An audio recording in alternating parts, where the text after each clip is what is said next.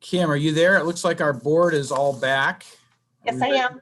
Okay, so I think we will go ahead and reconvene to open session. And I would just ask County Council if there's any report outs from closed session. Kim, are you there? It looks like our board is all back. Yes, I am. Okay, so I think we will go ahead and not sure what that was.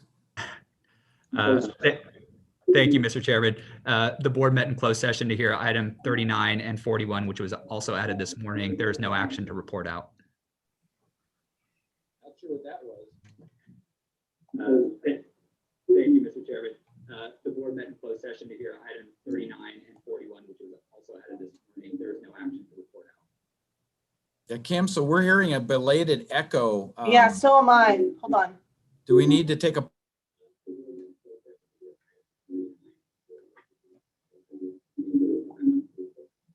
can you give me just a minute? We're hearing it. Yeah, certainly.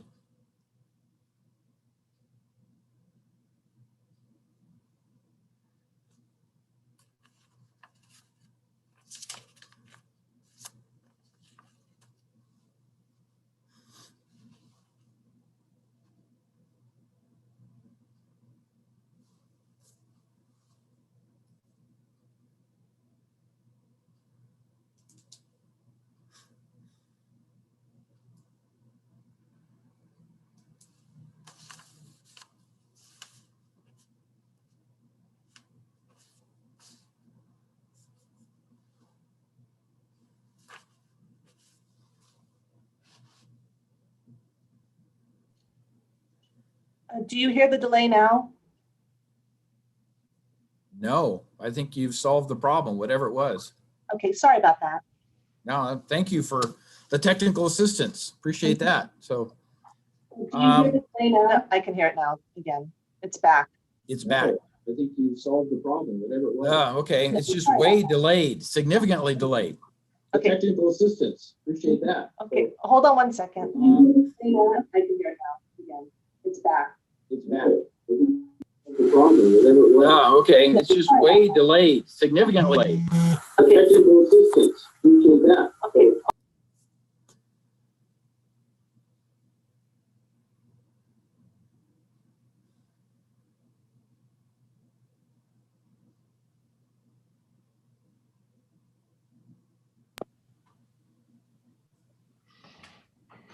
Testing, 1, 2, 3, testing.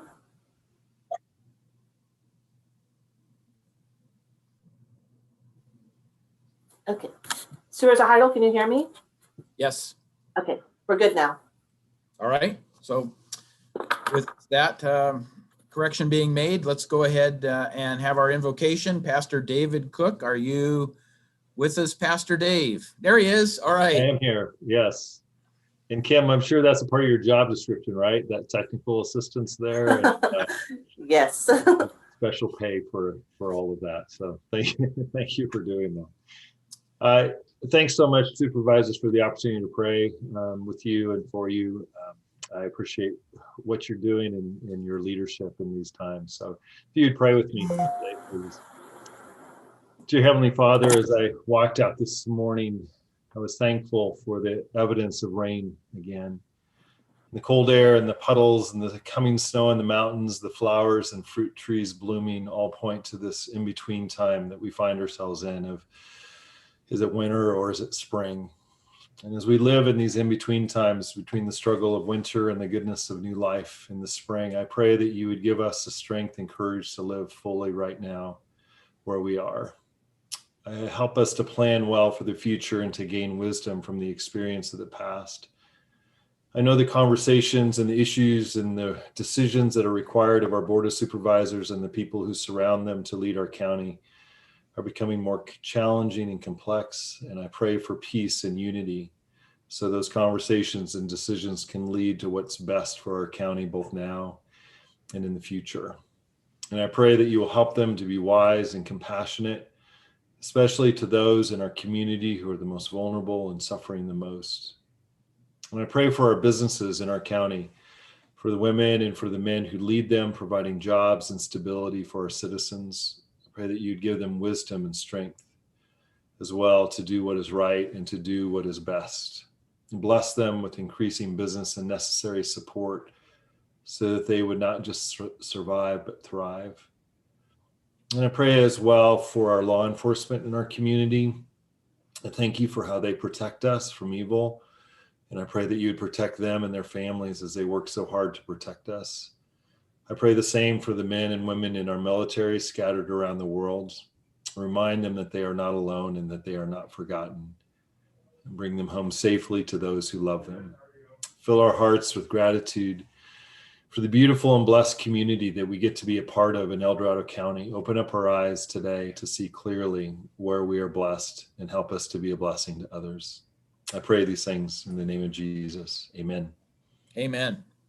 Thank you, Pastor. Appreciate that. So let's move on to a Pledge of Allegiance. Supervisor Parlin, please lead us. Yeah, if everybody would please stand and join me in the pledge. I pledge allegiance to the flag of the United States of America and to the republic for which it stands, one nation, under God, indivisible, with liberty and justice for all. Thank you, Lori.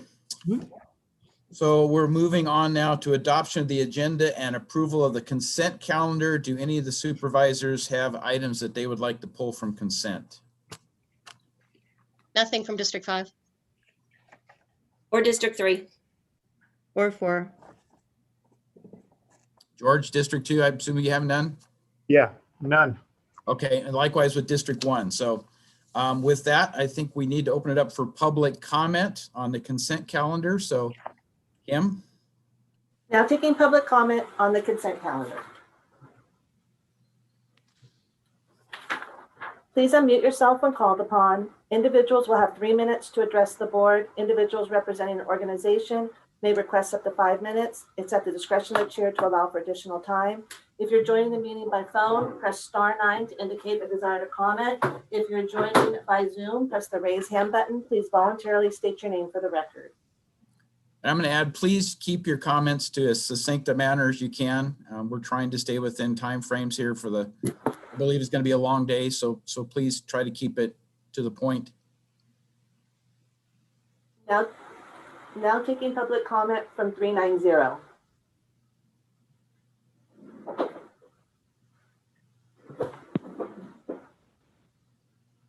Good morning, board. This is Ken Greenwood from District 2. Regarding the adoption of the agenda and the consent calendar, I just, once again, disappointingly don't see the open forum until the afternoon. And it would just be so much better to start our day with that and get that out of the way so that people have some certainty on their ability to comment to the Board of Supervisors at each meeting. Thank you very much and see you at 1. Thank you.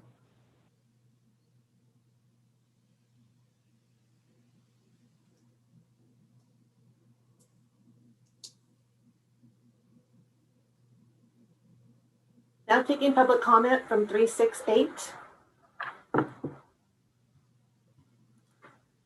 Good morning. Can you hear me? Yes. Good morning. My name is Joseph Connolly. I'm a District 3 resident and a 25-year veteran of the Coast Guard. I spoke to you for the very first time last month about Chris Cockrell. And today I'd like to offer some comment regarding the consent calendar. Sir, we're talking about the consent calendar at this point. Open forum starts at 1 o'clock if you want to comment at that point. maybe you could enlighten me because I'm new to this, but item number 10 is on the consent calendar as I understand it. Okay. Let me take a quick look. Mr. Chair, that's an appointment to the Veterans Commission. Okay. So it's the appointment, but it's not Chris Cockrell. So can we keep it Correct. item 10? That's what I'm responding to. I'm just introducing myself by way of my last comment last month. So today I'd like to offer comment regarding Mr. Castro's nomination to the Veterans Commission. And I have a couple of general comments regarding the process and also an alternate candidate that I'd like you all to consider. So first, as far as process, I'm new to this, but it's very frustrating to me to see people for important commission assignments just show up on a consent calendar without a lot of information about who they are, why they're the best nominee. There's no supervisorial endorsement along on the agenda to say why that supervisor believes this person is the best representative for the entire Board of Supervisors to consider.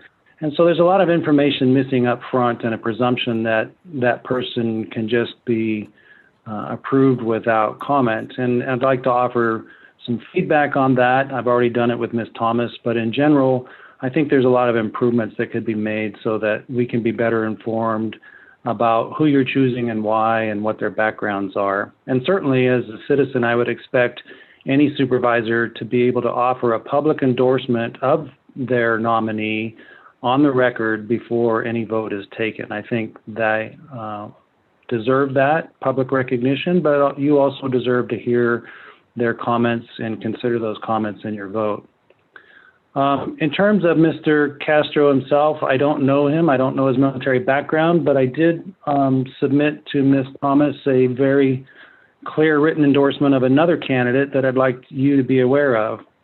She's a local resident, an LGBTQ veteran, former business owner with an MBA, 14-year county employee in the Health and Human Services Agency.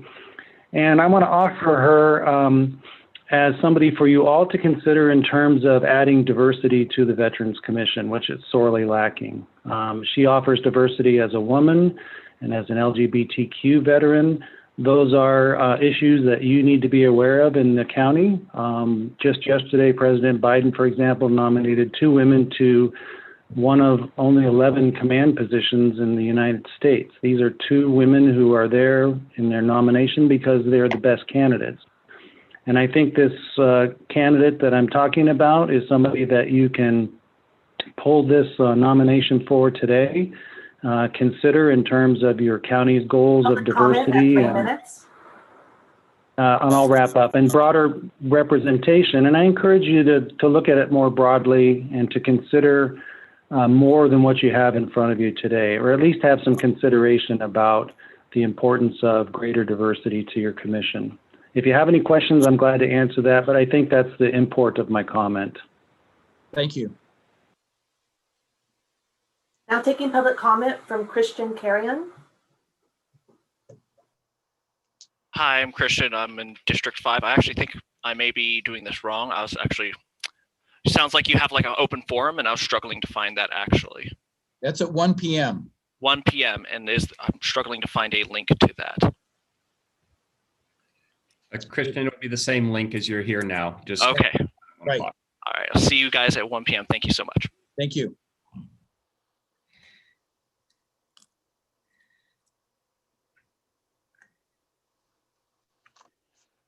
Now taking public comment from Sue.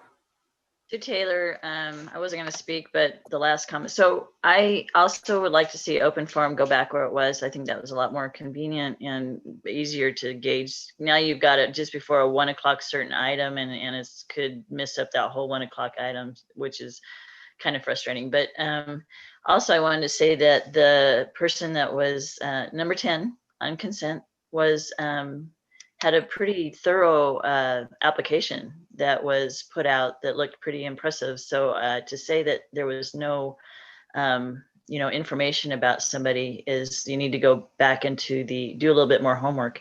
And I would just like to say that going out and finding somebody based on their sexual background is in itself seems to be prejudicial in itself. So I think what you've done is fine. I think supervisors have the right to make their own appointee, and you're basically, going beyond just going out and picking by even putting it on the board for the board approval. So I think you're doing just fine. And that's all I want to say. Thanks. Bye. Thank you, Sue. Now taking public comment from 474. This is Chris Payne, Diamond Springs. I wanted to speak, just a second. I wanted to speak on 4, 7, and 9. On 4, just to point out, this is a demolition of the old sheriff's facility, which is the beginning of something new. So I'm very supportive of that. I've been part of the discussion related to the use of that property. And so you have my full support as the public on that. On item 7, just a second, there it is. The Auditor Control has talked about this before. This is the Human Resources approval and adoption of 2 specific class specifications. This is the payroll manager and the property tax manager. I completely understand it, and I'm very clear in terms of the need for that. Item 9, Senator McGuire, Senate Bill 219. I did look at that item, and it seems quite appropriate, and so I would go with the recommendation in 9. And then finally, the item related to the appointment, I guess it's item number 10, Bidders and Fairs. I also went into that item and I looked at the attachment. Some public don't realize that it's more than just the agenda itself. You have to go into the Legistar number, and that'll allow you to be able to see the attachments. In this case, this was related to Joshua Castro. Very impressive. I can see why Wendy was also probably impressed with his application. It was very thorough, and so I don't understand that one speaker who spoke about not knowing certain information about these appointees. Typically, they are attachments to the item, and you have to go into that a lot deeper than just looking at the agenda information, which is just a summary, essentially. So those are my comments this morning on the consent calendar. Thank you very much. Thank you, Chris. Now taking public comment from Ruth Michelson. Good morning, supervisors. I came in late this morning. I had another commitment, so I've missed some of the commenting, and I missed the first comment on item number 10. But I did hear the end of Sue Taylor's comment, and I just wanted to make a statement about diversity. I think that on these commissions, when at all possible, we should have commissions that reflect our citizenry. That way, different groups are represented, their interests are represented. And I think that that has to do with race, that has to do with age, that has to do with gender identity, that has to do with a myriad of issues.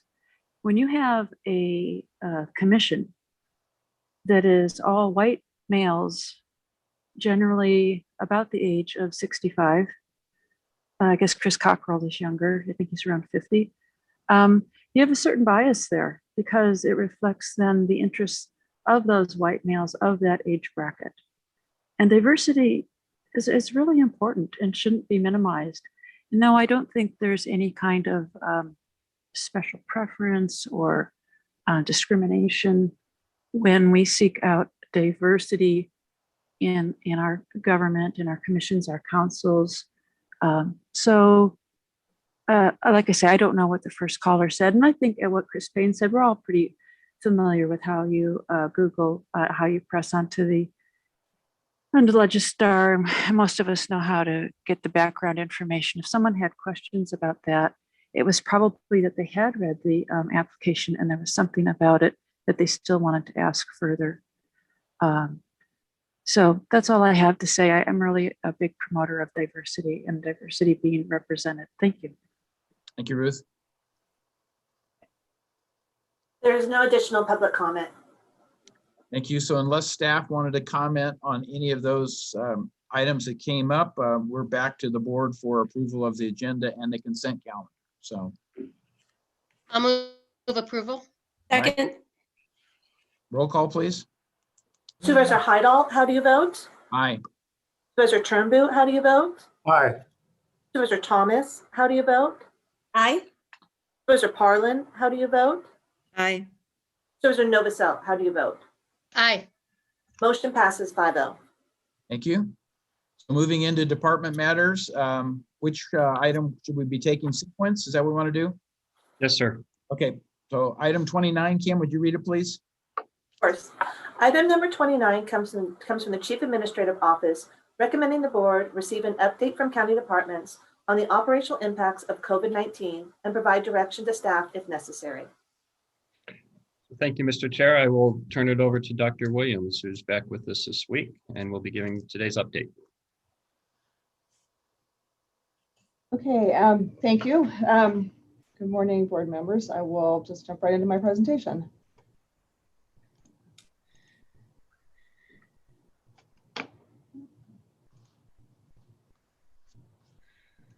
Okay. All right, hopefully you're seeing the right screen. I've got multiple copies of this up here. All right, so again, good morning. So last time I presented was on January 12th, and things have changed a lot since then. I put an arrow where we were last time, and we peaked right at the end of December. Those numbers grew a little bit since my last presentation, but I think they're probably stable and finished now. And we've continued to come down since then, which is very, very good news. The right side of this presentation, or this right side of this slide is, there we go, the same graph you just saw on the previous slide, and just kind of squashed a little bit horizontally. And I wanted to put the peak, the 3 months, current 3 months on the right, the peak 3 months in the summer, just for proportion, so you can see how much more we weathered over the Christmas and New Year's sort of holiday time, I guess Thanksgiving to January time. And things are coming down a lot now, and we're very close to that same time, same sort of level that we had back in the summer. Regionally, things, of course, are also looking good. So these are the last numbers on the top that you saw by region. I won't go through all these, of course, but they've gone down from 4-fold to 10 or 15-fold region by region, but very, very significant drops everywhere. You can see we had a lot of deaths over the big peak period. Over the first 9 months of the pandemic, we saw 4 pretty well spaced out deaths. And then starting in the middle of November through the middle of February, we saw 96 deaths. And that, of course, coincided with the peaks in cases. So deaths do relate to how much COVID is circulating in the community. So I'd like to point out we do all share the responsibility to protect El Dorado County residents from COVID because protecting or preventing COVID from spreading in the community is going to result in fewer deaths.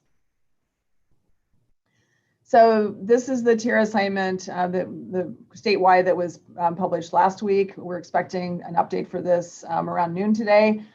So you can see as of last week, and I know Carla has told you this, that we went into the red tier, and Yolo County was the other one that had entered the red tier recently. And so we're the only 2 Sacramento counties in red. Alpine and Sierra are, our tiny neighbors, are in the orange tier. And I'm not exactly sure what's happening with other counties today, but I do know that we are going to remain in the red tier. So that's good news. Our numbers are a tiny bit lower than they were last week.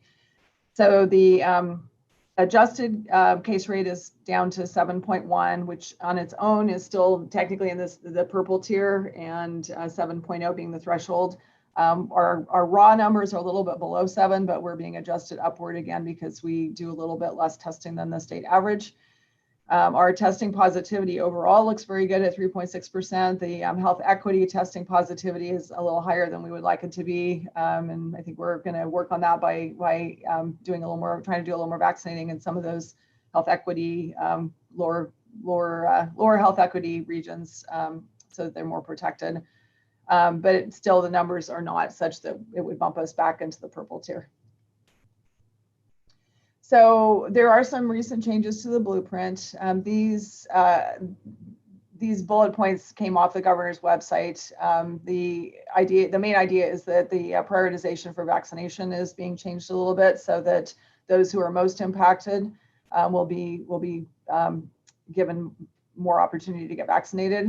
I know there have been a lot of challenges in our county and elsewhere with the more well-to-do people who have better computer skills and maybe more time to get on the internet, kind of snagging vaccination spots in other counties, rural counties and elsewhere around the state, and possibly taking them away from some of the more needy, vulnerable people. So the state's trying to do something to help that. They're relying, of course, on the county-led efforts to administer lots of vaccine, which we're doing our part of that. The big number part of it has to do with the way they're going to achieve this is by allocating 40% of the available doses to communities in the lowest quartile of the Healthy Places Index.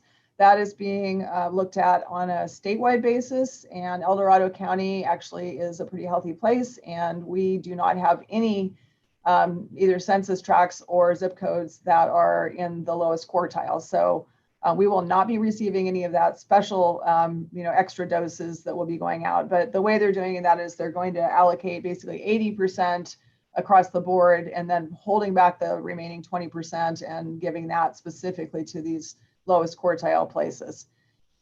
And then the other thing the governor's website points out that I concur with is that there should still be continued focus on masking and effective use of testing, contact tracing, quarantine, and isolation, which are the key elements of preventing spread and containing our pandemic. So there's a lot other information locally to update on the vaccinations. Our clinics are continuing. We're regularly holding public health clinics when we're doing the Red Hot Clinic. At this point, I think once a week, planning on increasing that a little bit. We've been doing over 1,000, have the capability of increasing that to more than 1,400 per day. And I think we're looking at doing that pretty soon. Safeway, CVS, and Walgreens are also vaccinating.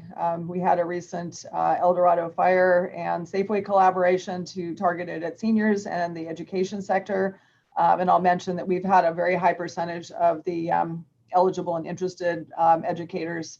I guess everybody's eligible. All the interested educators have been able to get vaccinated, so that's a very positive thing. And then Barton Health held a mass clinic at the Lake Tahoe Community College on the 26th, where they vaccinated approximately 1,300 people. The EOC is developing plans to address vaccine equity, and some of that will be targeting some specific populations by perhaps going out in the field a little bit more, working on that, collaborating with the HOT team to use the trailer, that sort of thing. So those are in the works. We received our first Johnson & Johnson shipment, which is likely to be used next week. I don't believe any more Johnson & Johnson's coming for at least a couple of weeks, but we'll see more of that in the near future, I guess. And then also next week, the vaccine eligibility statewide is expanding and includes several populations such as inmates and homeless. EOC is also developing a plan to host a large clinic at South Lake Tahoe. And I know they've got one or more venues in mind for that. And the other pieces of vaccination that's really important to us is that the My Turn program is still experiencing some growing pains. It is, I won't go through all the limitations of that, but we did temporarily suspend its use because the former Prep Mod application is allowing us a little bit more flexibility to do what we need to do and to control who exactly gets the vaccine. The state we're working actively, as are many other counties working actively with the state to make some fixes to the My Turn system so that it does perform better for us. People are still encouraged to register with My Turn for notifications, as well as to check our edcgov.us vaccination page for the availability of clinics. Clinics are getting easier to access, and so people should definitely not be discouraged. Just keep looking, and stuff will pop up. The amount of vaccine is really still the gating factor. We're using up all we get, and the more we get, the more we'll be able to vaccinate. And as far as the schools go, with the new guidance that came out, I guess it's been more than a month ago, there was a restriction placed that wasn't in the original school guidance, which was to have a minimum of 4-foot spacing in all cases. And so that was something that some of our school districts were not able to achieve. They'd already been operating with some, not of course everybody's spaced less than 4 feet, but in some instances they have had to have students, in either single classrooms or possible multiple classrooms, or some students. So, not across the board by any means, but they've been operating safely. And the goal, I think, with CDPH and with us was not to change anything that seems to be working. But those we were reviewed by public health, and I've signed and approved those and sent those safety review requests in. The Indian Diggings one has come back as approved by CDPH. 3 others, they've either gone back as approved, or I guess approved or possibly disapproved, although I'm not expecting that, to the districts themselves. And I haven't seen copies, but I think those are expected any day if they haven't been received yet. But anyway, our goal is to keep schools open safely.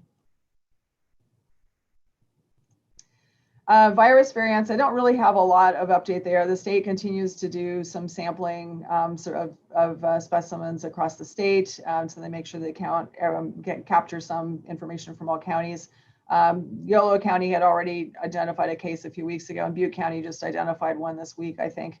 But those are not showing up as outbreaks yet. So, but anyway, it's a good reminder that we still need to try to do the best we can to prevent the virus from spreading, because the spreading of virus between people is what allows the variants to occur through mutation when it replicates in the body. So even if people think they're going to get mild cases, they could actually be a little virus mutation factory, which we don't want to have happen.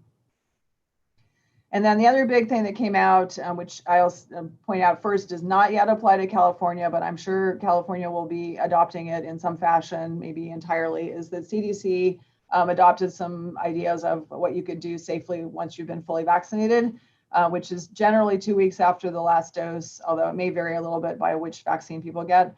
So the things that they're saying you can do, and these are pretty limited, but they're definitely something it's a bonus for being vaccinated. You can safely gather indoors with other fully vaccinated people without wearing a mask. You can also, they're saying, safely gather indoors with unvaccinated people from one other household. Not big gatherings or anything. And of course, there's some exceptions there. You don't want to be exposing people who are particularly vulnerable, just on the very, very off chance that somebody who's vaccinated might be carrying or carrying the virus, even though that's unlikely. And then if you've been exposed to COVID-19 and you've been fully vaccinated, you don't need to avoid others, or you don't need to quarantine or get tested unless you develop symptoms, in which case you should. Everybody who's been vaccinated fully or partly still needs to take precautions, which is the wearing mask, distancing, avoiding crowded and poorly ventilated indoor spaces, even afterwards. So, especially when in public spaces, when gathering with unvaccinated people from more than one household, our state hasn't issued any guidance that allows us to do that yet. I expect that might be coming as they review this CDC guidance and figure out how to adopt it. But so we have to be patient, but I think it may be coming. And then visiting high-risk unvaccinated people, we should still be taking precautions on their behalf as well. And then, continuing to avoid medium or large-size gatherings, delaying domestic and international travel is still smart. I know, again, there's different variants out there. We don't know necessarily if the vaccines that we're getting right now are going to be perfect at protecting against different variants. So we don't want to inadvertently do some international travel and pick up an odd variant, even if we're vaccinated, and bring it back, because that could cause some problems too. Everybody should continue to be vigilant for watching for COVID symptoms, continue to get tested and stay away from others if they're sick. And then workplace guidance stay in place unless we hear otherwise. So anyway, even if CDPH adopts this guidance from CDC, it's not going to give permission for people to just start wandering around the public spaces unmasked. And that's all I have. Thank you. Thank you, Dr. Williams. So let's open it up for board questions or comments at this point. Well, I just want to say thanks to the COVID team. They did a good job bringing me back, because if it wasn't for the antibody solution that I took, I wouldn't be here today, according to my doctor.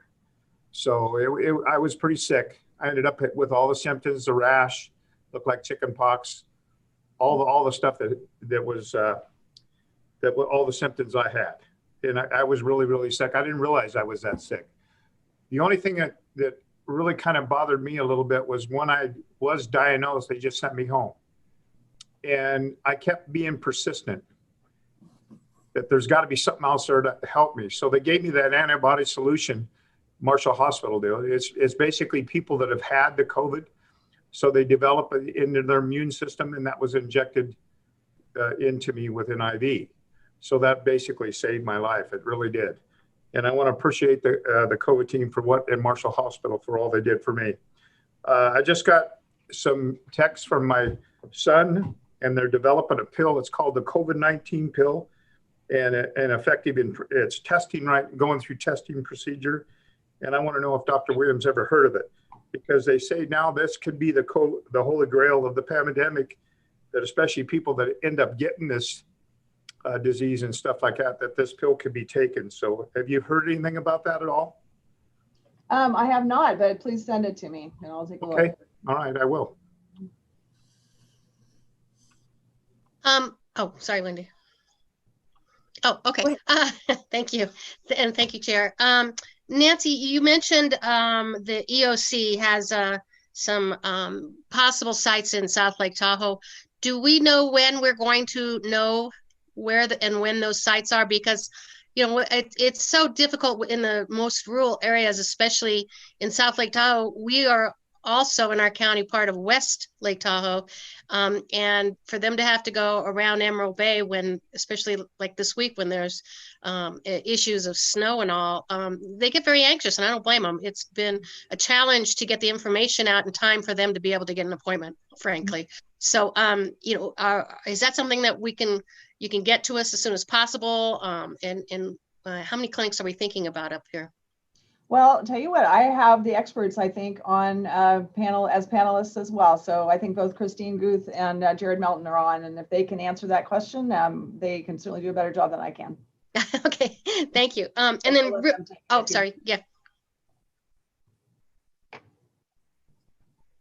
Hi, Jared Melton, EOC Plan Section Chief. The clinic locations will publish on the county website. We've solidified all the details. We don't want to put it out there and have to move the venue and then have to let everybody know.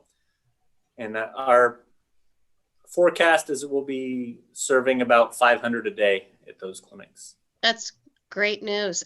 Can you do us all a favor when you get those clinics, not just put them on the website, but please alert each of our offices somehow, because we get, in particular, we get constituents that are very, you know, for whatever reason are having issues.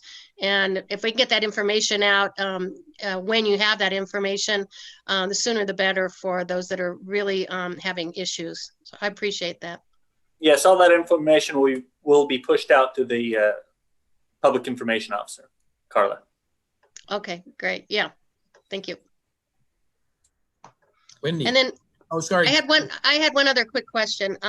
So Nancy, if you've been exposed and you have already had the 2 vaccines, you're saying that you don't have to avoid others now. Does that mean that there's been a study that shows that a fully vaccinated person does not spread COVID? I think that's the implication. And honestly, I think CDPH is going to take a sort of cautious approach. And this just got announced by CDC yesterday. And so they learned about it basically the same time that everybody else saw it. And so they want to take it back and really read the evidence behind it and make a decision as to whether it makes sense to announce that for the state. But, you know, basically that is the way vaccines work. And so, you know, we have the vaccines were approved based on the illness that did or didn't develop in the person who got vaccinated, but typically they are effective at not transmitting disease to others. Just that isn't what was studied originally. So those data are kind of being gathered as time passes. So it may, I'm assuming that CDC has kind of come to the conclusion that that's the case.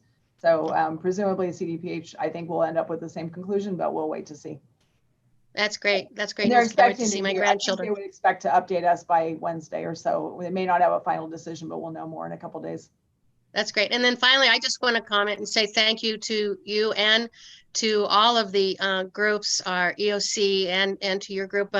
You're doing a great job. I'm so excited. I heard that J&J vaccines were possibly going to go out to Meals on Wheels folks, people that necessarily are having issues. A lot of these are the older seniors that can't get out or don't have good access, and so to get out there and be able to get them the vaccines, I think is really a relief, and really appreciate all the work you guys do. Thank you so much. Wendy. Well, I certainly wanted to echo Supervisor Novosels's comments. Wonderful that we moved into the red tier, in large part thanks to the work of the EOC and public health and all of our community partners. Really grateful. Also, George, we wanted to certainly extend our gratitude for your safe recovery. Very grateful. You got the help you need, and it's good to have you back with us. Thank you. I also wanted to let you know that some exciting news in District 3 that in the near future, community partnerships and working in conjunction with the EOC will host a vaccination clinic for our farm workers. And so I'll have more to share with you next week, but those plans are in the works with like I said, a robust coalition of community partners, and that's good to see that moving forward. So. Yeah. Actually, Cameron Park was really good because they set up the clinic there. It was a drive-through clinic. The people that had COVID, which myself, because I wasn't allowed to go anywhere. The only thing I could do is drive to the clinic. So anyway, and they did a good job, a great job. And I appreciate all their help and all their concerns, especially when I was really sick. Thank you. Thank you, George. Lori. Yeah, thanks, John. And I just wanted to add a couple of things yes, echo what Supervisor Novosel said. It's really exciting to hear that the Johnson & Johnson, the one shot, is going to be targeted for more homebound remote people. That's fabulous, because what I'm finding is that second shot scheduling anxiety is a real thing. And so I've appreciated everyone on the team that when I've asked for more communication about getting those second shots scheduled, the website, everybody's been so helpful and responsive to get the communication out and our website updated. And I just really think that's helped our residents with their anxiety over that second shot. So thank you everyone for being so responsive. And I just wanted to share with you that I have received a couple of phone calls and emails from folks that have really glowed about how well the drive-through clinic at the Red Hawk has gone. Logistically, they said it's just been fabulous. So, and my daughter actually drove my mom, because my mom's like 83. So through the Red Hawk, and they just said it was really well done. So thank you for all of that effort to really just help our residents feel at ease for those folks that want to get that vaccination and had some anxiety. It's really appreciated. Okay, so I too want to echo all the accolades, but I do have two specific questions that I'm being asked. The first one regards the orange tier, and with our current trends and stuff, do we have any kind of look forward approach as to when we might get close to qualifying for the orange tier or actually be in that level? Are we several months away? Are we as few as a couple weeks away if things continue to go well? Any insight you have there? Yeah, that's a good question. So I think, in some sense, the target may be moving a little bit, but I think it'll be moving in a favorable direction. So the state wants to start taking the numbers of people vaccinated into account as well. So especially since we're vaccinating the most vulnerable people. So the COVID that is still floating around is not as dangerous as in that sense as what it used to be. So what they're looking at, and I think we're still kind of waiting for this to be announced, is the possibility of shifting some of the tier boundaries upward, so that getting into purple, you won't have to get to 7 anymore. You might only have to get down to 10 or something. And I think they want to do it a little bit incrementally. Maybe they adjust the purple tier boundary and then they adjust the orange tier boundary. So, and they wanted to set a target of a certain number of vaccines vaccination doses before they can kind of say, okay, now that's good, and now we'll do that. So I think it's kind of being worked on behind the scenes. We've been given a heads up that this is happening, but it hasn't really been announced yet. So I would expect to hear something from the governor's office on that really any day now. And that'll give us an idea of how soon we might be moving forward. Okay, and then the second question is in regards to people who've had COVID, have built up the antibodies, and yet they're being recommended to receive the vaccine. Does that imply that the antibodies are short-term? They don't last as long as what the vaccination might give you an extension? Because my understanding is the vaccine, they don't know how long it's going to be effective either, in particular with new strains. So I'm trying to understand that logic of you've got the antibodies, things are looking good, but you need to be vaccinated as well. It's sort of a belt and suspenders approach, I think. We don't know everything yet. So and again, if the vaccine mutates a little bit, we don't know what variant the person might have been infected with and whether the vaccine covers it. And so, yeah, I would say, they're highly likely to be covered, at least for the time being. And it may be that probably the amount of immunity is going to be dependent on how severe a case the person had as well. So, usually if you're really sick, your body's mounted a pretty darn good, immune response in the long run, and you probably have good antibodies for longer. But somebody who got a really mild or an asymptomatic case may have not developed much of resistance at all. So I think that's why. It's just because it's very uncertain, and it's just a good thing to get vaccinated to be safe. Yeah, because I was told that after 90 days I should be vaccinated, according to what the doctor told me. So. Yeah, and you may need it less, but you are going to have much more motivation never to get that sick again. Oh boy, So, trust me. That's what I'm hearing from people who got really sick. That I don't ever want to have that again. You do not ever want to have be this sick, because Yeah. Good. Yep. Very good. I'm not seeing any go backs for board members at this point, so I think it's time to open it up for public comment. Now, excuse me. Now taking public comment on item number 29. Please make sure you unmute yourself when called upon. Individuals will have 3 minutes to address the board. Individuals representing an organization may request up to 5 minutes. It is at discretion of the chair to allow for additional time. If you're joining the meeting by phone, press *9 to indicate a desire to comment. If you're joining by Zoom, press the raise hand button. Please voluntarily state your name for the record. Now taking public comment from 474.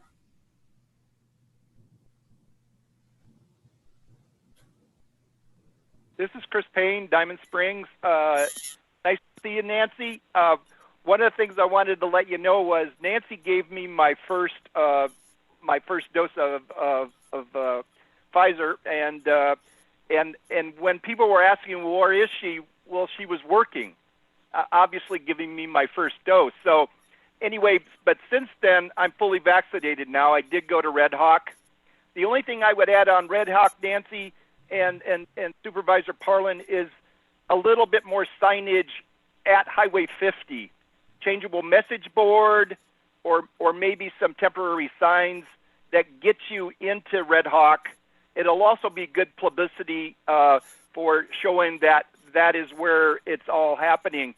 But my wife and I did get to the location, and once you're in there, and once you're able to follow the instructions from the volunteers. And let me just say, there is a lot of volunteers that are doing a great job in terms of helping.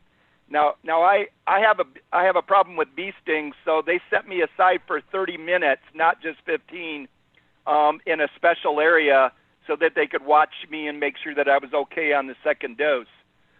Related to my testimony on the second dose, fine the first maybe 12 hours, but then I started feeling achy. No more than that, no headaches, and that lasted for about 24 hours. After that, I was fine. George, I appreciate your testimony because this is real world testimony, as is mine, related to my involvement. I understand, based on the latest news on that, it's 2 weeks after J&J because it's a one shot until you're fully vaccinated. But at the same time, I believe because it's Pfizer's 2 shots, that it would be as soon as you get the second shot. It's essentially you've already had the weeks, the 3 weeks or 4 weeks from the first shot. So I'm thinking that I'm okay, fully vaccinated, after I get the second shot. So even though it's only been about a week since I had it, I feel on the second shot that I'm fully vaccinated. I could be wrong, but that's what it is. Carla did a great job substituting for you while you were away. And then also I wanted to say that I'm a Kaiser member, but there was nothing at the time. Public health came through and treated me great. I just want to let you know that my experience was very, very good. Thank you. Thank you, Chris. Now taking public comment from 390.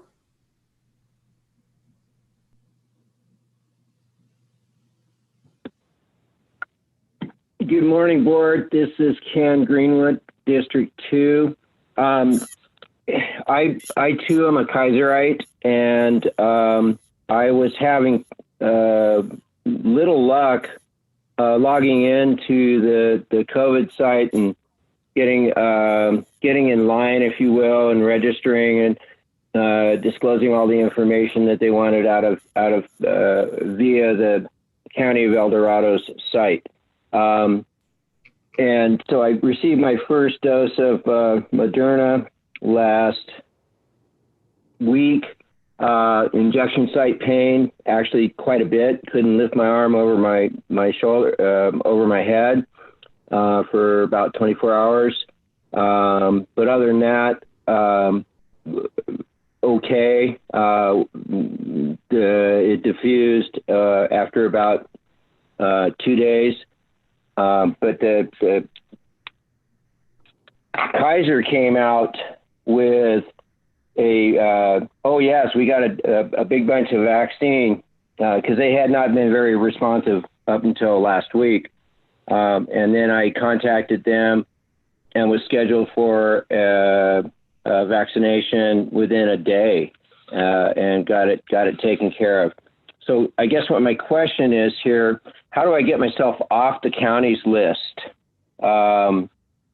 Because now I'm in the hopefully capable hands of Kaiser.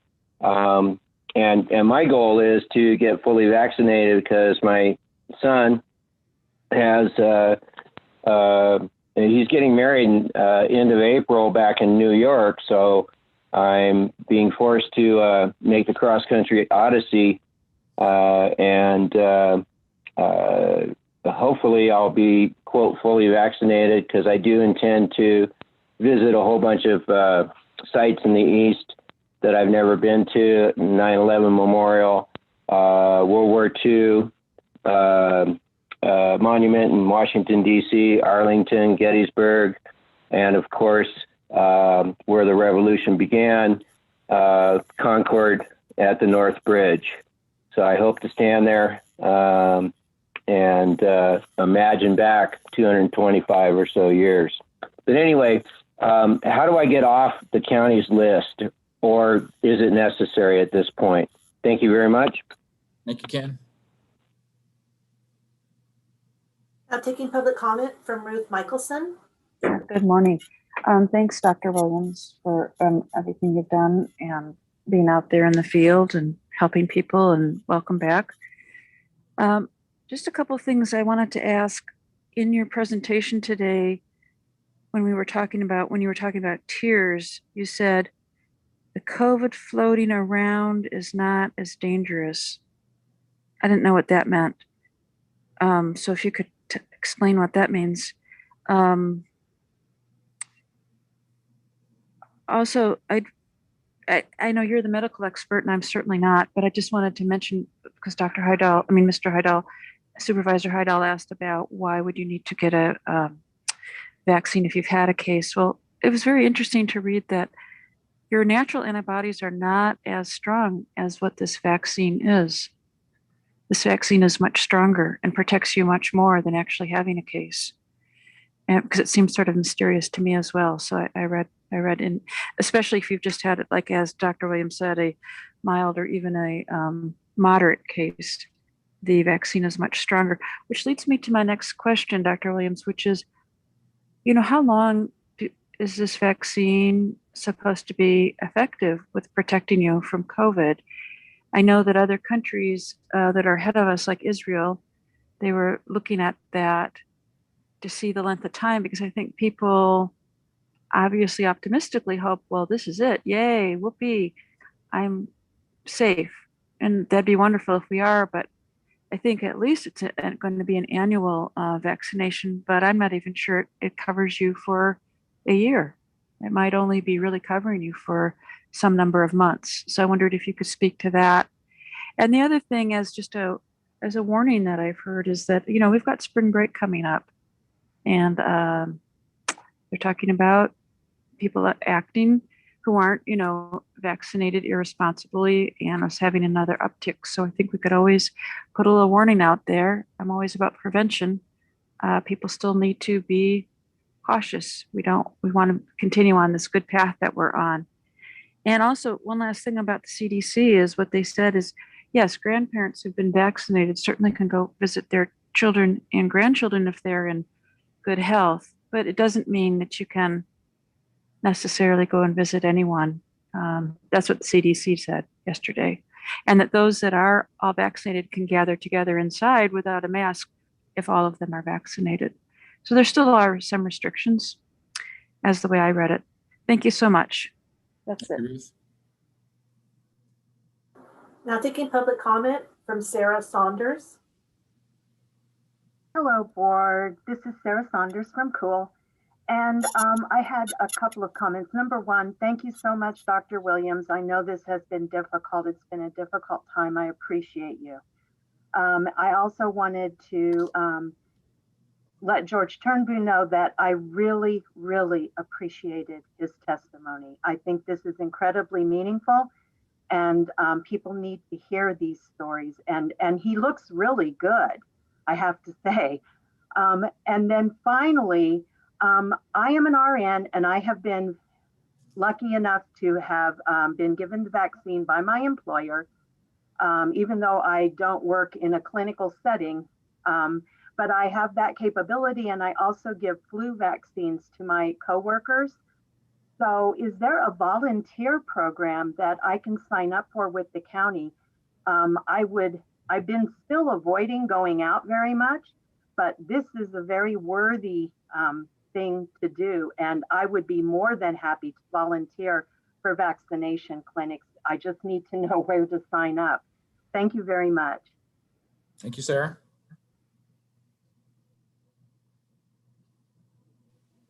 Now taking public comment from Tracy Doyle. Hey, good morning. Welcome back, Nancy. We missed you. So let's go over the questions that weren't addressed that Keely and I sent in. So number one, and several of us in the community really want more transparency, and that is part of the good governance stuff that you guys have just trained on. So can you guys have Nancy explain this vaccination metric, how it would affect the county? We also have been asking if someone could explain the health equity part of the metrics. I talked to people that are epidemiologists who don't really understand what that's supposed to be. Number two, will the metric be based on percentages of residents vaccinated? Number three, we'd like county council to explain the legality of such a metric, especially since these the gene therapy called vaccines are not FDA approved and no long-term safety studies have been done. The VAERS report system has had thousands of events, including deaths and lifelong debilitating conditions. Excuse me. The Board of Supervisors, you guys showed your intent for local control when you adopted the Healthy Community Resolutions, and we need your leadership to deliver on those. We're really getting tired of Gavin just moving the goalposts to fit his desires, and we'd like to see local control. We would like to know, exactly what this health equity is. I'd like to know if the care homes are open, if people are allowed to visit their relatives yet. And I'd like to hear more talk from our health officer. Instead of just promoting gene therapy, I'd like to hear her discuss the therapies used at the hospitals in our county. George, I appreciate your transparency and sharing your personal health journey with us. And we need to hear about the therapies and not just the go get vaccinated gene therapy stuff. That's all I got for today. Thank you, Tracy. Thanks, Tracy. Now taking public comment from Andy Nevis. Hey, good morning, board. Andy Nevis, Shingle Springs. First of all, Supervisor Turnbull, so glad to see you back and looking pretty good.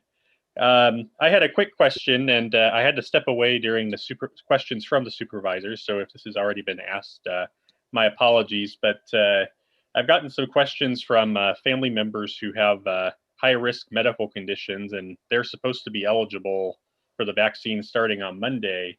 But we haven't seen any guidance from the state as far as what they'll need to prove their eligibility.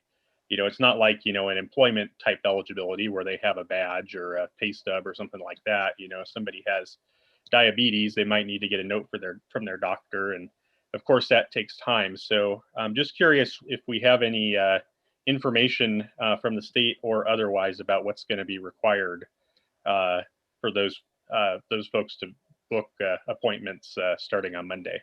So thank you. Thank you, Andy.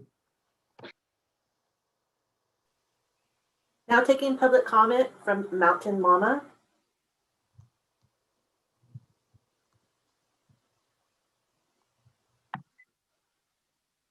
Melody Lane here. I'd like to just add my perspective as a former medical staffing specialist for Kaiser Hospital in Santa Clara.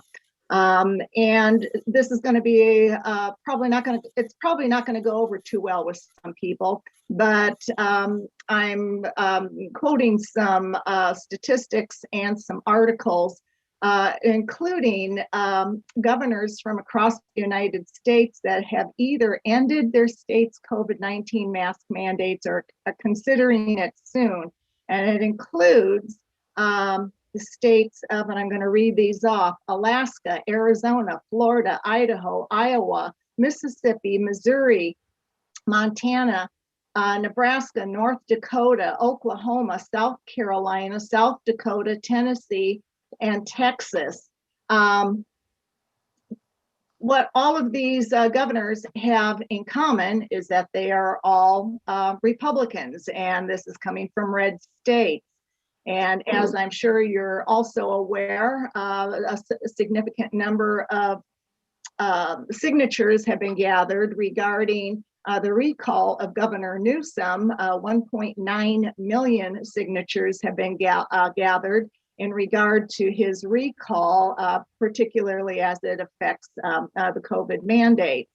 But what we're seeing with all of these people who are lining up to get these COVID vaccinations is a concern, particularly an article that lists or that talks about of the dozens of drug makers, Pfizer and Moderna in particular are the leading vaccine producers.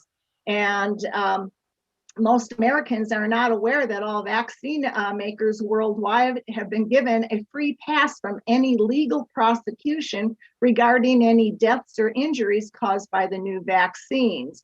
And so again, Pfizer is still engaging in phase 3 trials for 2 more years, which means the COVID vaccine is still very much in the experimental stages, even though it is widely offered to the public. Now I'm going to just go down to another article, and it says, to summarize, the COVID-19 vaccine does not provide immunity. It does not eliminate the virus. It does not prevent death. It does not guarantee you won't get it. It does not stop you from passing it on to others. It does not eliminate the need for travel bans. It does not eliminate the need for business closures. It does not eliminate the need for lockdowns, and it does not eliminate the need for masking. Another article, it says the adverse incident reports show 966 comment at 3 minutes following vaccination for COVID-19. Now I'll be entering this into the public record, and you can examine the evidence for yourself before you jump on the bandwagon to get a vaccine that is still in the experimental stage. Humans are not guinea pigs. Thank you, Melody. Now taking public comment from Keely Link. Hi, good morning, board. I just wanted to say I appreciate Nancy Williams being here today. We've missed her. We have a lot of questions that only really she can answer. And one of these questions I want to ask you right now, because you guys are talking about this vaccine actually preventing infection, which right here it does not. I'm looking online. It says the Pfizer BioNTech mRNA vaccine was shown to be 95% effective in preventing severe COVID-19 infection in clinical trials. Well, by knowing that it's preventing severe is because these people that were in the study actually were infected with COVID-19 and they did not get severe symptoms. So trying to say that they, prevent you from getting COVID-19 is completely against the literature from their own studies. They did, in fact, get COVID-19. However, they said the symptoms were not severe. So there's that. And then I appreciated Heidal's commenting on why they're saying you need a vaccine if you've already had COVID itself and you should have natural immunity. And so, I really think there's some conflicts of interest there. I think it's about, making the money. That you're talking billions and billions and billions of dollars that people stand to profit from these. And even the doctors themselves in these medical groups are making tons and tons of money administering these vaccines. And then also, there's a lot of, like, as Melody was saying, there is tons of adverse, side effects and long-term medical problems. And I hate to say it, but the medical industry profits from us being sick. And there's a lot of downstream illnesses that are caused by vaccines, autoimmune illnesses, all kinds of things that, they profit from later on. So I wanted to mention that. Also, of course, that there is no liability, as Melody was saying, for any of the illnesses or deaths that come. And there's been thousands and thousands upon thousands of reports. You can go to VAERS.com. You can study it yourself. And then also I wanted to mention on the Healthy Communities Resolution, I'm glad that Tracy had brought that up because I really want to see that revisited by you guys taking local control. We need to make sure we follow through on that. The public really needs it. And then also the public health emergency, that was put in place before we had one COVID case, and it's still ongoing. Now we have 2 new board members. I really want to see this get brought up again. Like, input needs to be addressed too. We should have a say in if we have this ongoing emergency, because it affects us. Because when there is a public health emergency, government has emergency powers, which is powers that it should not have over us in a normal scenario. So we need to address that. And then I also wanted to discuss, since Nancy's finally back, we never got her real explanation of the WHO PCR guidance. And is that responsible for the case drop? Public comment at 3 minutes. I just want to wrap up real quick, because that PCR test is now saying that it is not accurate for diagnosis, and that other things should be taken into consideration, like clinical symptoms and contacts. How is that changing how cases are diagnosed? Is that the reason why we dropped from 15% positivity rate to now I think like we're at 5% or something? So please address those. I appreciate you being here, Nancy. Thank you. Thank you for your time, board. Now taking public comment from Sue. Oh, sorry. I'm in a house with children, anti-school. Anyway, I just want to thank George for bringing up the antibiotics. I mean, I'm hearing from others that there's this concoction that is given to you when you get it, and I've always been afraid. What do you do if you get the what if you get the COVID? I mean, is there something that that's what I wish was publicized more, is where people can go and what they can do if they do get it. I mean, in this county, we're very independent, we're very self-sustaining. A lot of times people don't like to even go to the doctor, and to let people know that there is something that can actually help them instead of laying at home and just suffering with something. So I appreciate George bringing that up, that there is things out there to help people if they do get it to recover. And George is a example of that. So I thank you for that message and for all that's going on. And I just think, local control, that's always been my big beef, is local control on everything. I mean, right now you have Bill Gates buying up all of our farmland in the United States. You've got him controlling the pharmaceuticals.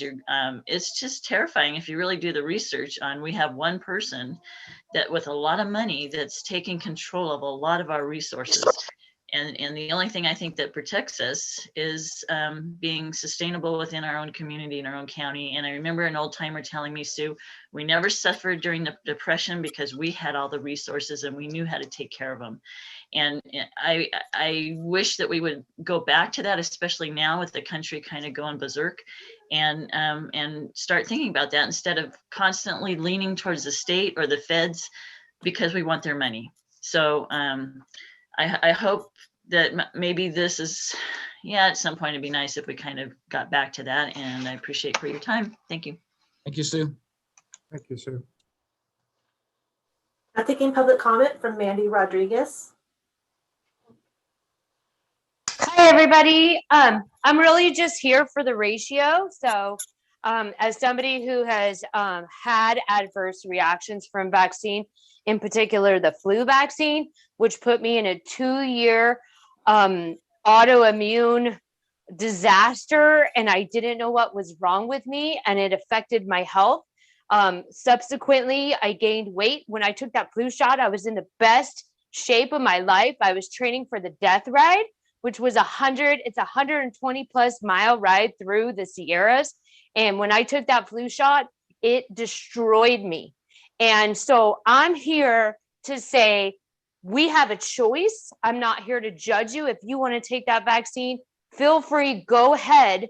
But there are people that cannot take that vaccine. So with those people, Nancy, do you suggest maybe giving those people a star to wear on their shirt to define that, you know, they're not vaccinated, that they're dirty humans? I would prefer something like a vest or a crown. I like the idea of a crown to show everybody that I'm not vaccinated. And I'm relying on health. Right now, the studies show that people who are obese are 10 times more likely to die from COVID. We're not discussing that. It needs to be discussed. So I'm here for the people that I'm not anti-vaccine, I'm pro-choice vaccine. I choose for myself and my health that I prefer natural ways to go. Vitamin D, there's another one. If we were giving those simple supplements to people, especially in nursing homes, they would have had a greater rate of survival. Also, I'd like to talk about accountability. Right now, we were looking towards amazing people like Governor Cuomo, who was the expert. He was the golden child of handling COVID situation, and now he's being asked to step down because of these deaths in nursing homes. So where is that accountability? Because I have a feeling that went on here in our state, and of course there's no transparency in that. I have a feeling that's going to be coming out too. So anyway, like I said, I'm just here for the ratio. And I would like to know star, vest, crown. What do you prefer that us people wear? Thank you. Thank you, Mandy.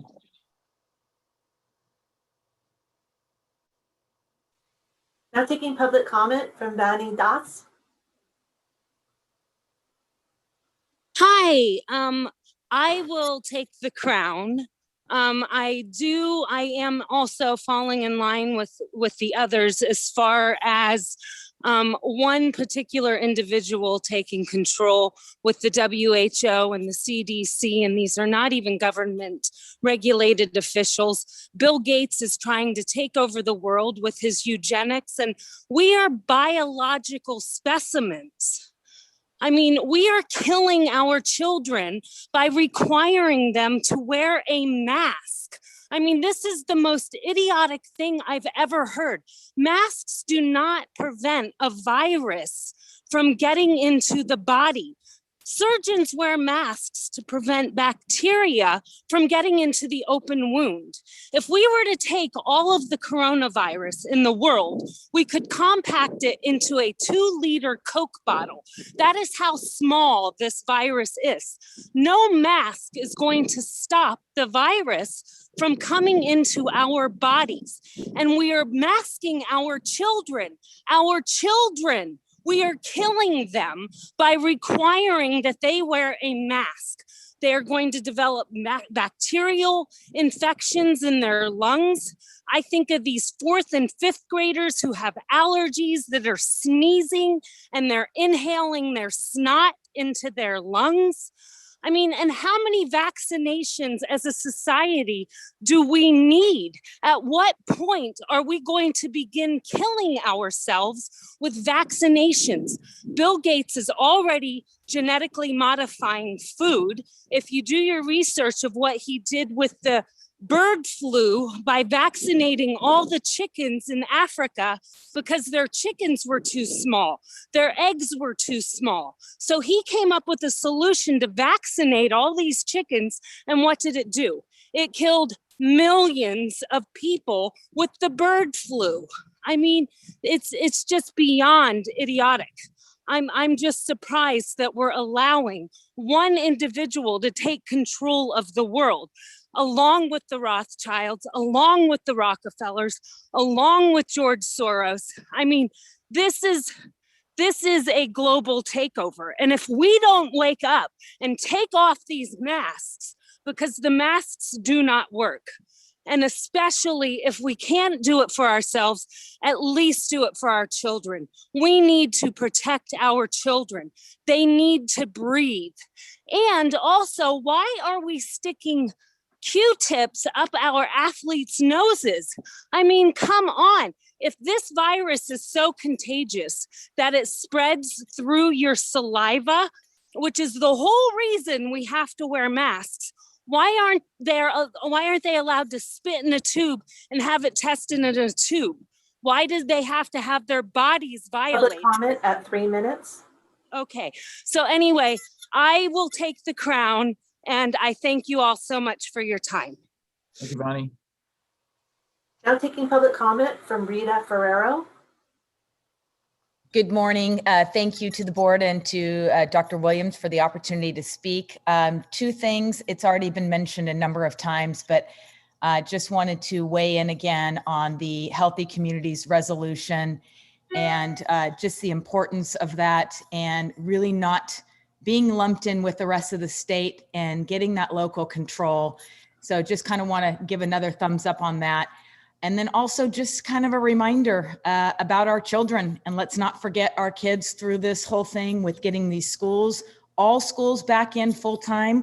We appreciate the support to do that. As we're waiting to hear back on our waiver, let's be thinking about our responses. If hopefully it gets passed, but if not, where do we go from there? Let's not forget the kids. They need to all be back in school full time. Thank you for your time. Thank you, Rita.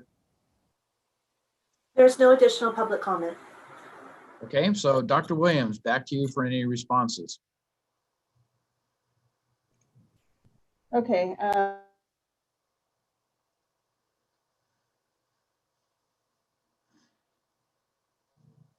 You're muted, Nancy. There you Sorry, go. I clicked it and I managed not to unmute myself. I'll save a couple of them for either Jared or Christine. I'll come back, remind me to come back to the end of that, or come back to that at the end.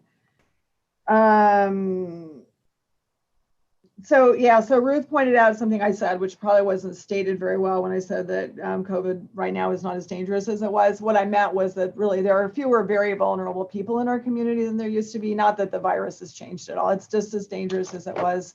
However, on a percentage basis, every time we transmit it, it's less likely to hit somebody in the vulnerable people who have been vaccinated already. So that's all I meant by that.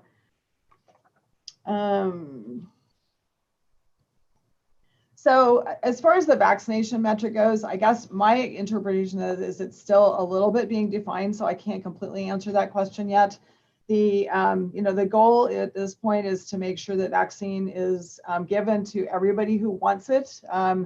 And at this point, because the people in the more higher, health equity quartiles in the state have had easier access, partly because of their, access to internet and maybe their computer know-how and being able to travel farther and stuff like that. They've had a higher percentage of that population vaccinated than the lower socioeconomic groups.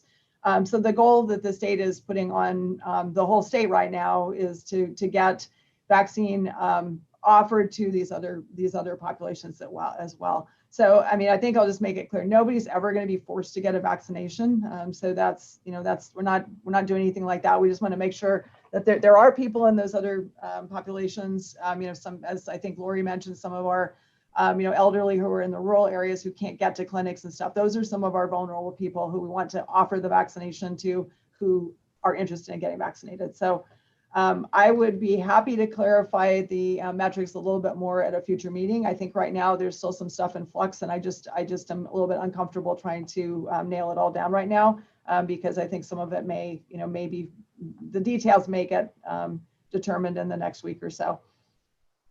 And I guess in a sense, the percentage of residents vaccinated could be the basis for reopening, because I think it's going to be the basis for the state making some decisions, as I mentioned earlier, about changing, maybe raising the thresholds, which would be in our favor for opening things. So in a positive way, yes, I think that's true. As far as treatments for COVID, the treatment that Supervisor Turnbull mentioned, which is the monoclonal antibody, is a pretty invasive treatment. It's a daily intravenous infusion, so it's not something that, you can't, like the pill he mentioned, that would be great. That's really what we all want to have as an option. But for people who are very sick, the monoclonal antibody infusion has to happen daily for multiple days. Other things that happen for people who are in the hospital, they get supplemental oxygen. They get steroid treatment usually, which helps reduce inflammation, because we know people's their respiratory tissues and their vascular system sometimes get inflamed, so that can reduce that. And then one of the other things that they kind of discovered, I would say maybe by accident early in the pandemic, was that when people lie prone, which is face down, they actually breathe better. So they're doing those sorts of things in the hospital, and of course people can lie prone at home as well. But the main thing is to have some, they check people's oxygen levels. I think sometimes when people have had trouble breathing, they'll get an oxygen meter so that they can put their fingers into and measure their blood oxygen levels. And if it gets down to a level that's concerning, then they go back for a check, and that might be a trigger for them to get hospitalized. But the goal is for people to be able to stay home as much as possible. And those are some of the treatments that they would get if they're more sick. Obviously, the easiest thing to do is to prevent getting sick in the first place. So that's certainly our public health messaging.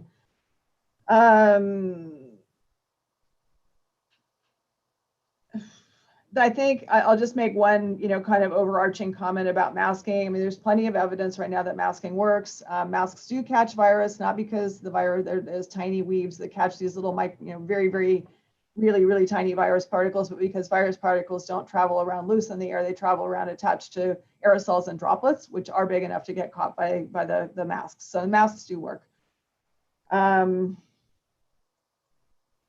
I will share some information, I guess, in writing rather than try to answer something here about the WHO PCR things. There's some fact-checking information on the web that shows that some things have been misinterpreted. So I'll see if I can put that in a document that I can share and you can have on the board website. Proving eligibility was a question, and that is actually an excellent one. So I think both our team at the EOC, including Jared and Christine, who were on the call, and I were listening to discussion with CDPH yesterday, which was a nice back and forth between them and us. And the ideal thing is that we are very meticulous about checking people's eligibility and making sure that only the people who are eligible are getting the vaccine under these new health and also workplace guidelines, because it's not always easy to know, have documentation for those things. Age is the easiest thing to document or to prove. So, vaccinating 65 and older, 75 and older is easy. Vaccinating all these other groups is difficult unless we can go to a specific population like a work site or somewhere like that.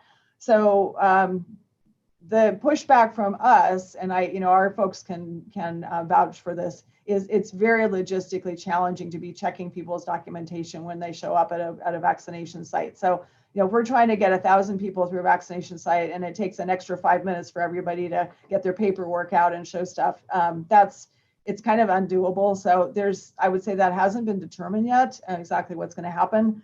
Part of the idea is to do an attestation, have people basically state while they're signing up for vaccination appointments that they meet the criteria. Obviously, some people will lie and get through, but there is no perfect answer to that, and I don't think we know exactly where we've landed on that one.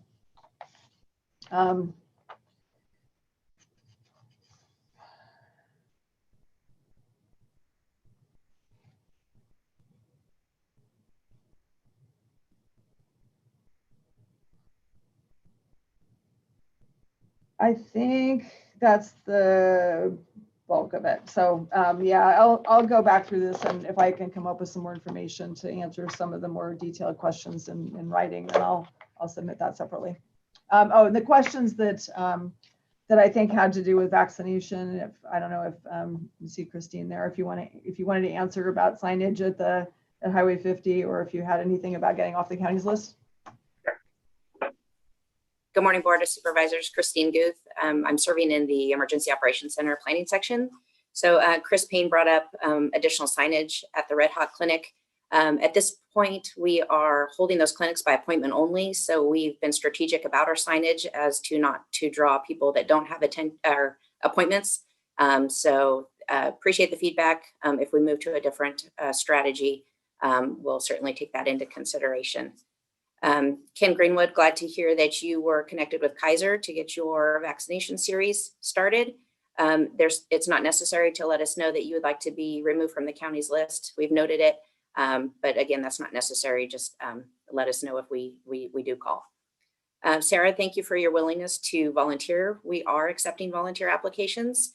And if you would be willing to send your contact information to this email address at the Emergency Operations Center, we will put you in contact with our volunteer coordinator, and that email address is eochealth@edso.org. I'll say that one more time, eochealth@edso.org, and we'll get you connected there. Tracy, you mentioned about the opening of the care homes. I don't know that answer. The recommendation would be to check in directly with those care homes. They may have different policies and procedures on how they're allowing visitors at this time. Thank you.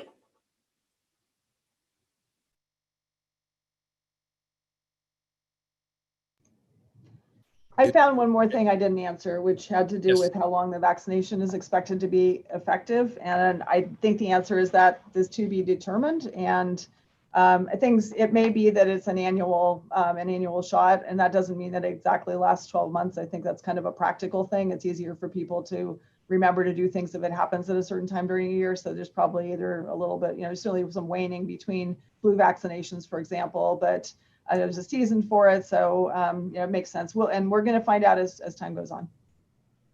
Thank you, Dr. Williams. So I think we've concluded item number 29, and Don Ashton, I'm assuming we want to go to 10 a.m. time allocation? Yes, sir. So if you would read number 34, please, Kim. Item number 34 comes from Supervisor Novosel, recommending the board, 1, receive a presentation from the first 5 Eldorado Commission, and 2, receive and file the Commission's 2021 through 2023 strategic plan update. Thank you, Kim. Thank you, Chair. At this time, I'm going to turn this over to Kathy Guerrero. I believe she is here to give a presentation. Yes, I see you now, Kathy, to give a presentation, first 5, which I serve on the commission for the board. Thank you, Kathy.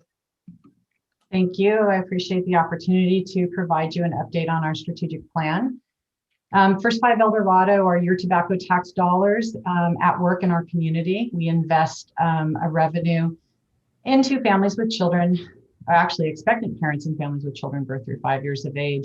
And we do that through a strategic plan. Part of our ordinance is that we are required to have this plan, have evaluation measures, approve this as a commission, and then also receive and file with your board before we can send it to the state. So I'm here as part of my annual update to share this information with you, and also to talk a little bit about community hubs and the work that we're doing. So if I can share my screen. Can we see it? We can now, thank you. Great.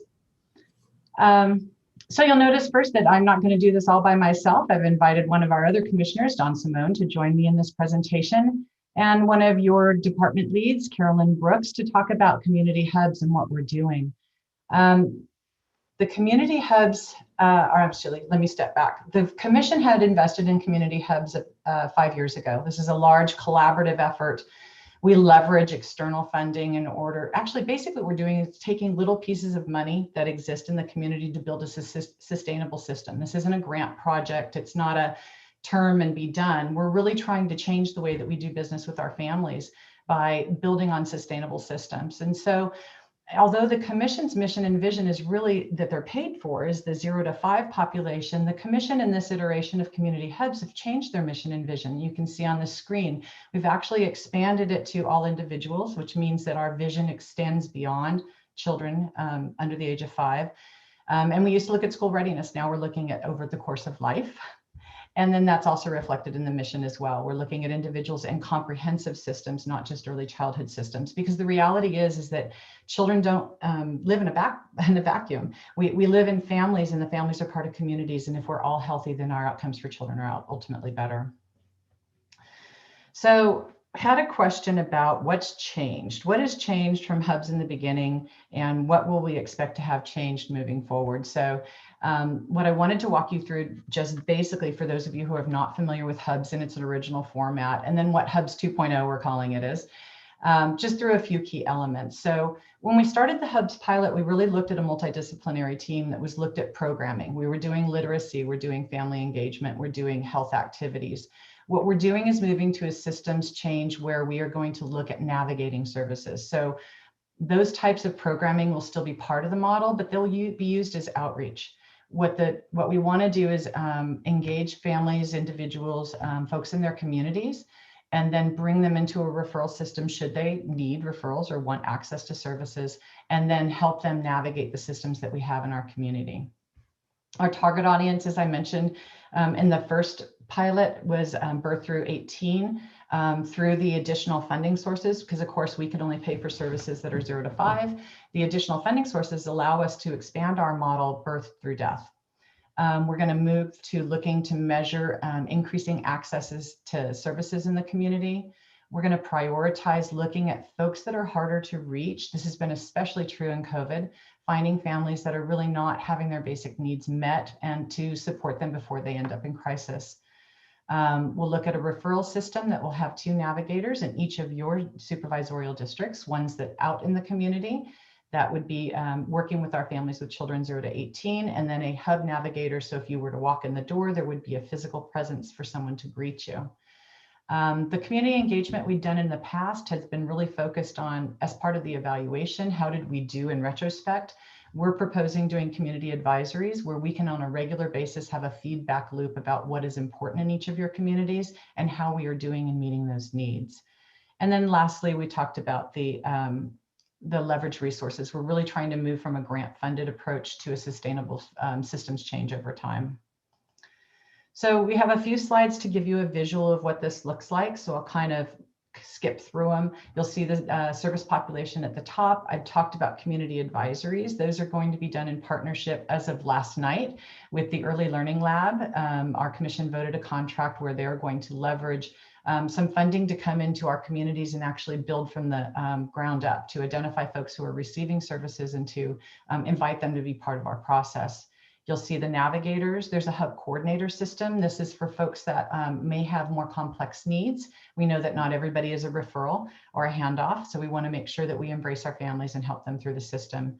Our hub leadership stays intact. Some of us, you've heard us called Hub. We still Hub every month to make sure that we're working together and efficiently. And then the overarching umbrella for systems change is the commission.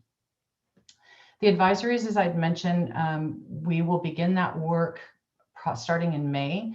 What our partner with Early Learning Lab is going to do is to go into each one of our communities and start meeting and interviewing and get to know folks so that we can find authentic folks who actually, not just the ones who always volunteer and say hi and I want to be on the commission, but can we find folks who are actually accessing the services. So we imagine that these advisories will be established and then supported on a regular basis, and then supported also with our navigators so that we have a connection to the system. As far as the hub, this is a graphic of what the hub will look like. The hub are in each of your districts will be the libraries. You will have, as I mentioned, the navigator there, but we're also talking about, and I'll let Dawn elaborate later, about enhancing the services at a hub. So instead of having to go to Brew Road for Health and Human Services, you would have the ability to have office hours in your community. So someone from unemployment or someone from community services or health may be there so that you can have a face-to-face appointment in your community rather than having to drive to Brew Road. I mentioned the care coordination. This is for folks with more complex needs. We will actually have a hub navigator now who can actually do additional screenings, look for partner referrals, and to really make sure that our families are not just said, contact so-and-so. We have a warm handoff, that families are treated with respect, and then that they are supported in their times of need. There are some opportunities. When you move from a program-based approach to a systems change approach, you can build on pieces, kind of like a Lego set. So I wanted to share some of the things that we're thinking about this year and what we can be doing. Dawn will talk to you a little bit about co-locating the HHSA staff and about how we're going to expand the case management part of this with public health nursing or nurses within his division. Many of you have seen the video, and if you haven't, I'll resend it, of the Cameron Park food distribution. That's a huge collaborative that our hub partners are working with Community Foundation, Placer Food Bank, and the libraries to expand what happens at hubs. So those distributions not only provide food, they provide diapers, they provide early literacy materials, and they allow folks to connect one-on-one with folks who can support services. We're working with the El Dorado County Courts to expand access to legal supports. Like the co-location model, we would have the navigator be able to support folks to come in and use a self-service kind of approach on the on the computer, and then have office hours with either the family law facilitator or perhaps even other pro bono lawyers in the community. And we think that will be really helpful for families who are trying to work their way through the legal system. We're collaborating with the County Office of Education through a program called EdCo Connects. We're reaching into our schools and saying, are there families that are struggling as a result of COVID, and how can we support them? They're being referred into the hub system and triaged through the navigation system that I mentioned. We're looking at adopting a computer platform so that we have the ability to refer electronically all of our families so that we don't lose them. We'll be able to see them within the system. It'll generate automatic referrals, and we'll have closed loop. Oftentimes you give referrals and they go this way, and you never know whether or not they got the services. But by using this referral system, we will be supporting families comprehensively. We're working with Marshall Care Coordinator on vulnerable populations. You know, Shonda Kane is probably as a homeless coordinator. We're working with Shonda now to integrate her services. And I also wanted to mention that the California State Libraries uses the Community Hub model as a shared visions grant. There was $5 million last year for other libraries in the state to model our work. And I believe there's $8 million in the budget this year to do it again. So the hubs really are becoming a service delivery model that can be replicated and built upon. Wanted to just briefly touch on the evaluation. We're really looking at systems change. We're not looking at program outcomes anymore. So we want to know, is it person-centered? Are we respectful in meeting the needs of our clients? Do we have a system for outreach, intake, screenings, and referrals? Are we looking at improvement? We're not just pushing things out. We want to be able to cycle back and make sure that we're doing a good job and that we sustain them over time. So the commission has funded, I believe, for the last 5 years at $863,000 a year. The plan that they adopted last night will fund, was only for 2 years. They chose to do it for 2 years because of COVID and the equity challenges and climate change and the pending recession. There's just too much to put a 5-year plan together. So this is a 2-year plan. We're looking at 2 different levels of funding. The first is systems funding. So the commission is looking at contributing $25,000 to advisories, the community advisories, incentivizing participation. We need a communication plan to get our 800 number out so that folks are aware of the services we have to offer. And then we also invest in the evaluation in the database that allows us to better understand the data that we get. And if you'll see there, I mentioned the Early Learning Lab is actually contributing, and we're leveraging state monies as well. So that it is not simply just on First Five, we're leveraging additional fundings to make that happen. So there's $120,000 proposed for the systems funding, and then the hub funding is at $735,000. So together they're $855,000 a year that we're proposing as a commission to invest in our communities and leverage so that services extend beyond families with children 0 to 5. So we've talked about the positions. There's hub navigation, community navigation, the hub coordinators, and then the commission felt it was important to continue our investments in early literacy. Those are known to many of you as the wildly popular story times that are held at your library. And then also quality childcare, because we want to make sure that the families who are working and leaving their kids in care each day have high quality support. In our original hubs pilot, our third partner was Health and Human Services Agency. You'll see that the county library and the county office of education are here, but due to constraints that Dawn will talk about in the next slide, we've really worked on focusing on the other two partners to continue our investment. So you'll see that the hub navigators will live with the library. The community navigators will be with county office of education. Hub coordination will be shared. Literacy again with the library, and quality childcare with the county office of education. If you look at the proposed match funding down the far right corner, this is the leverage that we have. So we're not just the only funder in the game. The library is contributing, the county office of education is contributing, and also our partners at First Five California. So we're weaving together less funding streams that are more sustainable in order to have these services last over time. So wanted to talk to you a little bit about what, or actually introduce the concept of what's happening with our Health and Human Services partner. The original hubs model was actually an innovation grant through Mental Health Services Act. And we had a significant amount of money. It was roughly $500,000 a year. And that money was leveraged with maternal child adolescent health funding from the federal government. So it's about $1 million a year that we are actually losing on June 30th. So what we did is we put our heads together and said, okay, if we're going to lose it, how can we adapt the model? How can we be more efficient? How can we do things? So what I wanted to do then is transition over to what Health and Human Services Agency has done for the 3 public health nurses and the 3 community health advocates that are currently funded under our system. You might remember there were 5 nurses and 5 community health advocates. At this time, we were not fully staffed, so our focus is at maintaining the staff that we have. That's one of our first strategies for reducing costs. And so Don's going to talk to you a little bit about what his department is doing in coordination with Carolyn Brooks to address the shortfall. Can you guys hear me okay? Yes, thank you, Don. Okay, so Don Simone, Health and Human Services. Kathy's one of those people you hate to follow on a presentation, so I will try. As she mentioned, with the Mental Health Services Act Innovation Grant expiring in June of this year, we've had to try to make up almost $1 million in order to sustain the program. And so you might ask, how have we done that? And Kathy went over the lion's share of it. I'm going to talk a little bit about some of those logistic details that have got us here. So in doing so, what we've done is we've created some efficiencies and some long-term sustainability for this program. Currently, our hubs referrals go to just 3 public health nurses that are currently funded by the expiring grant. And they're the ones that are currently doing the work of those referrals. Our first strategy is to redesign that referral process so that those hub referrals now would go into our public health division as part of their regular work, where the work can be spread around to more than just the 3 public health nurses to support this effort. The second part of this is the goal that we have that we're able to absorb the 3 existing public health nurses that are funded through the MHSA grant into either current or soon to be vacant positions within public health.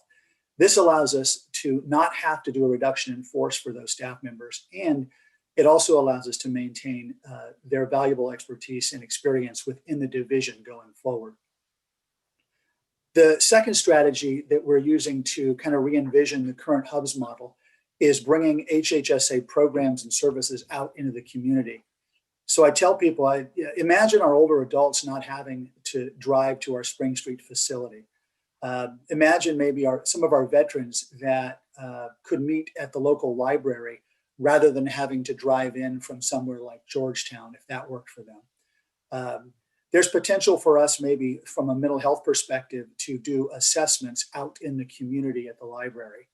And Carolyn Brooks, who's going to talk a little bit after me, has talked to me quite a bit in the last few months about homeless individuals that are spending time at the library.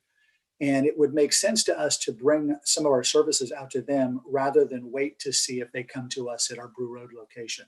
Those are just some examples of what we may be able to do as far as programs through the hubs. The third strategy that we're employing is sort of a re-envisioning of the hubs programs. Involves a reduction of some of the administrative costs and the creation of these navigation positions at the library for our existing staff. Kathy mentioned that the hubs needs about $174,000 in order to be sustainable beyond June 30. This represents about 70% of the necessary funding, with the first 5 providing the other 30%. So our current hubs model still has those 3 community health advocates who are being funded by the expiring MHSA Innovation Grant funding in June. As a result, I will be bringing a board item to you in April to enact a reduction in force for these 3 staff. Now, as part of this strategy, Carolyn Brooks at the library has submitted a general fund budget request for her fiscal year 21-22 budget for that $174,000 to add 3 community health advocate positions to the library's budget. If successful, we could avoid the reduction in force and begin providing these navigation services at the library. So you might wonder why the library and not HHSA with this budget request. So the library doesn't have an indirect cost rate and the administrative overhead we have as an agency. As a result, the library can fund these same positions at about 35% less than I can through the agency. That represents a savings of about $61,000 for the library to request these positions. So we're seeking sustainable options for the $174,000 system change. Ongoing grant funding really doesn't create stability for the staff and therefore creates greater staff turnover and constant focus on finding additional grants in order to sustain the model. So we have sought private funding for this as well during this last year, but to no avail. We've not been successful in bringing the private funding in to cover this. You might also wonder about the use of our realignment funding for this effort. And just to remind you, the intent of realignment funding is to provide funds for mandated programs passed down by the state. And the hubs, while vitally important to the community, is a discretionary program. And as such, I really can't, in my mind, recommend the use of realignment funding after June 30th. As you're aware, prior to the COVID pandemic, realignment funding was failing to keep up with the federal requirements for many of our entitled programs. And as you know, we're dealing with structural budget deficits with all 3 areas within the agency that are currently funded with realignment. In addition, we're also experiencing an increased demand for mental health and substance use treatment. And this funding serves many of our most vulnerable populations, such as older adults within our in-home support services and adult protective services programs, as well as some of the most vulnerable kids in our community through child protective services and our efforts in our contracted children's services and those providers that are providing mental health within the community. Public health has mandated programs that help some of our most critically ill residents. And with the pandemic now, we're starting to spend down our fund balance at an alarming rate. And we still have realignment funding earmarked for the El Dorado Center as well. So this brings us to Carolyn's request through the general fund for fiscal year 21-22. It will be the final piece of sustainable funding necessary to keep the hubs program. In the future, we may have some additional options in funding, depending on the services we provide through our mental health division. We could potentially qualify again for MHSA funding. I also know that Kathy has talked prior to this before about potential cannabis funding. And with providing some homeless services out in the libraries, we may be able to make use of that funding in the future. So I want to be clear that we're not asking today for a decision around the $174,000 in general fund. That request is just part of the budget process in the upcoming months, and you'll be able to consider that and all the other requests. Today, we're here to provide you just with a status on the strategic plan and the Hubs program. And knowing how much the program means to you all, we wanted to be as transparent as possible while showing you how much work has gone into making the Hubs sustainable for the community. So with that, I'll turn it back over. I'll let Carolyn say a few words around the libraries, and then Kathy can finish up. What's really exciting about this new model that we're looking at and bringing the community health advocates to the libraries is that really allows us to establish a strong foundation in our community hubs that are ready to assist the members of our community that we know are coming. Historically, at the libraries, when there is an economic downturn, our usage increases dramatically, people's needs increase dramatically. And we're looking, probably within the next 6 months about the end of eviction protection, the loss of supplemental unemployment. Families are going to have more needs. Our seniors are going to have more needs, and they're going to come to the library. And we'd really like to have a solid team ready to meet them and direct them to the services to which they're entitled.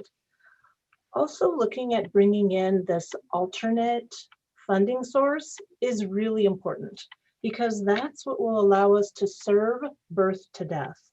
We need to be able to serve our seniors and our veterans, our people experiencing homelessness, and that simply is not possible to do with First Five funding. We are so excited about this new strategic plan, about the possibilities of bringing in partners, and we really want to have a strong foundation ready to meet those needs and be able to move forward as a collaborative team, and just really want to encourage you to reach out to us with any questions or comments or ideas that you have as we move forward.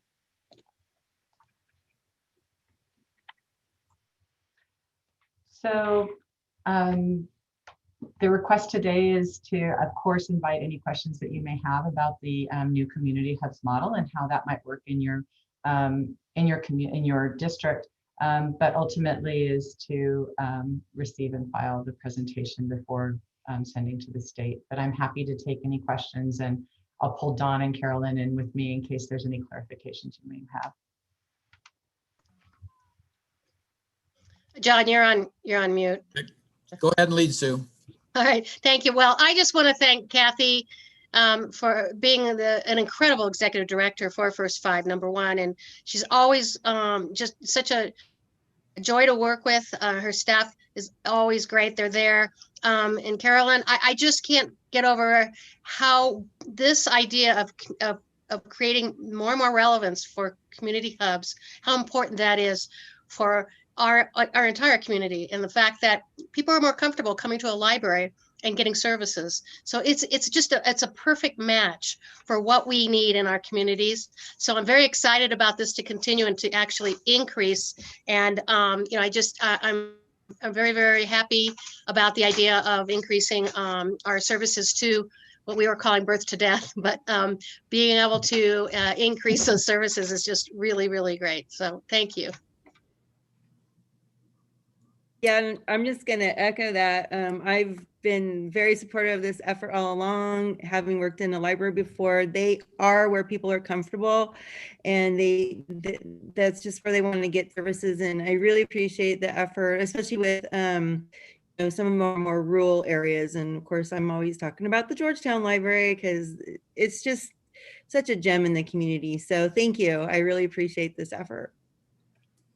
Yeah, I want to say thank you, Kathy, and and Carolyn, for all your hard work putting this together. I think it's a great idea and a good concept. So I hope that we make this decision. It's coming up in front of the board here soon. So anyway, and thank you all for all your hard work and what you've done for us. Thank you. Thank you. Wendy. Yes, I'm next. First of all, I applaud this comprehensive shift in service delivery, especially with $1 million loss to your budget. I mean, that is just admirable.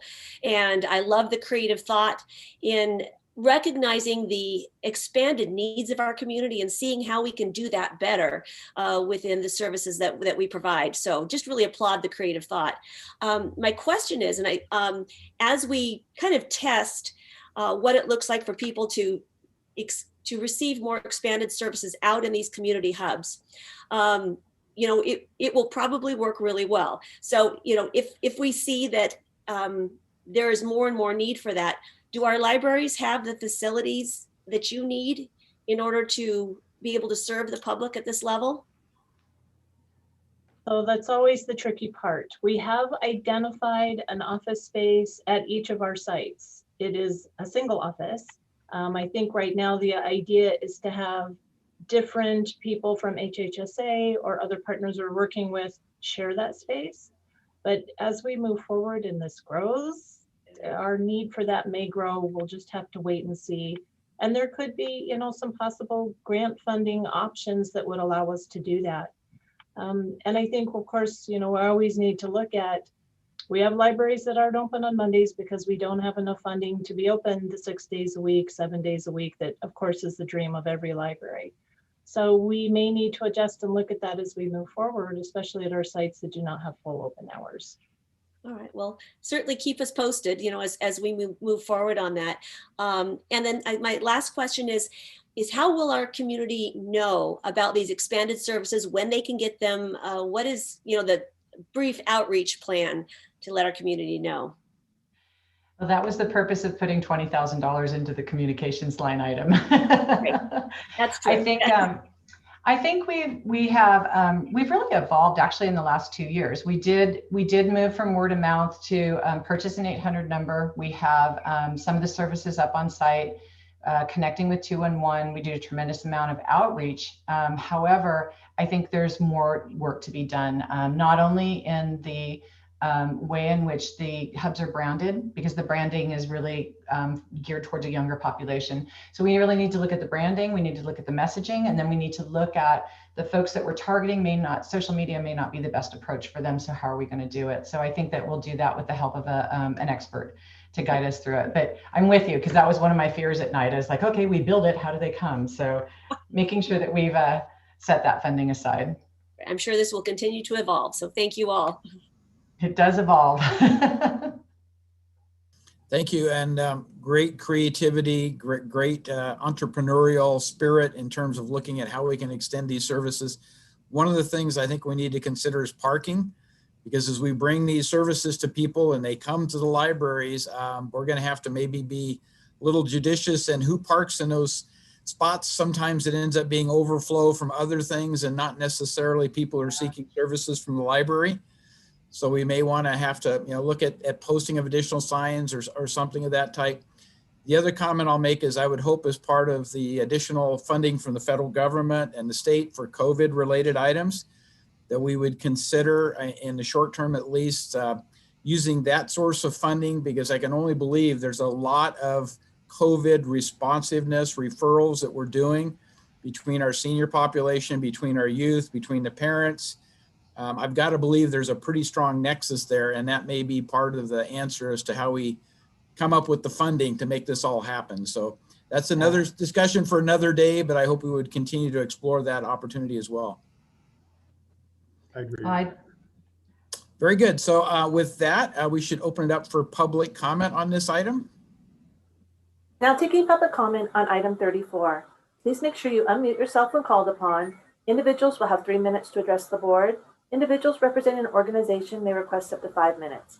It is at the discretion of the chair to allow for additional time.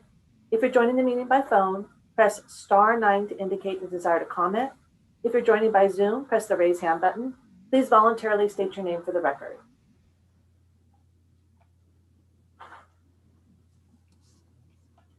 There's no public comment. Very good. So again, I want to thank you for the presentation. Well done. And obviously there'll be at least one more round of this. So any final comments? I saw Nicole come on, but Nicole, did you have anything you wanted to add? Okay. All right. No. Very good. Thank you. Again, thank you very much. And Thank you, Kathy. Thank you, Carolyn. Yep. Great job. Thank you. Great job. Thank you. My sincere appreciation to all of you for your leadership. You guys embraced me 6 years ago with this crazy idea. And it's really, but what's really cool is that we've all moved there together. So I really want to thank it because it's not one person, it's all of us together making this happen. So thank you for your support. Yeah, thank you for getting us up to speed, especially the people that are, you know, just new supervisors. So thank you for that meeting we had that day too. So thank you. Absolutely. So Kim, we're going to move to item 35. If you would read that, please. I think I have to have a motion on this. Oh, I thought it was receive and file. Oh, it was receive and file. Never mind. Okay, no Thank problem. you. All right. Thank you. Thank you. Bye-bye. Bye. Item 35 comes from Health and Human Service Agency, recommending the board receive and file a presentation by the Behavioral Health Division. Good morning. Can you guys hear me okay again? Yes, Don. Okay. Let me just, Nicole's going to share her screen there, and I'm going to just kind of get us started.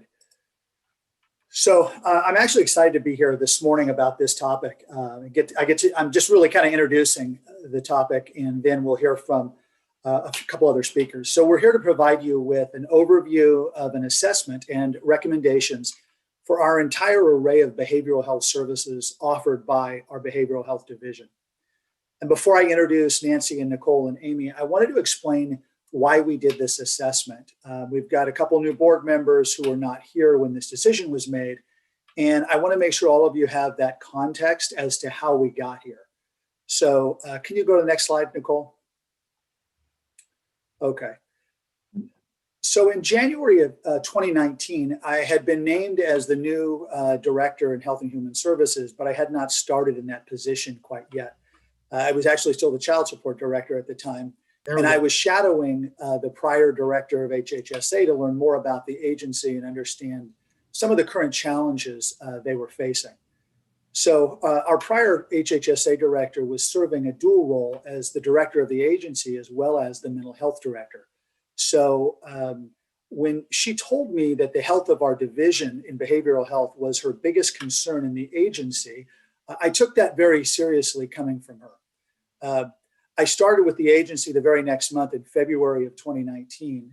And on my very first day on the job, I was in a meeting with the CAO, the HR director, and 3 members of county council to discuss my desire to create a separate, fully funded position of mental health director so that I could direct the agency and the position could be fully dedicated to behavioral health. That day, we made the decision to go in that direction. So moving forward in April of 2019, after a couple of months on the job, my assistant director of behavioral health approached me about her concerns that she had with us now having a structural budget deficit within the division. Later that initial year in August, after about 6 months on the job, I sat down with our leadership of our behavioral health division to discuss my early assessment of that division.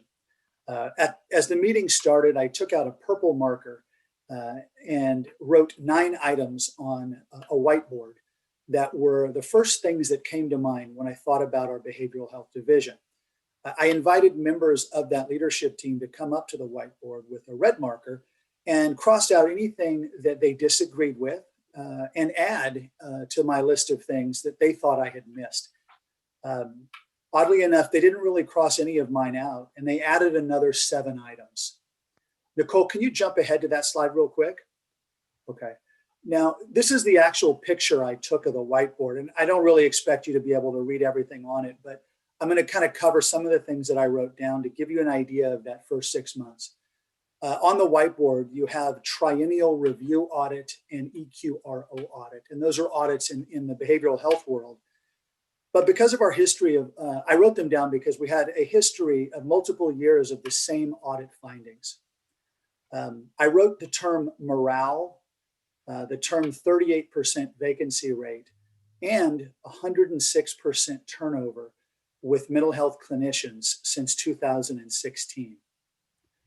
I wrote grand jury reports regarding MHSA fund balance and structural budget deficit.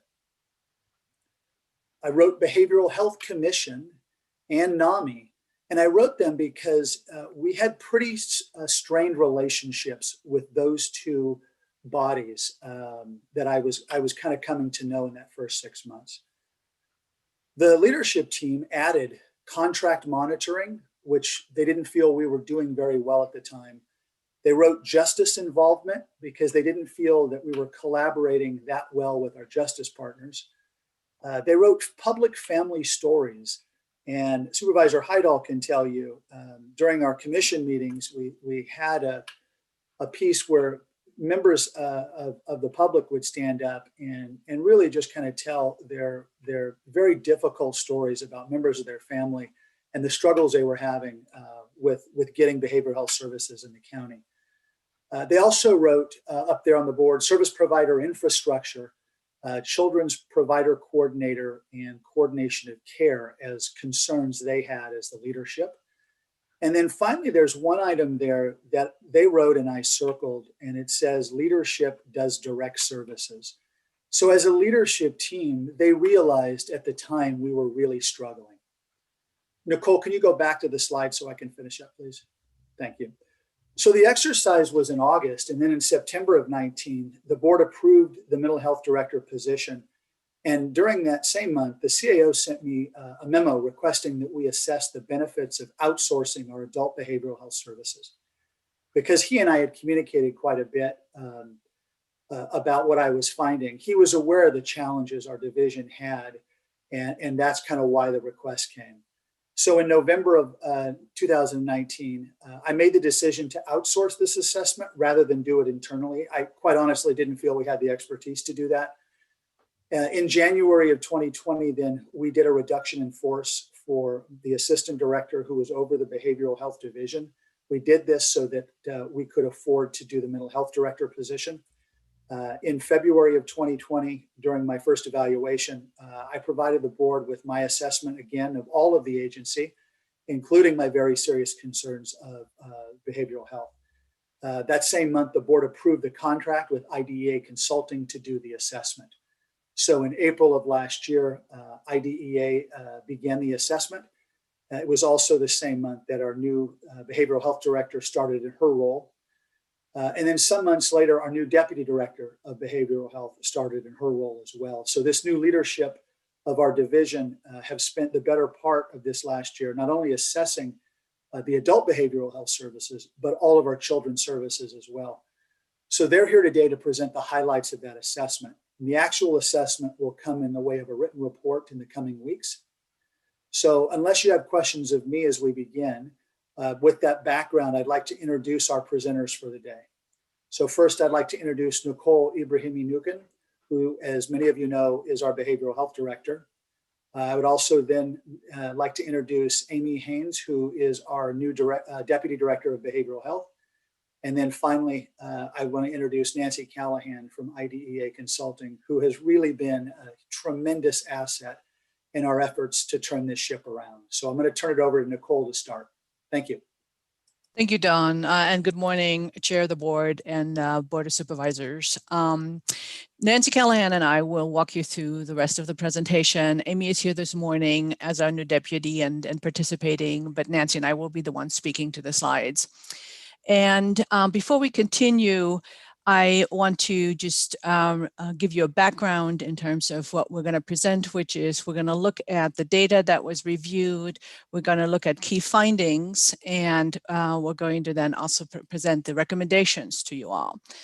And in terms of the methodology that was used, Nancy was provided and her team was provided with a number of existing documents, fiscal reports, data reports, policies, contracts with our contracted providers, and plans that we have in place. She also conducted more than 50 interviews. Actually, many of those interviews, I partnered with Nancy in those. And the interviews focused on community leaders, our contracted providers, representatives from the county. We talked to city officials, police officials, provider agencies, and we talked to stakeholders such as NAMI. And then also we were able, back in the spring, late spring, early summer last year, Nancy and I were actually able to go out to some of the sites, contracted providers. She also came to county sites and interviewed county staff. and had phone interviews with clients, consumers, and family members.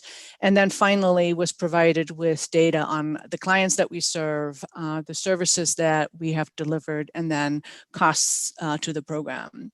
And obviously one of the themes that she kept in mind as she was doing the evaluation was the question that I think was early on posed back when this came all to fruition, which is, what about outsourcing adult mental health services? And if so, what parts would be outsourced and how could that increase cost effectiveness of the programs? I want to provide you with a little bit more background to truly understand what governs our mental health plan, which is the mental health treatment component of the Behavior Health Division, to increase your understanding of the regulations that we really have to abide by for all of those mandated services that we are expected to provide. And it really starts at the Center for Medicaid, Medicare Services in Washington, D.C. with the federal government, CMS. Which really defines the regulations, the laws that define how Medicaid, which in California is Medi-Cal funded services can be provided, who can provide that, what defines the services that are funded. The Center for Medicaid, Medicare Services then has a contract with the states to provide the Medicaid funding to the states. In California, that's Department of Healthcare Services. And Department of Healthcare Services then obviously contracts with the counties, Behavior Health Division, mental health plans. And in this contract, our services are defined as specialty mental health services with very specific criteria, medical necessity criteria, that anybody that child, youth, or adult receives services through our system with medical funding has to meet those criteria. And we as the mental health plan have the responsibility to demonstrate that we identify that each individual meets those criteria. So to give you a little bit more background on those criteria, it starts off with a mental health diagnosis. We have to use the Diagnostic Statistical Manual, the DSM. Current version is version number 5. And we have to demonstrate that an individual has at least one mental health diagnosis that is included in that manual. For children, we look at a definition of what's described as severely emotionally disturbed, while for adults, we describe it as a severe mental illness that's then represented in that diagnosis. We also have to demonstrate that because of that mental health disorder, there is a significant impairment of life functioning. Again, what we identify as that impairment has to be a result of that mental health disorder. And then we need to demonstrate that we propose interventions that will address that condition that was identified, and that the interventions will diminish the impairment, that the interventions will prevent deterioration in an area of life functioning. And for children also, we need to demonstrate that we can support the child in continuing to develop appropriately as that age that they're at. Finally, we also have to demonstrate that the condition that we have identified could not be responsive to physical healthcare treatment. And what it really is about is that sometimes we have conditions, for example, let me just describe somebody who struggles with a depression, which is a not very significant depression, but it impacts their life clearly. But they could be responsive to possibly medication prescribed by a physical healthcare provider. If that would be the presentation that we have found, that person would not be eligible because it could be addressed through a physical healthcare treatment. So again, what the report is going to outline is how our system currently presents, how we provide care, and then make recommendations to really move us towards an optimal behavior health, mental health plan. And it keeps in mind that under that contract that we have with with Department of Healthcare Services, we are really expected to have a robust system of care that has an interdependent array of outpatient as well as intensive mental health services. Mostly those are the inpatient type services, but we are also very much responsible not only to provide access to these services, but to monitor these services, to have a robust quality assurance system in place. And that's across the board. That's not just county services, but if we have contracted service, we have to monitor those. We need to certainly demonstrate cost effectiveness, and we need to demonstrate that we measure outcomes and have our decisions driven by those data reports. So let me start off with showing you what an optimal system would look like, what you would expect in a well-functioning mental health plan system. And what this slide shows you is really a pyramid where you would find in our treatment system array a very robust foundation in outpatient treatment services, where we address the needs, again, all age groups, children, youth, adults who qualify for our services, that we address those needs in the community, outpatient services in their homes. Now, sometimes, obviously, our clients, and again, remember, these are the severely emotionally disturbed children. These are the adults that present with this mental illness, severe mental illness. Sometimes we identify that our treatment needs to be provided in a more protective settings. Those are the residential treatment type settings or the board and cares. Ideally, we can provide those in a time-limited fashion because now we're starting to see higher costs. We're also starting to see mostly Medi-Cal funding, but not always Medi-Cal funding. And I'll get into the regulations that limit where we can have it Medi-Cal funded a little bit later in the presentation.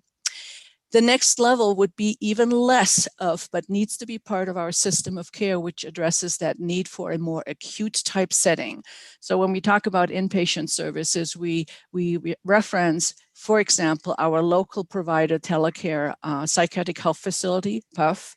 But we also look at, in this segment, any acute hospital, inpatient psychiatric hospital stays. And those for El Dorado County residents happen outside of our county because we don't have that provision of services in El Dorado County available.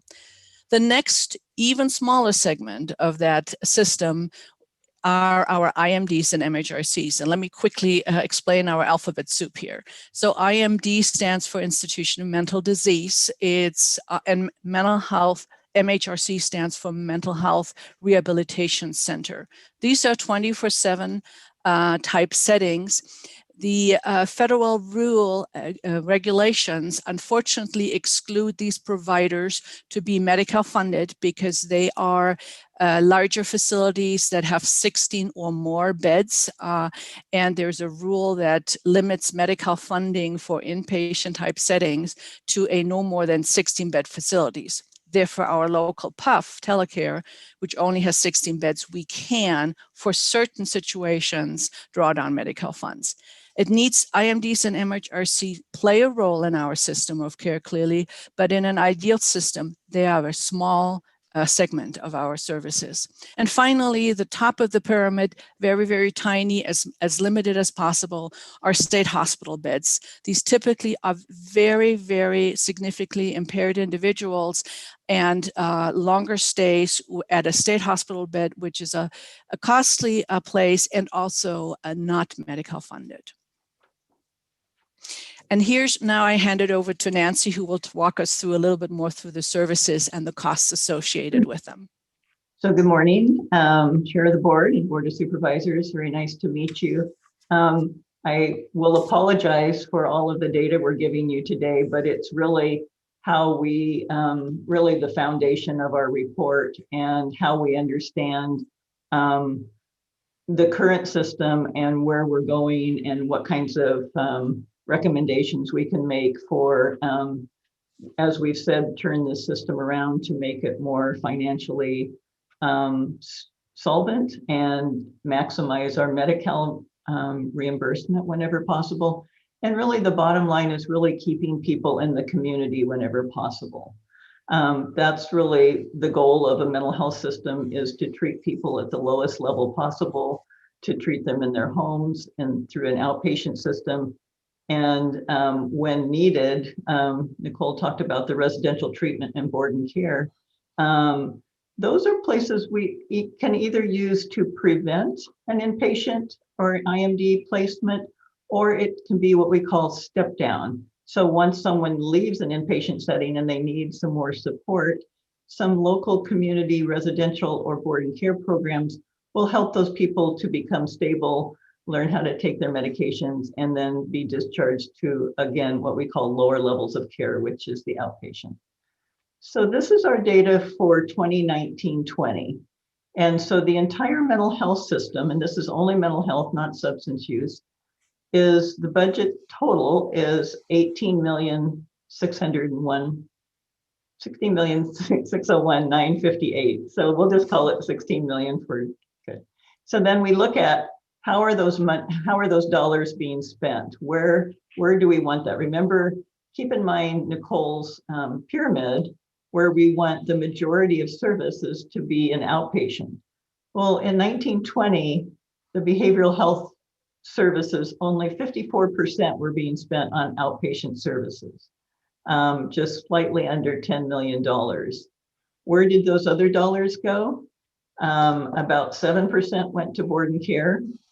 About 28% went to inpatient, over $5 million.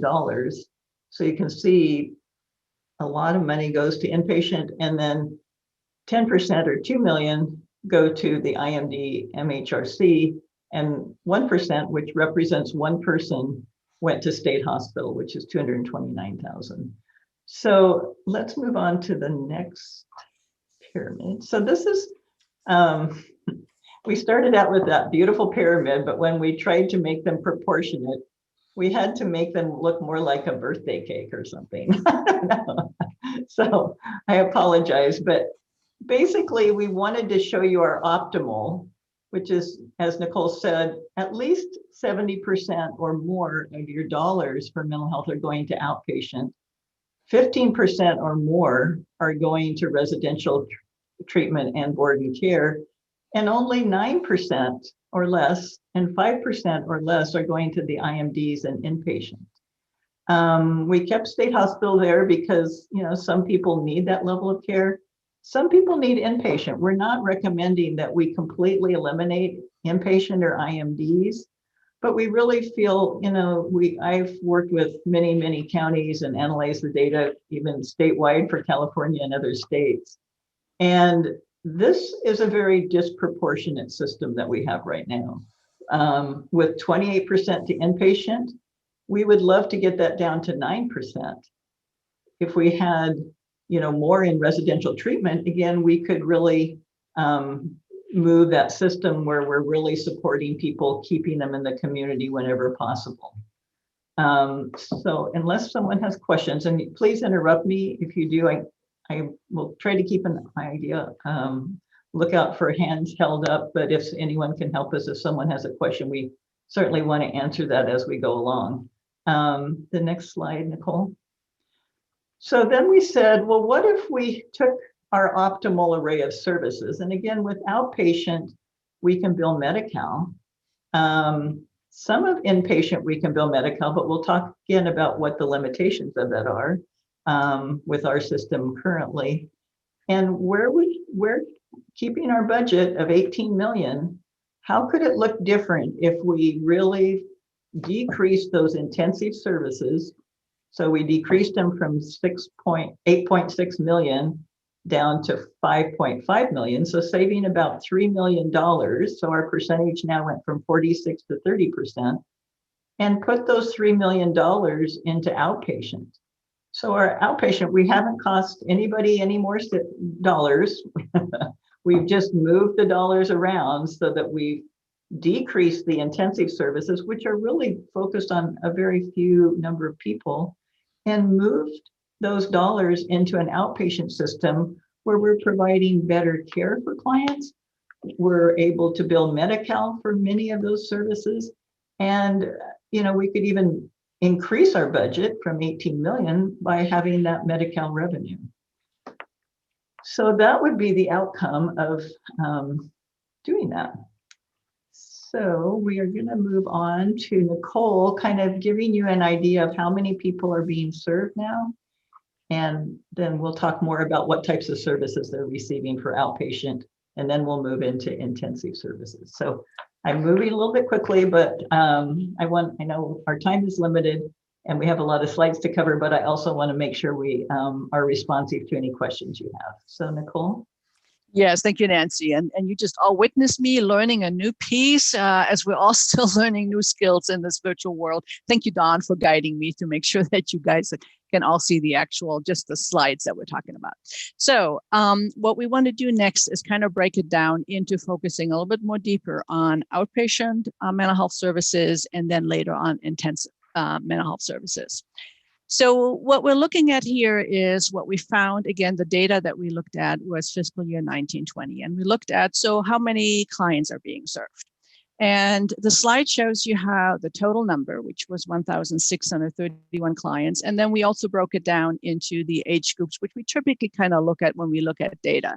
So we looked at children and youth 0 through 17, and we served 533 clients there.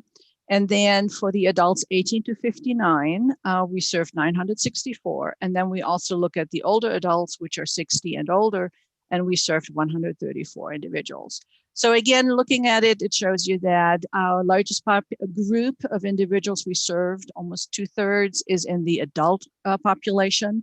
And about 1/3 of that, the individuals we served is children and youth. Now, another way to look at and to kind of evaluate your mental health plan is to look at penetration. And what that speaks to is how many individuals have you served when you compare it to the overall population in your county. This is, by the way, a data factor that we frequently compare ourselves with other mental health plans and are compared to by our oversight entity, the Department of Healthcare Services. And the way that we look at penetration is that we took the most recent census data available to us, which is 2010, and which showed that we had a population total in El Dorado County of 181,058 individuals. And so you can see that when we look at the individuals that we served, 1,631, that is roughly not quite 1% of the population. And if we break it down into those age groups again, we looked at the census data, and for the age group of children, 0 to 17, the census showed a little more than 41,000, which leaves us with having served a little more than 1% of that age group. And then for the adults 18 to 59, we served about 1%. And then for the older adults, we served about 0.3%. So again, this is a key finding of this evaluation, is to really recognize that at this time in fiscal year 1920, we served about less than 1%, not quite 1% of the population. And I'm going to turn it back to Nancy, who's going to walk us through a little bit of what happens if we compare ourselves to other counties with a similar general population. All right, thank you, Nicole. And as we were analyzing the data over the months and our interviews and met with Don frequently, who was very supportive, thank you, Don. He kept always asking, well, okay, here's our data, but what does it mean? How does it compare to other counties? So I appreciated that question. And so we chose similar sized counties that compare in population to El Dorado County. So, there's a number of different ways we could make this comparison, but we felt that this is just kind of a level playing field of how many people are in your community. So as you can see, yours is 181, Shasta is 177,000, Imperial is 174, and Butte was just slightly bigger than you at 220. So then I pulled data off the web for the mental health plans and the external quality reviews that provide information for all counties. We all have them on the web to be able to look at. And we looked at, again, we served 1,631. Shasta served 3,119. Imperial, Nicole. Sorry about that. 8,700, and Butte served 7,139. So what does that mean? So if we look at these penetration rates, again, ours in El Dorado was 0.9, and I'm sorry I say ours, even though I'm a contractor, I just feel like I'm in the middle of El Dorado County looking at all of your data and putting all of this together. Shasta is 1.76%. Imperials, again, by serving 8,000 people instead of 1,000, they have a penetration rate of 5.0% and Butte 3.25. So you can see these penetration rates really were very a big difference between each of these counties. And I just wanted to pick the one that was next to us. So I said, well, what is the difference between 9.9% and 1.76%? That doesn't sound like very much difference. So if Nicole, if you could go to the next slide. So what I did was I said, if in our population of 181,000, we had a penetration rate of 1.76%, El Dorado County Behavioral Health, Mental Health would have served 3,186 people. Well, we only served 1,631. So according to this calculation, our projected unserved was 1,555 people. So this is, this is where we're concerned. This is where we really want to look at what are our services? How are our services impacting our community? And where are there ways that we can move forward to look at both what's happening now and, and also make changes to our system so that we improve access, improve quality, improve cost effectiveness and outcomes. So the next thing we look at besides how many people walk in the door, next slide, Nicole, please. And we can just make it a little bit smaller. I guess we can see all of that. So of the 1,631 people, we like to look at how many services, what types of services did people get? And by counting a client, our definition of a client is any person who received one or more mental health services in a fiscal year. Okay, so you only have to get one to be counted as a client. And then we looked at each of these different types of services. So I'll describe these a little bit, but if you look at the numbers served, so of the 1,600 clients, 646 received an assessment. About the same number, 628 received case management, slightly more, 690 received individual and family therapy. Those represent about 40% of all people getting services. Again, as we have many acronyms in this field, ICC CFT stands for intensive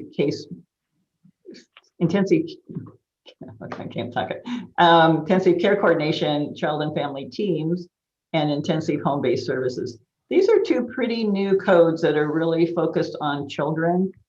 They were a result of a lawsuit with child welfare getting access to mental health services.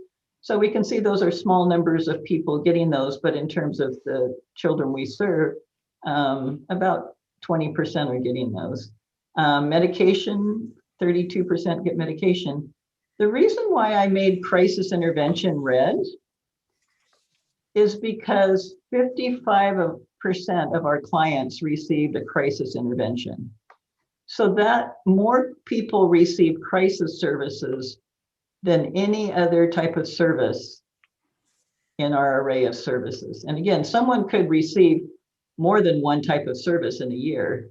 Nancy could have a crisis, Nancy could have medications, Nancy could have case management and individual therapy and an assessment. So you can't add up these numbers at the bottom because they're unduplicated within the service type.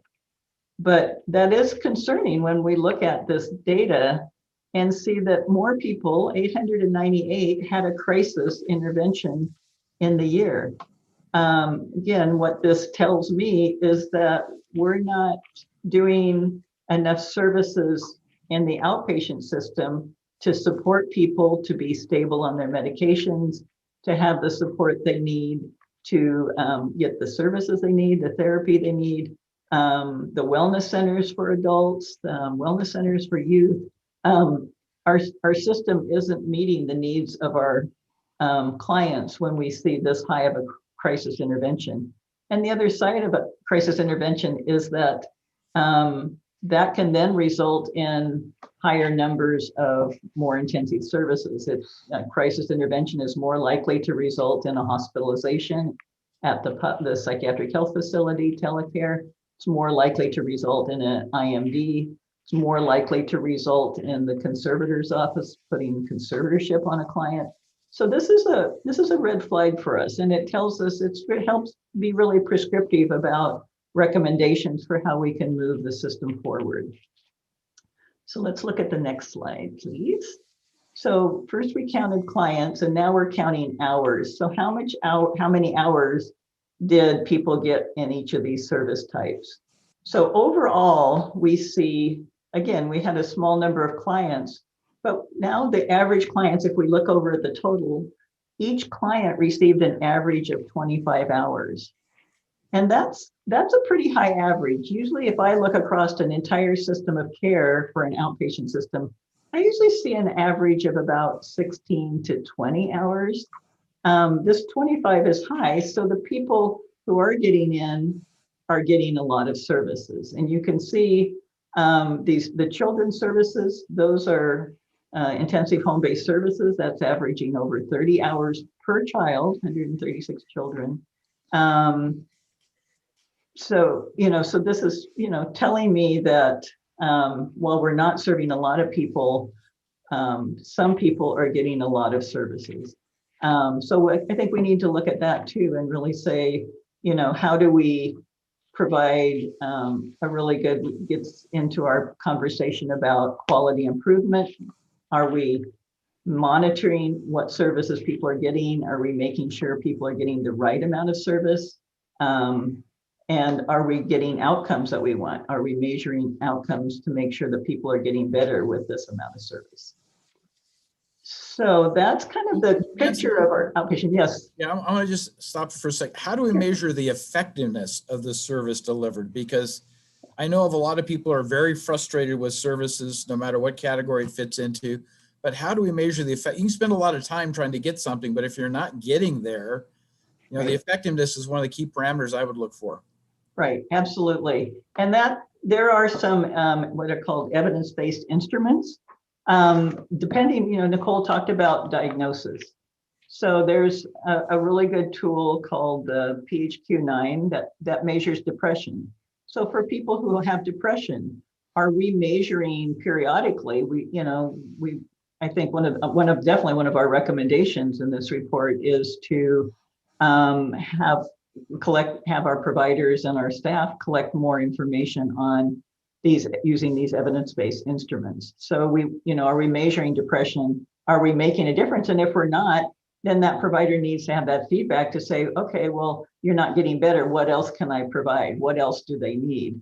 There's an instrument for anxiety. There's good children's instruments. So there's a number of iBerg and whatever, so that's one of our recommendations, is that we don't just look at who's getting services, but what are the outcomes of those services.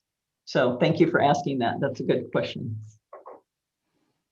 All right, so now we're still kind of showing you all of our data. Again, apologize for data, hope you love data. But outpatient is only half of the story in our case. Remember, our outpatient system is only 54% of our dollars. So where are the other dollars going? Let's take a look at our intensive mental health services. And Nicole's going to start by sharing her pie with you. Thank you, Nancy. So yeah, let's spend a little bit more time on the intensive mental health side of the services. And again, really what that speaks to is in most situations that inpatient or 24/7 type treatment arena. And so this goes back to the original slide, and we're only focusing now on that other half, which we feel is too much right now, 46%. But for fiscal year 19-20, that's what we found, right? We looked at the residential treatment and boarding care, and this is represented here in green because, as I talked about early on, in terms of where we can draw down Medi-Cal funding and where we cannot and have to use realignment funding, this is a setting in an intensive service arena where we can draw down Medi-Cal. So we want that to be a robust piece of our optimal system of care. State hospital, a very small sliver, should always be a very small sliver, if at all, because it is all realignment funded. It's very costly. IMD and MHRCs are those types of setting that we find in El Dorado County and the system actually being a much broader system than we would want it to be. It is intensive 24/7 care, and so it needs to be part of our system. But the way that it's represented currently impacts us fiscally tremendously because it's all realignment funded. And then if we look at the inpatient sliver, which is really the biggest sliver, it's a little bit more complex because this is actually a mixture of Medi-Cal funding in some circumstances and realignment funding in other circumstances. What we found in fiscal year 19-20, that actually in El Dorado County, approximately 30% of psychiatric inpatient stays are Medi-Cal funded and 70% are funded through Medi-Cal. And so one of the dilemmas here, to give you a little bit of more understanding as to why is that. Under the inpatient sliver, we look at the telecare PUF. And our telecare PUF for anybody who comes in an acute crisis state and is determined under an assessment, crisis assessment, that they need that inpatient stay, we can bill Medi-Cal for that time period of an acute care need because the PUF has only 16 beds and it allows us to draw down Medi-Cal funds. If we have to place somebody at an inpatient psychiatric hospital somewhere outside of El Dorado County, adults between the ages of 18 and 65 are not Medi-Cal funded. And so we now have to use realignment funds. We are allowed to use Medi-Cal funding for the youth, sometimes children, although typically not under 12, but sometimes that young may need a hospital stay, but youth. And then also for the adults 65 and older, Medicare pays partially, and so we can draw down those funds. But the biggest impact are the adults in the inpatient hospitals, and when we get into the psychiatric, psychiatric health facility, our PUF, and individuals that are no longer presenting as acute. So key finding here is that, again, we have the issue that for the telecare PUF, for anybody who stays there, as long as they're deemed acute, and that's a very time-limited factor, which I think is easy to imagine, because as I just described, this is a situation where somebody presents in an emergency department and is truly in crisis, danger of harming self or others, or gravely disabled. We need them to be in a locked facility and a safe setting. Treatment starts on day one. And so you would expect that as treatment starts, within a few days, the situation stabilizes and the person no longer is in an acute status. If we then cannot place that individual into that next level of care, especially for those, and this is another piece in our story here in El Dorado County, is for those individuals that are conserved on LPS conservatorship, we find ourselves being limited to maintaining that person at the PUF, and now they move into an administrative day because they no longer meet that acute criteria, but the administrative days at the telecare PUF are not Medi-Cal funded. And so what we found for last year, if we looked at that, we had a total of 4,406 beds. 29.5% were actually administrative days, so a total of 1,301 days. If you imagine that we would have been able to have somebody placed in that bed in an acute stay, we would have been able to draw down an additional $810,511 Medi-Cal funds in that fiscal year 19-20. So what that speaks to is another finding is what on the adult side, especially in El Dorado County, we lack a continuum of supportive housing options for discharging clients. We want to make sure that when somebody no longer is in an acute stay, we can move them on to that next most appropriate stay, not only because we want to address the treatment needs as appropriately as possible, but we also want to do that cost effectively and not burden the realignment funds whenever possible. So what we would want to have here are a broadened expansion of supported independent housing housing situations, board and cares. Another model is what's called a respite, which would be a house in the community where individuals can stay for up to 28 days and just be in a protective environment and stabilize further. And we can even address treatment needs in that environment. More residential facilities like our adult residential facility that we already have, because again, remember, treatment happens. It's a less than 16 bed facility and we can draw down Medi-Cal funds. Another treatment option, which we don't have currently in our system of care, would be a crisis residential, which is a Medi-Cal funded less than 16 bed facility that is a step down out of an acute state for an individual that still needs more time to stabilize, isn't quite ready yet to be back in even like a board and care where you don't have 24/7 treatment availability and staffing availability, and individuals can stay up to 90 days and it is Medi-Cal funded. Another finding is that we as a county really have a high number of individuals on conservator status.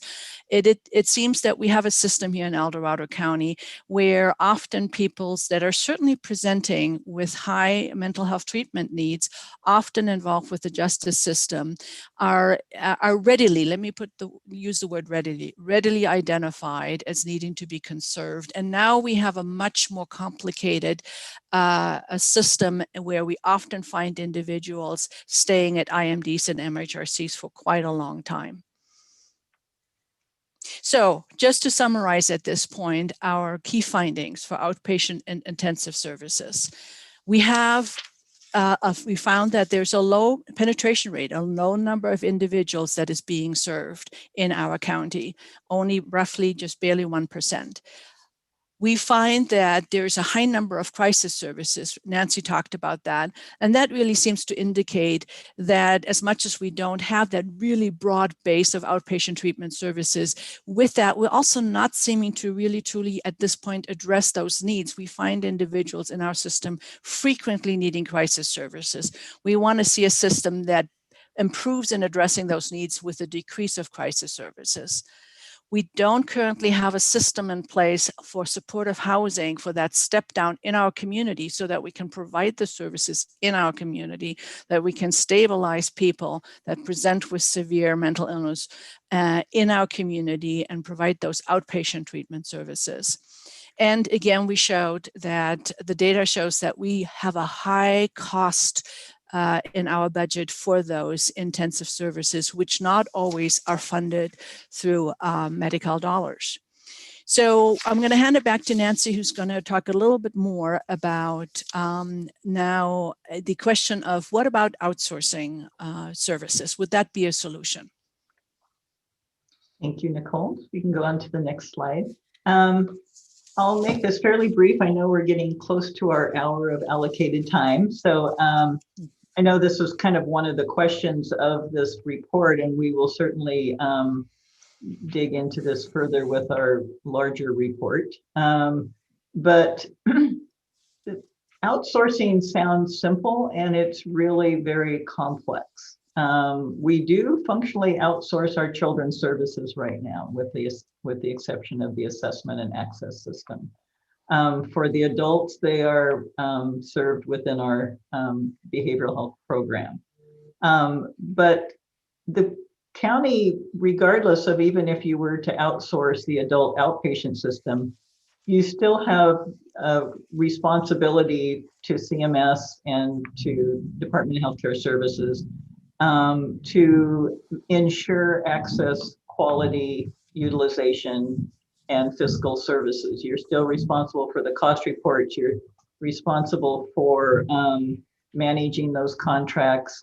And over the years, I've been very familiar with several counties who outsource even, all of their outpatient services. Very few of those counties keep those contracts for more than a few years. They find that there's some pretty significant issues around if it's not the right, quote, right provider, people have all of a sudden see higher rates of inpatient services. They see higher rates of IMDs. And so, our right now, I think we have a really good opportunity to strengthen the current system. We've demonstrated there's opportunities to, as John mentioned, we need to start measuring outcomes. We need to have a better way to manage our fiscal resources and behavioral health. We need to have monthly reports on what are the expenditures. We need to look monthly at how many people are going into inpatient and how many people are being placed in IMDs and on conservatorship. We don't have that ready data in our hands to really have a strong system of care to manage all of the resources that we have. And I think as we implement our recommendations over the next year or two, I'm very optimistic we can turn this ship around. We can implement an access system that makes sense. We can implement quality improvement and utilization review, so we can bring down those resources and build the capacity that the county needs to build, and then look at, what parts of the system make sense to contract out. Housing programs, the respite program, crisis residential, there's many programs that make sense to contract out. But we need to do it in a way that's fiscally responsible and provides the financial funding so that we're maximizing our Medi-Cal revenue and we're minimizing our impact on realignment and county dollars. So I think for this next step, what we're really recommending is to kind of keep the status quo in terms of services, but to really build a strong access, quality, utilization, and fiscal system so that we're keeping on top of how we're doing and how we're moving from a heavy, intensive, expensive service delivery system to an outpatient system where we're really serving more people and serving them better so that they're not needing those crisis services. So that's kind of, in a nutshell, our recommendations. Nicole will go into this a little bit further. I don't know if you have any questions, but go for it, Nicole. I think I will. I will keep it very high level at this point because I think we want to try to keep still a little time for everybody to possibly then go into more questions that you may have. So this is really a snapshot of the recommendations, and the actual report that will be issued will obviously go into much more in depth, but really kind of what Nancy already addressed. What we see is here an opportunity truly to really build a system that will address all those issues that historically have been here, that brought us to where we are today. And it starts off with a 24 access team. We need to make sure that individuals of all ages have timely access to services, including a full assessment so that we can make right decisions right there from the beginning in terms of level of care. We want to have a strong crisis responses system expand so that we can actually respond to all crisis situations in a timely manner. We want to really further build a coordinated children's system of care to really truly partner and collaborate for the families that we serve with all those other entities that many families are involved with, childcare services, probation, the schools, their primary healthcare provider, to really benefit the overall treatment. Same thing on the adult system side, build a coordinated system and especially build that outpatient intensive case management in the community treatment service array so we can bring the adults or maintain adults in our community and stabilize them here. We want to bring really a multidisciplinary system of care. We want to bring in peer navigators and family advocates that lived experience voice that's very valuable. We want to look at dual diagnosis clients. These are the individuals that present with both substance use and mental health struggles to really make sure we coordinate that care. Right now, our system forces us to keep it very separate because of the funding and the regulations, but we as service providers need to come together and really collaborate well for those individuals. Be culturally competent, bring in bilingual, bicultural services to address the population that feels not adequately being served by us. Make sure that we build a robust quality improvement program that monitors data, as Chair Hyde also adequately questioned, how are we doing that? We just need to really build that. We need to look at that data that we sometimes already are collecting, but then we don't take it into the next step. We want to monitor utilization because we need to be cost effective. We want to provide quality services in the right amount, and we want to analyze data and bring that and have management decisions being driven by that. So looking at an optimal system of care, use evidence-based services, increase medical revenue, broaden out outpatient services, reduce intensive services that way, and then increase your cost effectiveness. It really, in a nutshell, means provide the right service at the right time and a right amount of services. And Nancy, I think substance use services. I was going to hand it over to you. I'm going to do this very briefly. Please bear with me. We looked at the substance use treatment services as well. You all, I think, are familiar. It's a very new program. Only about a year ago, drug medical organized delivery system was implemented in El Dorado County. It is a strong shift that brings robust services to the county, including more broader residential services. It brings the narcotic treatment program into our system of care. El Dorado County is delivering outpatient services, but we certainly have a number of contracted providers. With that shift, we now must build a strong quality improvement process also for substance use and utilization management, just like mental health plans have always had the responsibility. And when you look at the fiscal data for 1920 for substance use, you might ask, wait a minute, this is all green, but you have all this residential treatment services over there. The nice thing about a drug medical organized delivery system is that we can draw down drug medical funds for all services, including residential. So it really is a service that we are fiscally very effective by having that ability. So I'm not going to go into more detail here. And just summarize here that really what we see is a system, because it's partially so new, the foundation, frankly, is there. We need to expand and focus on truly addressing substance use services needs, strengthening the provider network, make sure that we have the service accessible both on the Western Slope and South Lake Tahoe, and then again, really build further that quality improvement and utilization management activities. And so now I'm going to hand it over to Nancy. I only have one slide or two slides left.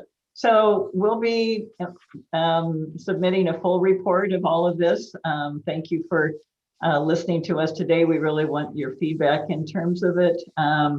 Once the report is published, then we really want to build in a lot of stakeholder feedback, immediately implement the foundational recommendations, train staff, implement a quality improvement system, policies and procedures, utilization review. We want to put in a lot of data in place to be able to monitor and review all of the data that you've looked at, to look at it monthly, look at outcomes, and continuously provide feedback to our stakeholders, including the Behavioral Health Commission and the Board of Supervisors. And I really feel like all the pieces are in place. Dawn is, it's been great to work with. Nicole she was able to hear all of the interviews that we went through. So she really has a good understanding of where we are starting. Amy's now here. And I really feel optimistic that this, can be turned around very efficiently and effectively. And my last slide, Nicole, is how wonderful it is that nobody need wait a single moment before starting to improve the world. So I think we can improve the world of El Dorado County and really expand services to really meet the needs of our most vulnerable people. So thank you for your time, and we would love to entertain any questions. Thank you, Dawn, Nancy, and Nicole. Very, very good. So board comments or questions at this point? I just have a quick comment that I was approached by actually a friend. We were all baseball, Little League moms back in the day. And this was before COVID. So it's been, what a long year that was, 2020. It seems like a decade ago, but it was just a year ago. I was contacted, and that family actually had a very difficult time getting connected with mental health services for children, specifically in their family. So I'm really glad to see that this is, you're looking at it to see how we can better support our families, because they ended up having to go outside of our county for services. And I was really sad to see that.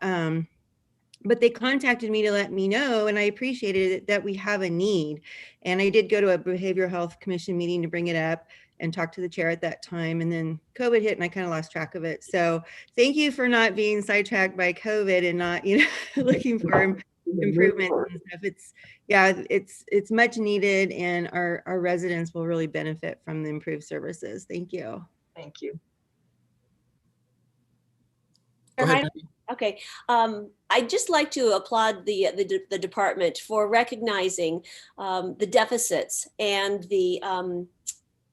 the weaknesses in this system, and taking a proactive step to address it and get the data we need to make stronger decisions moving forward. And there is so much here that I, as the board's rep on the Behavioral Health Commission, I really look forward to digging in and working, a proactive approach.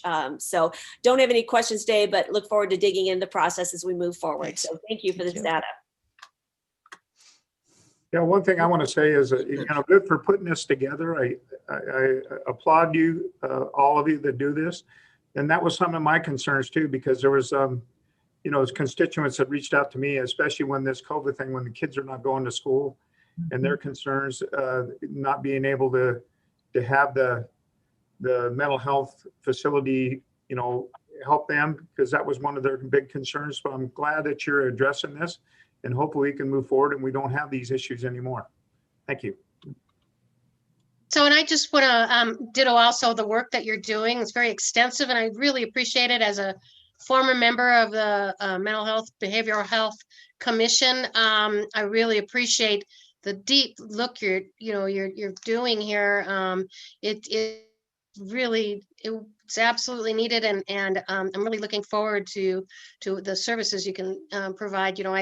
My district butts up against the state of Nevada, and in Lake Tahoe, it's always difficult because of the issues of trying to go with that more difficult. So I really appreciate the work you're doing, and the fact that you're really taking a look at all this to see where we can make improvements. Thank you. Thank you. So on behalf of the board, I would like to welcome Amy to the team. We'll make this official, so welcome on board. Obviously, we have a lot set out before us, and I'm sure you're going to be a major participant, a major contributor to accomplishments here. So really appreciate that part of it. Reflecting back on my time on the Behavioral Health Commission, I think this really addresses one of the comments I kept hearing is, how do we know we're being effective? How do we know we're getting the outcomes? And so this deep dive, thanks to Nancy's expertise and stuff, I think has really given us the data set that tells us where we're missing the target, where we need to make adjustments, where we need to do corrective action, how we can recover more of the Medi-Cal funding that may be available to us. So I just think this is the beginning of something that can get really, really improved from the standpoint of delivery of our services and meeting the needs of the clientele that we have. So I very much appreciate this, and I think it's going to go a long ways. I think we'll look back in a year or 2 years and say, wow, did we really make changes that are helping, provide the services that are needed in El Dorado County? So thank you again. Yeah, Heidel, may I make a comment? Yes. Or respond to something? I just wanted to respond to one thing that was a kind of a common thread from, and thank you, supervisors, for for your comments. And as the new director, I want to address that piece of what you shared, that you hear from constituencies that they're not being able to access services, and that's certainly a theme that Nancy and I kept hearing through the interviews and the feedback from the stakeholders and the providers and the community. And I just want to say one thing I really envision vision, truly, that our behavioral health division will become an integral part of our system of care. Sometimes we, if you remember, I talked early on, we are under these regulations, and there are certain eligibility criteria that we are measured to and have to demonstrate to Department of Healthcare Services. So there will always be times when an individual or a family may, for whatever reasons, not be eligible for our mental health services. But what we really want to improve, what I really want to help my system to improve, is that we make sure we then help for that individual, that family, to find the resources that are available in the community, because we are part of that system of care. We carry a lion's share, but we are part, and we want to help build that system of mental health treatment in El Dorado County, and then make sure that everybody finds also that right place if we are not the right place. And so that you hopefully in a while will very few times get that call from a constituent and say, no, I don't know where to go. Behavioral health didn't help. I want us to be able to make sure that people find that right place. So thank you for your feedback. Thank you, Nicole. Thank you, Nicole. So with that, let's open it up for public comment. Should there be any? Kim? Now taking public comment on item number 35. Please make sure you unmute yourself when called upon. Individuals will have 3 minutes to address the board. Individuals representing an organization may request up to 5 minutes. It is at the discretion of the chair to allow for additional time. If you're joining the meeting by phone, press *9 to indicate a desire to comment. If you're joining by Zoom, press the raise hand button. Please voluntarily state your name for the record. Now taking public comment from Stephen Colbert.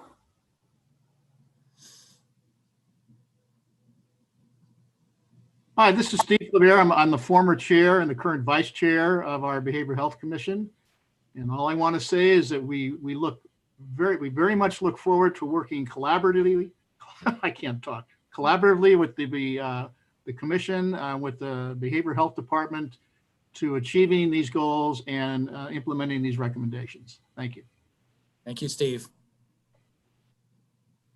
There's no additional public comment. All right, very good. Again, thank you. This is a receive and file, so there's no board action, but we really do appreciate all the data, all the information, and obviously with the recommendations and the next steps, we'll look forward to hearing an update in the future of how those are going. So again, much appreciated. Thank you so much for your time today. Thank you. Thank you. And so I'm guessing Dawn would like to go back and cover a couple of department matters before we go to break. Is that correct? Yes, sir. So we're ready to take on 30? Yes, sir. This one should be short. So Kim, if you'd please read number 30. Item number 30 comes from Supervisor Novosel, recommending the board adopt and authorize the chair to sign a proclamation recognizing March 8th, 2021 as International Women's Day. Thank you, Chair. So we're a day late, not a dollar short. I'm going to make this quick. Yesterday was International Women's Day, and I just want to kind of make sure that we have a way to focus on that and the importance of it. So I'm going to read the proclamation. Whereas International Women's Day grew out of the efforts in the early 20th century to promote, observe, and celebrate women's rights. And whereas March 8th, 2021 is recognized as International Women's Day, and along with March as being recognized as Women's History Month, this is a time to celebrate the social, economic, cultural, and political achievements of women around the world. This day also marks a call to action for accelerating women's equality. And whereas this year the theme is Choose to Challenge, and recognizes that a challenged world is an alert world. From challenge comes change, and we choose to challenge and call out gender bias, discrimination, and stereotyping. And whereas as we celebrate the contributions and progress of women, we also reflect on the extraordinary and unequal burdens women continue to bear today during the COVID-19 pandemic, having set women's labor force participation back to its lowest point in more than 30 years, and threatening the security and well-being of women and their families. And whereas to mark International Women's Day, we extend a call to all women to use their intellectual, nurturing, and creative skills to improve and move the world forward in a more inclusive world. Now, therefore, be it proclaimed that El Dorado County Board of Supervisors hereby celebrates International Women's Day 2021 with a call for action, encouraging all residents to come together to celebrate women's achievements and rally for women's equality. Chair, I'd like to move this. Okay, do we have a second? Second. All right, Lori's got the second just in time. So Thank you. Let's I take. think all of us women should vote it together. Actually, there's 3 of us. Oh, good job, Lori. Okay, We'll take a third too from Wendy. I like it. I am the first female supervisor of District 3, so yes, I will be a strong third. Oh, yes. And it's only, I think, second time we've had 3 women in serving at a time. So very good. So I think we have a first and a second. Right, so let's and a take the roll third. call and then we'll open up for public comment. So roll Perfect. call. Supervisor Heidel, how do you vote? Aye. Supervisor Turnbull, how do you vote? Aye. Supervisor Thomas, how do you vote? Aye. Supervisor Parlin, how do you vote? Aye. Supervisor Novosel, how do you vote? Aye. Motion passes 5-0. Very good. Thank So you, any everybody. more board comment on this? I think we kind of had our, Yeah, we kind of did it. recognition for everything going on as good as well, right? So, all right, with that, let's open it up for Good. public comment. Now taking public comment on item number 30. Please make sure you unmute yourself when called upon. Individuals will have 3 minutes to address the board. Individuals representing an organization may request up to 5 minutes. It is at the discretion of the chair to allow for additional time. If you're joining the meeting by phone, press *9 to indicate a desire to comment. If you're joining by Zoom, press the raise hand button. Please voluntarily state your name for the record. Now accepting public comment from Mandy Rodriguez. Hey board. Yes, I am right with you with celebrating International Women's Day. And I want to make sure that we recognize that biological women are different than biological men. And we need to save women's sports, girls' sports. As somebody who used sports to stay out of trouble, it was so important to me. And there's so many young girls that put their hearts into training and discipline for their sport. And we can't let their opportunities be taken away by women that are not biological. Although I do respect their choice, we need to keep women's sports for biological women. And for that, happy International Women's Day. Woo! Thank you, Mandy. There's no additional public comment. Thank you. So Don, I'm assuming we want to take 31. Is that correct? Yes, sir, if we could, so we could free up Raphael for the rest of the afternoon. Right. So Cam, please read 31. Item 31 comes from the Department of Transportation recommending the board adopt and authorize the chair to sign resolutions to authorize the Human Resources Department to initiate the reduction in force. Good morning, Board of Supervisors. Can you hear me? Yes, you're fine, Raphael. Okay, great. Good morning. This is Rafael Martinez, Director of Transportation for El Dorado County. It's actually afternoon, but other than that, we're okay. Oh, you are correct. Thank you for the correction. Well, supervisors, for several months now, I've illustrated the challenges that transportation faces in regards to the lack of revenue that we receive from the state of California for the purpose of roadway maintenance. Well, in late November, I was informed that we face a different revenue constraint, and that was from the slowing down of development construction. For many of my engineers and techs, their salaries are directly related to the projects that they invoice to. So on the CIP side, those projects are grant funded. But on the land development side, they are funded by essentially the market and by developers. So that means if staff don't have a project to build from, they draw down from the general fund, from the road fund in general. And so essentially, if they're drawing down from the road fund, that means that we are not, that we are reducing the amount of funds that go to roadway maintenance, infrastructure maintenance, and overall the upkeep of the county's infrastructure. Furthermore, we also realized a slowdown in some of our CIP projects. And similarly, same goes that if we don't have staff that can build to a project, that means they have to build to the road fund in general. So since November, I've been working very closely with fiscal and HR to determine if this is a short or long-term issue and how we can minimize these impacts. Fortunately, we were able to find some savings and accelerate a few CIP projects to reduce the impacts. Otherwise, the effects that were going to be on my department were going to be much greater.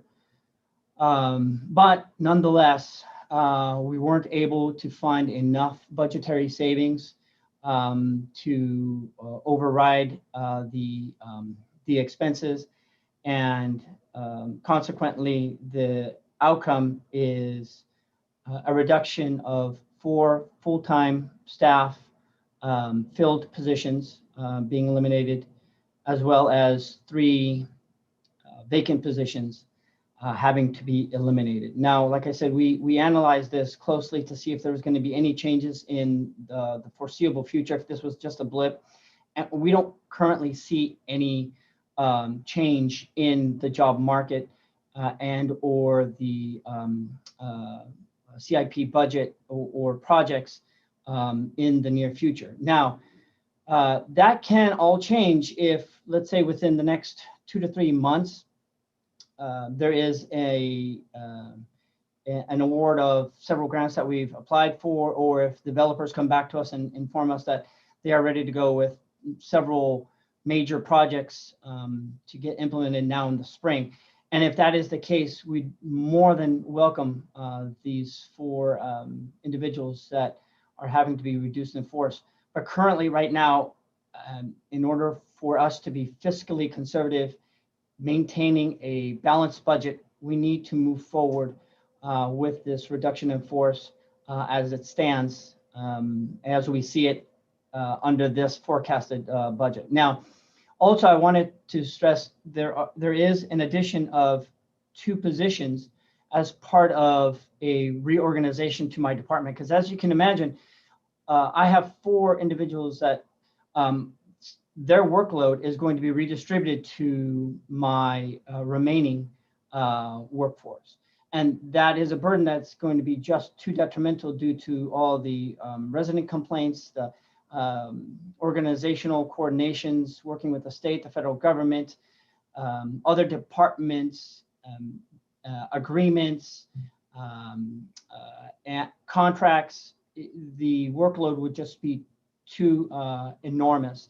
Therefore, what I am proposing is to restructure the department with 2 other positions that have more of an appropriated billable rate, so that they can also bring in revenue, because their timesheet, time cards would be able to be associated with either CIP projects and or developer projects, not just overhead and administrative costs. So I feel that this restructuring is going to bring me a more efficient and more versatile organization, as well as it's going to keep me fiscally solvent this mid-year term, as well as for next year fiscally as well. That concludes my presentation. If any of you have any further questions, I'd be glad to answer them for you. I have a quick question. Yes, So Rafael, it looks like you've got a total of 5 full-time employees that you're going to be. I'm taking it that the 2 you're adding are, you said they're kind of being absorbed by other jobs or by the other RIFs. Is that how that's working exactly? So it's a total of 4 positions, filled positions currently that are being reduced, and some of them are more overhead oriented. And so then what I am doing is I'm now providing 2 positions that are more billable oriented, so that they can actually bring in revenue from either developments and or from CIP projects, as opposed to just strictly administrative. What is the, and I can't remember if it's in here or not, what is the net savings? I believe it is in here, although. Yeah, I'm sorry, I didn't have it with me. If you don't mind, I think I'll probably ask Laura Schwartz to help me out with that one, because that one's a little bit more specific. Yeah, the net annual savings are 300,000. Okay, all right. Thank you. I had it here somewhere. I couldn't find it. Thank you. Mm-hmm.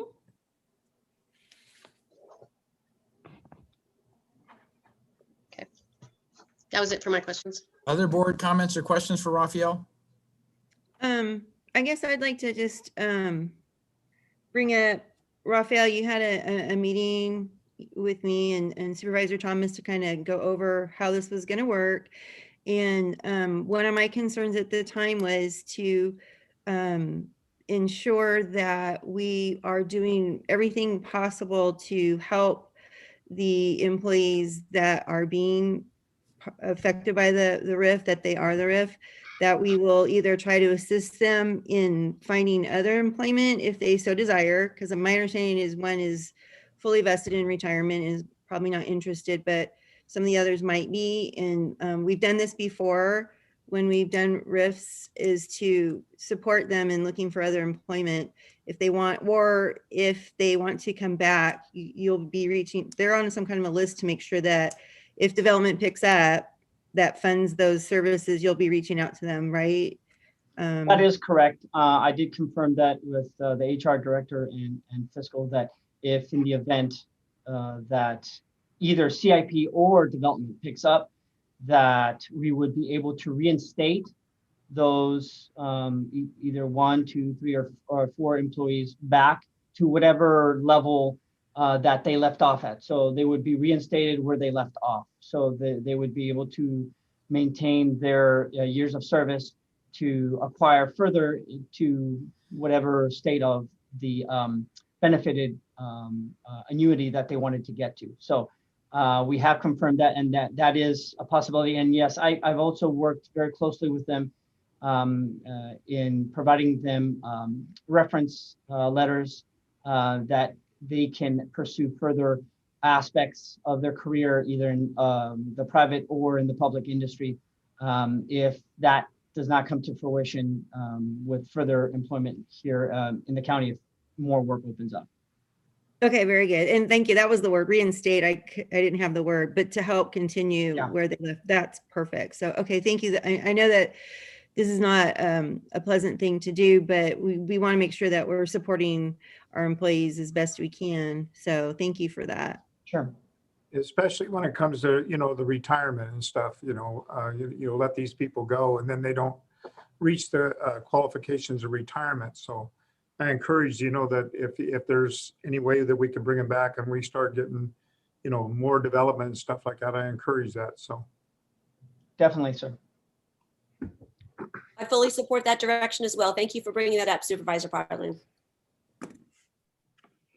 Okay, so Raphael, though it's disappointing, I guess these kinds of things happen. It's a business decision. I applaud you for getting out in front of this and not just asking for budget transfers or trying to manipulate, because clearly when you see the work diminishing for an extended period of time, we have to make those hard decisions as managers to right size the organization. You've included some reorganization in this. I applaud you for that as well, because I think that's the proactive type of motions and results that the board is looking for in terms of trying to always monitor and then adjust as we go along, because nobody likes doing these things, but ultimately that's what we're all charged with, is making the hard decisions as to how do we keep the right workforce available, and provide the greatest amount of services we can within the budget constraints we have. So I want to thank you for that. I know it's not easy. Sure. Thank you. All right. With that, I think we can open it up to public comment. Kim? Now taking public comment on item number 31. Please make sure you unmute yourself when called upon. Individuals will have 3 minutes to address the board. Individuals representing an organization may request up to 5 minutes. It is at the discretion of the chair to allow for additional time. If you're joining the meeting by phone, press *9 to indicate a desire to comment. If you're joining by Zoom, press the raise hand button. Please voluntarily state your name for the record. Now accepting public comment from 474.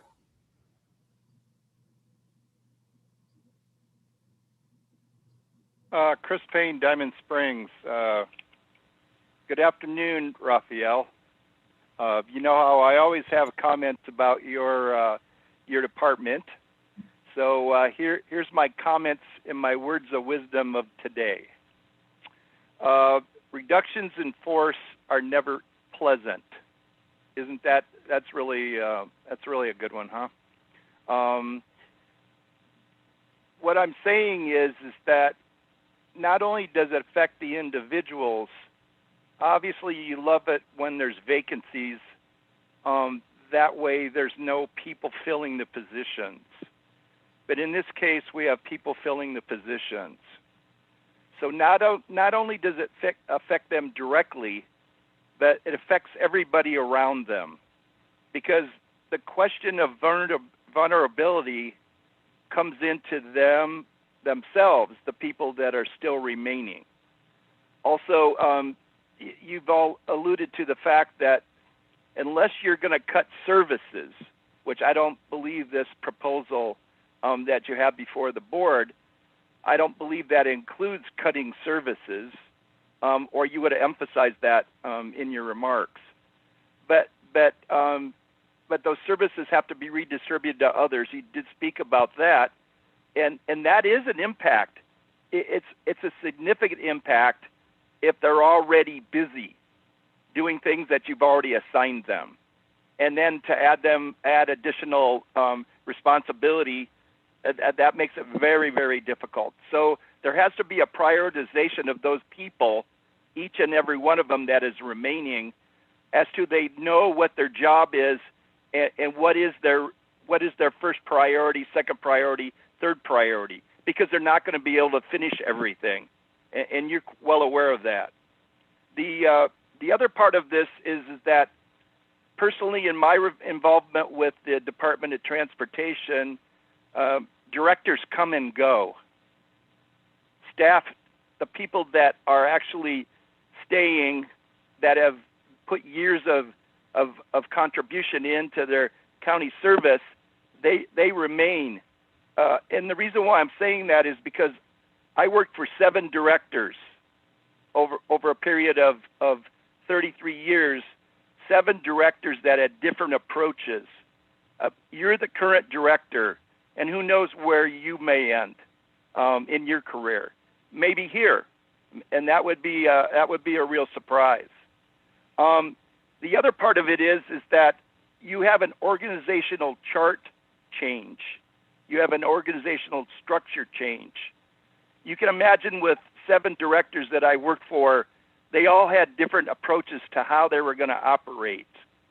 And because they didn't match, they were always changing.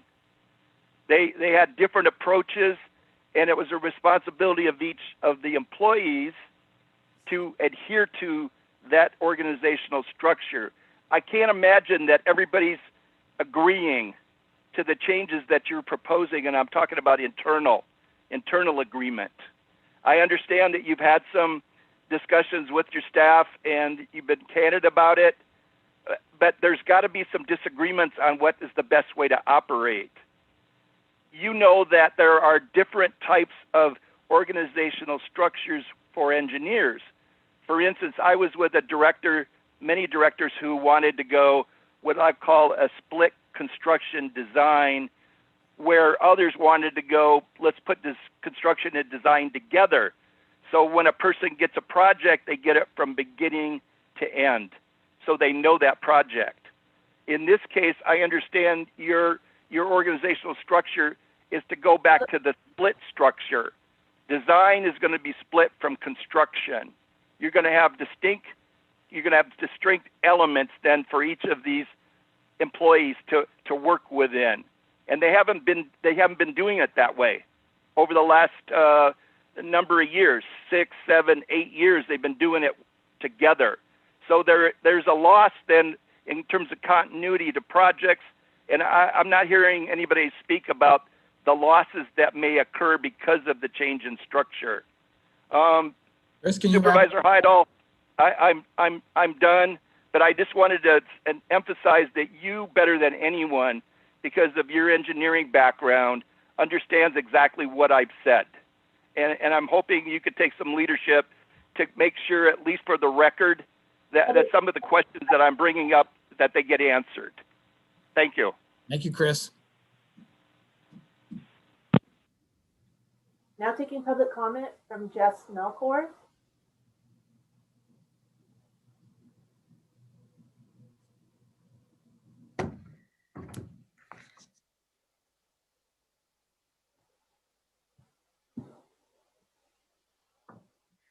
Jess, we can't hear you. Looks like you're unmuted.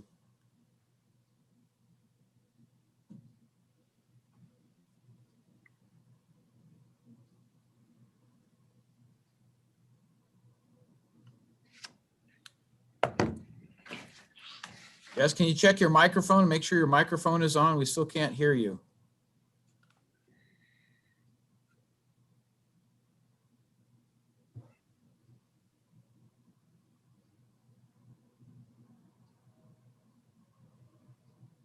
Kim, I'm wondering if we should encourage Jess to call in on a number that we can pick up his comment on. Does that make sense? Yes, Jess, if you could call in at 530-621-7603. The meeting ID number is 915-0059-9950. Again, the number is 530-621-7603.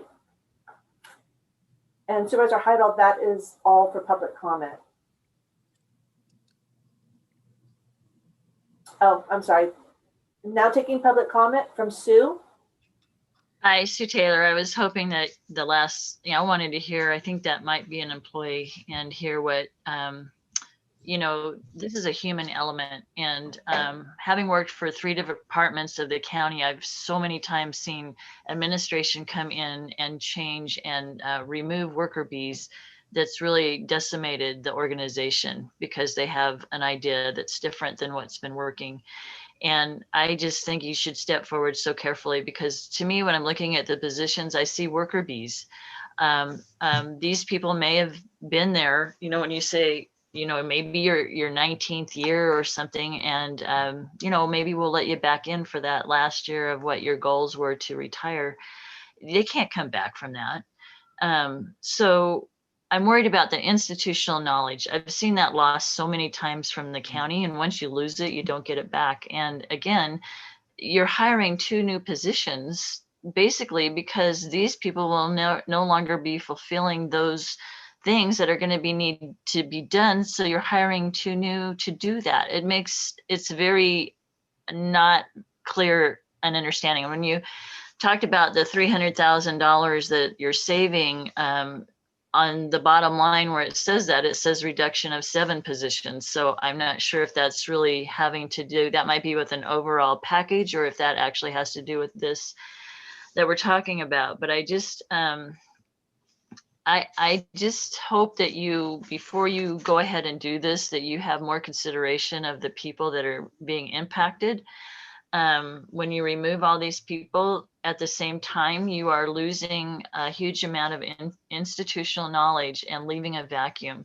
And then you're asking to hire new people to come in and fulfill a position of helping the public. How are they going to be able to do that if they have no institutional knowledge? So I would say that I would not approve this. Actually, I would have them bring back something that shows maybe all of the positions that DOT has and where all those positions are being utilized. I mean, how many engineers do you have? Do you have 10 engineers that don't have new jobs to work on? Maybe that needs to be looked at. So I would just say, before you lose these positions, that could be your institutional knowledge of those tasks, that you get a better view of the whole picture, because you're not, I'm guessing that most of you don't know the people that are getting laid off, or their position, or the whole background of why this is needed. But I think it would, when you give your soul to the county and you're somebody that won't complain and you do your duty because you think the county is going to be there as the company and support for all your efforts. I've been there. I've seen this over and over, and it's like every time you get a new group of supervisors, they bring in new administrators that kind of. And I'll just end with, I worked for mental health. It was an amazing team. We were, as an administrator, felt like not as qualified as he thought we should be and wiped us out, which led to a $7 to $9 million loss to mental health. So I would just say be really careful about how you move forward with this decision. Thank you. Thank you, Sue. So Kim, were we ever able to connect with Jess? No, I do not see him. Okay. How about I answer some of those questions in the meantime, and maybe he I'm just sorry. came back on. Jess is back on. Okay. Now accepting public comment from Jess Melkor.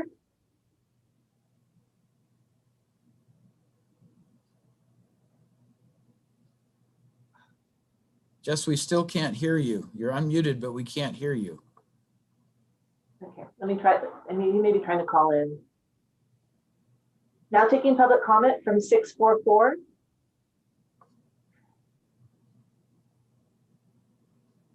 Good morning, board. Oh, there he is. And board members. Jess Melcher, Department of Transportation. Like I tried to say before, I'd been working here for 19 years, 3 months and 5 days. And I was really unsure of speaking to you this morning, so please bear with me. I wanted to put a human voice on this decision that you're about to make today. The decision to lay me off will eliminate my position as a senior CAD tech, and I am 8 months shy of 20 years of service.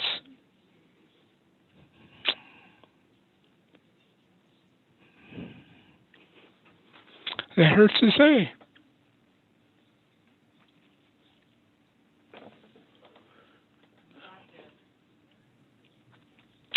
The past 30 days have been extremely stressful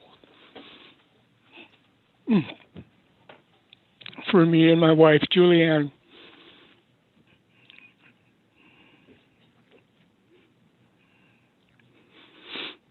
It's resulted in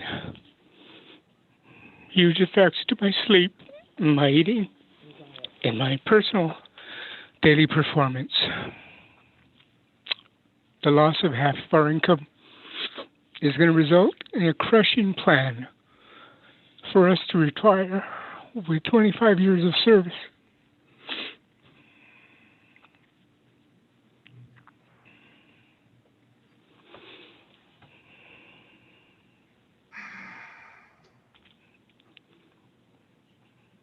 As you mentioned, the 20 years is going to impact many things with our retirement, our medical and pension disbursements. I've just been thrown in so many deep canyons.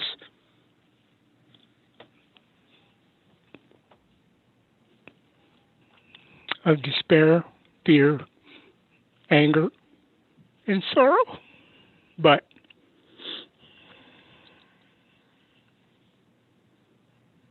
it's been my faith in God that has allowed me to crawl up every day.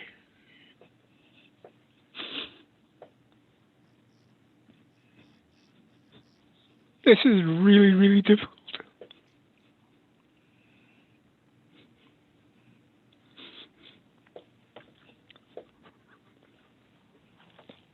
I'm grateful for the support of my family and friends, my coworkers.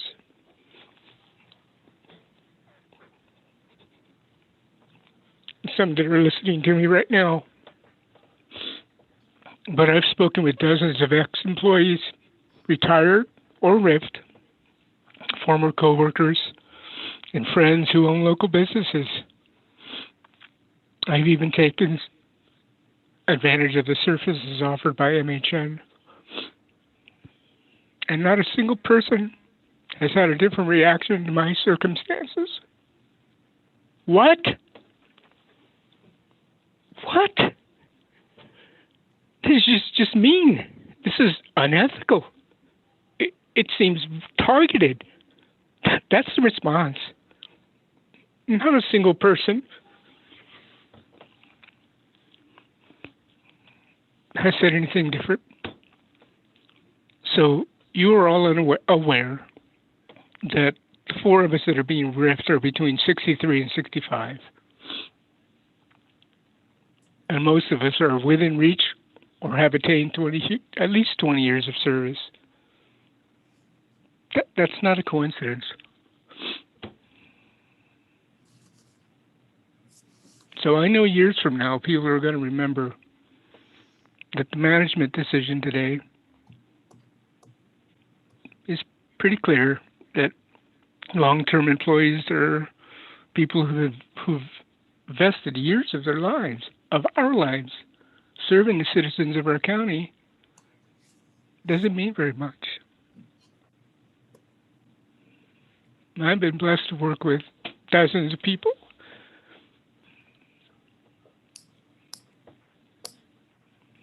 Numerous departments. I've always considered myself to be self-motivated, an ambitious team member. But I've never been fearful of taking on challenges. Public comment minutes. I just thank you for listening today. I was a little upset by the comment that our director said, we're going to make this department more versatile. Wow. Supervisor Heidel, you're an engineer. You know what GIS is. You know what AutoCAD is. You know that those two software programs are incredibly difficult to learn. You others? Maybe. Have you ever seen exhibits on the walls? Colored exhibits that used to be just spreadsheets? And I create visual interpretations of them. I've worked as an inspector out in construction, CIP projects, in design, the CAD unit, building roadway sets, and here in TRE, issuing permits and meeting with the public at the counter. I love it. Thank you, Jess. But appreciate. I'm on to new things, so I thank you so much for listening. Thank you. And Now accepting public comment, Randy Rodriguez. Hey, board. Wow, that's just heartbreaking. And, you know, I've watched for the last year people retiring and getting the kudos and all this stuff. And I've watched some of these pensions that these people get are just unbelievable. And they're not like this gentleman, a worker bee. Somebody shows up and works every day, all day, and dedicated 20 years. I mean, that is just such a slap in the face. You guys have collected all this COVID money. You took a ton of money out, millions off the top. These people deserve the respect of the board, of Mr. Martinez. They have dedicated their lives to this county. I just think that's shameful. And you guys could do better. And I hope that you vote no against this and you find another way to make up your shortcomings. During this time of COVID, it has been so hard on people. You don't know what these their other spouses, these people being laid off, what their spouses have gone through, their families, their children, and you're just throwing an X in all their plans. I just think it's sad. And please vote no against this. Do better. Take care of people who dedicated their lives to us. I mean, we got people with $400,000 pensions. Some of them were part-time employees. Give this man and this other people the retirement that they worked hard for and deserve. Thank you. Thank you, Mandy.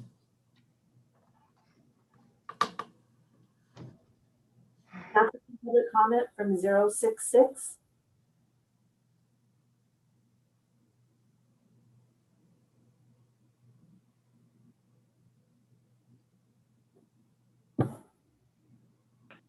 Hi, my name is Adam Bishop, here to hi board members.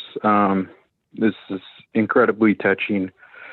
Work for the surveyor's office, used to be I'm the vacant position that is RIF there from DOT. Personally worked with all of the people involved and extremely saddened by what I've been hearing.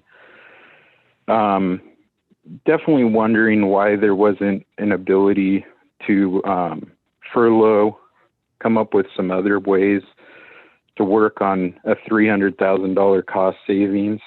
It seems to me that would be most beneficial for everyone. I know this adds crazy workloads to several other people that I know personally, and the impact that it's going to have for them and what it may result in as a domino effect to the department of people that are close to retiring that may not want to stick around after this. And it's painful to watch. It's painful to hear. I know it's not an easy decision for anyone to have to make. Where's the union in all of this? I don't see them standing up for the employees. I don't see them fighting for the employees. It's a very disheartening. Anyways, I just feel like everyone should be commenting on this, because how far does this go? Does it end now?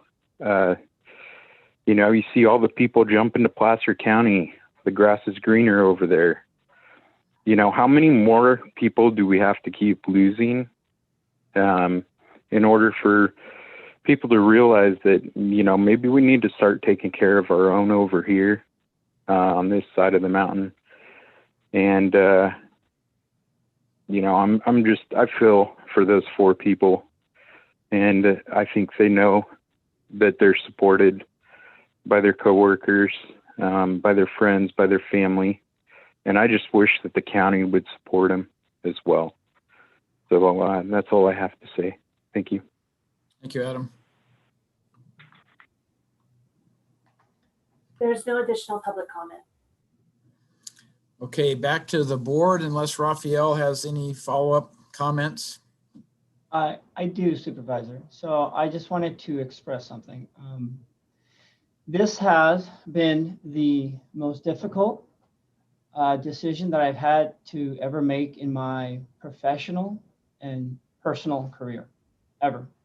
I've been dreading this day since November, working with Laura Schwartz, CEO, HR, to find any and all alternative means to have to not to cross this moment in my career and for the career and the livelihoods of those 4 wonderful individuals that I work with on a day-to-day basis.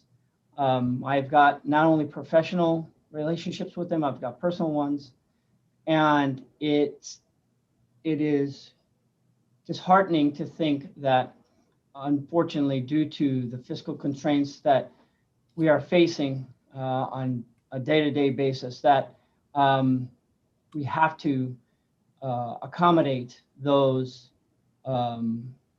inefficiencies with a human body, and that's unfortunate. I realize, as Sue Taylor mentioned, that this is approximately 65 years of county, just El Dorado County history that's headed out the door. And that is a huge loss to me and to my department. I've been tasked by this board to maintain a fiscal conservative budget that is not a detriment to taxpayers and to the general public. And I've worked very hard to make sure that the impacts were as low as possible. As I mentioned earlier, originally the impact was going to be much greater, and we were looking at anywhere between 6 to 7 employees that we were going to have to reduce in force. Fortunately, working with HR and with fiscal, we were able to reduce that number to just 4 employees. And we chose those employees based off of their billable rates for this past year and where they stack up in terms of the fiscal cost. But yes, the experience cost that is going to be impacted by this department is going to be a huge detriment. 65 years of experience, you just don't find every day. And when I mentioned that we would have a more versatile department, I meant we would have a more fiscally versatile department.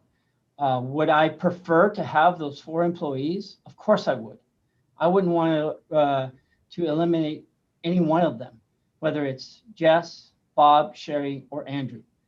They are both important to me and to my organization. But unfortunately, as I mentioned, this is the mandate that's been given to me and my department by the board. And moving forward, it would have to be a subsequent decision made to move in a different direction. Thank you, Raphael. So back to the board. Yeah, I got a wait. Don Ashton has a comment too, so let's let staff. Yeah, I just want to add, this isn't all Raphael. This isn't all on Raphael. Raphael was asked to do a reorg last year. And then when so that's part of the conversation, and to become more efficient and use our money the best way we can. Then when the mid-year report came out and we were showing that deficit, staff are doing our job to bring it to the board for consideration. There's no doubt it's a difficult decision. We've done RIFs multiple times over the past year, starting with the juvenile hall. A few years ago, we outsourced the PUF. Mr. Simone mentioned it today. He may be coming with another RIF in a month or two. We are in very challenging times. It's all of our responsibility to lead the best we can and make the tough decisions. That being said, this county, at least since I've been in this county, when we outsource the PUF, we have always made every single effort to find people a job in the county so that they can at least maintain their sick leave, maintain their healthcare benefits, and have a place to stay if they want to stay as long as they want. And we've been very successful with that, and that won't stop this time. I know of vacancies in Health and Human Services. I know of vacancies in the recorder clerk. The employees who are being impacted will have to meet the minimum qualifications for the job, but these are educated employees. So I'm confident we will find a job if they choose to accept it. It's not ideal by any means, but it's a way to soften the impact to the employees and their families as best we can while maintaining the fiscal responsibility we're charged to keep. Thank you, Don. I saw Tamika come on too. Tamika, I don't know if you want to comment. Tamika Usher, Director of Human Resources. I would just echo what Don Ashton said, is HR's commitment is always to help facilitate the process and a soft landing if employees don't want to choose the reduction in force path. I understand the concerns in terms of these employees hitting the 20-year mark, and it's not so much about pension in terms of their retirement, but it's 2 elements in the MOU related to retiree health benchmark and sick leave cash out benchmark, where they would be impacted by not hitting that 20-year mark. So it's not a CalPERS pension issue. If the employees want to continue to work to hit that benchmark, assuming the board approves this reduction in force, HR will absolutely. The county has a lot of vacancies in different places. I don't know that the totality of their individual background, but a path would be to a lower level position in a particular department that has a vacancy so they can stay employable. It will more than likely be a salary lower than what they're currently making, depending on what's currently available in terms of vacancies. But that will at least allow them to continue their county employment and hit that 20-year benchmark that they are seeking to reach the next tier for the retiree health contribution benefit. And as well as assuming they have up to 500 hours of sick leave on the books, that will make them eligible for a $500 sick leave cash out. So those are the two elements that are really in question when you're talking about hitting that 20-year tier. Thank you, Tamika. So back to the board at this point. Any further discussion before we? One thing I'm going to ask Yeah. this question and stuff, and Raphael, if there is a way to find other money to be able to support these employees, are you in favor of that? 100%, Supervisor. As I stated earlier, there is a potential for us to be awarded several grants here within the next 3 to 4 months. If that happens, then yes, I will have work immediately for at least definitely 2 of these employees. If I have developers that come to me within the next 2-3 months and say that they've got projects in line, I'm 100% on board to getting them back. If so, I can basically have qualified people who know the history of the county. So most definitely, I am all on board to getting them back any means possible. Well, one of the questions I have, especially these people that have, had almost 20 years plus, because let me tell you, when you get to, like their age and stuff, it's really hard for them to find a job. And a lot of people do not hire older people anymore. They're always looking for younger people. And that's a big concern for me, especially when you're talking about, isn't these four people that are almost 20 years experience, all of them? Is that true, or is it just 1 or 2? No, that is true. It's all 4 of them then. Well, that's really hard for me to even accept this proposal, because I think there's other areas that you could look into, especially people that don't have very many years, maybe 2 or 3 that are engineers. And especially, why would you want to keep the younger engineers when you have the older engineers with more experience? That's my concern. And I just can't accept that. I really can't, because these people, they're on set on their income, where these younger engineers can go out and find other jobs elsewhere. But these people here are going to have a hard time finding anything. I've been in the business for 47 years, and I know what it's like on some of these employees, some of these mechanics that I've hired for years and years, and it's hard to find.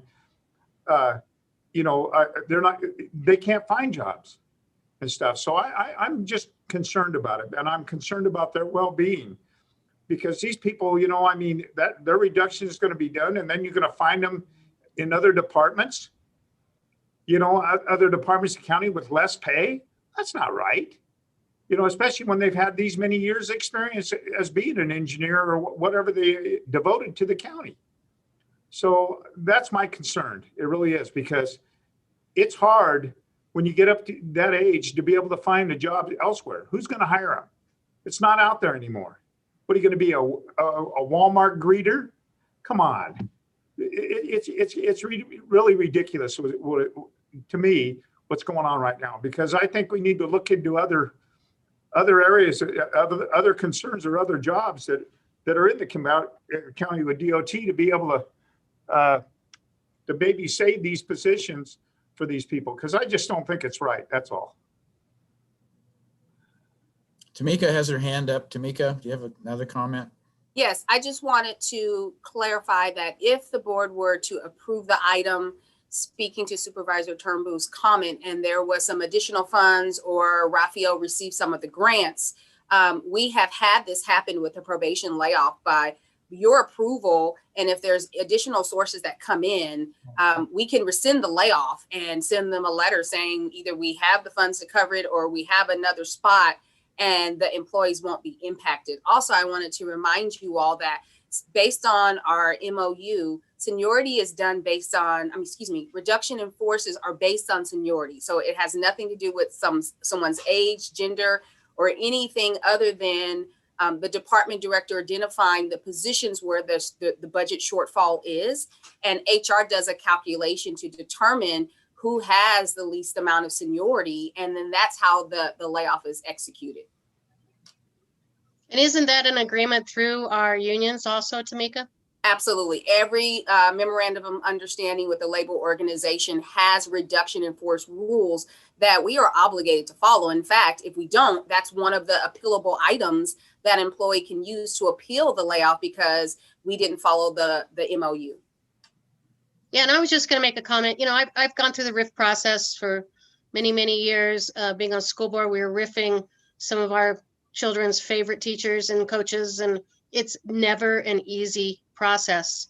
I truly trust that Raphael's doing what he needs to do. It's not an easy thing to do, but at the same time, if we can backfill their ability to get back into the workforce and finish off their years, I think that's is the best we can do at this point. But George, I understand your concerns about it, and I agree it's not easy, and it's and in some ways it doesn't feel right. But at the same time, we're following a process that the unions and us as a board agreed to, and Raphael's doing what we have tasked him to do, and that is to be fiscally sound and to move forward with a department. It's not a comfortable position when you lose money. Unfortunately, a road department is under the auspices of our state Department of Roads, and things like this happen, and it's not comfortable, and it's awful to hear these human stories about how it's going to affect them. I'm just hopeful that we can help them in some other way, in some other department, however else we can, to make it less awful. But it's never easy. So Wendy's got her hand up. Thank you. It's excruciating decision, like Supervisor Novosel said. And it's my understanding, Raphael, that these are not necessarily targeted individuals that you're laying off, that you can just choose to lay off other individuals, that you are under the previous direction of the board to do a reorganization. So this is the reorganization that the board authorized. Is that correct? I was given authorization to do a reorganization by the previous board, yes. It did not at the time include a reduction in force. It just so happens that come November, after finding out that we had a deficit in our road fund budget, is when I realized that my reorganization was going to include a reduction in force. So that's it. It just happened to be an unfortunate circumstance. And I think the board is unanimous in their desire for whatever employee that desires to be retained in the county family, and then hopefully reissued back in DOT if those opportunities become available. I think we are absolutely unanimous in that. I wouldn't want anything else. Yes. So Lori, did you have a comment at this point? No, I think I said it earlier. Okay, so we're back to some form of a motion. We have a proposal for a resolution. Do we have a motion? Yeah, I'll unfortunately make this motion. Thank you. All right, and I will second. So with that, let's have roll call vote. Supervisor Heidel, how do you vote? Aye. Supervisor Turnbull, how do you vote? No. Supervisor Thomas, how do you vote? Unfortunately, aye. Supervisor Parlin, how do you vote? Aye. Supervisor Novosel, how do you vote? Aye. Motion passes 4-1. Thank you, Kim. That was agonizing. My heart goes out to everybody who's affected by this. And I've been through these kinds of things like Sue has before. I'm going to leave it at that. It's unpleasant, but it's business and you have to make decisions. So hopefully all of the opportunities come to fruition and we're able to retain the staff or bring them back and there's a minimal impact, but that can't be guaranteed. So, okay. With that, Don, I'm guessing we want to take a lunch break, although we're already past our 1 o'clock. So, Yeah, we're trying to have the open forum at 1 o'clock. The department heads and your staff really appreciate that. I recognize the sentiment from the public, but if you can hang in for 20 more minutes to do open forum at 1 and then take a break, might ask the board to consider that. I'm okay with that unless the board needs a bio break or something. Is everybody good to go another 20 minutes? There's no guarantee it's going to be 20 minutes, so we're going to emphasize that. So is everybody good to go? Yeah, I think we should stick to the 1 o'clock time. I do too. Although we've said we're going to limit it to 20 minutes. So, right. Yeah. All right. So we'll move on to the 1 o'clock time allocation, and the first item is open forum. So Kim, if you'd give us the backdrop on open forum, and then we'll open it up. Now taking public comment on open forum.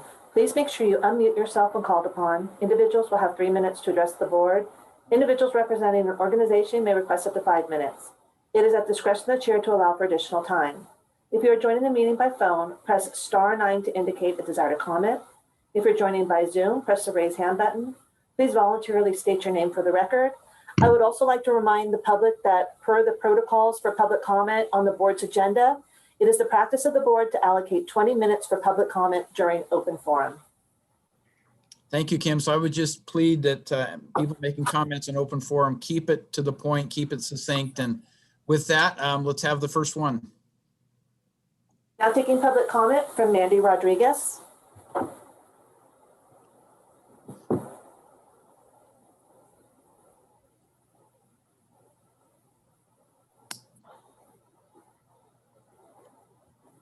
Can you guys hear me? Can now. Thank you, Mandy. Okay, so about 3 weeks ago, I submitted packets to each supervisor describing human rights violations that were put upon me by people from the El Dorado Progressives, the Placerville Rural Resistance, Black Lives Matter Sacramento, and El Dorado County. I showed violations that line up with the bylaws of the EDC Human Rights Commission.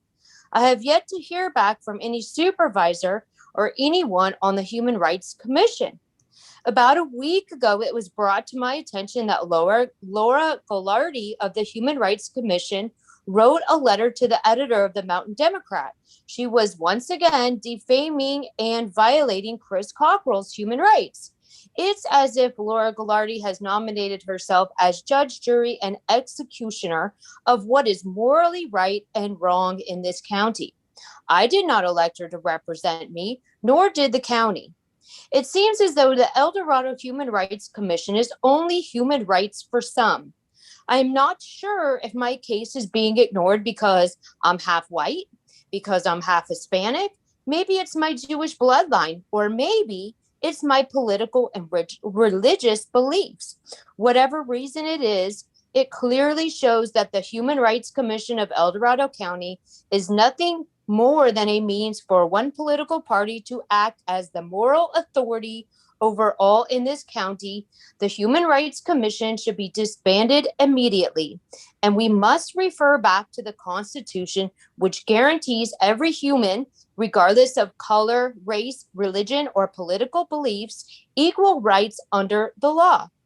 I would also like to bring to your attention that the Placerville Rural Resistance, a far-left militant political group that Laura Ghilardi is frequently seen with at leftist protests, was recently given food from a food drive from Gold Trail Elementary School.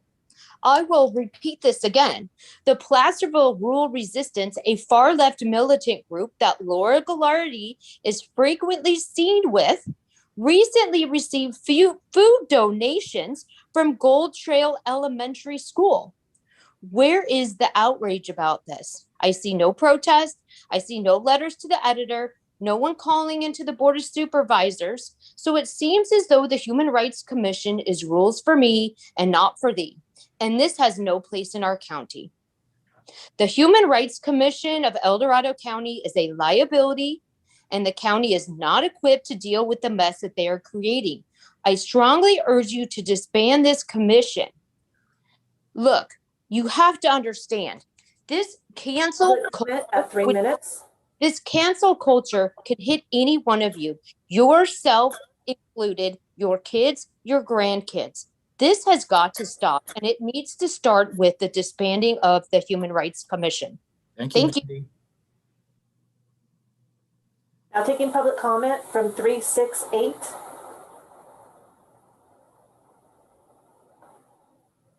Good afternoon, board. Can you hear me? Yes, you're fine. Good afternoon. My name is Joseph Connolly. I spoke to you this morning, and I wanted to address you this afternoon briefly about the Chris Cockrell nomination and appointment to the Veterans Commission. I'd like you to consider this an open letter by me. It's solely by me as a retired veteran and a county respondent or resident. I'm going to be a little bit frank, but I'm also offering to help, and I'll tell you that at the end.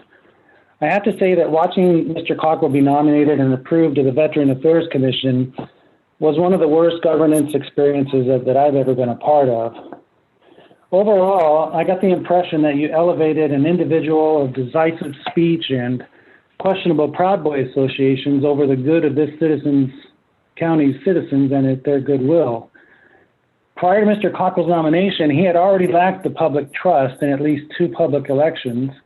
The public didn't give him the votes of confidence then, and they most certainly did not as a potential county commissioner. In total, the written comments alone opposed him 210 to 8, and only 1 veteran overall wrote for his public support. On January 5th, the written comments totaled 140 to 0 in opposition to Mr. Cockrell. Now you've given him a county stamp of approval that he doesn't deserve because he withheld significant information from you and the public by not disclosing his parlor links with the Hangtown Proud Boys, for one example. He didn't acknowledge the controversies that he created, nor take responsibility for them, nor apologize for the outcry that followed.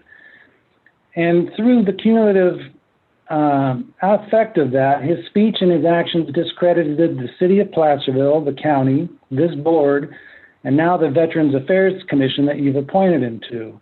And your vote condoned all that. Secondly, you profess to believe in core values, transparency, and good governance, but in practice, I saw and heard just the opposite. You said one thing to Supervisor Turnbull on January 5th, and you acted differently on February 9th.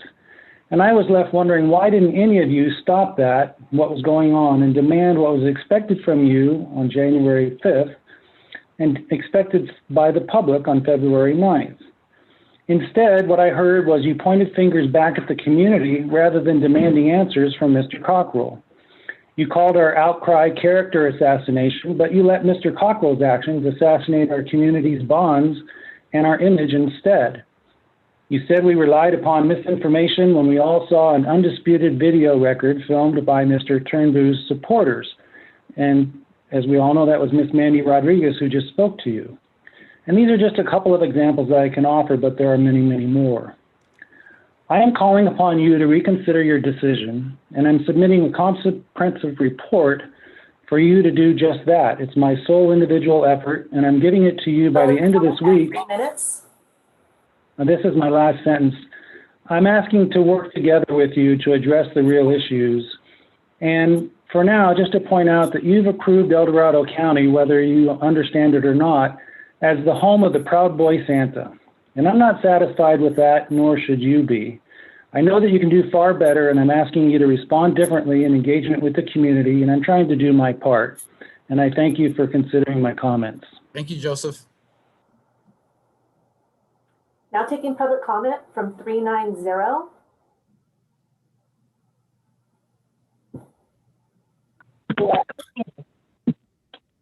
Good afternoon, board. I'm saddened that we are doing this at 1 o'clock. You could be eating lunch now.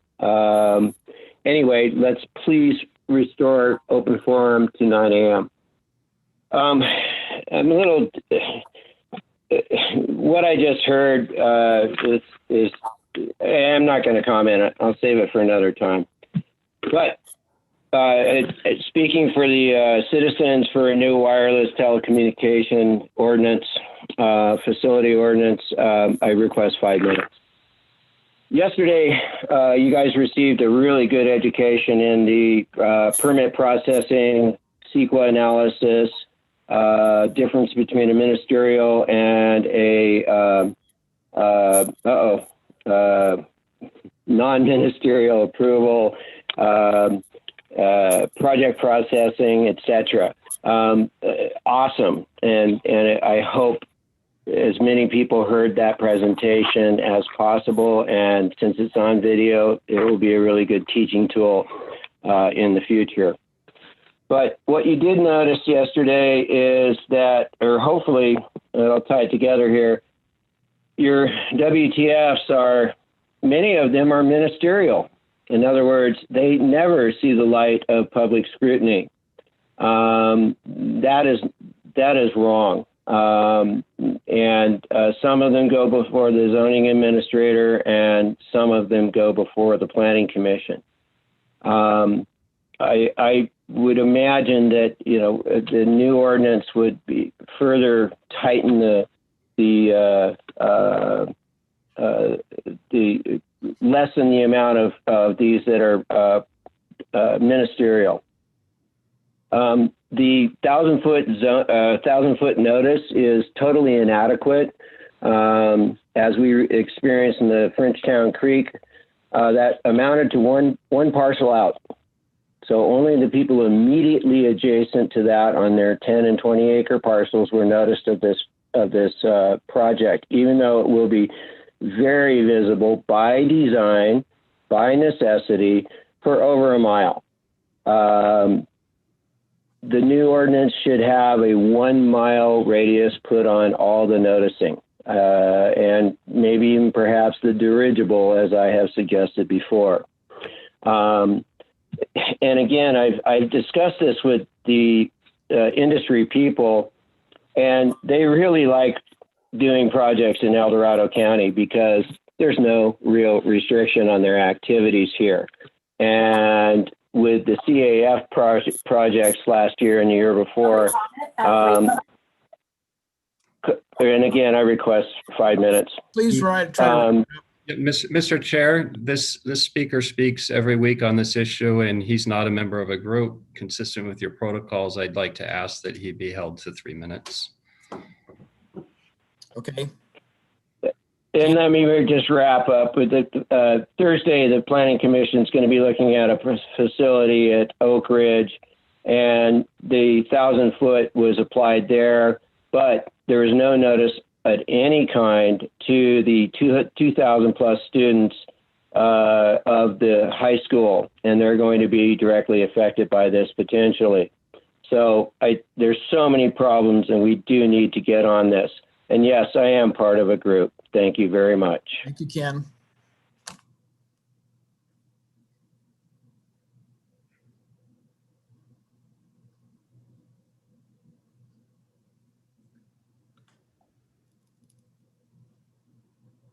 This is just to remind everyone that we're only taking public comment on open forum at this time. Now taking public comment from Ruth Michelson. Hi, good afternoon, and I'll try to be brief. My first question is a procedural one that perhaps Don Ashton could answer. This has to do, again, back with the February 9th meeting. Again, people have brought up the Chris Cockrell issue. And the procedural question is, that was brought up as a consent item on the consent calendar. And Don Ashton, you've already explained to me that the board can do whatever they want on that issue and put it wherever they want on the calendar. But, and that's fine. But my question about it is, I thought a consent item meant there was no discussion.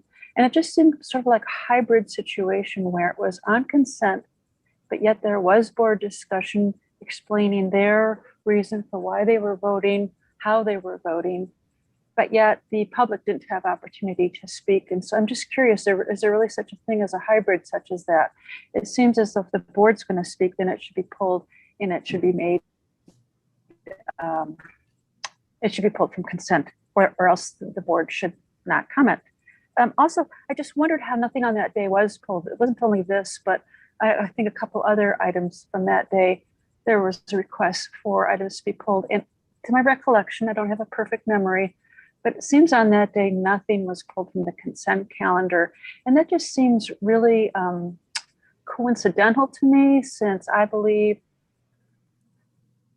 it's very likely, with all the letters sent in, that each and every supervisor was asked to pull that item about Chris Cockrell. And I know that from reading the serial conversations about such things, and I just question how all 5 could have decided not to pull anything on that day. How could have they done that without discussing that beforehand? I'm not making an accusation. It just seemed very odd to me. And the last thing I want to say about character assassination and bullying that's been brought up. To me, if you're fact-based and you're bringing up facts, I just don't see how that can be bullying or character assassination. If those facts are inaccurate, are found to be inaccurate, then the person could denounce those and say, you've misunderstood. That's not the case.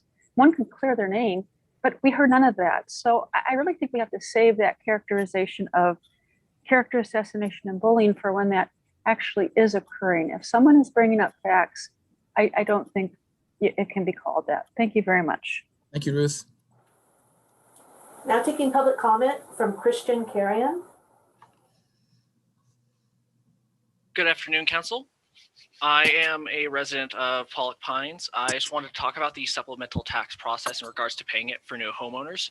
As I understand it, the tax is levied on new homeowners and it's very harsh, leaving new homeowners with potentially hundreds of dollars, hundreds to almost $2,000s of dollars in taxes owed with no way to make a payment plan, no way to plan for the amount since the amount isn't detailed until the bill is generated, and no way to help with postponing the due date.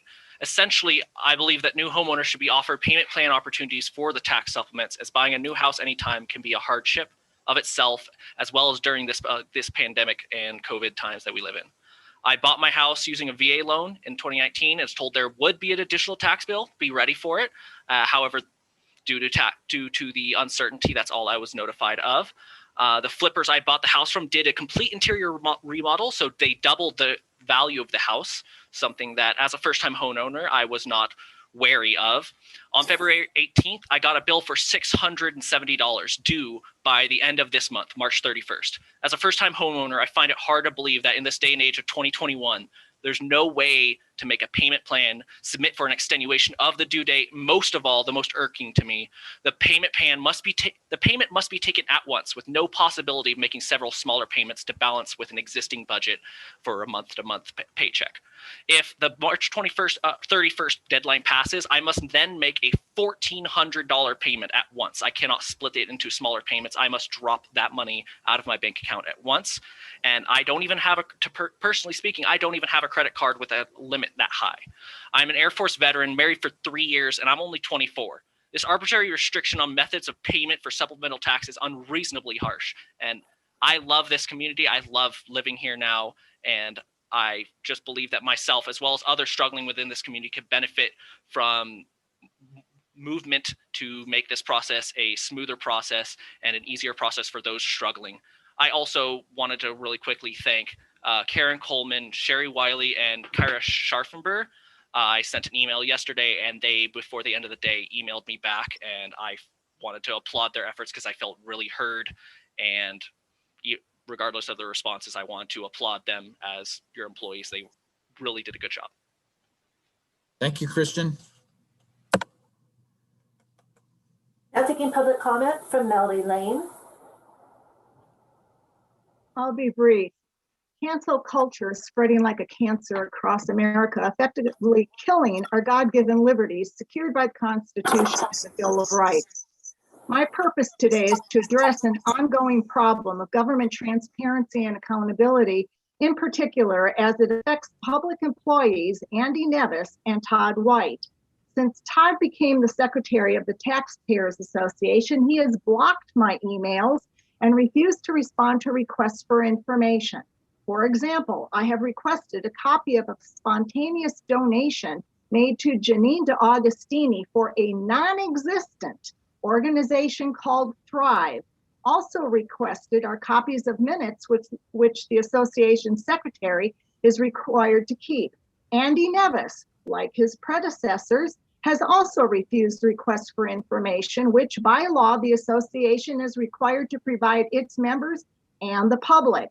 In addition to colluding with other government officials to unlawfully censor me and my right to address any public official, Andy has continued to run interference for George Turnbull's admin, Todd White. For example, on February 8th, when Ted Gaines was the guest speaker, Andy censored me while I was in the midst of addressing a question to my former Capitol coworker. Then on February 21st, Andy sent me an email in which he stated, quote, FYI, there will be no informal viewing of the meeting tomorrow morning at Denny's. The association will announce when formal meetings will resume there, end quote. The following week, I participated via Zoom when I discovered that others had gathered as usual at Denny's. Evidently, I was not included in the announcement that the meetings had resumed at Denny's. Then on February 23rd, Andy forwarded me the March schedule of speakers, which Todd White had again refused to include me in the distribution. During the March 1st meeting, when Assemblyman Frank Bigelow was a guest speaker, Andy refused to allow me to address the Assemblyman and prematurely adjourned the meeting at 8:15 a.m. I invite the public to closely examine the issues outlined in the notarized affidavit addressed to Assemblyman Bigelow and note specifically to whom it is CC'd. This notification of legal responsibility is the first essential of due process of law. Any enterprise undertaken by any public employee who tends to weaken the public confidence and undermines a sense of security for individual rights is against public policy and violates the public trust. Fraud in its sense of security for individual rights is against public policy and violates the public trust. Fraud in its elementary common law sense of deceit is the simplest and clearest definition of that word. The First Amendment guarantees the right of free speech and the right to petition government for redress of grievances, which the oath taker pursuant to his oath is mandated to uphold. I'm wrapping it up. Andy and Todd both failed this requirement, thus they have violated two provisions of the First Amendment, the public trust, and perjured their oaths of office. When this board or any employer has knowledge of wrongdoing but fails to take remedial action, thus they become complicit and liable for aiding and abetting Todd and Andy's unlawful conduct. If you have any questions or comments, please make them at this time. Hearing none, Madam Clerk, you will receive documents via email that are to be entered into the public record. Mr. Chair, just a reminder, we have hit the 20-minute mark, so it's your discretion if you want to take more public open forum. I'm willing to continue, but I would just ask everybody to be brief with their statements. So please try to keep your statements to the point, keep them succinct. We'll hear the message. We're hearing a lot of messages over and over again, and that's not helpful in the end. So please try to keep your messaging consistent and concise. So with that, let's keep going for a few minutes here. And Mr. Chair, looking at the some of the attendees who have their hands raised, I see at least one name that I believe intends to speak on item number 36. So I just do want to clarify that this is your general open forum, which is the public's opportunity to speak on items that are not otherwise scheduled on your agenda. If anyone who is listed as an attendee and has their hand raised intends to speak on item 36, that item will be called upon conclusion of open forum. Thank you, David.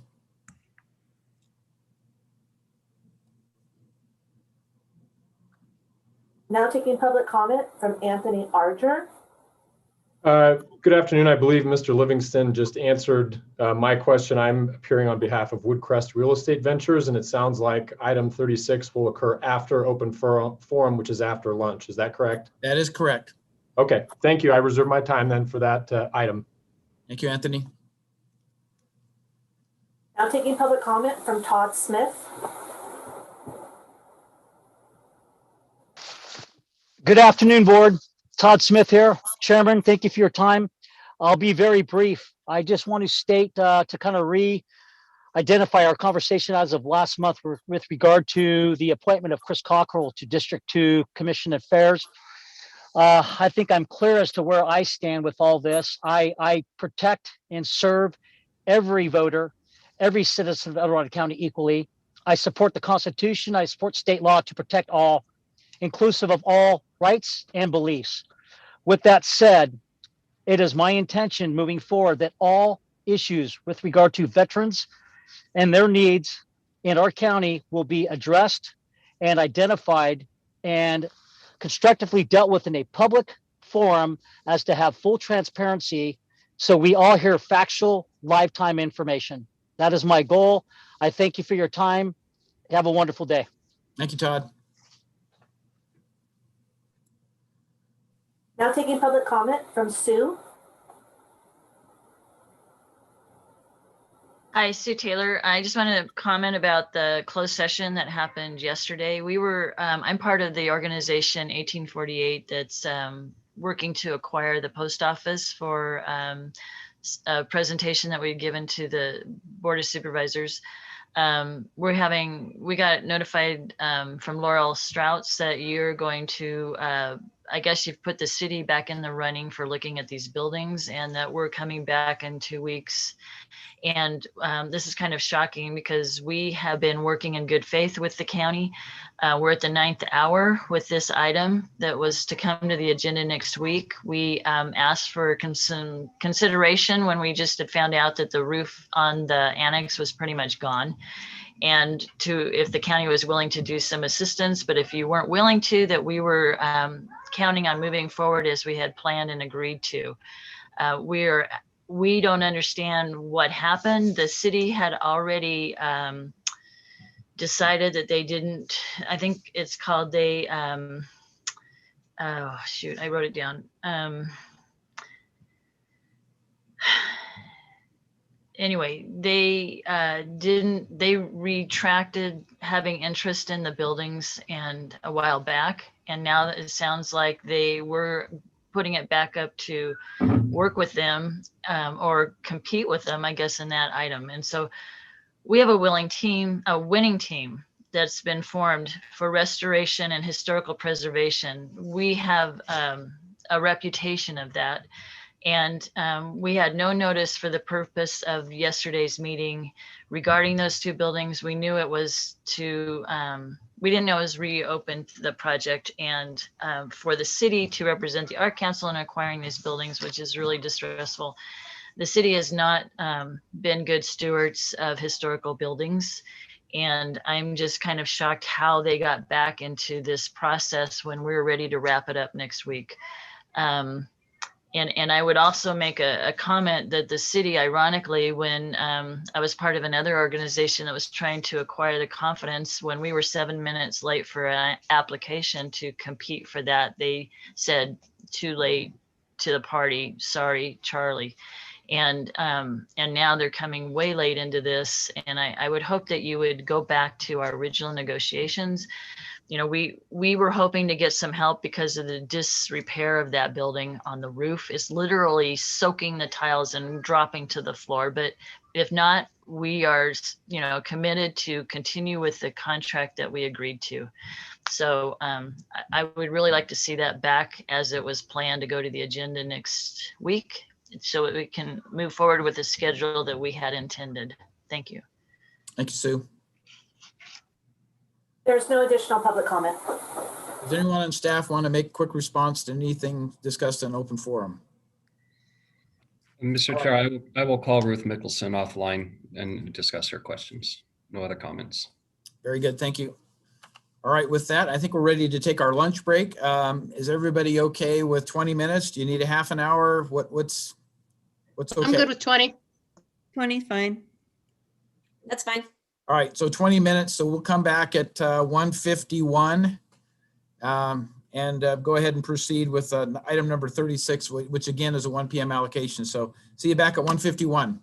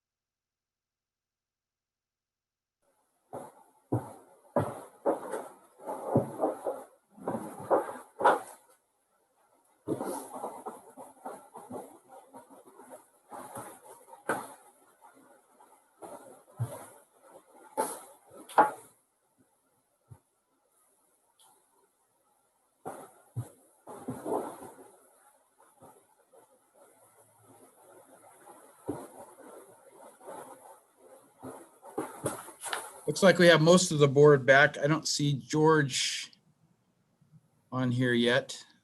So we'll give him a couple minutes. Hopefully he'll be able to join us.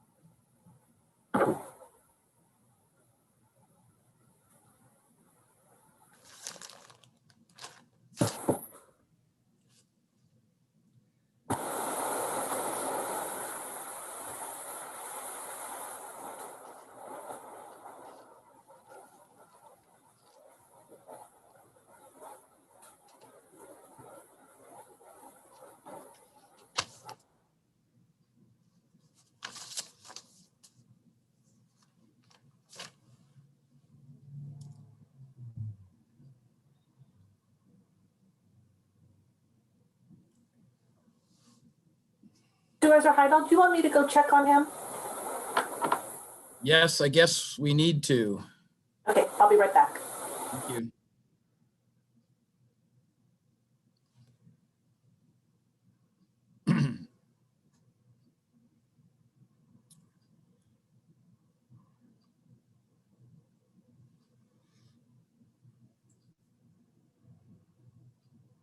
Oh, George is there. He's coming back. He's coming on. Okay.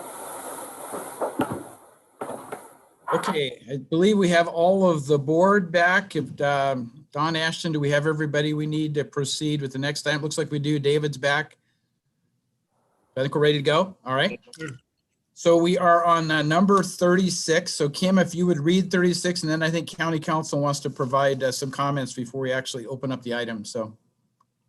Item 36 comes from Supervisor Parlin and Supervisor Trumbu, recommending the board, 1, adopt and authorize the chair to sign urgency ordinance to adopt interim restrictions on the establishment of formula businesses, and 2, find that the urgency ordinance is exempt from the California Environmental Quality Act. Thank you. Thank you, Mr. Chair. I don't need to provide significant comment at this time. I just did want to make note for the board. You have received quite a bit of communication concerning this item. I did just want to specifically call out a letter you received from the developer of the Dollar General in Somerset, raising legal issues concerning your action today. We could address that more as the discussion goes on. I just wanted to make sure to call that to the board's attention and also to the public's attention that that letter has been submitted. Thank you. Okay, so I think I get to take the lead on this. It'll be interesting to do this on Zoom. But fundamentally what happened was when I heard about the proposed Dollar General in Somerset, I reached out to Supervisor Turnbull because I was planning on introducing a formula business known, I'm going to call it chain store for ease, but formula business ordinance. When we visited the, what do you call it? Long range planning brings their priority work matrix every spring, which should be coming up anytime. And I was planning on adding that to the work plan. However, I was prepared just in case something happened sooner than that, that I would need to bring an urgency ordinance perhaps. And that's exactly what happened here. So that's why we're bringing this today. What it is when you read item 1, adopt and authorize the chair to sign urgency ordinance pursuant to the government code, blah, blah, blah, blah, to adopt interim restrictions. So they're just interim restrictions on the establishment of formula businesses pending the study and consideration of zoning and other land use regulations pertaining to such businesses, with the ordinance being in effect for 45 days from the date of adoption unless extended by the board. So the 45-day restriction is to allow our, if you adopt it, to allow our staff to study what we're proposing and bring back a report to us. And then we decide from there. So it's kind of like a breather to let the county as a whole decide whether we want to move forward with something like this or not. And so, like I said, I was planning on asking to put this on our work plan, but this happened sooner. So I did put together a little bit of a presentation to kind of show how we got to this point in my mind. I'm going to try sharing my screen. So let's see if this works.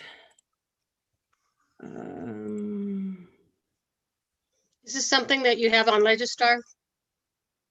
Yes, it's on Legistar. So I think you can see it's the same as I do. Why do we need this urgency? Or can you guys see it? Yes.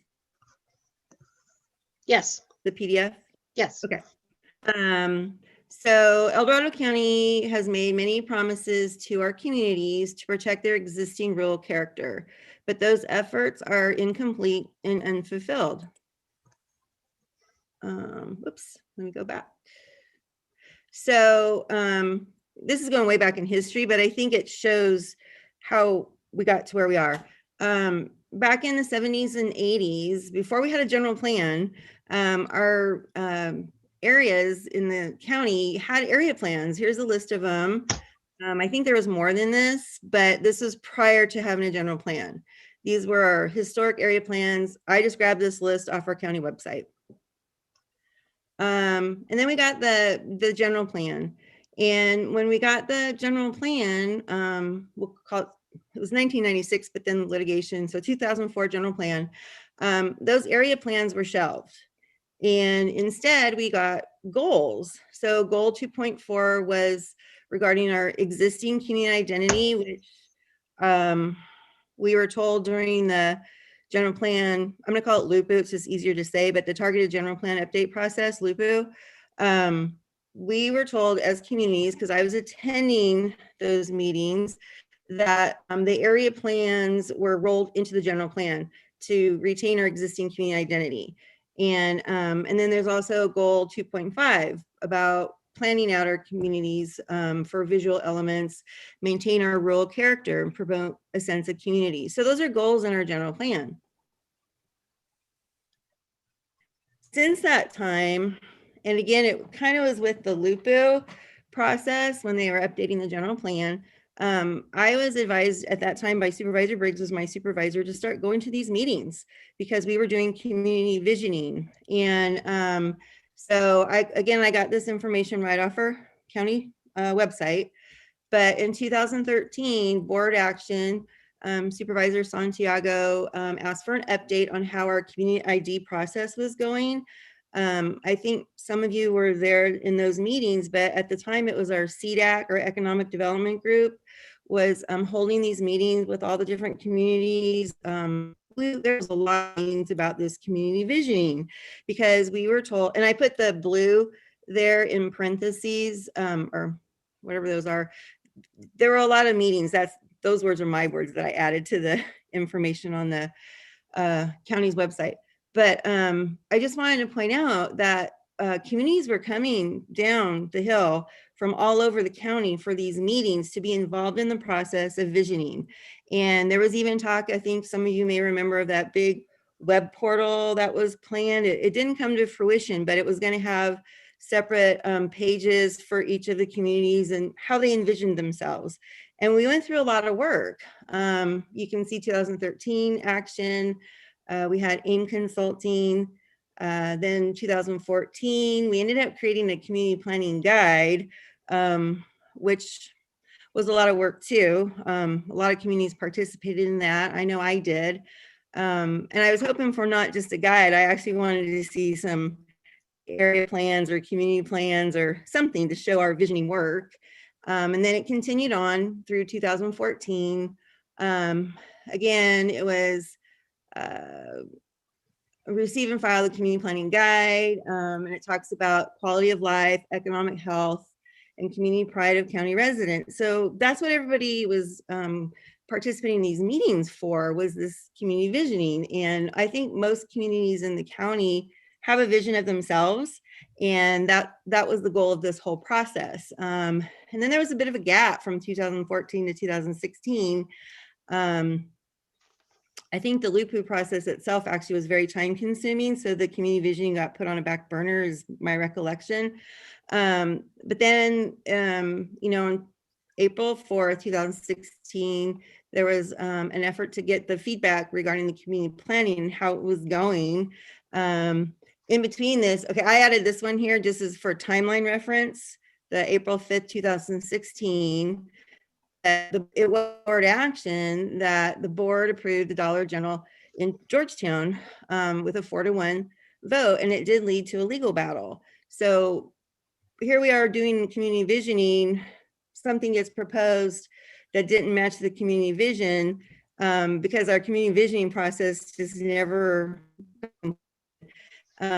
which was really frustrating for so many of us that spent, I cannot tell you how many hours on that process. And then 2017, oh, let's see, what do we have? Another workshop. And I was really happy with the fact that and appreciative that the board did put some money towards some community visioning, but it was just design standards, not actual community plans. And there is a difference.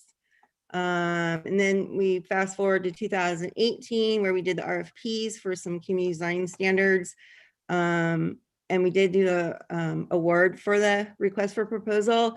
And then COVID's kind of hit and everything got sidetracked. And, you know, that happens. A lot of stuff got sidetracked. But the bottom line down here at the bottom is that, you know, yeah, after years of board direction and community engagement, there are still insufficient policies to fulfill goal 2.4 and 2.5 to protect the character of our existing communities. And without community planning, this is just the ones that are off the top of my head. I'm sure other people could chime in on others, but you know, this one we were hyper aware of. This is what kind of made the whole community visioning and design standards stick with me, is that there were some apartments approved in Shingle Springs, which it wasn't the apartments themselves so much as that it was their architecture did not match our community visioning. And it was a lost opportunity in my mind. And so, and even I remember somebody's talking about there's a gas station that was kind of going on at the same time in Shingle Springs. And somebody mentioned that that was a lost opportunity too, that if we had had some design standards, it kind of could have matched our community vision, you know, in Shingle Springs. Because right now, a lot of people complain that we have a hodgepodge. So we were trying to get some community vision going. And then in 2014 and through 2018, Georgetown actually challenged that board decision to protect its historic Main Street from the Dollar General. Dollar General on historic Main Street just did not fit their community vision. And they see themselves as a historical district, which has not been established yet. That's also in the works. And then in 2019, the Dollar General was proposed for coal, which does not match the 2017 community visioning report. There was actually a community visioning report done. I think it was through the Transportation Commission, if I remember right. And when they talked about it, the kinds of businesses that they envisioned bringing in to match their local community vision was not a Dollar General. So again, missed opportunity. And then recently we just had the one in Somerset proposed, and that community is saying by the emails that we've got, it doesn't match what they see themselves as a unique historic visitor destination. So that's really what in my mind has led up to where we are, is that missed opportunities for doing some visioning. And then that way, what we were told back in 2013 and 14 with that visioning process was that the community would be involved. They would have what they wanted in mind for their community. And then the developers would know what a community wanted. And it was supposed to be a great process and everybody would know what everybody wanted so we could work together. And we just haven't got there yet. In our general plan, in the custom culture and economic stability section, it says that the rural character of the county is its most important asset. Careful planning and management can maintain this character while accommodating reasonable growth and achieving economic stability. So it's right in the plan that this is one of our most important assets. And yet it feels like we haven't caught up with our policies to protect that. And then in policy 2.1.2.4, And for those of you that were around when Art Marinaccio used to come in and quote those policy numbers, that harkens back to all that with Lupa. We were doing a lot of these policy numbers. He would always come to the podium and rattle off numbers. But it talked about, rural centers shall be evaluated for the status as historic districts. As far as I know, we haven't done that yet. We have a whole list of rural centers, and I think only a handful of them, I think 3 of them, maybe 2 of them, have been designated as historic districts. And I'm fairly certain that more of them qualify for that, but we just haven't done it. So again, it's to conserve the unique historic character. So basically in the general plan, it's a promise to our communities.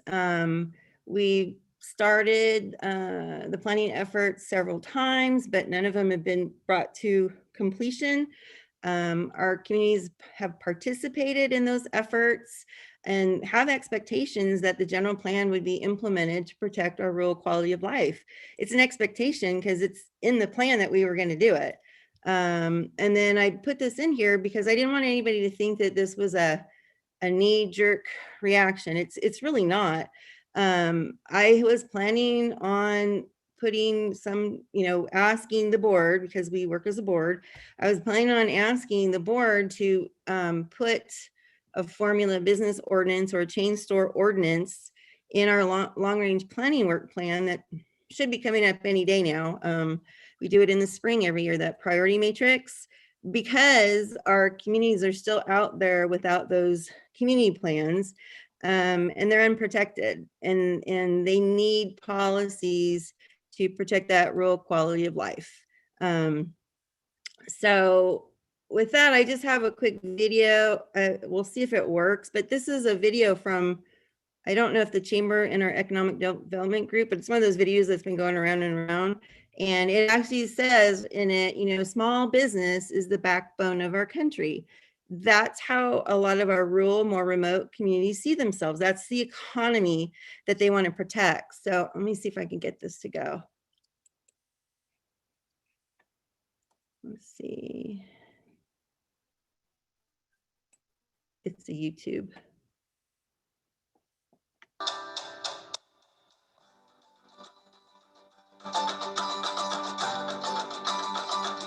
Hello, I'm Lauren Williams, and I volunteer here at the Old Coloma Theater as the artistic director.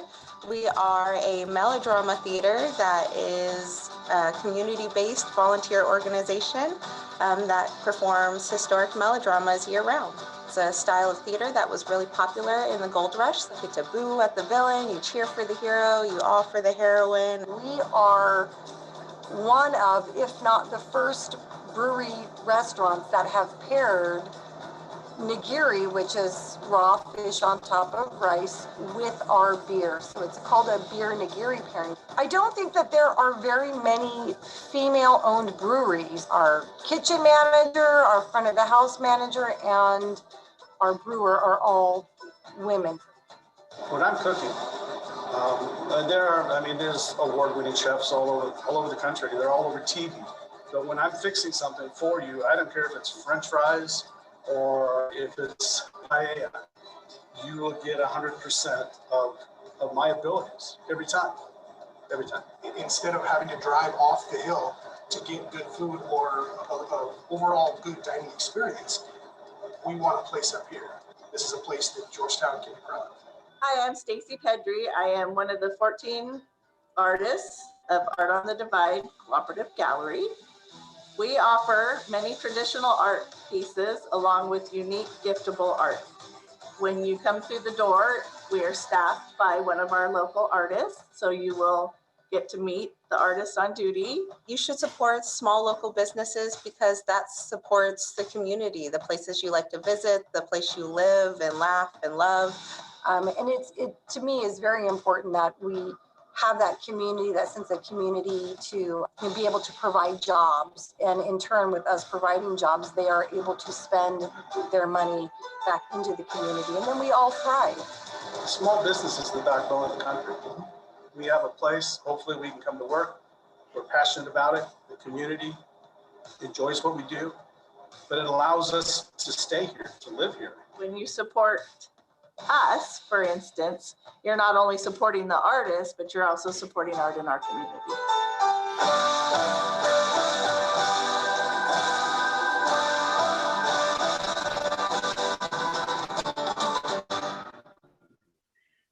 So let me stop sharing. That was it. There we go. So that's really all it is that it's a 45-day restriction on chain store application and permits so that our staff can do a study for us as to whether or not we want to pursue, give us information whether or not we want to pursue this type of an ordinance. The ordinance is not drafted up, but this urgency request is. So that's what we're asking. And I thought that maybe Supervisor Turnbull might want to add a little bit to that, since the trigger for this actually happened in his district. Well, the biggest concern is all the other small businesses out there. You're talking about Mount Auckham Store. You're talking about Holiday Market, and a few of the gas stations out there. Also, the Wine Association does not want it. It doesn't fit their criteria at all. So they're opposing it. I've already received over 300 emails opposing this particular dollar store going in, but also there's a petition. I think it's out there now, and I think it's about over 300 signatures now, and it's growing every day. People don't want this. I'm getting hit with emails constantly right now. There's already about 10 or 15 more that are on my my BOS, BOS. So the thing is, you've got to understand that it's concerning to me, especially with these small businesses that are trying to survive, especially during this coronavirus that's going on, and they're having a hard time struggling themselves. We don't need this.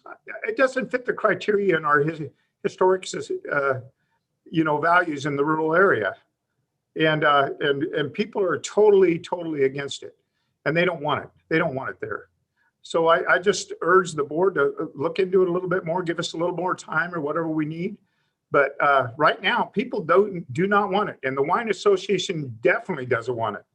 And that's Fair Play Wine Association. You can contact them, you can talk to them. They don't want it. They don't want it there. And not only that, there's concerns because where they're going to build this is right across from Pioneer Park. So one of the biggest concerns is they have this in the other county, Amador County. They have a few of there. And there's been a lot of trash at these facilities, people, drugs, all kinds of other stuff that's been brought into these stores and stuff that are down there. And there's a lot of concerns for the public. And the public down there, they wish they would have never got them put in their places either. So I'm concerned, especially with Pioneer Park, is that going to bring us more issues? I mean, to that park and maybe, because that's a beautiful park, Pioneer Park. And I don't want to see any damage that happened to it. But also you got to understand what the mitigation with the roads right there to the intersection right there, because it's adjacent to that little gas station right behind it. So it's going to bring more. And then not only that, the water issues, they're going to have to end up digging a well to be able to support that store, and also septic, because there's nothing, it's not, EID is not out in that area. So, I mean, there's a lot of concerns and stuff, and people out there do not want it. And I'm getting hit with emails every minute right now that's on my BOS. So I just wanted to give you kind of a heads up, and the Wine Association really does not want it. And they want to make sure that they retain the rural lifestyle and because those wineries are beautiful out there. They really are. And anyway, that's all I have to say. Yeah, I appreciate that. And that's the bottom line. It's the community visioning. That's what's been the complaint every time a chain store like this is proposed in one of our rural communities. Our rural centers they were based on being historic districts, and we just haven't actually designated that. So our policies just haven't been implemented yet. And that's why, I mean, I've said it before being on the board, you know, I made a presentation at one point about community visioning, and I asked the board at that time, different board, but I asked, you know, when are the communities going to get a break? So that, because we just out there don't feel protected, we don't have the policies implemented for the general plan goals, and still not quite done yet. So that's where the sense of urgency comes from. So, and I'm guessing that you probably have questions, and I'm probably going to have to lean on our county council for a little bit of assistance on that. But there it is. Okay, do you want any staff inputs on process relative to the other Dollar Generals before the Somerset, or you just want to ask David for additional comments? Is that what your desire is, Lori? What questions do you guys have? Because I'm sure you've read the report, and we tried to lay it out so it was really clear. My understanding, and I did put this in the Legistar because, you know, I helped create the Legistar, but my understanding is this urgency ordinance would not apply to the Cool location. As much as the residents there would like that, it won't, because that permit has already been, or application has already been processed. Whereas the Somerset one has not. That's my understanding. And if county council wants to correct me, you're more than welcome, Dave. So that's consistent with my understanding of the intent of this ordinance, is that it is not intended to apply to the Cool location. It would, again, because that project's been in the works, it's had a discretionary application that is in process and has been deemed complete. Rather, it's to prevent any permits that have not yet been issued nor have been deemed complete from being issued, in order to provide 45 days for staff to provide an additional report on whether to regulate formula businesses any further. I have a quick question, Lori and George. Is this because of the application for the general store for Somerset, or are there other formula stores that are applications that you're applying this to? I mean, that brought you to this point. There was talk about one, another chain store, a different chain store. There was talk about one, another one in Cool, but it never came to fruition. So that's why I thought I was going to be able to wait until we had our long range planning matrix update, which is coming anytime. It usually comes in spring. So since that one didn't come to fruition, I was just going to wait. But yeah, there had been talk about one, but it doesn't. But the precipitous of this is because of the Somerset Cool application, correct? This particular urgency. The Somerset Dollar Store application. Yes. Yes, that's correct. That's the trigger for this. And so what about other formula stores that are already in those communities? They're there. They're there. This is just for new chain stores. So the ones that are existing are okay. Oh, yeah. They're there. Well, there aren't that many, though.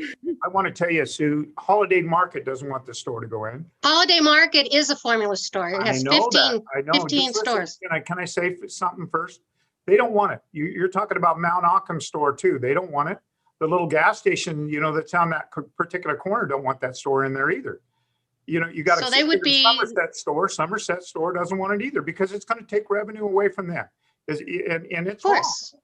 And it's just, of course, it would take money away from Holiday Store is a formula store. So you're saying that they don't want the competition, and so they're going to ask you, they're writing a letter, it sounds like, supporting the idea of not supporting any more stores that are just like, because of the competition. Is that correct? No, I haven't heard that. I'm just telling you what I've been hearing. People that have been voicing their opinion, and they do not want this. You told me that Holiday Market said they do not want this. Yeah, the people that work there and the people that the management and stuff do not want the store there. No, it doesn't, because it'll reflect on their business too. And is there a letter coming from a Holiday store saying no, they do not not that I know of, but I can get one if you want me to. My point is that they are forming a store. So it's a little ironic, don't you think? I totally understand. But there's a lot of small businesses out there that are really going to suffer, and I just don't think it's fair to them. And not only it's going to take away from the character, especially when the Wine Association, they already submitted, I think we have a letter, submitted from them, from Randy Rossi, that does not want that store to go in. So, well, there's okay. Besides that, let's talk about how we got here. What's the emergency? The emergency is the one that's contacted me. That's the reason why. This is why this emergency, because people have contacted me, their concerns, and they do not want the store to go in. It's because of the one store. There's an emergency. You want an emergency ordinance because of this one store going in. You want it for the entire county because of this one store in one community. Is that correct? No. It would have been nice if we had done this years ago, because then Georgetown wouldn't have had to be in the legal battle that it did with the county. Cool is now trying to fight a Dollar General that they honestly don't want. And when I say they, a majority of the folks don't want it there because they like their mom and pop local economy. And when they did their visioning plan, it's called Cool is cooler than, I don't know, it was a play on words, but the type of stores that they really wanted to bring in were more like either tourism related to support, all the people going down to the river and that kind of thing. And then a lot of people in the meantime have said that they would love to see some medical services because there just isn't a lot of that out there. No, my question's not that. My question's about the emergency ordinance. It doesn't say just Somerset or just Cool. It says for all of the county, all of the rural centers. Is that correct? Yes. So that's the entire, that's what I'm saying. This is going to be for the entire county, not just for one area that you're having an issue with? Actually, well, we wouldn't want to do it for just one area because we want to look at it my understanding is that staff would go back and do a report within the 45 days and bring something back to us. And when you do an ordinance like this, any kind of land use thing, you have to create boundaries of where you want it. Somerset's not the only place that doesn't really want chain stores. They want to maintain their unique character. We've already heard it in Georgetown. I've already heard it in Cool. I've been contacted by people in Coloma. They would not want a Dollar General or a McDonald's or any other kind of right. chain. No, I know. But my question was that for this emergency ordinance, it applies to the entire county, not just to the one area that you are having the question with. So this emergency ordinance is going to apply for the entire county, besides the fact, and on top of the fact that you're only talking about one town that this would apply to that has that you're considering an emergency of having a possible store that you don't like going in. So I just want to get an understanding of why we're here today, that the emergency ordinance is truly about one store going into one town, but it's going to apply, you're saying, for 45 days to the entire county for everybody. Is that correct? I think that the way you're portraying it is a little different than the way I'm just asking you, I'm looking at this draft ordinance and it doesn't say for just one area. It says for all rural centers. Right. Yes, for 45 days, and staff will come back, and then we decide if we want to do it or not. This is just to give our rural centers, just the rural centers, a bit of a reprieve while we do a study. That's so has this emergency ordinance been reviewed by county council, and who wrote the emergency ordinance, and under whose permission? Those three questions. Okay, I asked staff last year when the other chain store was being talked about, what could I do? Because Cool was very unhappy that we didn't have policies for chain stores. They didn't want another. That was during the dollar store during that. Okay. Yeah, and I was not made aware of that application in time to do an urgency ordinance for the Cool Dollar General. But there was talk about another chain store coming in after that one. I asked what I could do.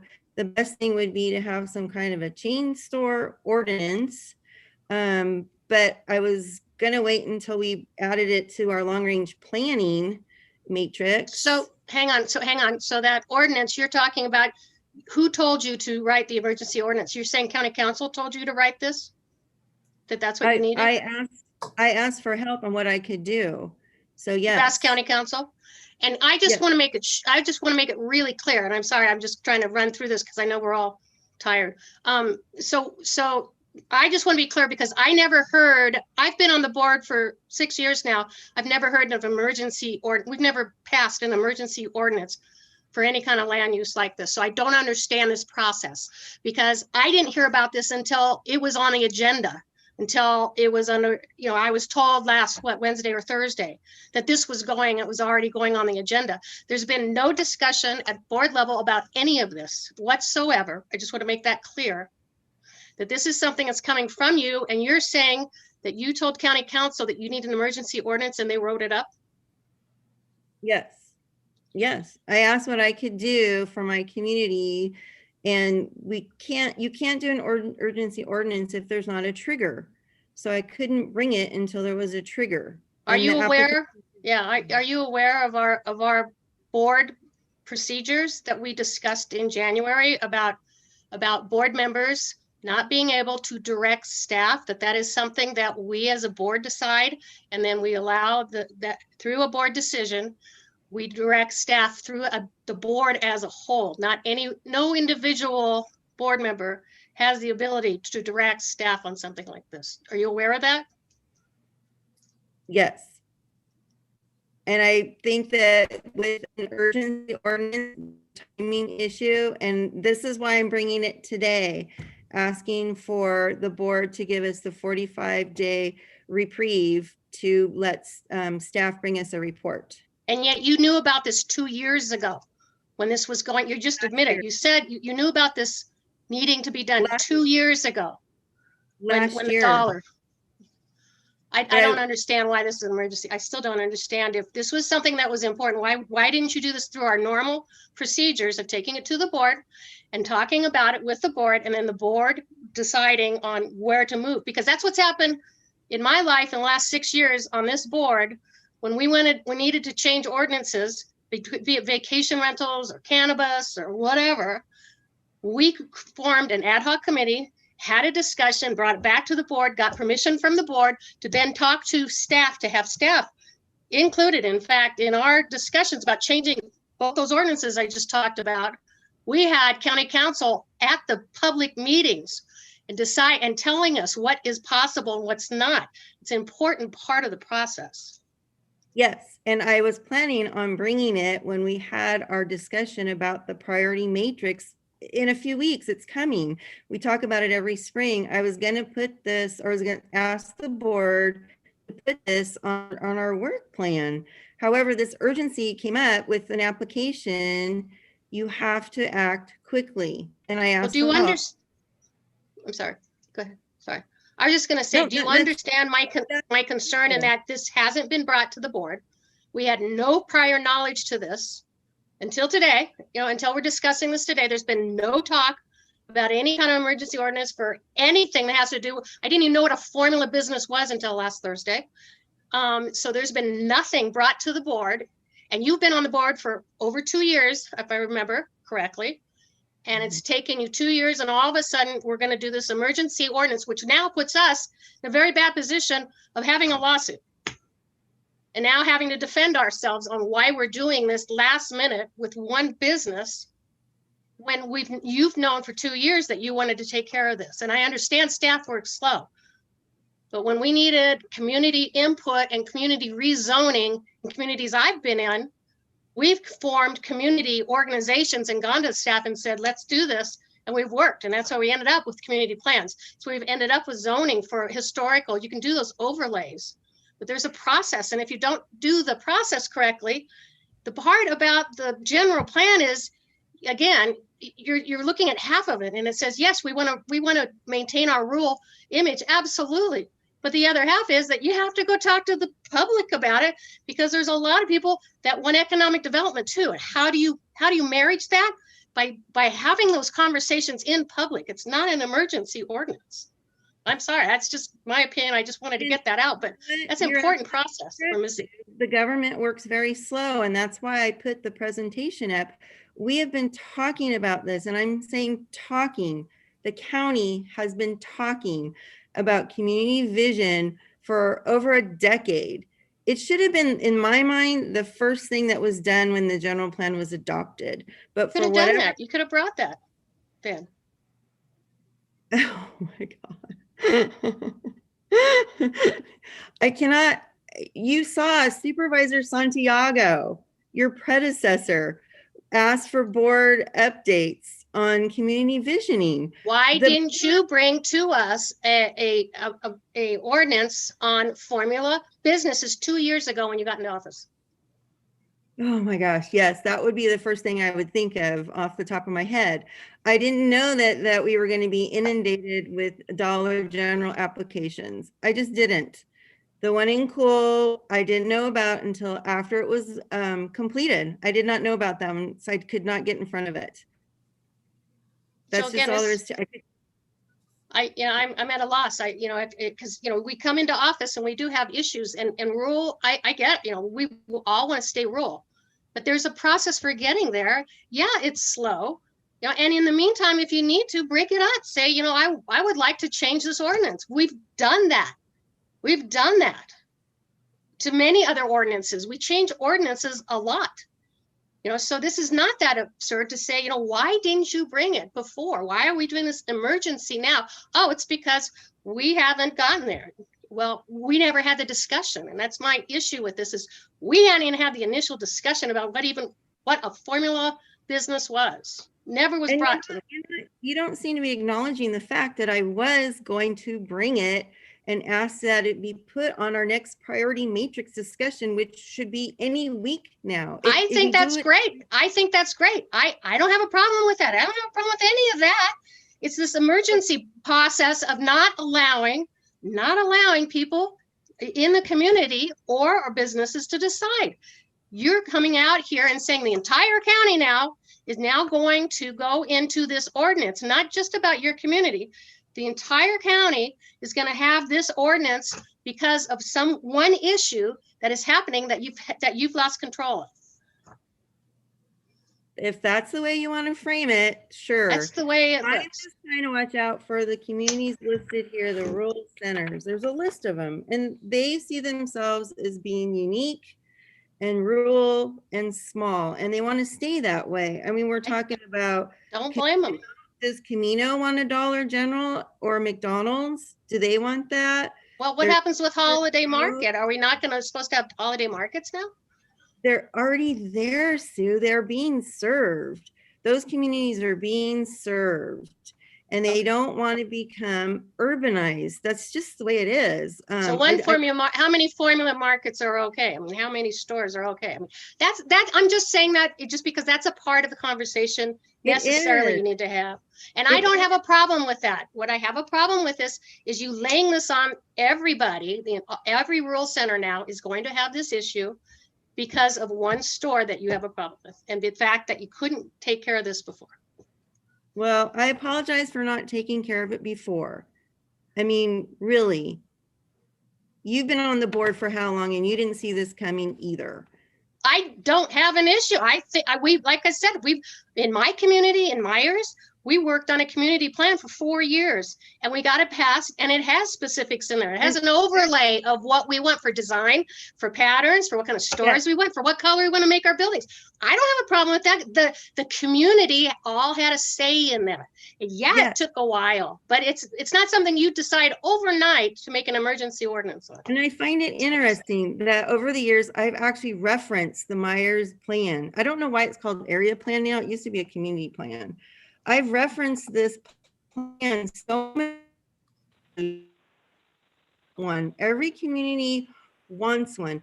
I don't know how Myers only got one. And recently when I brought it up, like design standards and stuff, you actually say, your words have been, oh, it's so hard. No, it's a lot of work. I don't know how we would ever get it done. Yes. That's why we have an urgency ordinance request. That's not your no. Don't mix these up. That's not an emergency ordinance. Is not to do an entire area plan. An area plan takes 4 years. Like I said, it's a lot of work. It absolutely is. Yes, What you're I asking know. is for a change in the design standard, or whatever you want, this ordinance, to be one specific part that you could have dealt with 2 years ago.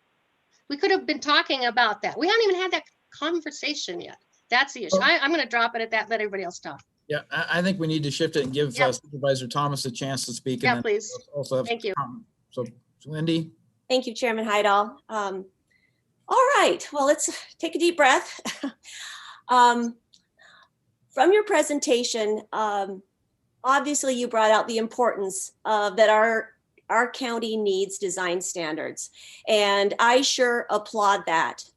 You know, everything in your presentation brought that forward, that design standards are really critical for maintaining the community character and the rural nature that we all cherish. And that's going to get us there. And so I applaud us moving full steam ahead on developing design standards for our different communities. What you're asking with the emergency ordinance and a potential ban on formula stores is an economic development policy, and that's a totally separate item. We just went through an excruciating agenda item where we had to, you know, remove positions from our Department of Transportation, and something Supervisor Turnbull that you were just aghast at which it was excruciating.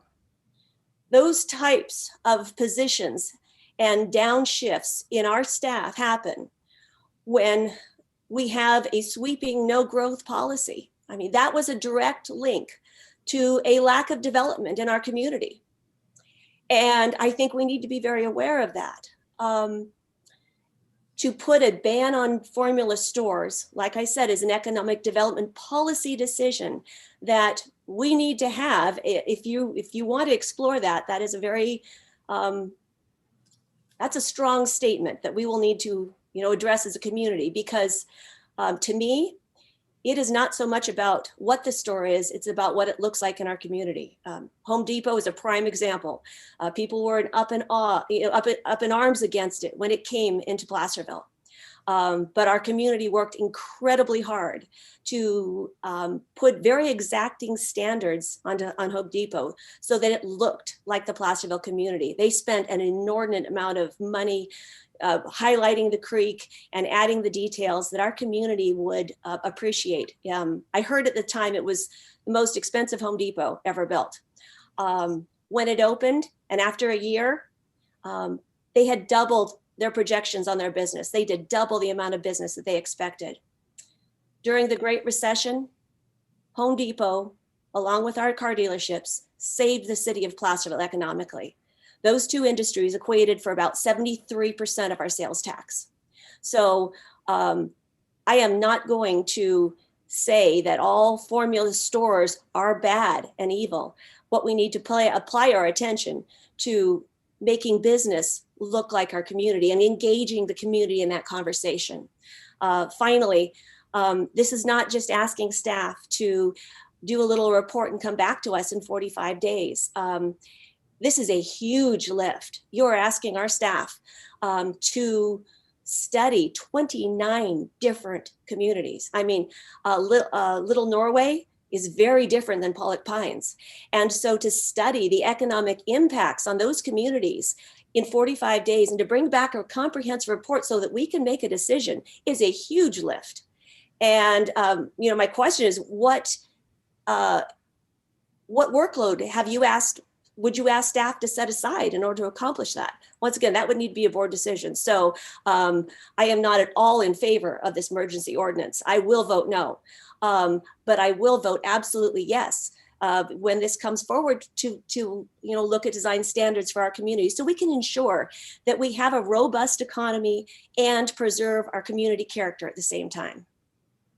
Well, I appreciate that, Wendy. I really do. I just think that, unfortunately, the effort that's happening right now in the county is just design standards for community regions. It's not addressing our rural centers at all, and they're the ones that actually are more unique and historic. And we didn't do the evaluation even that's in the general plan that says to evaluate them as historic districts, because if we make them historic districts, then that would even change things.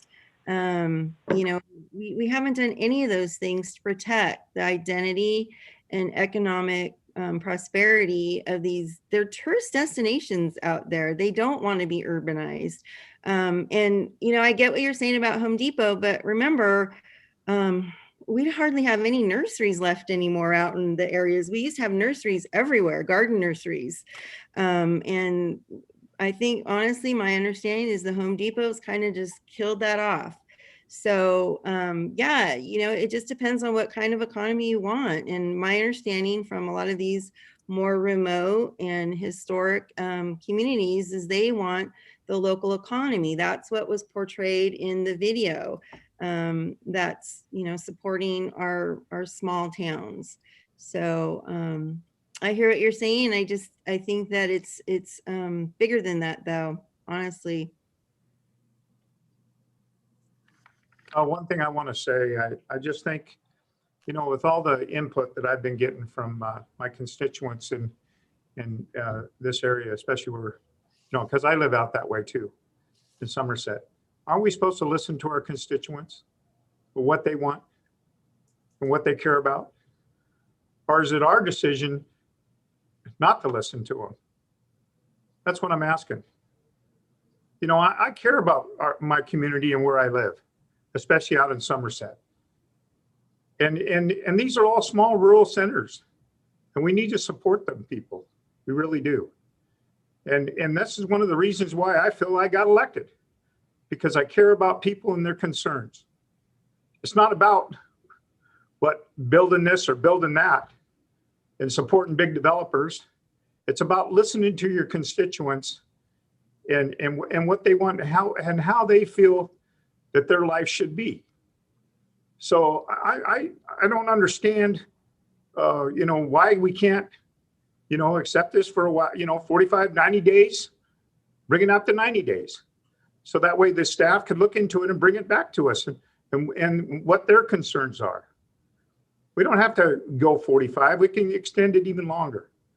Well, but I think right now that I'm just trying to listen, to my constituents. I care about the people that live in this area and their concerns, and they do not want it. That's all I have to say.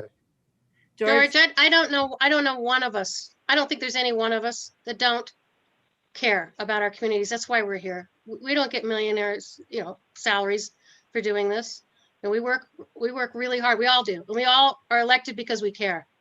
What I'm concerned about is just the process. That's all I'm trying to point out. Is I totally understand, Sue. I'm just concerned about that. I totally understand.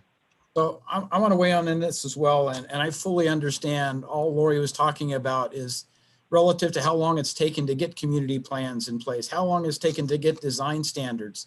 It was 2004 when the then Board of Supervisors established these as goals.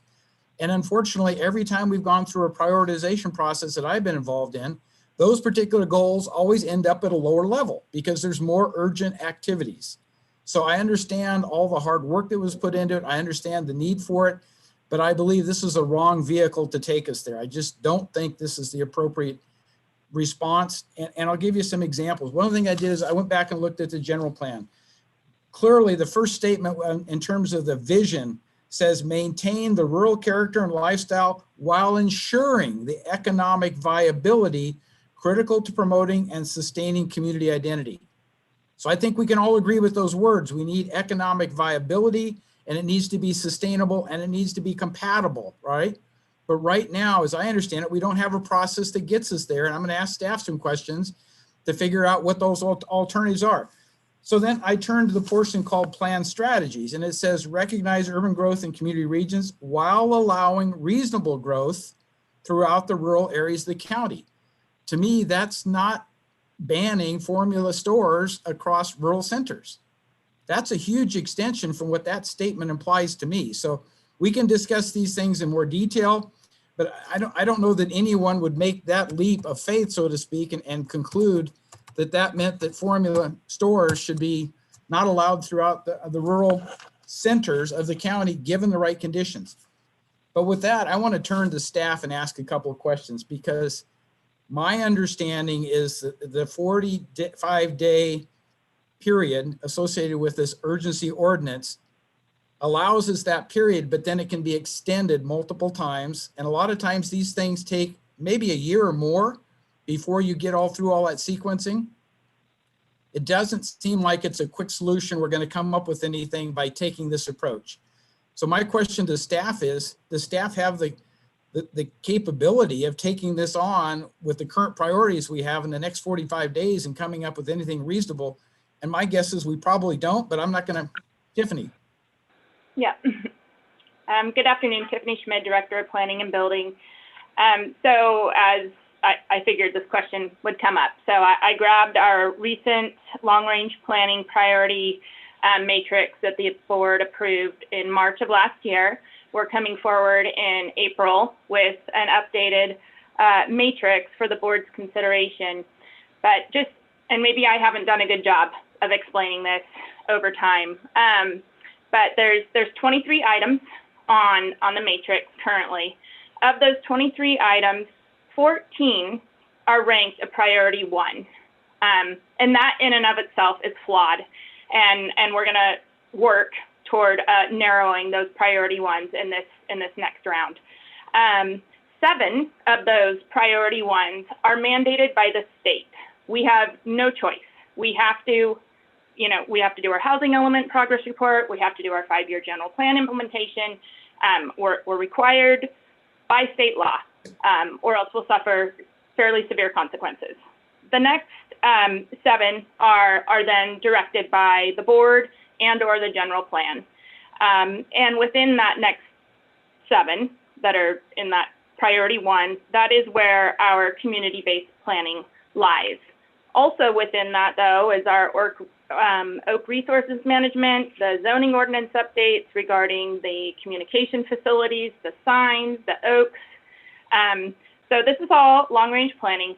We have 4 full-time staff in long-range planning that manage this workload. And you all know, we struggle with delivering on these priorities. And that's hard for me to say, because I don't like not being able to deliver on anything. And the other thing that we have to keep in mind is throughout the course of the year, things do come up. And I've said this before, and again, I think this falls on me because I need to figure out a better way to manage this, but things come up and we want to be able to respond to those things. So for instance, the urgency ordinance for the RVs, that was something that the board deemed was important. We needed to consider that, and staff took that effort on, long-range planning staff, in addition to all those other priorities. Implementation of SB 35 is another example. And there's a few others that get sprinkled in there. It's a long way of saying that, unfortunately, no. I mean, if the board wants us to take this on, we cannot take this on without other priorities slipping. And I see occurring before us the frustration in us not delivering on those priorities, being, community design standards. And it's one of those board priorities that just gets bumped despite being a priority 1. I know this in some way may be related to that, but it would be one more thing that pushes that down on the priority list. Okay, thank you. Thank you for that, because I do think that's one of the key issues here is the resources to do this without mandating shifts in the other priority ones we got that I think we're all heavily invested in getting those done too. So it becomes trades, and I don't think this is a positive trade from where I'm saying. But the other part I would like to know, having been involved with the monthly briefings that I get that talk about planned activities within the area, what kind of projects are being submitted, do we have an approximate time frame when the Somerset discussion started relative to putting in a Dollar General in that area? Was that 2 months ago? Was it 6 months ago? I'm just trying to figure out how much time in advance we had recognized this was coming and it had a start. And if that was the case, why we didn't start looking into something to deal with it at that point in time. Because it wasn't visible to me like it wasn't visible to Sue. I mean, I don't go through and look at other directors' areas and try to understand their plans. I'm focused on the ones in District 1. So do we have approximate time? So I can let Rob speak to the specific time frame, but a distinction for this project versus other projects that the board sees on their monthly briefings. This is a ministerial project. This requires a building permit. This is not a discretionary project. There is no planning process that this went through. It is by right. So the time frame is going to be expedited here because there is no discretionary review. So whether it's been, probably around 30 days or so that we've had it, I can let, again, Rob, if you want something more specific, but that's what we're looking at. So Tiffany, before you leave that, in comparison to Cool, can you just define what the difference is there so people clearly understand? Because that did go through a discretionary review. Yeah, so the Cool project, that is a commercially zoned parcel, but it has a design review overlay. And as we're talking about the community standards here, the way our ordinance is written, without those standards, those clear standards in place, it goes through the discretionary process. So that means CEQA, that means going to the Planning Commission, right? So it's just inherently a much more lengthy public process. And that's in converse to the one in South County, which is simply a building permit. So if I heard you right, if Somerset had a design review overlay, we would have been in the same situation Cool is. We'd have to go through that discretionary process, Planning Commission, CEQA, all those things would have to be evaluated. But because we don't, because that wasn't done in the past, this becomes a ministerial project, which means it's basically just make sure they're compliant and sign off on it. Is that correct? Correct. Okay, so Rob, the other part of it, please. So yeah, Rob Peters, Deputy Director of Planning. This building permit and grading permit were submitted in early February. So they were submitted to the building department for evaluation. They are currently submitted and under review. So there's 2 applications, one for a building permit and one for a grading permit related to the site. So as Tiffany identified, no discretionary project was required because no combining overlay zone was on the site. So as it's proceeding now, what is your expectation of when that would be approved as a ministerial project? Is that within a couple weeks, couple months? So there is, I'm looking at our track it right now. It is under review. There has been a correction requested from our building department, but our expectation is for commercial projects is that we try to evaluate those within 30 days of submittal. We're a little bit behind on that, but that's a target for us. And so I would expect that it would be, with the exception of a response to things like corrections that have been asked for, it would be, weeks, probably not months. Okay, thank you for that. The other thing I'd like to do is turn to our economic development manager, Kyle Zimbelman, and ask him for his inputs on what he sees the impacts of this kind of urgency ordinance in terms of across the whole county and formula businesses, because I can see it where it could have a lot of impacts, unintended consequences, but I don't know how to quantify that. So Kyle, can you help me understand it from your perspective? Yeah, I mean, I think Kyle's on economic development. We don't get a ton of these applications right now, but it would prohibit a lot of businesses from being able to land. And if you look at some of these areas where the holiday markets or the True Values or the Subways that plug into different stores, those would no longer be allowed. And therefore, there would be some jobs lost locally due to that, and obviously sales tax and other items as well. So I don't know the total impacts, but it would definitely affect a lot of what we see existing today would not be allowed, in the future.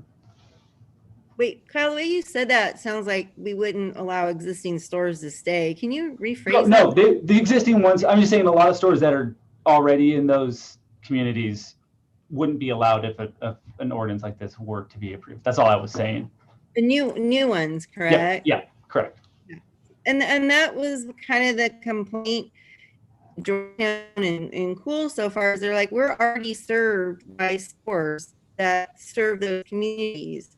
And they were concerned that if some of these bigger chain stores came in, the big, national chains came in, let's say, and undercut the local smaller businesses that, you know, you could end up with putting the local ones out of business because they can't compete with a national chain. It's a different type of economy. Right. And And so like one that example for was a local company, you know, like Sourdough and Co. was started in El Dorado Hills, and they've had some success, and they now have over 10 stores. So they wouldn't be able to necessarily land in a local community, in a county that they started, if an ordinance like this was passed. So there could be some implications that would restrict a successful local business from being able to expand in the county as well. And truly, Lori and George, this is my concern. It's, you know, I get it that the small community, they've identified themselves as not wanting something, you know, great, get that historical overlay, get your community design overlay, whatever you need to assure that that doesn't happen. But you know, when you have consequences, and it's just, you know, this formula stores, anything that anybody that has over 10 stores, which is Holiday Market, it's the Sourdough, there's local businesses that would be prohibited in other areas throughout the county. That's my concern. Is it's this overall effect, and you know, it's the consequences of trying to make this bigger than perhaps it needs to be. If the community, like I said, if there's an outcry from the community, form those design committees. That's how we started in Myers. I helped form a beautification committee. We got, you know, all kinds of things done from working from within the community, and then moving out and getting that kind of support they needed. But I have a lot of concern about, you know, about these unattended consequences from making this county-wide. It's So truly my concern here. Would you find it more palatable then just to actually designate our rural centers as historic districts, as the general plan said? And then that would give those rural centers more assurance, I guess, that they would be able to determine what kind of businesses go in there. Is if they're a historic district, is that correct? Does that sound more palatable? Is that what you're saying? It's more focused, or? Oh, to me? Yeah. No, that's not more focused, because we've got rural centers in Polly Pine. I mean, I don't know what they want. I haven't talked to them. I don't know if Polly Pines wants to put in a holiday market there, or, you know, a sourdough company. That's my concern, is we haven't had those conversations in these other areas that will be affected by this. So, you know, it's bigger than what you think. And I have concerns about that. So no, if you can somehow get a historic overlay in Somerset and Cool, and, you know, or wherever where they're having issues, that should be community driven. I think that makes sense. But to make it a county-wide ordinance, I think that there's a big issue there. So could we do it just for the communities that have responded that they would like this then? That's a Tiffany question. Actually, if I may break in for a minute, I think we're off topic here, because the agenda item before us is a 45-day urgency ordinance. And I think this is a worthwhile discussion that probably needs to happen within our strategic planning as a board. So I don't know, I think we're a little off topic here. I was just trying, and I think Lori and I were probably on the same path. We're just trying to figure out how else we could make this work for that one little community. Yeah, but that goes beyond the scope of the agenda item. So yes. Yeah. Sorry. The other thing I want to add or comment on is I did quickly go out on the internet and start looking at formula businesses and what's been happening in various places. I looked at Mendocino County, for instance, and both the city of Ukiah and Mendocino County passed ordinances of that type. But there's also communities or counties that passed ordinances only against the Dollar General and dollar types of stores. So, I mean, it gets down to what is it we're really trying to gain control over? Is it you really want a discretionary review on any proposal that enters into that realm of having to go through because we heard CEQA and a lot of other things are tied up with that. So I'm not in favor of taking everything on as a discretionary project. I think some of those projects need to be ministerial, but we have to have the time to weigh that, to understand it, to understand the impact on staff before I think we can make a decision on how to move forward. So with that, I'm going to leave it. And I think we need to open it up for public comment unless anybody on staff want to make any final comments that we didn't connect with. Okay, so at this time, Kim, let's open it up for public comment, please.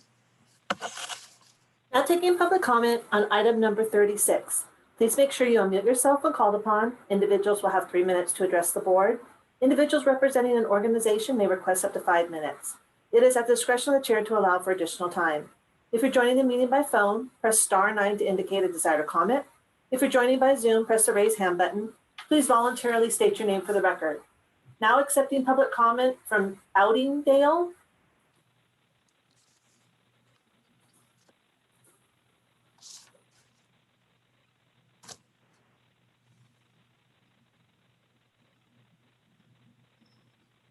Can you please unmute yourself?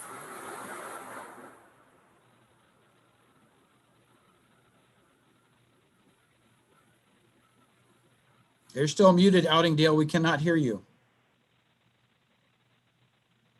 Professor Hardo, would you like me to go on to the next person? Yeah, let's go on to the next one. Hopefully they'll be able to fix their microphone connection.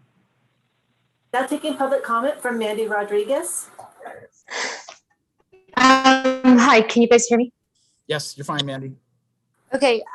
First of all, I think that if I'm not mistaken, Wendy's family actually owns a shopping center with McDonald's, Starbucks, Rite Aid. So in this vote, I think that it would only be fair that she recuse herself since she kind of has a bias towards chain stores.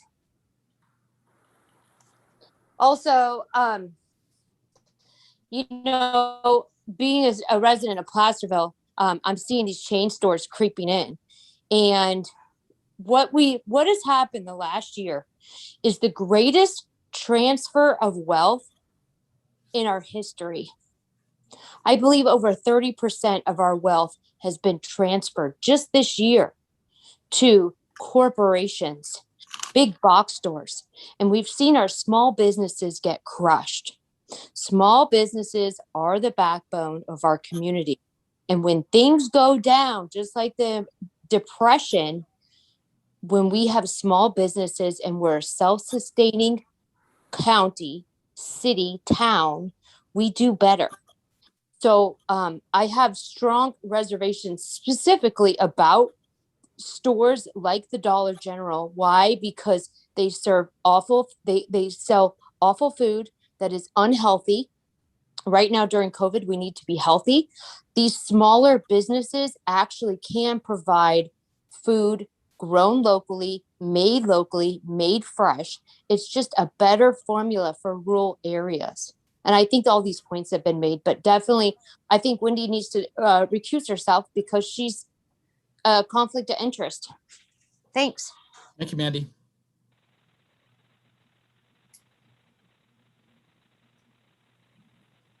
Now taking public comment from Anthony Arger. Good afternoon, members of the board. Can you hear me? Yes, we can. All right, my name is Anthony Arger, and I'm appearing on behalf of Woodcrest Real Estate Ventures, who, as you know, and as you've discussed at length, has two separate proposed Dollar General projects in El Dorado County. I want to thank you first for taking the time and the very thorough deliberations.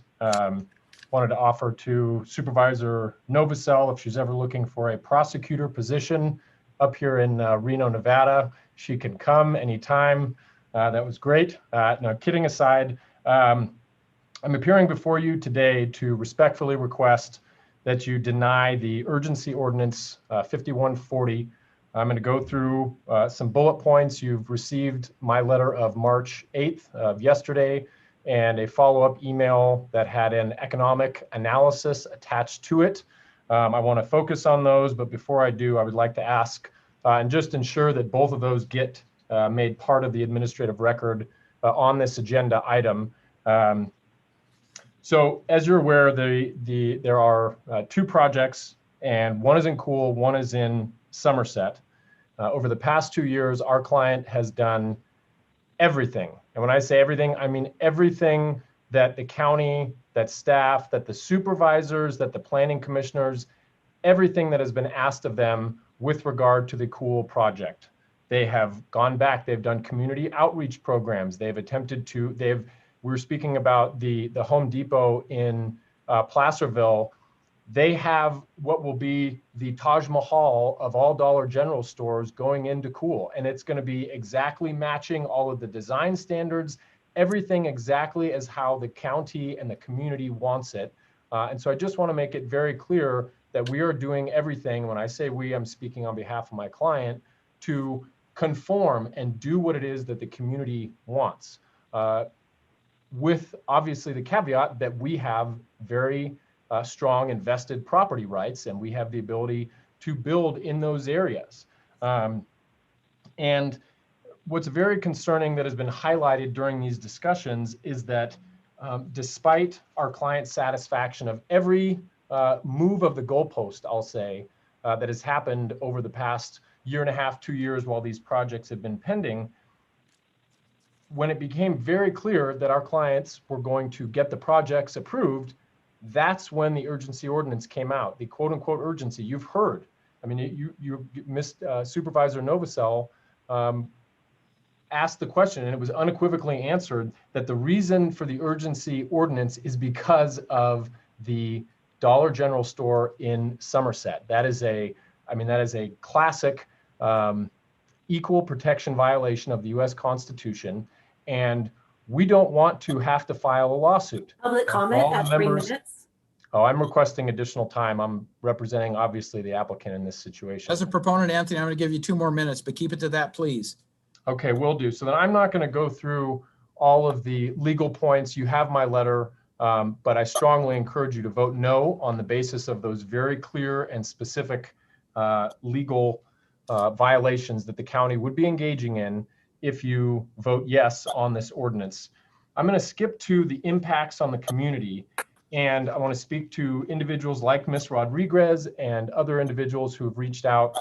There's this idea that Dollar General is this terrible entity. It brings with it trash and pollution and light pollution and all these different things. This is just untrue. They are an unbelievably good steward. I've been working with this client for some time, and they will dot every I, cross every T, and there will be no trash, none of those things that you are so worried about. And what this urgency ordinance amounts to is in essence, a nuclear bomb that's trying to kill a gopher. And it is, as the other supervisors have pointed out, it is totally unnecessary. It's totally overbroad. But what also the public needs to know is in that economic analysis, what is as performed, a diligent study based on fact. We know in our society today, there's a lot of issues with fact or misleading facts. What's based on data points and facts is that the Dollar General stores will actually encourage and help other local businesses because they do not compete directly with every single business. There are overlap, yes, but they don't pose direct competitions. And in fact, when you bring in a Dollar General, they're going to benefit the entire community through more tax revenue. And they're also going to— Public comment at 5 minutes. Okay, just a finishing point, Mr. Hidal. So the point here is that they are not going to detract from the community. They are going to add to it both aesthetically from the street. They're going to add jobs to the community, and they're going to keep revenue in the local community because people aren't going to have to drive to Placerville or to Auburn to get other items. So they're helping the community. So I thank you very much for your time. And I ask that you please deny this urgency ordinance. And I would also add that Ms. Thomas not recuse herself. And if she does, both Ms. Parlin and Mr. Turnbu must recuse themselves. Thank you, Anthony. Thank you. Now taking public comment from 390.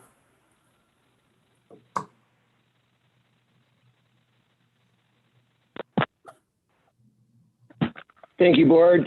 This is Ken Greenwood from District 2, which is where this would be located. Great discussion today. It has to be had. It's too bad, and I agree with Supervisor Parlin that, this has been ongoing for years. And quite honestly, back in the 90s, when we were putting this general plan together, it was suggested that every rural center, due to its unique nature, should have a design review overlay. This was unceremoniously killed in the Planning Commission by a couple of folks who were Well, anyway, it got derailed, and obviously it's been derailed for over 20 years now, if you will. And there is a need for an urgency ordinance, but is this the time or the place for it? Sadly, I don't know. It may or may not be the, like the atomic bomb on the gopher analogy. It is, we got to get rid of the gopher. There's no issue. Okay. But to provide design review overlay on this is really the answer. And maybe that should be the urgency ordinance instead of going into this, the methodology that's being approached today. Because I think we can all agree that we want these things to not overwhelm our situation, both aesthetically and economically.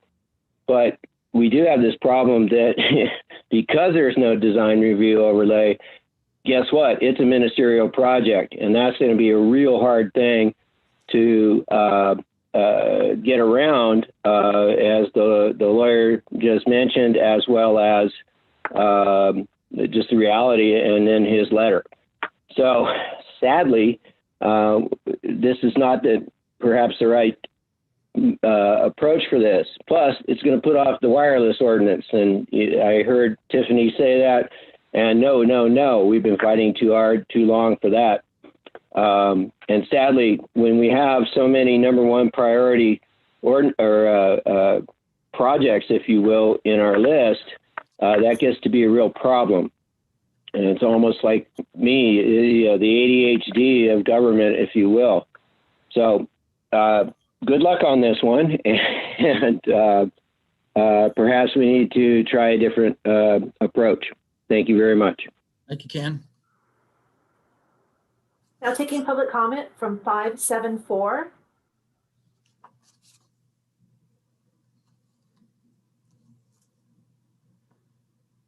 Please unmute yourself, 574.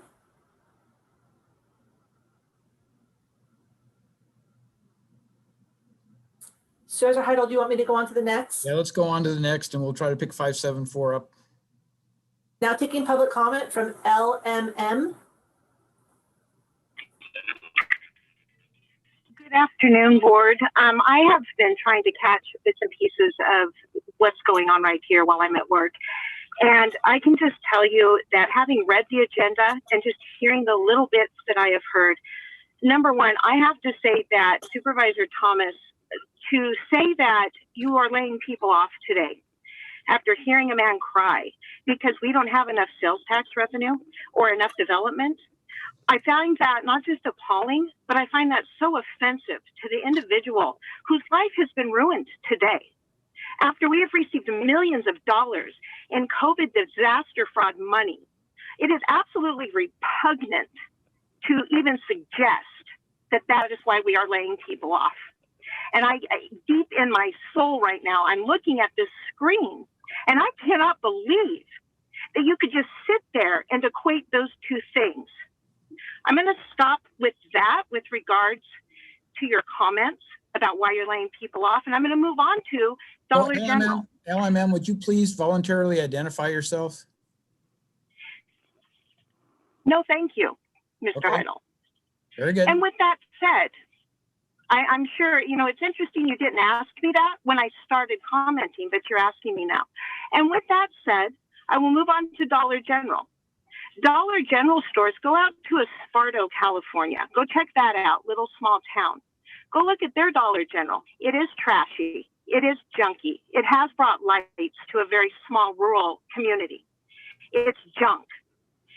People don't live out in rural areas because and want all of this junk in their areas. They live out in rural areas. They don't mind driving to Auburn. They don't mind driving to Placerville.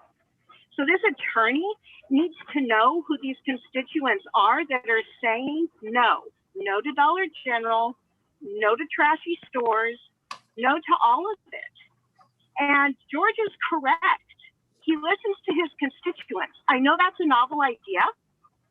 I know it's something new. you guys might want to try and give it some consideration. And Supervisor Parlin, I thank you for bringing this forward, and I do hope that it is successful. Thank you. Thank you. Now taking public comment from 474. Chris Payne, Diamond Springs. Interested discussion. I just want to highlight, like I always do, how I see this particular item. One, you 5 supervisors,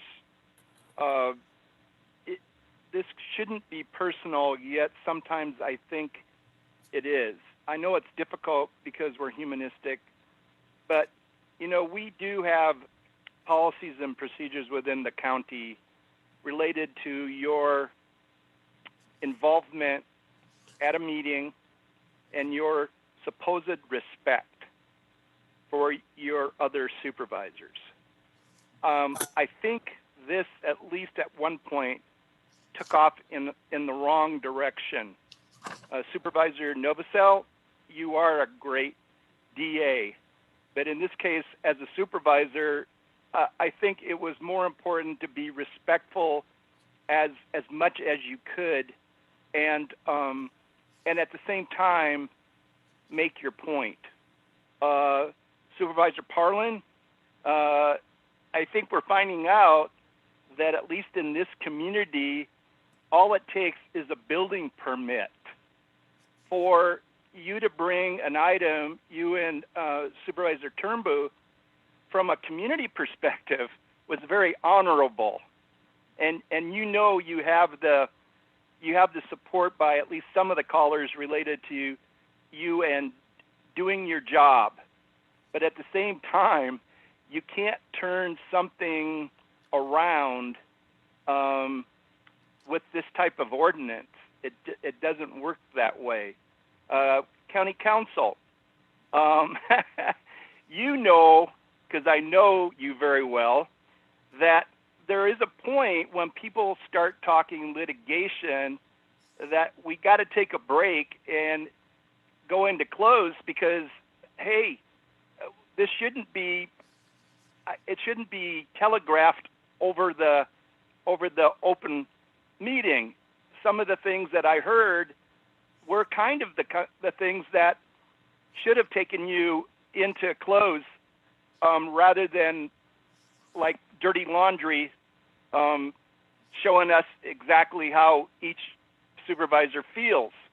So I'm looking to staff to be more supportive and more helpful, but at the same time, I'm sorry, Lori, this doesn't seem like it's going to work because of the fact all it takes is a building permit in this particular community. Right or wrong, that's where this one seems to be. So I've been very impressed with the dialogue because I think it needs public comment at 3 minutes. Yes, I'm just about finished. I would say that the dialogue itself, in terms of the debate, in terms of the passion about debate, I'm fine with that as long as it gets to a final positive conclusion. You have the rest of the day, I guess, to make up. Thank you.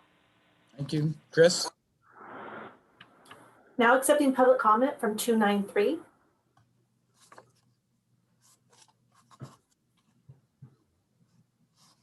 Please unmute yourself, 293.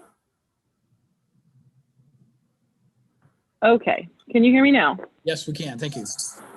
Okay, perfect. This is Carolyn Nisley, part of the Divide Preservation Society and co-owner of Cool Feed. I really just want to say, number one, it has been the last gentleman that commented that this has been a huge learning. I've learned a lot in this last couple hours or however long it's been. I do want to thank Lori and Mr. Turnbow. Great job on pulling something out that I think is super important and necessary. I feel like you guys are on the right track. After listening to many of these comments, I realize it may not be the right and most complete approach to getting the job done that we need to get done. We do need to do something about prioritizing our rural communities and keeping them that way. It's very sad for me to listen to this and know that there are actions that could have been taken to stop Dollar General from entering Cool, and we are just unaware of those. I'm very concerned about the statements made that there's just no time. I think it's Tiffany, if I've got the name wrong, I apologize, who mentioned that there's just no time for this, and it's something that's been worked on for a decade. I was part of the Making Cool Cooler program back in 2017. These things are out there, and the fact that they continue to just fizzle out is heartbreaking. We do need to do something. We need to be able to hold our board members accountable to the things that are important to your constituents. And I'm not sure how we go about that, but the dialogue needs to continue. We're talking about laying off people. Maybe we have let them work in the other areas where these people are overstaffed. They only have 4 people and they obviously have a workload for much more. So I will close and just say, you know, we definitely do not want a Dollar General in our community. I feel it's much different than a holiday market, although I guess the formula store designation is similar. However, you know, it is very different and it brings on a very different element. So with that said, please do your due diligence for us. Find the way to make this thing come to closure. If we end up with a Dollar General and then a grocery outlet, this town will be nothing like it was before, and that is just literally heartbreaking. Thank you. Thank you. Now taking public comment from Laurel Brentbaum. Good afternoon, supervisors. I want to echo comments from both Supervisors Thomas and Supervisor Novosel. I want to reiterate that this is an economic development issue. I think that we need to realize, wrap our arms around and own the fact that if we aren't growing, we are dying. So not only will there be layoffs, there will be services that aren't provided that people in our community have an expectation of receiving. And I think that John's comments about having read what's documented now, there needs to be growth in rural counties, or the rural counties will go, what's the word? Not feral. Feral's a cat. Anyway, it's a hard truth that if our county isn't growing, our county is dying. And I think that pulling an emergency ordinance for one business in one community that is by permit only is a very, very big mistake. So I appreciated the dialogue. I appreciated the conversation. And I thank you all and I thank you, Lori and George, for your caring. I do. But this is just the wrong way to do it. Thank you. Thank you, Laurel. Now taking public comment from 574. Hello? Yes, go ahead. Okay. Please volunteer. My name's Joanne Thornton. I'm a longtime resident of Cool for 29 years and truly vested in the well-being of our rural communities. I am a member of the CPAC, and as a constituent of El Dorado County, I strongly urge you all to pass some form of 5140, even though if the words have to get changed around to modify it to hopefully put a restriction temporarily until a design overlay plan can be produced and submitted to the county. Something has to get done because these Dollar General stores, and it's not like we don't want any large stores coming in. I mean, chain stores. We have a Subway. We have Holiday. Dollar General is not that. And I hope you all understand that, no matter what they tell you. Cool also has a report on file, which clearly does not match our community vision with a Dollar General store being here.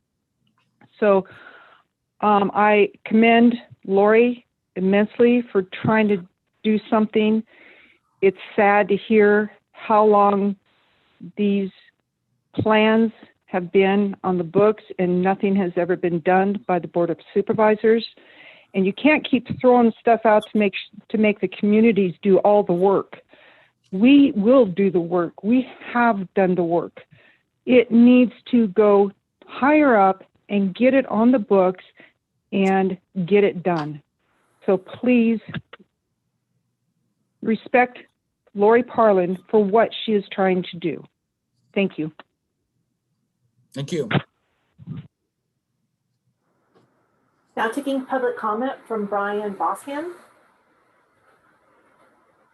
Hello, can you hear me? Yes, Brian, go ahead. Hi, my name is Brian Brosnahan. I'm speaking for my wife as well, Lori Barkin. We live here in Fairplay, just a few miles from where this Dollar General would be built. We are very much opposed to having the Dollar General in Fairplay, as is everyone else that we've spoken with down here. The business would be completely out of scale and out of character with this community, which is entirely rural.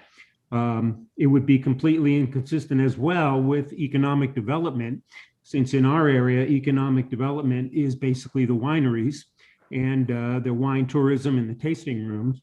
And the Dollar General at the front door to Fairplay, which is essentially what this corner is. It's the front door to Fairplay.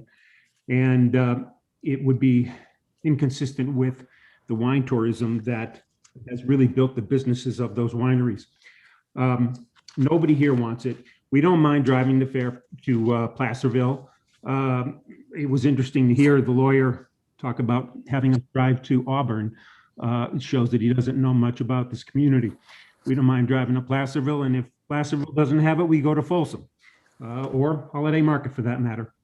I understand that there are some procedural issues with the ordinance that's been proposed. Most of the objections seem to revolve around the procedural objections rather than the merits of this.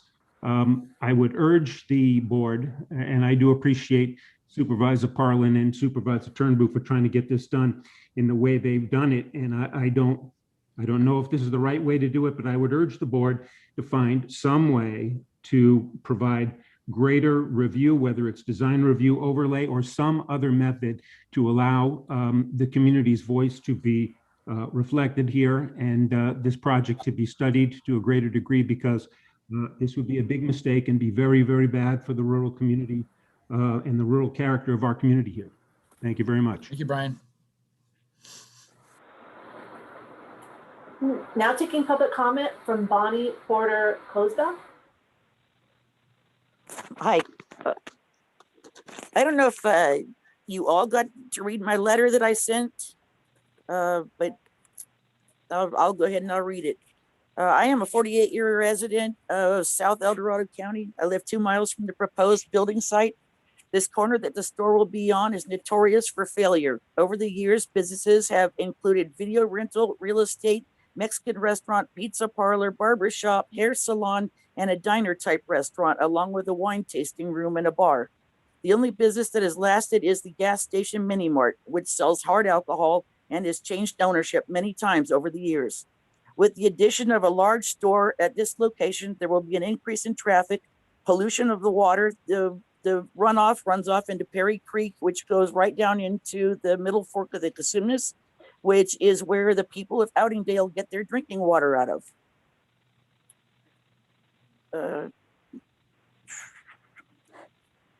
An increase in air pollution from the increase in traffic, and not many people live close to the site.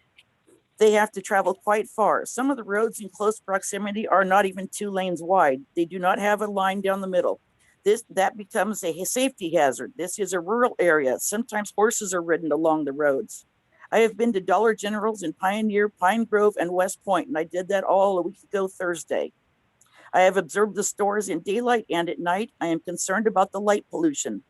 These stores have exterior lights mounted to the exterior of the walls. There are also floodlights mounted on poles. Parking lots are bright enough. You can have a baseball game out there. I chose where I live because of the quiet. I can hear the birds and other animals during the day and night. The total darkness makes it possible to set up a telescope and teach my grandkids about space. We like to lay out and watch the Perseid meteor shower. We also search for the International Space Station and the planets. My 6-year-old grandson, Alex, wants to go to Mars when he grows up. If my sky is polluted by extraneous light, then my life has been altered in a negative way. Futures are being formed by laying on a blanket, looking at a dark sky. I feel this is not the proper place for a business like this. The impact on the water, roads, and sky would be humongous. There would be an increase in litter along our roadways, and with budgets being tight, getting people out this way to pick up garbage is minimal. The wine tourists are not going to like this behemoth sticking out like a sore thumb. I am sure the tax income from the wine will be more than the chain store in this area. If the wine people get turned off, then we lose even more. From my observation, there are only 2 people per shift and 2 shifts per day, meaning employment possibilities are minimal. There were no fresh fruits or vegetables or meat to be found in these stores. I believe the healthiest thing I saw was in the stores was bottled water. On my letter, I also gave pictures and stuff of the Dollar General's pictures behind the stores of the litter, pictures of the parking lots. Okay, how long do I have? Please wrap it up, Bonnie. You're past your time limit. Okay, I also want to make sure people know it's not a safe place. These roads are narrow. We do not have sidewalks and no shoulder on the roads. And there is an elementary school and a middle school less than a half a mile away. The kids will be attracted to the store. Do we have to wait for another kid like in Camino before we get sidewalks? Pioneer Park is right across the street and it's busy every day. Please don't pass this ordinance for them to build this. We need to have them wait this 45 days. Please make them wait so we can study this further. That's Thank all. you, Bonnie. Now taking public comment from Sue. Hi, Sue Taylor. I'm representing Save Our County, so I'd like 5 minutes, please. I would hope that staff and other supervisors would stop misleading the public. This is the only legal approach to this issue per state law. And I'm sorry to Fair Play, because if 4 out of the 5 of you do not vote for this urgency ordinance today, their Dollar General or General Dollar can start construction tomorrow. And there's nothing to stop them. Only 4 board members can do that. And this ordinance gives you 45 days to decide whether you want to put an ordinance together or not. And that ordinance can be so simple. It can be, we want no Dollar General store. You can't specify a certain business. You can only do a formula situation. So you can say no formula stores in our rural centers. Our rural centers are our most historic rural sites. We're talking about downtown Camino. We want a Dollar General there too, right at the heart of Apple Hill. They can come in tomorrow and apply for a permit, and if it's a commercial piece of property, there's nothing to stop them. Brian Veerkamp, right after he got elected, talked in a town hall meeting and had concerns about this. He brought up the issue that right now we're vulnerable to that taking place. Right now, these sites are like Latrobe, Kybers, Kelsey. Any one of these little tiny rural centers. We're not talking about the whole county.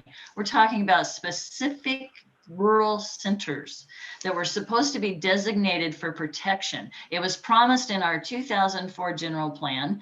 I put Save Our County, I helped write the ordinance, put a policy in the Measure G to implement these policies, to say we haven't, 30 years ago, we were fighting the Big Apple in Camino because we were concerned about the chain stores that were coming. We won. Everybody's shocked that you can put chain stores, or that they would come into these historic, most precious rural centers that were slated in our general plan to be protected. John, you ran on that. You ran supporting E and G. G was all about implementing these things that are within the general plan. This staff And board members that have commercial interest are not going to pass this or ever get to where we're doing anything when it comes to design review or protecting these communities. This is our last chance to protect these most historic rural sites. In Georgetown, we could have a chain store now go back on Main Street, Georgetown, and they'd have to sue all over again. Fair Play is going to get this tomorrow if you don't pass this. Right now, anything commercial can be ministerial for a chain store. It's shocking to most chains on these sites. Just like Tiffany said, these can be fast tracked because they're ministerial. Today's ordinance is not implementing a policy. It's just giving time to implement a policy. And if you can't, after 30 years, come up with a simple policy to protect these rural centers, then if you're not going to do it today, you're never doing it. And you need to might as well just say that. You have a chamber member that votes every time against the community when it comes to these chain stores, and she's doing it again. To say that we're dependent on chain stores and we're all going to go feral. Well, we're not feral now. It's chain stores that create that. They destroy local commerce. They suck the blood out of our local communities and ship it off to either another state or another country.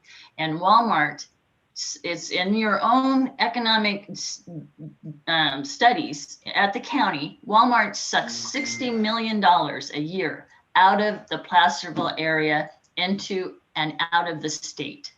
So we say it over and over, but you don't listen. And to say this has just popped up after 30 years of fighting for this is almost ludicrous. So it's time to start supporting these small, I mean, you've got everything. You can commercialize the heck out of the rest of the county. All these huge community centers, El Dorado Hills, all those things. We're asking for the most sacred, small, rural, historic town sites.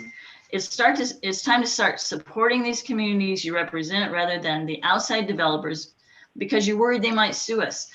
The board has huge discretion, especially in this decision.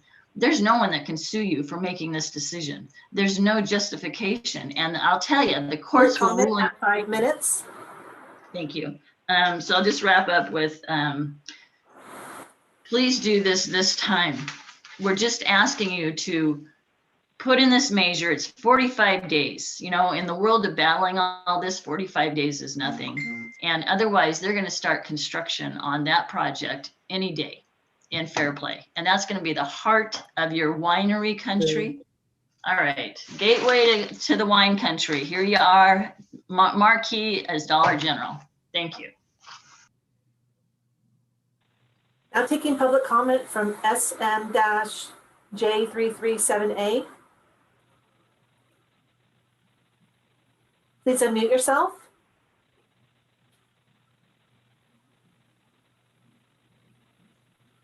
Hello? Yes, we can hear you.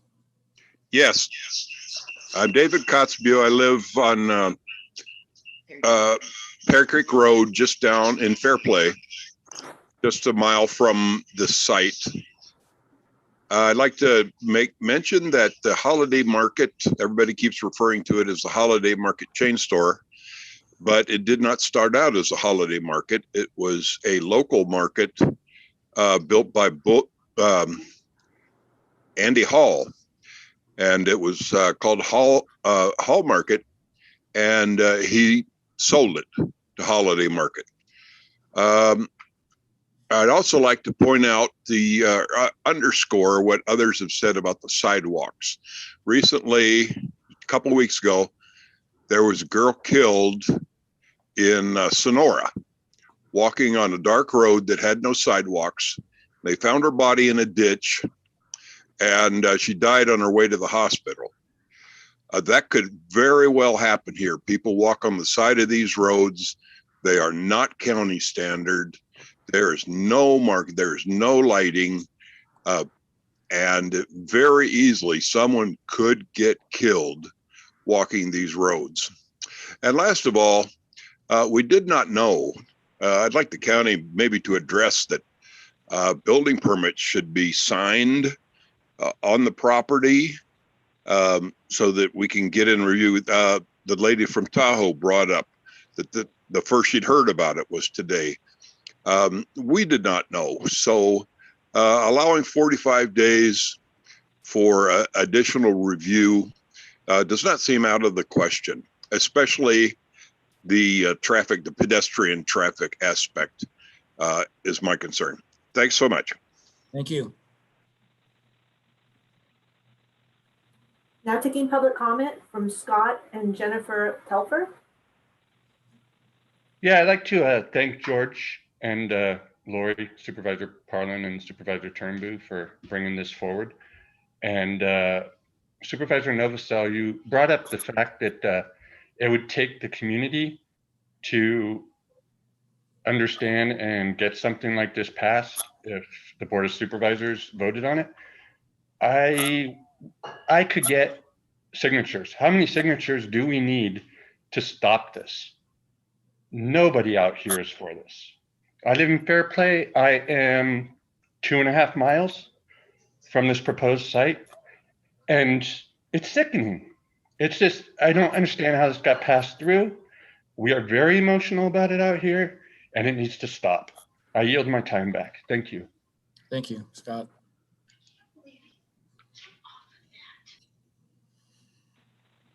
Now taking public comment from Catherine Wood. Hi, can you hear me? Yes, you're fine, Catherine. Okay. My husband and I, we own the property 6690 Mount Ockham Boulevard, which happens to be right across. In fact, if you're driving up Fairplay Boulevard or Fairplay Road, if you don't turn one way or another, you're going to go right into my property, meaning that we're right across the street from the gas station. We will be right across the street from the Dollar General. Right now, we have a lot of traffic from the gas station. We have to, when we go out our gate, we wait maybe 4 or 5 minutes for traffic either way coming up Fairplay and Mount Ockham. We have a lot of activity at the gas station from the sheriff's department due to the fact that getting gas, there is a lot of problems there with drugs as it is. Dollar stores are known for attracting riffraff. We don't need this. We don't need it in our community. Number one, I don't see that Dollar General is going to be making some special store. They're not. Right now, we can see from our property one light from the gas station. You're talking about, I don't know how many lights that are going to be going on this Dollar General. Two, we don't have any street lights. We don't have parking lots. To leave my gate at my, to go on to Mount Ockham, it takes me 20 minutes to get to the holiday store, holiday market. It's not like there's a market right next door to us. The only thing in the community I have near us is a gas station. You're talking like building a whole new area of commerce. My neighbor behind me is a winery owner. I travel all the way to the Cork and Brew, which is 10 minutes away downtown, where it's downtown Fairplay. That's only one restaurant. We are not a Placerville. We are not anything but a rural area. There's nothing around us. We like it that way. We bought our property. We enjoy traveling the 20 minutes to the holiday market, to the Ace Hardware. Comment at 3 minutes. Please don't do this to our community. Please don't do this to community. We did not know about this until 3 weeks ago. It's not right that you can just buy property and build anything on it. Thank you. Please stop. There's no additional public comment. Okay, let's bring it back to the board. I'm assuming staff doesn't want to comment on anything. I'm not seeing any desire of staff to comment. So back to the board for action. Okay, well, I'm looking at this and it seems clear from the conversation that we do need to do something. I mean, Supervisor Heidel, you said it yourself. We keep making this a low priority. And if we don't do something today, we're just doing it again. And we're kind of telling our communities that it's not a priority to us, even though it is to them. And we keep seeing that over and over and over. And Supervisor Novus, I get what you're saying about, you know, the communities need to do this, but Cool did do this. They did a whole effort. And yet at some point, you know, when you go back and look at that community design guide planning, the Candyland game that we made in 2014, you know, you go back at that, the county actually has to participate at some point. The community can only get it to a certain point, and then the county has to. I mean, it's in there. Roger Trout and I went around and around about that. I go, Roger, we're ready for the county. And he said, no. You know, at some point, the county has to do its part to get the community where it wants to go. Because to make something a part of the general plan, a community cannot do it on its own. And so, I mean, I think Cool is the perfect example. They did do that cooler plan. I never remember the name of it. And yet the county never picked up its end of the deal and made it part of our general plan. And that's the part that's missing. So I'm really asking if we could do this today. It's just a 45-day, it's interim restrictions. It's just interim restrictions on formula-based businesses. So I don't think it's the end of the world to do restrictions on formula-based businesses for 45 days so that we can actually look at consideration of zoning and other land use regulations. So it doesn't mean that we have to actually ban them for all eternity, but it lets us ban them for 45 days so that we can look at what kind of regulations do we want to address this. And from our conversation today, I'm starting to think that we just want to perhaps make these rural centers historic districts, and that would probably give them the policy that they need to keep themselves as rural, unique communities. But until we take that 45 days to look at it, what's the best way to go about it? We're not going to get there. So I don't see having a ban on chain stores for 45 days is going to be, you know, detrimental to the well-being of the county. And then hopefully that staff can just say, look, this is the best path to it. And I do think based on our discussion today, it could just be staff is going to come back and say, we need to make these historic districts as the plan said, the general plan said, to give them that opportunity to be their unique historic districts that's promised in the plan. And I don't know if Tiffany wants to chime in on that or county council, but I do see a path to get where we need to go. And we got to stop kicking this down the road. Wendy? Aren't we talking about our work plan and our strategic goals next Tuesday on the 16th? Isn't that part of our discussion? Yes. Yeah, that seems like a natural place to have these discussions, these important discussions. Tiffany, did you want to comment on Lori's question? Tiffany Schmid, Director of Planning and Building. I'm actually not quite clear what the question is. Are you asking what staff think that we could bring back, or? So if we were to just do this 45-day restrictions on formula businesses, chain stores for 45 days, could staff determine if creating historic districts, actually making our rural centers historic districts, as was in the general plan, would that help the communities keep their identity and their unique character? Would that be enough? Does that give them the opportunity to do that? Because there's no way we're going to do design standards or a whole community plan quickly. That just won't happen quickly, but designating them as historic districts could happen quickly. Well, I know we're looking for looking for a quicker fix here. It's kind of an awkward position to be in. So, I mean, we have what, 20 rural centers.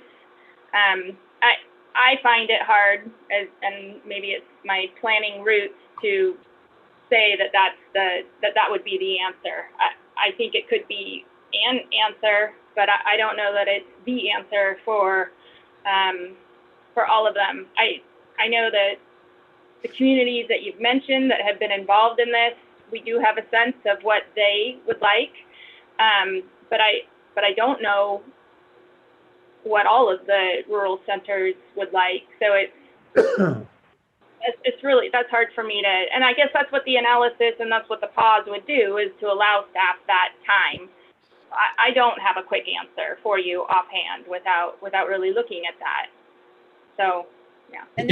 If I could jump in real quick, just to echo Tiffany's sentiment there, because I do think, just to kind of refocus the conversation, I think that I appreciate you looking down the line as to what that next step would be. You know, if I had to kind of frame the question for you today, it's whether you want to push that pause button in order to get to an opportunity to have that more robust conversation about what the next steps would be. I'd also say without having, you know, given it significant study, I'm not entirely convinced that the simple addition of the historic district overlay for the rural centers would be quick. You know, not only are there quite a number that would probably require some unique considerations, but you know, I think that, you know, that in and of itself, like everything we do, would be a project under CEQA, and we would need to ensure that we follow all the appropriate steps. So that's my kind of off the cuff response, but I guess really the core of the question is does the board want to adopt an ordinance today, an urgency ordinance that would restrict the the approval of permits for formula businesses for a period of 45 days, and then in order to allow time to have that discussion? That's kind of the nuts and bolts of the question for you. So, John? Yes, please. Thank you. So I need to apologize to Lori. I didn't mean to sound like a prosecutor, just passionate, you know, me, especially when it comes to processes. And this is where I have my big concern is I just think this is the wrong process. Necessarily, I think every community should be able to decide what they think is best for their community, whether that be historic or, you know, whatever that is. But to put this upon our entire community, all of our regional regions, I think is too much, and it's too fast, and I don't think this is legally a smart thing to do on top of that. So I have a lot of different issues, but I think my main point is that if a specific area wants to do something, which I think they have every right to do, then they need to do that, and, you know, to figure out a process. And yeah, it's clunky, and yeah, it's slow, but there's a reason the government goes slow, and that's because everybody, not just the ones that email us and call us, but everybody in the community has the right to be heard. And that takes a process. That takes a process of sitting down and taking the time to understand what everybody wants and getting that, not necessarily consensus, but understanding what the majority of the people want. So it is a process. Again, it's clunky and takes time, but to subvert that process because of one thing that's coming up, and then to lay that upon other regional areas, I don't think is the right thing to do. It's just my 2 cents. But again, I apologize. I didn't mean to be so blunt. I just get passionate. Right. So Lori or George, given the item, do one of you want to make a motion? Because I think we need to bring this to some kind of a vote, some kind of a direction. We've kicked it around an awful lot. There's an awful lot of emotion involved. But does somebody want to make a motion at this point? Well, I'll make a motion that we accept this, you know, for 45 days. It gives us a little bit of time, because you got to understand, the people out here didn't know about it. It was a last minute decision. There's a lot of people that didn't, less than a month, 2 or 3 weeks, know this was going to come up.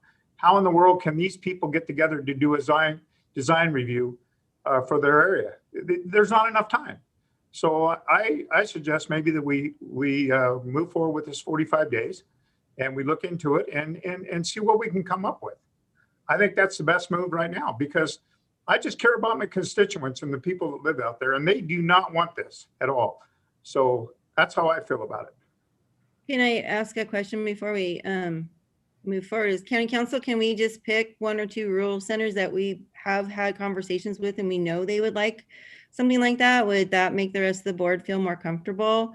And I know what you're all saying, that it is long and slow. I mean, I showed you that the board's been talking about this for almost a decade, and then actually it started with the general plan, you know, but it just does keep getting pushed down the chain of priorities over the years. And then what happens is the communities are left vulnerable and there's no policies to help them. So at what point are we going to say, oh, we get it, it's important to you? And can we just pick a couple of the rural centers instead of doing all of them? Or how does that work, county council?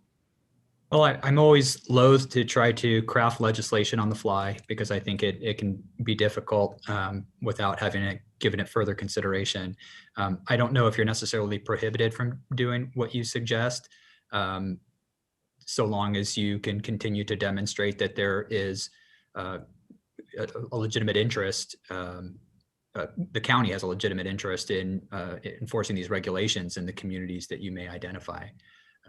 So again, I don't think you're legally prohibited from doing it. I just do generally shy away from trying to, make these types of changes during the course of the hearing.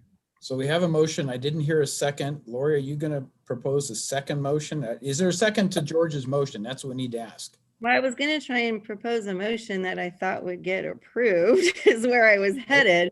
Is there a second to George's motion? Well, just a moment, please. I'm trying to find out my options.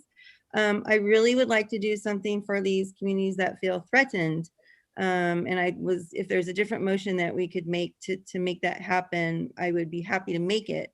I just don't know what it is. So you want me to rescind my motion and you take the lead, Lori? I don't see a different one to make. The board just is going to keep on this path of not making the communities a priority. And I just feel that's really unfortunate. I just do. So I'll second your motion, George. Okay. To approve this. Okay, so we have a motion and a second. Roll call, please, Kim. Supervisor Heidel, how do you vote? No. Supervisor Turnbull, how do you vote? Aye. Supervisor Thomas, how do you vote? No. Supervisor Parlin, how do you vote? Aye. Supervisor Novosel, how do you vote? No.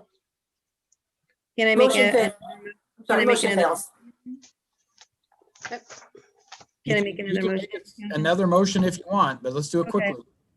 I'd like to make a motion that we put this topic on our priority matrix when it comes. I'd like it discussed and put on the matrix, that we talk about this community planning and how we can get it done when we talk about this in a few weeks. I think that's direction to staff, but I'll ask Tiffany, would you prefer it as a motion from the board? Tiffany Schmid, Director of Planning. If the board wants to make that direction again, that's fine, but it is currently on our work plan and we will certainly be discussing it when we look at the matrix. And obviously the concern here is noted. Okay, so Lori, you're making a motion. Do we have a second? I'll second it. All right. Roll call. Go ahead. Actually, John, that is a completely separate agenda item. I mean, can we legally do that? I just want to make sure we're all on solid ground here. We can ask David, but it's already on the plan. So I look at it as redundant motion, but David? Yeah, I think it's certainly getting close to exceeding the scope. I think that simply because it is just giving direction to staff, if that's the idea, if that's all the board intends to do, I think that would be fine. There's no direct action being taken, because if I had understood the motion, it really wasn't even identifying where within the priority matrix this project would fall. It's simply directing staff to include it as part of the discussion so that when you have that list of projects in front of you, you can prioritize it in conjunction with all of the other competing priorities that you'll have. So if I'm understanding the motion correctly, and if it's that simple, I have no objection to you giving that staff direction today. What if I want to make it a top priority because we've been kicking this down the road for like 20 years? Does that need a motion?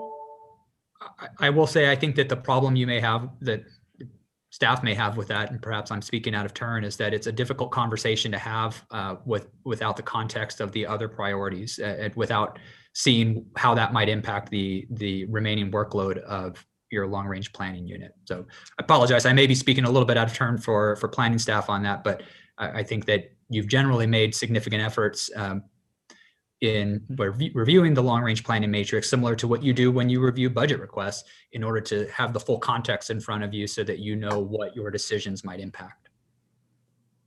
Okay. I just hope communities are paying attention to what's going on here. Thank you. Okay, so Lori, do we still have a motion, or are you withdrawing your motion? There's no need for a motion is what I was told. Very good. We look forward to having that discussion in the priority list. Yes. Absolutely. And the reality is we need to look at adding funding for staff if we're going to try to do this against all the other demands we have. That's what we would have to do. We might even have to look at getting a consultant in to do it, but we got to pick the right consultant. I mean, this is going to be a year or more process, and at the quickest, in my opinion, by the time you get all the public comment and look at all the impacts. But we need to get going with it. I don't disagree with that, but I think it takes more staff, and we got to face that reality. Because again, we got the state mandated items that we have to do. So, all right. So with that, I think we can conclude this item, as long as it took. And with that, I would like to go to item 37, which was our 2 o'clock time allocation. So Kim, would you read item 37, please? Yes, of course.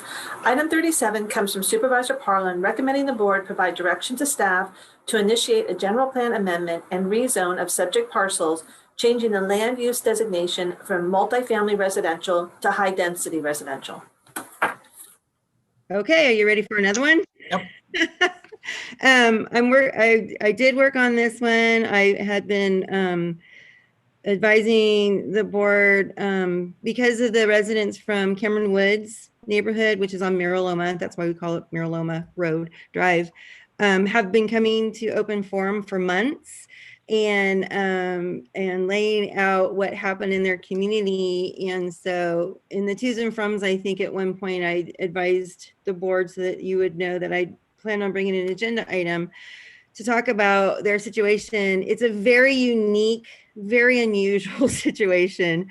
And so I didn't prepare a presentation for this one because I felt that the staff report pretty much laid it out. And it all started off with an ordinance by the Board of Supervisors in 1995. And that ordinance never really fully got implemented.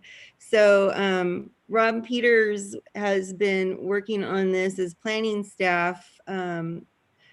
There was a PRA that Public Records Act request that pulled up all the old documents, and we've attached a majority of them to the Legistar so that you could follow the timeline in the staff report. And Rob actually put together a presentation with the nuts and bolts of this to help you follow what happened and what we're requesting. Take it away, Rob. All right, thank you, Mr. Chairman, Board of Supervisors. This is Rob Peters, Deputy Director of Planning. My intent here is just sort of give a quick overview of the background of how we got from the late 90s to now. I think that some of the members of the community have certainly been providing that information in the public forum. But I thought I would just kind of go through. It's a quick presentation just to give the background and the overview of sort of the actions that have occurred up to date. So I am going to share my screen here, and please let me know if you're able to view that in a reasonable way. You're good, Rob. Okay. So again, we've called it the Miraloma General Plan Amendment and Rezone Discussion. That's because of the location of these particular parcels on Miraloma. So here's a vicinity map, just to give you an idea where my cursor is going. That's US 50. You have Cameron Park Airport here. I highlighted in purple, so that gives some folks some context. And then these highlighted parcels in the blue are the Miraloma parcels. Miraloma Drive is going sort of southwest to northeast in the picture. So to identify the affected parcels that we're discussing today, it's a total of 5 parcels outlined here in blue. You can see that 4 of those are currently constructed with single-family residential developments, and that the main subject parcel is here located on 083-465-028 and is currently vacant. In 1995, there was a rezone and general plan designation. So the parcels were rezoned from R2 PD, which was a multifamily zoning with a planned development combining zone, to R1 single family. Within that recommendation and of the approval of that rezone, there was a recommendation to amend the draft general plan land use to go from multifamily residential to high density residential. I think, as Supervisor Parlin may have identified, at the time we did not have a general plan and it was being developed. So the intent there was to that the outcome of that general plan would be that those land use designations would be high density residential, which would be consistent with the R1 zoning that was being requested.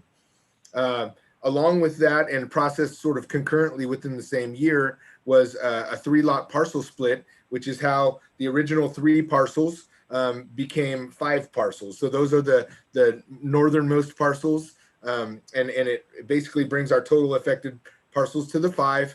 And again, this was concurrent with the rezone applications and done sort of at the same time. So post adoption of the general plan in 2004, all 5 of the parcels had the general plan designation of multifamily residential. The corresponding zoning, as previously approved, was R1, and the zoning was inherently in conflict with the general plan land use designation that was adopted. So you had single family zoning and a multifamily general plan designation. So here's a couple visual of the zoning and general plan designations. I'm going to start with the right after 2004. So you can see I'll highlight it in blue, and also blue in color are the multifamily residential general plan designations. Corresponding designations include some multifamily residential to the north and east, as well as, sort of being surrounded by high density residential in the pink color. There is a little bit of public facilities with the park here in the northeast corner. So at that time, again, I called it pre-2015 because, as we've described, that was when the targeted general plan amendment and zoning ordinance update occurred. So this was the zoning up until that point. So that was R1 zoning. Again, you see some R2 zoning and recreational facilities at that time. So this was sort of the multifamily zoning in the R2 and the single family zoning in the R1. So in 2015, the I apologize, that's a typo, targeted general plan amendment / ZOU occurred. It rezoned the property from R1 to RM. Now that effort was intended to bring zoning into conformance with general plan designation. It brought all 5 parcels into consistency with the multifamily residential general plan land use designation of the time. It created opportunities for multifamily development, which wouldn't have been there under previous zoning. But it created also existing non-conforming residential land uses on the 4 developed parcels. And by that, I mean that you now have single family dwellings on multifamily zoned parcels. So that creates some conflicts related to how they may or may not be able to expand their single family residential developments. So to give an idea of after 2015, you have multifamily residential general plan designation, and then you have matching corresponding multi-unit residential zoning. So the effort to bring the zoning into conformance with the general plan was carried forward. However, recognizing that the general plan, it appears, was not brought forward into the 2004 in the correct manner, based on the information that we've found, it sort of exacerbated the issue. So here in 2020, we had a pre-application for that undeveloped lot.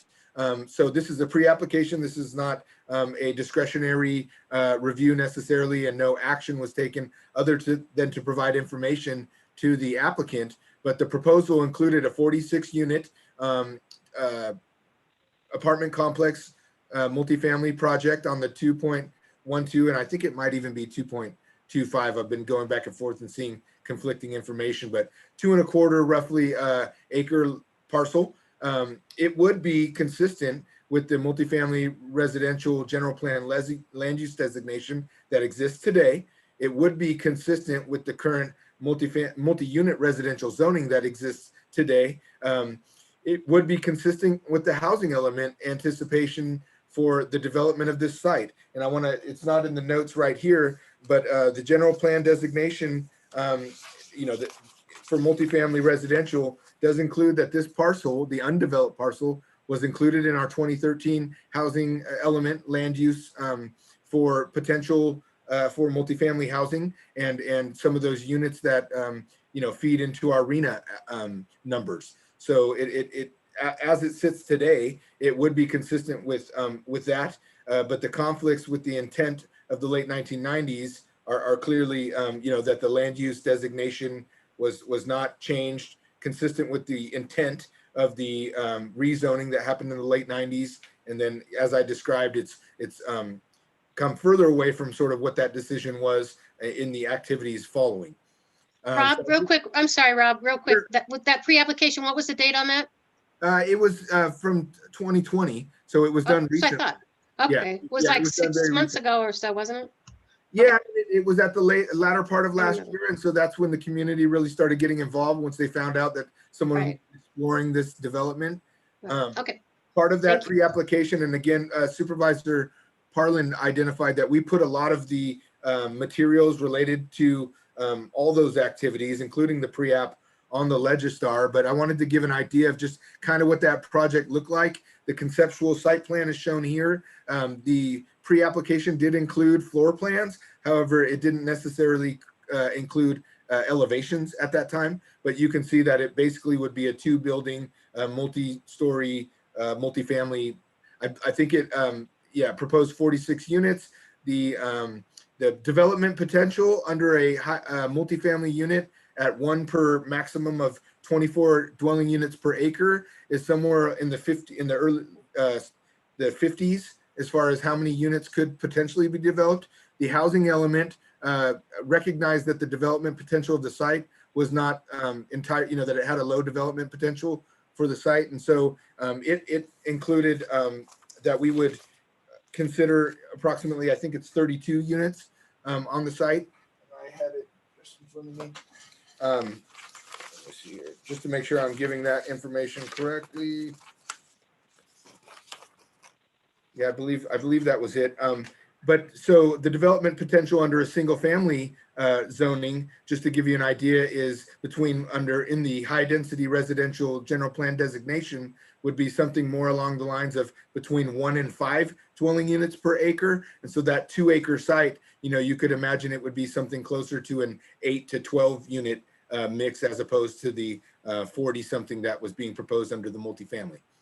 So I'm just reiterating the board recommendation for the item, but that was to provide staff with the direction to initiate a general plan amendment to change that general plan land use designation from multifamily residential to high density residential, as sort of was outlined in those previous efforts, and then to initiate a rezone to change the zoning of the parcels back from RM to you know, to R1. So that is the request that Supervisor Parlin is bringing forward. I am here to try to help answer any background information that you guys or questions that you might have. And that concludes my presentation at this time. Can you leave that slide up there, Rob, for a minute? Because I just want to add to this that part of the confusion over all of this was when LUPU, TGPA, ZOU happened in 2015. Remember, the board at that time chose not to do individual notices out to let people know that they were rezoning properties.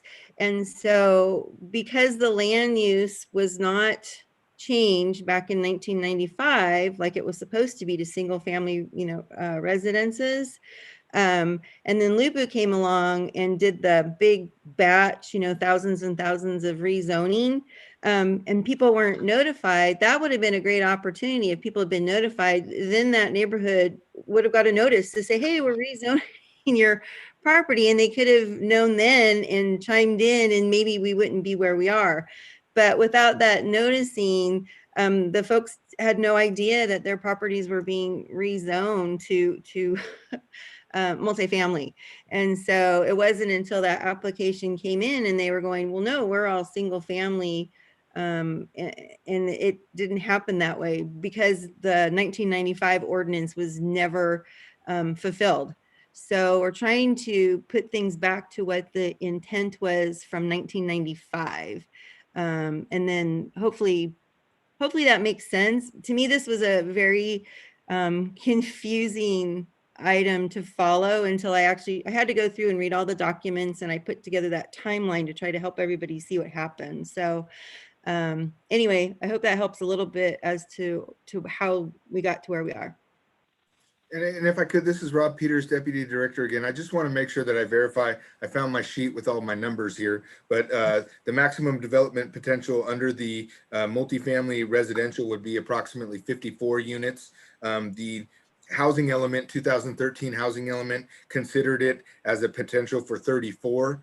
The project that was being proposed was 46. So it was somewhere in between that range. And that if it were, if the general plan designation were to be changed to a high density residential at the 1 to 5 dwelling unit per acre range that's in the high density residential, you have a development potential of approximately 11, give or take, units. So those are the numbers as far as what would be allowed. The R1 zoning that's being requested allows a minimum lot size of 6,000 square feet for internal lots and 7,000 square feet for corner lots. So that gives you an idea of the minimum lot size that's required within that zone district. Thank you. Thank you, Rob.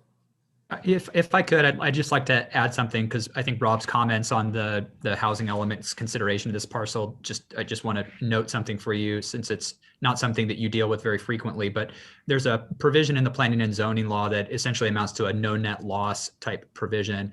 And so when you are rezoning a particular site that has been identified as part of your inventory of adequate sites, and you're rezoning it such that it will no longer be developed to the density that you previously contemplated, you just have to make certain findings associated with that. It doesn't preclude you from doing it. It just adds this extra step requiring that you make findings that the reduction in density is consistent with your general plan, and that the remaining sites in your housing element are adequate to meet your requirements to meet your arena numbers. So I just wanted to make that note for you, because it is maybe an unusual procedure that we don't often see. And given that this particular site would be going from, if approved, multifamily down to a single family, we would likely need to consider this no net loss provision. Thank you, David. So to the board for questions or comments, Sue. Yeah, a question. It says that Supervisor Parlin's recommending direction. What is a recommendation from the staff? Generally, we have a recommendation from the staff on how to proceed. What they would prefer, knowing that they're the experts on land management. I would like to hear a recommendation or comments on that from our staff. So this is Rob Peters again, Deputy Director of Planning. It's difficult to make that recommendation necessarily because we have a historic sort of situation where we had land use intent by the Board of Supervisors and their actions. And then through the activities of planning and others, we have evolved to having this multifamily, general plan designation and zoning. So to some degree, a lot of the efforts related to, the information we provided to the applicant and things were based on the information we had at the time. We're not, I guess I'm not answering the question very well, but it's difficult for us to make a determination one way or the other because, we have parties on both sides that have interests in the property, and we haven't, although we've heard a lot from the group that is against this activity and this pre-application, we haven't really heard very much from the applicant. And so I don't have a strong recommendation either way. I would imagine that the county would have to consider what its liabilities are in either direction. And then ultimately we would have to analyze whether the rezone and general plan amendment, I was kind of hoping that you'd done that already for us. So you don't really have a recommendation because it can go either way, or just not sure, or do we haven't really done the analysis to explore all of the. I mean, we've looked at the history of how we got from here to there, but part of the activity of bringing this initiating this general plan amendment would be to analyze the appropriateness of doing the whole of the activity. I mean, we have the background, we see the intent, but I can't speak with certainty to what the outcome of that activity would necessarily be, what the environmental impacts would or wouldn't be. So are you saying you just need more time for analysis? I mean, would that help if you did this analysis, or you just don't think you can do it, or you just haven't had the ability to do it yet? Well, we generally don't, without getting direction from the Board of Supervisors, go into doing that deep of an analysis. And so I think what we're being asked here to do is to get direction from the board on which way we would like to head. That's exactly where I was going to chime in, is that, like I said, this is a very unusual situation. And so, yeah, something from 1995 just didn't quite get fulfilled in the general plan, and look where we are. So, and the way it was explained to me kind of is that to initiate a general plan amendment, staff just doesn't do that on their own. It has to be, because general plan amendments are different. So the board has to direct staff to initiate that. And I think the analysis and all that stuff comes in when they initiate a general plan amendment. Okay, I'm glad you clarified that, because what it sounds like is that we're going to be rezoning it. This is just to initiate a study to decide whether you want to rezone it. It's not to actually rezone it then? It's to do it, but analysis comes with it. Any general plan amendment is a process. Remember we were talking about that the other day, the general plan amendments. So it would be a process, but staff can't initiate it on their own. They have to get direction from the board to initiate general plan amendments. And I mean, technically, when you look at this one should have been done in 1995. I was asked not to use certain words, so I'm going to say it was an oversight that the general plan map back in 1995 didn't carry the ordinance from 1995 to make those parcels high density residential. And then from there that got carried, and then Lupu came in 2015 and it saw that it was still multifamily, which it shouldn't have been. And so Lupu rezoned it, and there was no notification to the property owners. So they didn't know that they should have chimed in with the Lupu process. But in the meantime, we've got somebody that's come along and wants to do it according to what you're saying wasn't changed. What they're currently entitled to do. So, Yeah. Mr. Ashton, you had a comment? Okay. Yes, thank you, Mr. Chair. I was just going to respond to Supervisor Novostel's question about a staff recommendation, remind the board that for our county ordinances, staff don't give recommendations on items brought from board members. That's clearly stated in our ordinances. So that's why this one is a little different, because it's a request to initiate a process of a potential rezone, but it's coming from a board member and not staff. So That makes it so difficult, though, because I was hoping I'd have expert advice on what makes sense on this, because this is very unusual, and I get where there's kind of I think the middle would be to take a look at it and analyze and decide, is this going to have an effect on our housing element issue, and what the consequences are. I would like to understand that from a professional point of view. What I believe. Yep. Thank you, Supervisor. And I believe that's what staff is looking for, is what direction the board wants to go. Okay, I bet it's time to get it to the general plan amendment phase, and then the board can make the decision. But it is a commitment of staff's time to take this on. But this would still come back before the rezone, you're saying, then, before we'd approve it? This would have to be a general plan amendment, agendized with what that amendment is, and the normal, I'm not sure it's a public hearing, David, but I think it is a public hearing. So it would require the formal public hearing process. This is Rob Peters, Deputy Director again. As we sort of talked about yesterday, likely the avenue that this would take we would take it to the Planning Commission. We would then evaluate it in that public forum, and then they would make recommendations to the Board of Supervisors on how to proceed. And ultimately, the board would have the decision-making authority on both the rezone and the general plan amendment. Okay, that gives me a lot more clarity. Thank you. Other board member comments or questions? Okay, I have one for Rob. The current 2¼ acre parcel roughly, is it splittable, do you know? Because obviously the property owner has an investment in getting plans put together, and part of that recovery of cost committed, et cetera, could be with a parcel split should they choose to do that. Do we know if it's splittable? Yeah, so thank you, Rob Peters, Deputy Director again. Yes, so the minimum lot sizes for this particular zone, at least that the resulting zone, would be that it could be down to 6,000 square foot parcels for interior parcels and 7,000 square foot for corner. So on a approximately 90,000 square foot lot, you could there is development potential to split it. Now, are you asking about currently under the multifamily zoning and general plan? I'm saying, should it become rezoned? Yes, there would be an opportunity and of course it would be evaluated against traffic and all those other things that a parcel split would be. But yes, absolutely, it would have the potential to be split into, I think I said something between, with a development potential of 1 to 5 units per acre times the 2¼ acre, you're looking at approximately 11 total lots of development potential. Okay, thank you. So changing to single family residential could substantially still mean a number of additional housing units. That would it doesn't mean just one, correct. Got it. All right. Wendy. Okay, yes. So the action item before us is to provide staff direction to initiate the general plan amendment and rezone the subject parcels. I guess my question to staff is, we have a pre-application in-house that is an allowable right.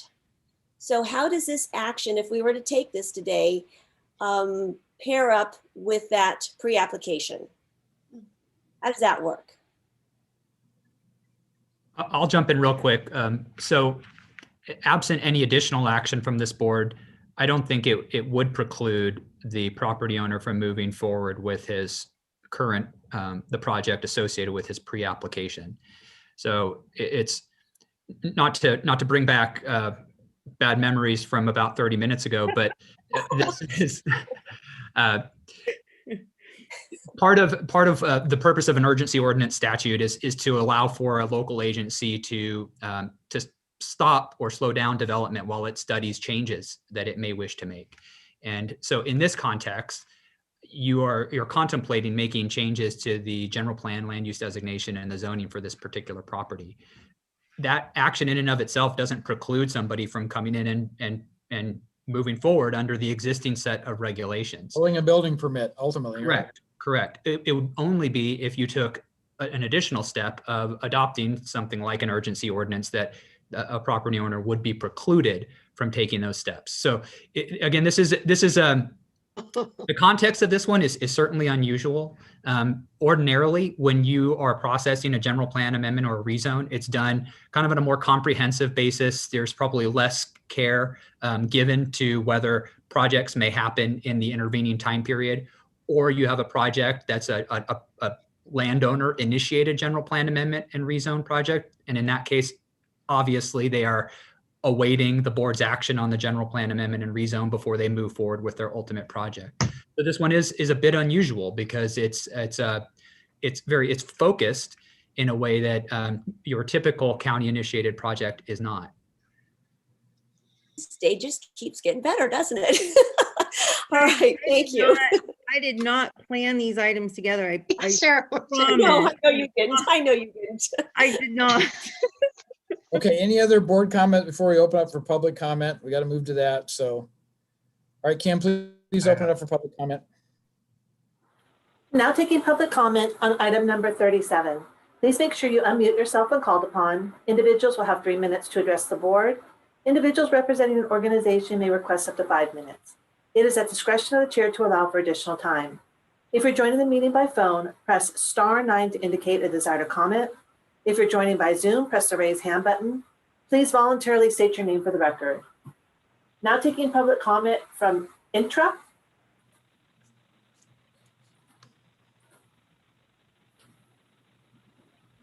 Please unmute yourself.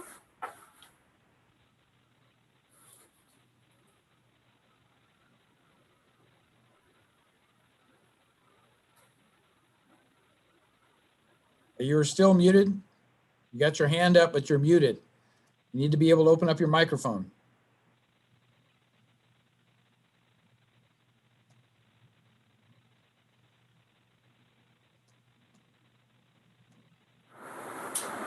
I'll move on. Well, yeah, let's move on. And if we need to, let's give her the dial-in information so she can dial in if that's necessary. Now taking public comment from 474.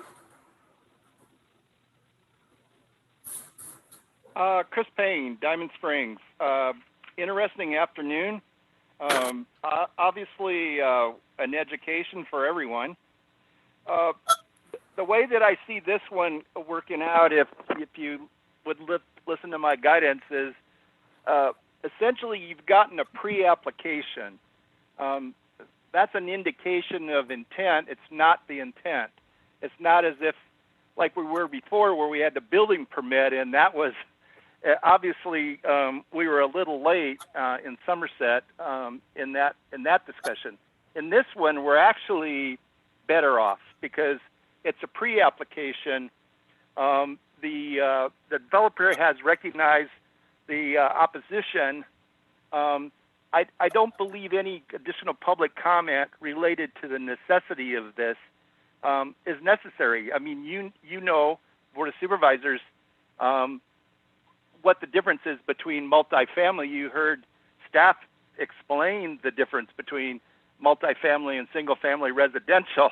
It's a question of a technical matter, and therefore you, as the Board of Supervisors, are the only ones then that could correct this. Certainly, if I was the developer, I wouldn't be trying to correct it because certainly I put a pre-application in for a respective project, and this would preclude that project. But I think the point of its being able to be split and therefore gain additional residential lots is important, and I think Supervisor Heidel, you're the one that brought that up. So we need the analysis, one, because you're constantly being on open forum. I believe hours have gone by talking about this particular issue. So you as a supervisor, certainly I don't want you probably don't want that to continue. Something's got to happen, and the only thing that I hear is that the current policies preclude staff from making any determination unless they get the direction. And that's what they're asking for. I mean, essentially, it's the direction that you got to give them. So I think, Supervisor Heidel, it would be clear to articulate what intent or what would be the purpose, and let the public know what would be proposed motion be, and why you need to do that. Because I don't think you can take no action on this.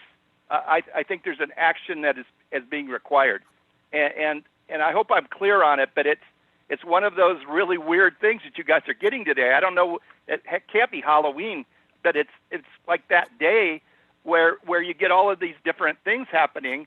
But this one is clear to me. You have to take the action. So you have to take the action. You have to. You got to go with the direction to staff on this one, I believe. Chris. Thank you very much. Now taking public comment from Gary Wick. Good afternoon. This is Gary Wick. I live on Mariloma in this community. I represent the Camwood's Advisory Committee, so I don't know if that entitles me to 5 minutes. But, you know, I've got too many college degrees that don't have to do with planning, and I don't speak Robert rules of decorum. But for me, if you look at what the board, are about the community and the benefit of the community of El Dorado Hills, El Dorado County. With that said, is you can have all the analysis, but if you're going to vote, I think I'll be dead before this ever gets voted on, because this has just gone on unpleasantly for too long. The previous speaker, I forgot his name, he brings up a good point, but the truth is, if you put this for what it is, it's for one individual that does not live in this community that wants to build a structure that is not consistent with the entire community. You talk about rules, you talk about what they wanted. If you go back, and this is all available, completely available in the county's documentation, all previous, this was sitting in your files just waiting to be read by somebody, that as of 95, so much for the whole issue is this shouldn't be happening. And so what I'm looking at is this process, for me, needs to be done sooner than later, but you need to look at what's it for the community. And you've got 1,000 residents as opposed to a person who doesn't even live in the area. This will not matter much to the overall development of housing for people that have employment, yet it'll substantially impact home values, traffic, environmental concerns. This has all been redundant because it's been, I've been on these meetings, followed this thing for 6 months. You can talk about your process. You can talk about all the things that you think you need to do, or a recommendation. I feel like you guys want a recommendation to recommend a list of something. It's just going on and on and on. And the bottom line is, it's just simple. This is not an appropriate project. Ms. Parlin indicated with delicacy that this was an oversight. No, it wasn't an oversight. It was a blunder on the part of the county. They did not do this correctly. And by the simple fact, you don't abusificate prior decisions, those in 95, and just move forward with a bulldozer because Board of Supervisors change and people change, and they go, well, this is the way it is now, so let's just go on with it. Daryl Rasmussen was a patriarch of this entire area, and he said, I will sell this property for development under one condition. That is that it's single family homes, and that's why this was all put through in 95. So it absolutely is nonsense that it can be disregarded at this point because of a mistake by the county. Thank you. Thank you, Gary. Now taking public comment from 390.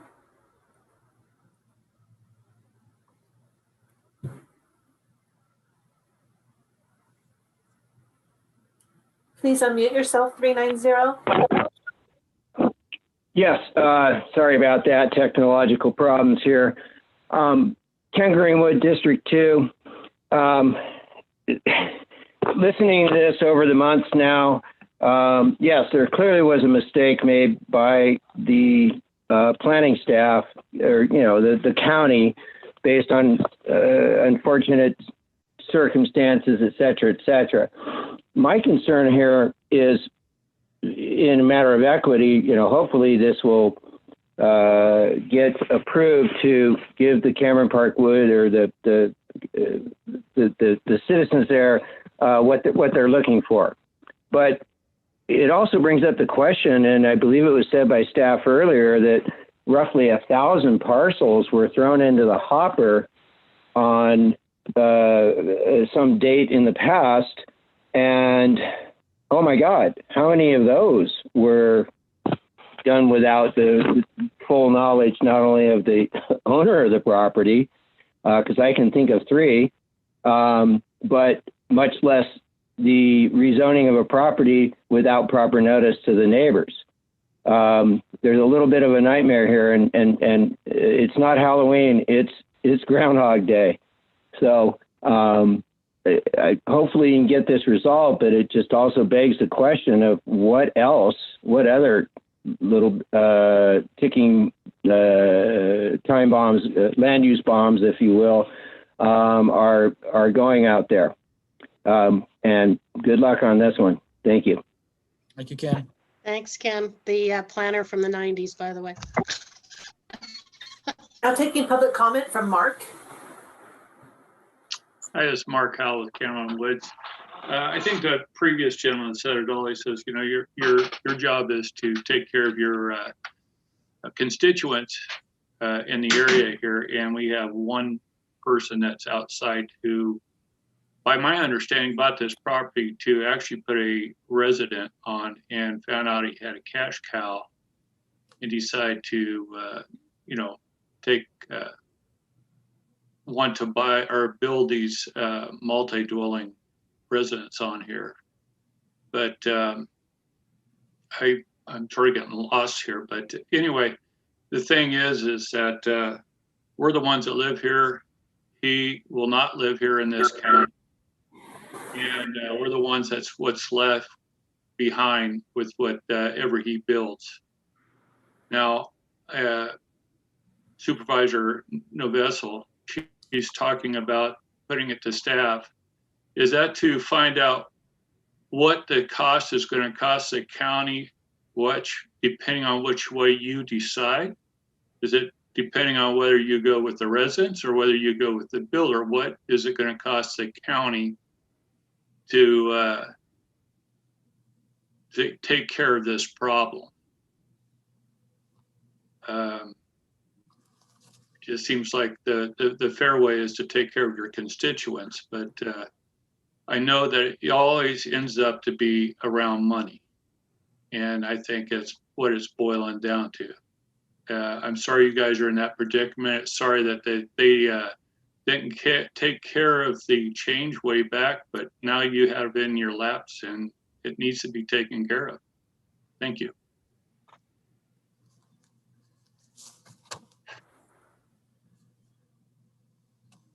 Now taking public comment from Chris Belton. Good afternoon, board. Thank you for your time. I'm Chris Felton of the Cameron Woods Advisory Committee, and we built a home on one of those parcels that was changed to multifamily in 2015. Now, we appreciate the efforts of Rob Peters, as well as planning staff, county council, county DOT, James Williams, and especially Lori Parlin.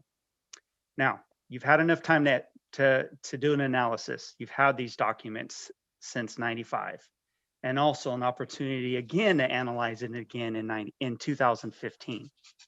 Now you can see from the significant number of letters and emails of support by our community, this is extremely important and should be important to each of you.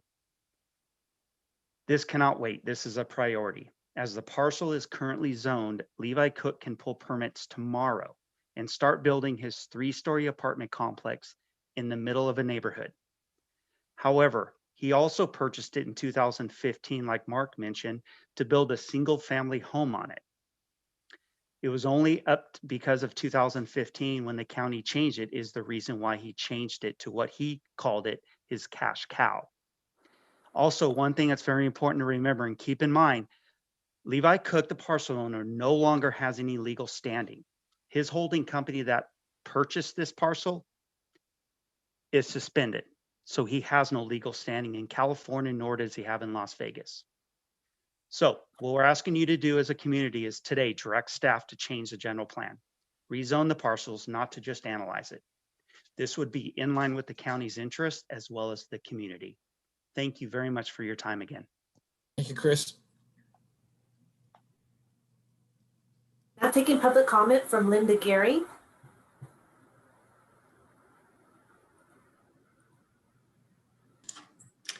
Good afternoon. My name is Linda Geary, and I'm a resident of Cameron Woods and a member of the Cameron Woods Advisory Committee. On behalf of the committee and community and myself, we want to thank Supervisor Parlin for her responsiveness to our concerns we've raised with respect to the Mira Loma apartment project. Furthermore, we'd like to express our appreciation to Mr. Peters for his detailed analysis, preparation, and presentation. Approval of the general planned amendment to rezone the subject parcels is extremely important to our community, as evidenced by the support you all received via letters and email. As a community, I think it's important to note that we've spent hundreds of thousands of dollars individually on our homes. Based on our community documents, our CC&Rs, we understood the subject parcels of the potential development project, that they were single-family residents. Allowing multifamily project to be developed within our community would be in direct conflict with our CCNRs and would certainly have a detrimental impact on our community as well as a monetary impact to our home values. In fact, since the project was announced, the home directly across the street from the subject parcel was sold. The home was in escrow, and subsequently the potential buyers backed out due to concerns about the proposed project. The seller's home was they were able to eventually sell their property, but it required a price reduction. While I understand the CCNRs are not under the jurisdiction of this board, I want to be sure the board is cognizant of the exposure to the county in the event our community is harmed as a result of the zoning error of 2015. As a community and homeowners in this community, we have privity, standing, and a vested interest in the action of this board. We're counting on you to correct the error that occurred in 2015 when the parcels were rezoned in heir to multifamily. We eagerly await your decision and thank you for giving this matter the consideration it deserves. Thank you, Linda. Now taking public comment from Glenn Rambach.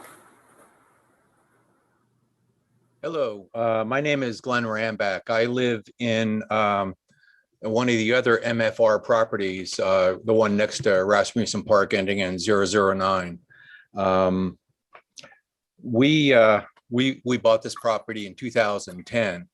Had we known that there would have been a property like the subject property zoned the way it is, I guarantee we would have not purchased a property here, knowing what that would eventually do to our property value. I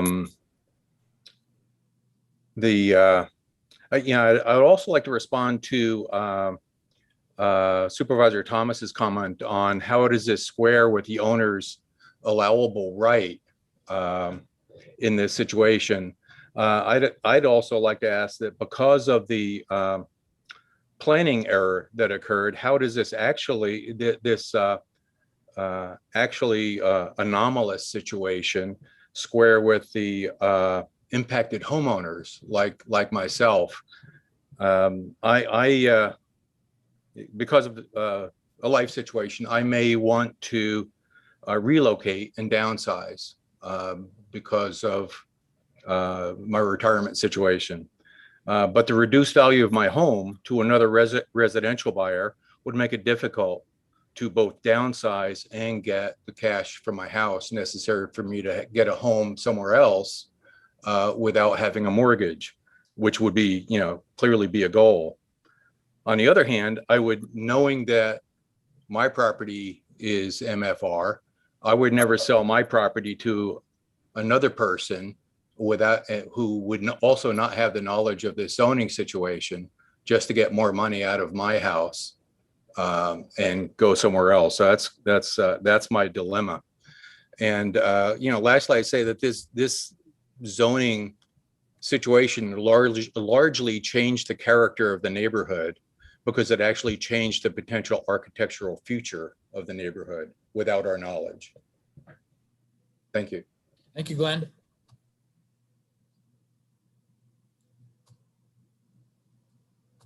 Now taking public comment from Linda Riley. Good afternoon, and thank you supervisors for allowing us to make comments on this project.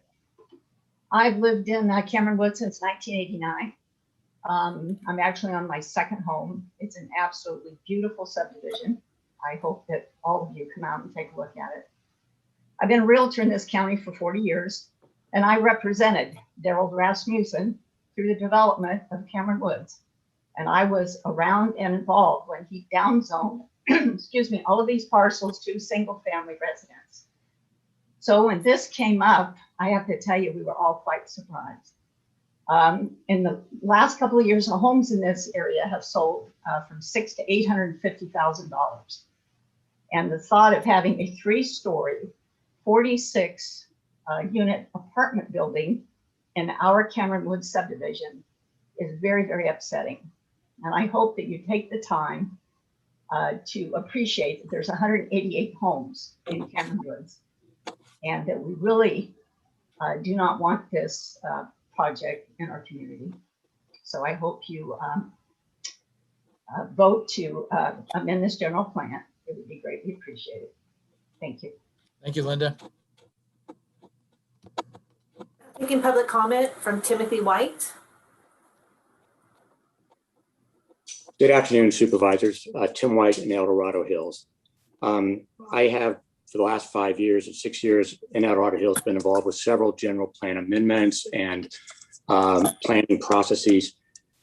General plan amendments by their nature are supposed to be rare. In fact, I believe the county planning and board of supervisors limit them to 4 a year for that very purpose. They're supposed to be studied and recognized, and they're supposed to be a priority. Clearly, in this case, and mistakes were made, and people can put blame where they want to, but clearly in this case, this community and this request for board to provide direction to staff, this, I believe, does warrant a general plan amendment and a rezoning. The current zoning and the possibility that a 30 or 40 residential unit apartment building would be built is clearly incompatible with the surrounding single family homes. And I would urge the board to take, unfortunately, I know you cannot go and you should not go right now to make a decision, but the decision and the request from Supervisor Parlin is to provide direction to staff. So I would strongly suggest that the board provide direction to staff to study this, do everything you do with every other general plan amendment, and put it on an urgency basis so that this can be brought back to the Planning Commission and to the board for a final decision. Thank you very much. There's no additional public comment. Kim, so Intra tried to get on. You haven't seen them try to enter into it again, right? No, I have not. Okay, so let's bring it back to the board for hopefully a motion and moving forward here. Well, I just want to say one thing. You know, here we are again with something that was not put in the general plan prior, you know, in 2004. There's a lot of things that haven't been put in the general plan. And I think the board needs to look at some of these issues so we don't end up like this. Here we have this, and then we have this thing that's going on out of my district in Somerset. So I think the board right here, I think with this particular thing needs to look at it a little bit more clearly on some of these things that are coming up in front of us, because this is just absolutely ridiculous. And we've been kicking this stuff down the road too long. And I think we need a lot of the stuff that needs to be put in the general plan, be put in the general plan so we don't have these problems again. I think in a perfect world, that would be great, George, but there are, you know, we're human, and I don't want to be trashing our staff on this. I mean, things happen, but you know, as much as we can fix things and you know, where there's an ability to do it, I think that's great. And, I just think it's just been, yeah.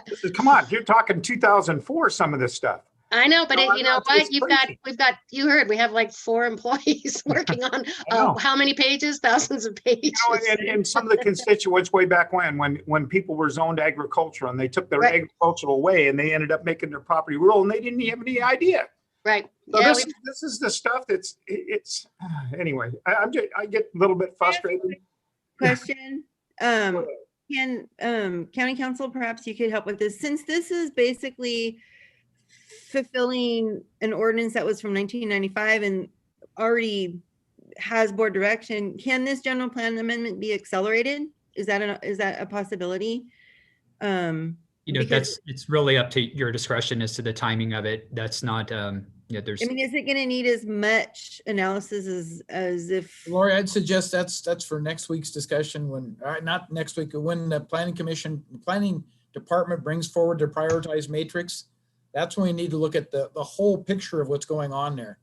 Because there's a number of things we've asked them to add to the list, and I don't know how they're going to get those done too. So, but I think to your point, Lori, I think they do. I think I recall where they had timelines of accelerated things where, you know, they could lump them together. Certainly, I think John, you're right. general Yeah, plan they group them. together and do them, so you only have no more than 4. Right. I don't know where this would fit in with timing, but I think that's a discussion when we get to the prioritization matrix and Okay, figure out where so just so you know, though, to that point, if it doesn't get accelerated and a permit comes in, there could be a request for another urgency ordinance, just so you know. So that it can, do you get where I'm headed with that? Because yes, that could happen. So I'm just letting you know. I hope it's accelerated. I hope you realize we really don't want to have to go down that path again. Exactly.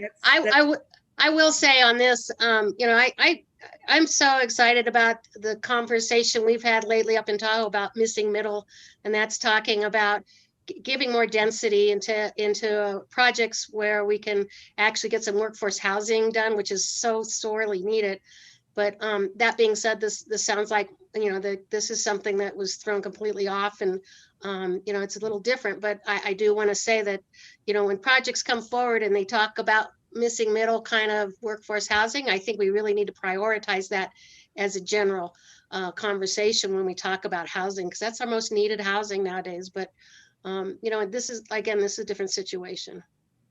Let me just add, Donna wanted to comment, but we've already closed the public comment on this. So Donna, we're not going to be able to take your comments at this point. We do need some kind of a board motion here. We need to work through something here. Supervisor Heidel, before you do, I just want to, if I could just address one comment that I heard a couple times throughout the public comments regarding the notice from 2015. And I raised this because it's a legal issue that's raised, though I don't know how relevant it is to your discussion, because I think you're mostly acting on what I would characterize as the equities of the situation. But I did want to clarify that the county was statutorily allowed to provide that generalized notice. I do recognize the issues that it has created, this certainly being one, but I didn't want the board to leave this discussion with the impression that that was somehow illegal. In fact, it was raised as part of the TGPA ZOU lawsuit and was validated by the court. Again, I recognize that it created some issues that not only this one, but other projects that planning sees from time to time. And I don't know if it necessarily will influence your decision, again, recognizing that you're evaluating the equities of it all. But I did want to note that from a legal standpoint, that was a permissible procedure engaged in by the county. Thank you. Wendy? I'd just like to echo Supervisor Novacell's comments on this, that if it just would seem that there's a missed opportunity if we haven't engaged the property owner to, have a discussion where we explore this missing middle concept with the high density residential that we're looking at, the rezone and the general plan amendment would accomplish. Maybe he's not aware that there are creative housing options that look like the feel and have the character of the neighborhood that would be much more pleasing to the surrounding neighbors while allowing him to profit from his land. I just think that, that would be maybe an important, step either for staff or for even Supervisor Parlin, to reach out, at least try that. Because I wouldn't think a property owner would, if there are creative options, would want to do a project that is so repulsive to the surrounding neighbors. This is so I just throw that out there. So just throw that out there. All right, well, with that, then I'm going to make a motion that we follow my recommendation to provide direction to staff to initiate a general plan amendment and rezone for the 5 subject parcels. I'll second that motion. Okay, we have a motion and a second. Roll call. David, just a quick procedural question. In the motion, do we need to include the findings?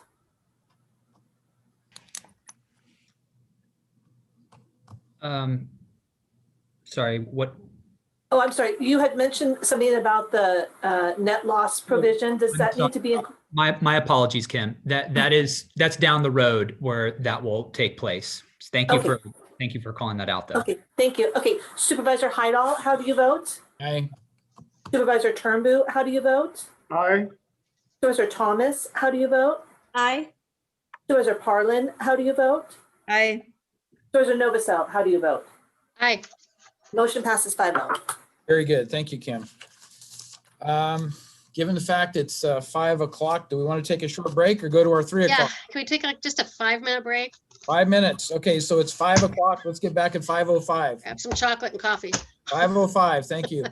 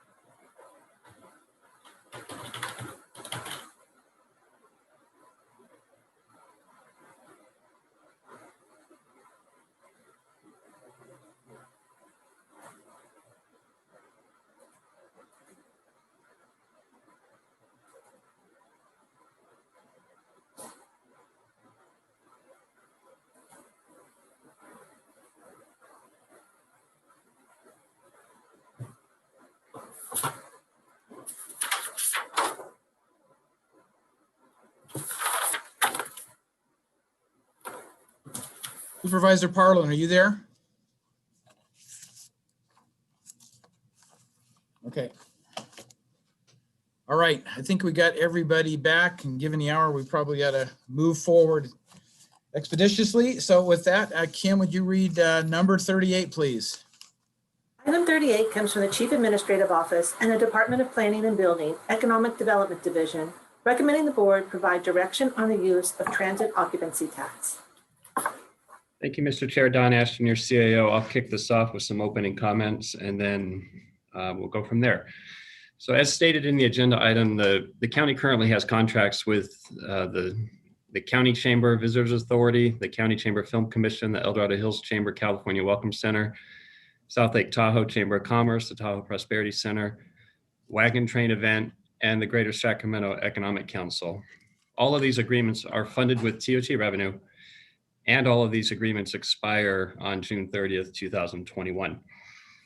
In order to prevent any retroactive agreements or break in service relative to these services, staff need direction from the board in regards to your interest to continue funding these programs and at which amount, so that new agreements can be written and brought to your board for approval prior to the end of the fiscal year. That being said, we can't talk about the funding for these agreements without looking at TOT as a whole and the context of the whole TOT distribution amounts. So recognizing there are many ways that the TOT funds can be allocated, the recommendations before you are consistent with your policies and take into consideration overall system priorities, with a primary and perhaps an aggressive emphasis on addressing tourism impacts and road maintenance. And you may recall that it was in late 2019 that the board changed the policy on how TOT funds were to be allocated to shift from 51, or the majority of TOT, to the promotion of tourism and the remaining amount to the general fund, to a process where we prioritize and put the money towards impacts of tourism and economic development with consideration of funding for promotion of tourism and veterans. This is really the first time you've had the opportunity to make changes consistent with that policy, because last fiscal year, we were in the middle of the contract cycle with these agreements, and staff did not, two reasons, staff did not believe it was fair to change those agreements midterm. And then we also had COVID hit. So there was a lot of uncertainty regarding TOT funding. So as we move forward through this discussion, I have two requests that the board keep in mind. First, for the ease of discussion purposes, we will likely be referring to TOT revenue and general fund revenue separately. That being said, the fact is that TOT is a discretionary general fund revenue, very similar to sales tax. However, through policy, El Dorado County, and like many other counties, has decided to target TOT to specific purposes. I don't want any budget purists out there saying, when I refer to TOT, and separate from the general fund, saying it is general fund. But for conversation purposes, it will be easier that way. The second request is, keep in mind that the primary objective of today is to receive final direction from the board so that staff can prepare the appropriate contracts and agreements prior to June 30th and bring those back to the board for approval, and incorporate the allocation recommendations into the recommended budget for final consideration by the board in June, at which time we'll also have the public hearing to get additional public input on the entire budget process. So no decision today is final, but it does give staff a framework to work from. So at this point, I'm going to turn it over to the board chair. He will lead the discussion and facilitate asking questions of staff. And at the appropriate time, we can pull up a spreadsheet showing where the recommended funding amounts are, and if you want any changes to that, to make sure we stay within the assumed revenue amounts. Does that sound okay? Yes. All right. Thank you, So Don. right ahead.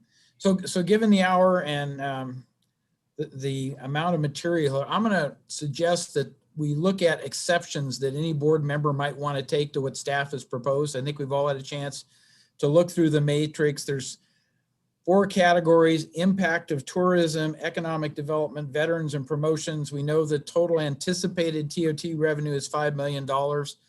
So I would ask us to look at where we'd individually take exceptions to what's being proposed And if we deal with exceptions, then I think, by elimination, we end up with a much shorter process and get to the point we need to be at. So that's my suggestion. Sue. So I'm going to make this really fast and easy. I think we should be approving everything from last year as is. We're going to have more TOT than we had last year. So rather than think about making cuts, we should be approving what we had contracts. Go ahead and do that. Just approve everything that we have that was listed from last year. Those are the chambers, what I'm talking about in economic development, because it's confusing when you look at the wording. What we meant to say is impacts from tourism and not impacts from economic development, but economic development. So it's impacts from tourism and then economic development. So given that, I think we should be fully funding what we've had in the past, and that we should, what I'd like to see is a workshop, come back with a workshop on all the rest of the TOT, because it's crazy amount of stuff that we're looking at. And I'd like to see us somehow be able to categorize what impacts of tourism means by looking at all those little fingers that have been in there, including the veterans, including the tax collector, and get a real good sense of the nexus of what impacts of tourism is and how we can be taking, because we're going to have a lot of extra money here, frankly, where we can take that money and deliver it. So that would be my suggestion. Makes it really easy today. I think that works, except that with staff's recommendation, there's more demand with what you're proposing than there is within the $5 million, unless we make some changes, if I understand it, Don. Yeah, you basically said don't fund the Welcome Center in El Dorado Hills, don't fund the Greater Sacramento Economic Council, reduce the amount requested by Lake Valley Fire from $290,000 to $222,000. So those are 3 reductions. And yet we're balanced at $5 million with additional. No, we've never funded Lake Valley. So what I'm saying is my suggestion is that we fund what we've funded in the past. Yes. And now when it comes to impacts of tourism, which would be Lake Valley, that conversation come in the means of a workshop later. That we just fund what we've had in the past, and we do have that funding for that. That we can go ahead and do today, I believe, unless you tell me differently, Don, but fund that. And then anything new that we are looking at, that we go into the workshop and look at the recommendations moving forward. To me, that just simplifies everything. Okay, so Don, for clarity, if I look at impact of tourism, that's because what's new, right? Everything else, economic development, veterans, and promotions we've had before. Clearly, the first item, revenue directly to the treasurer, has been something we've been doing before, right? Yes, sir. So that's included in this, do it as before. The general fund towards that we haven't done before, so that's an item that would be part of that discussion. The DOT snow removal would be part of the discussion. The additional code enforcement officer would be, the additional senior development tech would be. Sheriff is, I guess I'm going to have to refer to you, Don, because I know we've funded these activities already. It's just, where do you account for it within that general fund provision?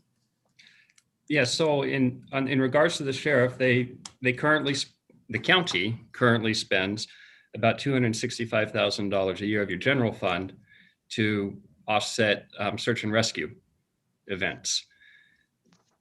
That is, and again, what I'm asking for is just to take the above items and go ahead and fund them today, and then take anything below that.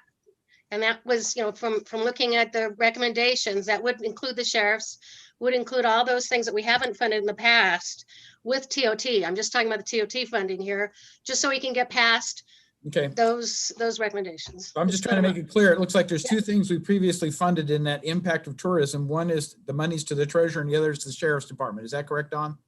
Guys, what list are you looking at? Which list are you looking at specifically, please? We're looking at the matrix that Don provided with the 4 categories called FY 20, 21, 22 anticipated funding and expenses. Okay, because I'm not following you. So, okay, got it. That's the spreadsheet that I think has the summary on it. So the $373,000 to the treasurer's office has been given to the treasurer for many years. It was actually 10%. The recommendation staff is asking to consider is stop doing a 10% allocation to the treasurer tax collector. Just make it a flat amount. And if she has additional needs, then she can ask for it.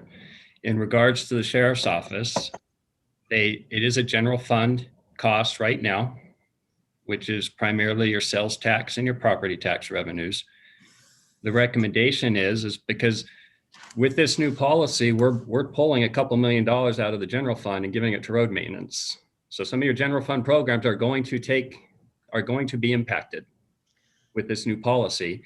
So trying to mitigate that and be consistent with what is recommended to fire.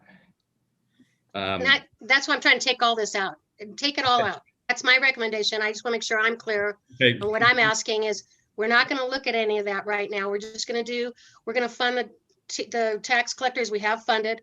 And until we get to that review, then I think that's the important thing, is that we just go ahead and fund from last year as if it were last year, which would be go to tax collector, we go to veterans, it would go to the chambers and the Taos Prosperity Center, all that. And then anything of change this year, which would be search and rescue, would be, all those other things you're listing. We just do an hour or two workshop of understanding, getting a true nexus of where everything fits in, because just even looking at the veterans and what they're getting, there was $130,000 that went to these little mini grants that have fingers everywhere. And so I'm just hoping that we can get some clarity, and I don't think we can get it in this session. I'm hoping we can do a separate session. Until then, keep it, how do you say that? Dawn, keep it as last year. Status quo. Thank you. Thank you. So sure, and it's up to the board. Staff is ready to have that conversation now with the late hour. If you want to schedule another day, that's obviously, that's fine with us. Just tell me what day you want to do it. But I believe staff's ready to have that conversation tonight. But I don't think I'm ready, frankly. That's what I'm saying. I don't think the board's ready, because we don't even, we just got this little thing on, on the veterans just the other day, and to not understand where it all fits in. I think it's important we understand the nexus on everything. Just my 2 cents. Okay. I appreciate those thoughts. My understanding is that the veterans funding at 175 is the way we've been funding them for quite a while. That's pretty much status quo. Is that correct, Don? So it changed a little bit in the current fiscal year, Supervisor. They were receiving 5%. Like the tax collector was, or the treasurer tax collector was receiving a specific percent. Now Don is proposing specific amounts, not percentages. But we're reinstating them back at the level, because this year was an anomaly. It's a different funding mechanism. Is that correct? Yes, the veterans agreed to take a cut because we were reducing our TOT revenue expectations because of COVID. So the recommendation before you is to restore them to the same amount they received in fiscal year 18-19, because we're in 2021. So the same amount they received in 1920. But the one shift that happened in the current years, they agreed to give up some of their funding to fund a senior veteran services officer in Health and Human Services. So that's why you see it broken down the way it is on the spreadsheet. Okay. And the Budget Ad Hoc Committee and my office met with the veterans, and everyone agreed to recommend delinking it from the 5% of TOT. Right. So that would be my recommendation, do everything except change that. Well, if I just may weigh in, I'm certainly willing to have that conversation at a later date, although I know that there's so much that we have coming before us, and that I am okay with accepting the funding as presented by staff. I know Supervisor Heidel and I had a conversation about the GSAC and perhaps the opportunities with El Dorado Hills and some of the development that is potential development that's going on, that may be important to keep in there for one more year, and Sue's recommendation to reinstate the funding at the Welcome Center. But I do agree with staff's recommendation on funding county search and rescue. There's certainly a nexus there.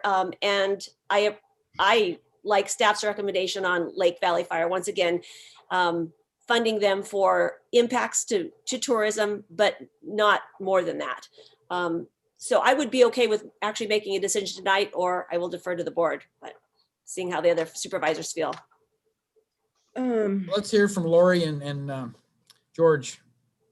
You ready to do it tonight, or you want to defer it? Pardon, tonight or defer? Is that what you're asking, really? Yes, that's really the Well, with proposal. what I have to ask, we need to defer because I have a lot of questions. So I am not okay with just keeping what we've done in the past, especially after our earlier conversation. George? Yeah, I suggest that too. I think I got a lot of questions and there's some things that I want to get answers for, especially when some of this money's going, especially when you're talking about taxpayers' dollars.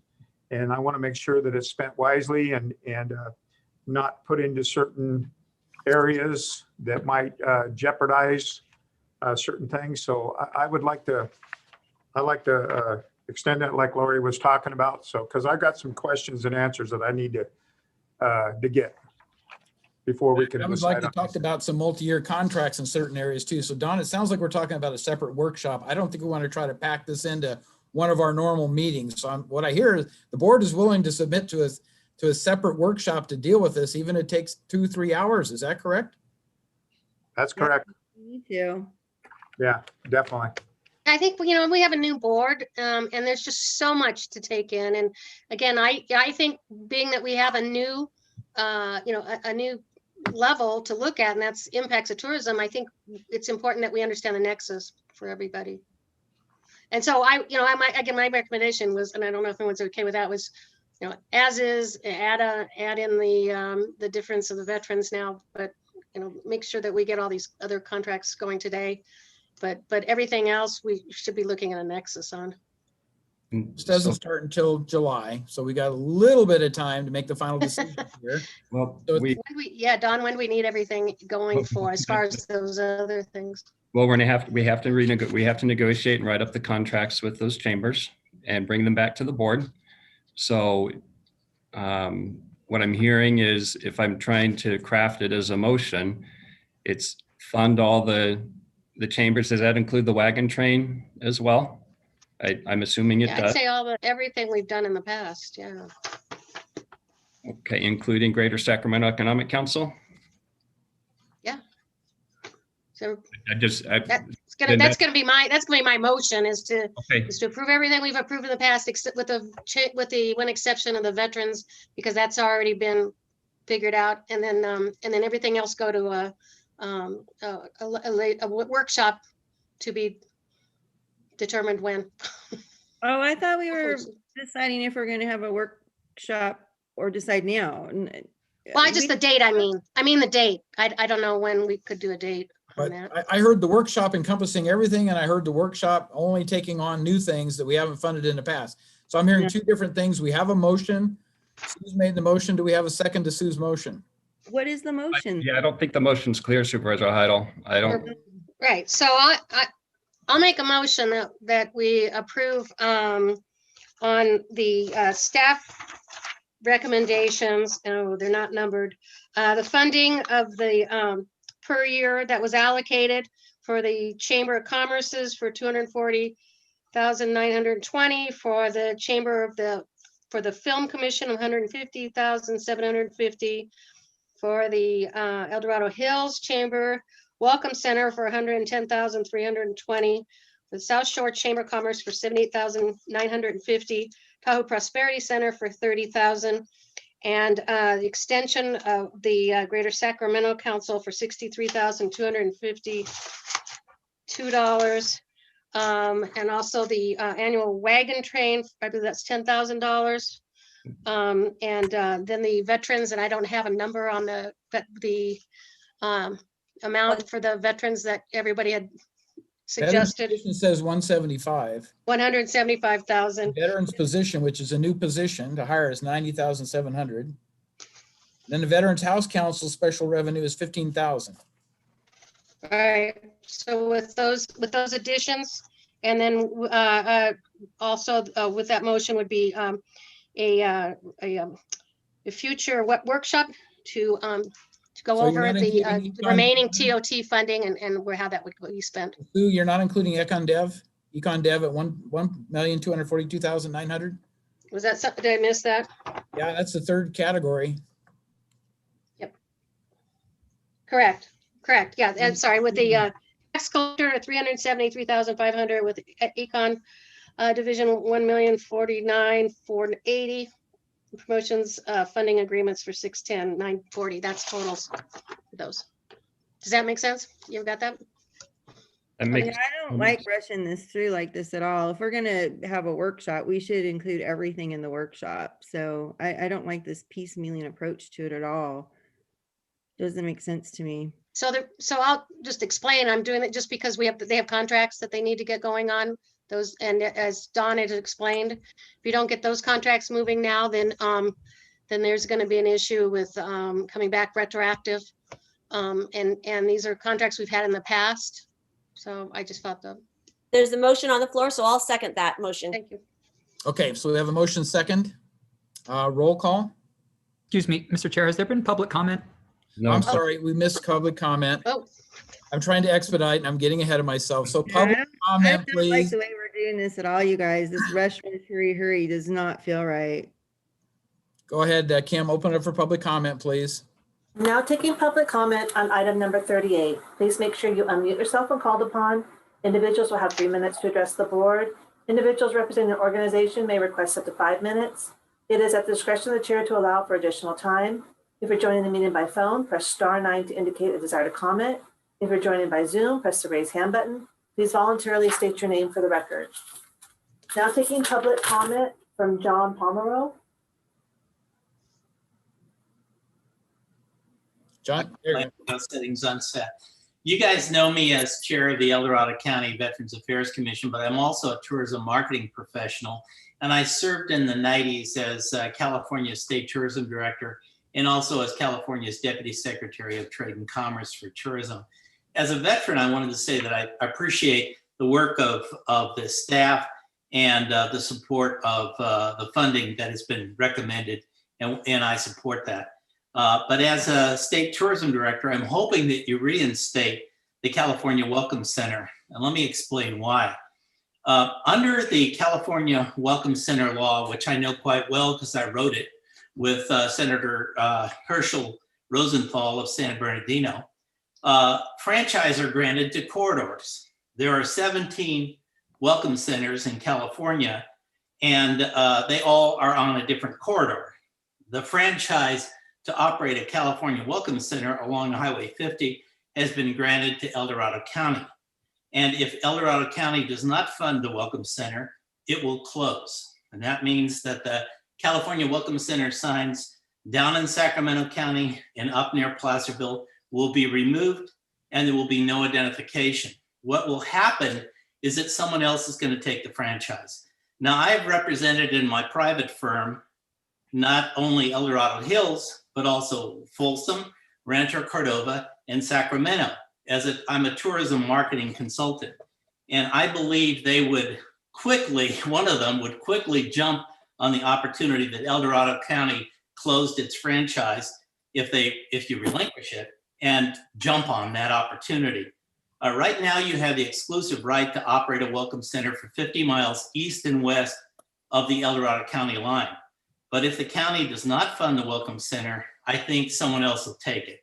That means either Folsom, Rancho Cordova, or Sacramento will be directing travelers to stay in their cities instead of El Dorado County when rafting the American River, visiting wineries or craft breweries in our county, buying goods at Apple Hill, touring the Gold Country historic sites, traveling the Quilt Trail, or frequenting art galleries in Placerville, Pollock Pines, Georgetown, Fairplay, Pleasant Valley, Diamond Springs, or El Dorado Hills.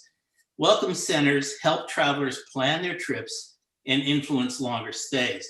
They drive incremental revenue and provide critical customer services that end up increasing TOT revenues for destinations. So I urge you to fund the California Welcome Center. It's $110,320, I believe.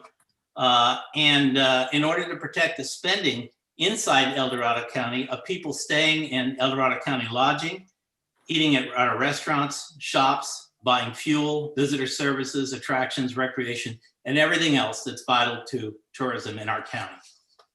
Thank you. Thank you, John.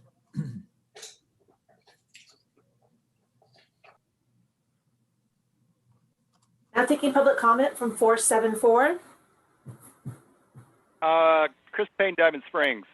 I don't think that the last speaker understood what the motion was. The Welcome Center is inclusive in the action. So I just wanted to clarify that for his sake. Previous Board of Supervisors has had thorough discussions about TOT and the use of it. You've had thorough discussions, some of you, about TOT and its use. Like it or not, I recommended at the time that you not make any changes on the TOT policy, but understanding that there's more discretionary ability on the part of the Board of Supervisors and general county government to have the new policy which is in place. So like it or not, the policy has been changed. To the point of what you're doing, I think there needs to be clarity in the motion. Obviously, to Veterans Affairs, I think there is now with a kind of amended motion. Supervisor Novosel, I think you handled that. You didn't handle the treasurer tax collector, 10% right off the top. That's a lot of money. I think the recommendation is to have a set budget amount for the treasurer tax collector based on the recommendation of staff. I would reconsider that, Supervisor Novosel, that you could amend your motion to include that. I think it would be more appropriate to do that.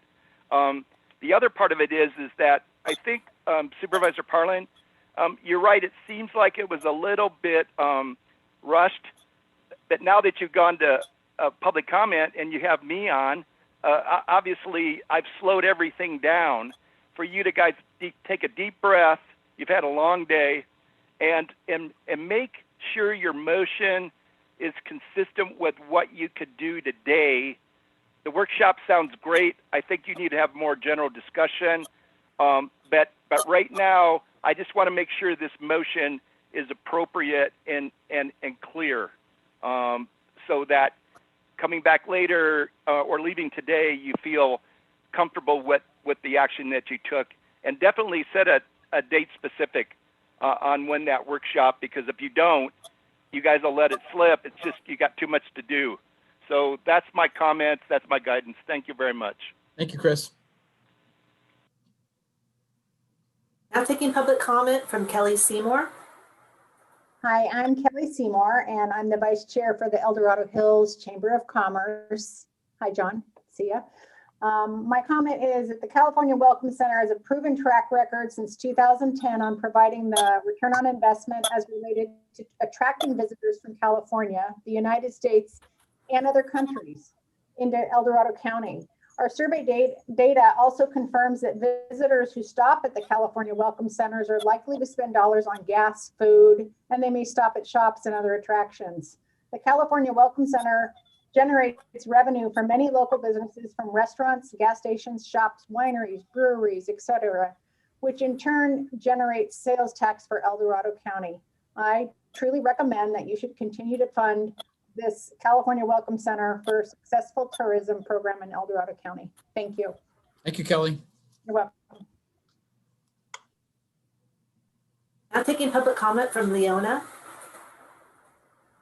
Honorable Chair and Supervisors, I want to make sure that you can hear me. We can. Thank you. Great, thank you. My name is Leona Allen, and I'm an elected board member for the Lake Valley Fire Protection District. As such, I'm requesting 5 minutes to speak on this item.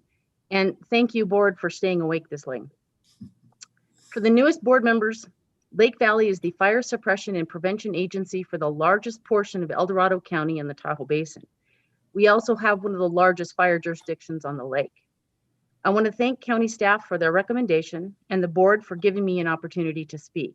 We are pleased to see that staff recommended the board approve a portion of the funding that we have requested to help offset the impacts of tourism in our fire district. We have submitted our letter of request and a tourism impact study under public comments for this item, but I want to highlight some of the information that has been provided. 81% of the active vacation rentals in the county are located in our fire district. Even so, we have never received any funding from TOT revenues to help offset the impact associated with tourism. Highway 50 is the busiest corridor into the basin, and it runs directly through our fire district. We have over 100,000 visitors traveling along this route during peak travel times. Lake Valley also covers some of the most popular tourist destinations, including Pope, Kiva, and Baldwin beaches, Camp Richardson, Emerald Bay, Sierra at Tahoe, and Heavenly Ski Resorts. Our call volume related to tourism has increased almost 24% between 2019 and 2020. During peak tourism times, our personnel often take more than 10 minutes longer than usual to respond to calls due to traffic delays. This can mean life or death for medical emergencies and increases the potential for loss of life and property during fire incidents. Here's one example. On December 27th, our resources responded from our fire station in Myers to Sierra at Tahoe Ski Resort, and it took them 1 hour and 41 minutes due to heavy morning traffic. This response should have taken no more than 20 minutes. Keeping in mind that during this response time, those resources are not available to respond to other calls for service in the community, but rather are tied up trying to get through the gridlocked traffic. These types of delays are now common on weekends and holidays. We're grateful that the board has opened up the use of TOT to cover tourism impacts felt countywide. We feel that our taxpayers and our firefighters are shouldering the largest burden, since Lake Tahoe is considered a premier tourist destination internationally. In 2020, that burden was felt by our taxpayers to the tune of $290,000. The summary we have provided also outlines prioritized TOT funding requests that would cover additional needs related to tourism, and these include adding personnel to allow us to strategically place firefighters and apparatus in areas of the district where the greatest— comment at 3 minutes. Am I getting 5 minutes? She does represent a public agency. Please try to keep it, Leona. I am done. I'm almost done. The second thing is supplementing our current apparatus with vehicles that can assist our personnel to navigate around gridlock traffic more quickly and efficiently. We hope that the board will consider funding in full the $290,000 listed under priority 1. Although this is $68,000 more than your staff's recommendation, it would cover the costs associated and already incurred by our agency responding to calls for service from visitors and tourists within our district in 2020. We also hope that you will consider the additional funding outlined as priorities 2 and 3 to provide supplemental staffing and apparatus to enable our agency to respond more efficiently to the surge of visitors that are traveling, recreating, and staying in our district. Lastly, please take into account the impacts that will be realized by our district in the future by setting aside 5% of TOT collected within our jurisdiction, as outlined in priority 4. Ladies and gentlemen, this is not a frivolous request. Our report is data-driven and demonstrates a significant funding need by Lake Valley Fire Protection District, which will enable us to provide continuous, timely, and safe emergency medical and fire protection services to the residents and visitors of El Dorado County. Thank you. Thank you. Now taking public comment from Steve Tashara. Good evening, Chair Heidel and members of the Board of Supervisors, county staff. For the record, Steve Teixeira, CEO at Tahoe Chamber. Just to demonstrate that I have enjoyed the afternoon and I'm still here with you this evening, and want to appreciate what the county has done with us in the past, and to ask for your support for the continuation of the $78,950 that we have received. It has been really helpful over the last couple of years to have a multi-year agreement, so we hope there's some consideration for that as well. We're very proud that our annual reports to you quantify the deliverables and the return on investment for the money that you spend with us as a leveraged partner. And our activities, as you know from reading our report, I provided one to each member of the board from last year, that we really are in the business development. Not so much economic development, but business development. We work with our businesses through educational programs, through workforce development, go local shop and dine programs, and educational programs, and our restaurant association. And all of those have proven to be extremely valuable, I think, for our community, and a real credit to the county as well. So again, we appreciate your continued funding for our piece of this TOT, and thank you for your time this evening. Thank you, Steve. Now taking public comment from Ruth Michelson. Hi, good evening. I'll be brief. It seems like having a workshop and scheduling it soon would be a wise thing to do, since there are people who's, it's a lot of money, and some of the supervisors have expressed a desire to discuss it and further. So I guess it's just an issue if you as Supervisor Novosel suggested, passing part of it or not passing any of it, having a workshop regardless, I guess, and what subset you discuss. Hey, just really quickly, did I miss 32 and 33 today? I know we're getting to the end of the very long 9-hour meeting. And I just don't think I heard 32 and 33. Maybe you The decided. department matters we haven't gotten to. Oh, for goodness sake. You still think you're going to do that today? Probably. Mr. Okay. Chair, let's finish this item, please, and then we'll. All right. Well, thank you. That's all. And I hope you can resolve this. And I think it's no doubt that the chambers will be funded. I mean, I'm not sure why they're worried about that. Thank you. Now taking public comment from Amy Chambers. Good evening. My name is Amy Chambers and I manage the California Office of Tourism, and I'm commenting on the California Welcome Center. I just wanted to let you guys know that the California Welcome Center program is designed to provide safe, reliable, and recognizable resources for travelers and communities in California. Currently, there are 17 centers throughout the state. These centers support local economies through their knowledgeable staff and personalized recommendations to visitors and locals alike. In 2019, nearly 1.7 million people engaged with a California Welcome Center, and those engagements lead to more time experiencing the destination and state, as well as more dollars spent at local businesses.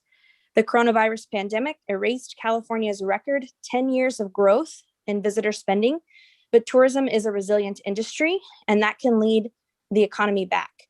Visitors spent $1.1 billion in El Dorado County prior to the pandemic in 2019.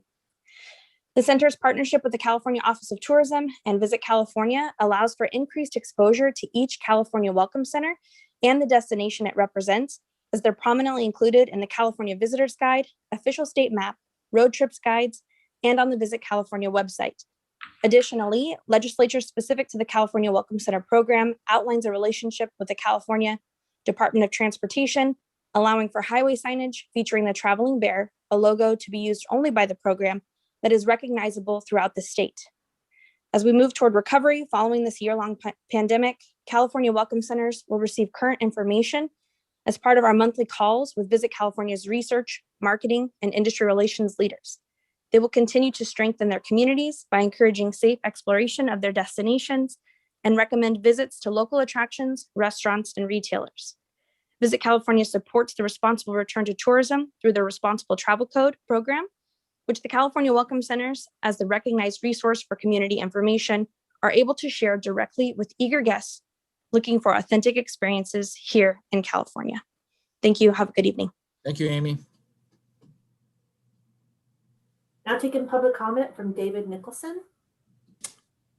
Good evening. Not a professional here, an amateur resident of El Dorado Hills. Family moved here in 1983, and I've lived here off and on since then.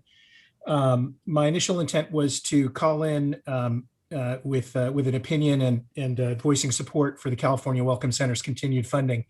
After hearing one of the professionals' comments after John Poimerou's comment, I guess I'll cut to the chase then. If the issue at hand, the question at hand is workshop or no workshop approved funding, then I'm saying no workshop approved funding.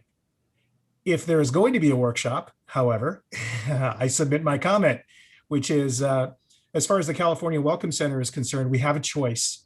We can defund it, unfund it, get rid of it, and have El Dorado Hills become a fast food and gas exit, or we can continue to fund it and have us continue to be, for westbound travelers, the gateway to El Dorado County in the Sierra Nevada, and for eastbound travelers, the gateway to the Sacramento Valley and the Bay Area. Just as a resident, it might sound silly, but it has become a point of pride. When I first saw it being put in, I thought it was ridiculous. California Welcome Center, you know, what is this, like an immigration checkpoint 900 miles from the border? This is insane.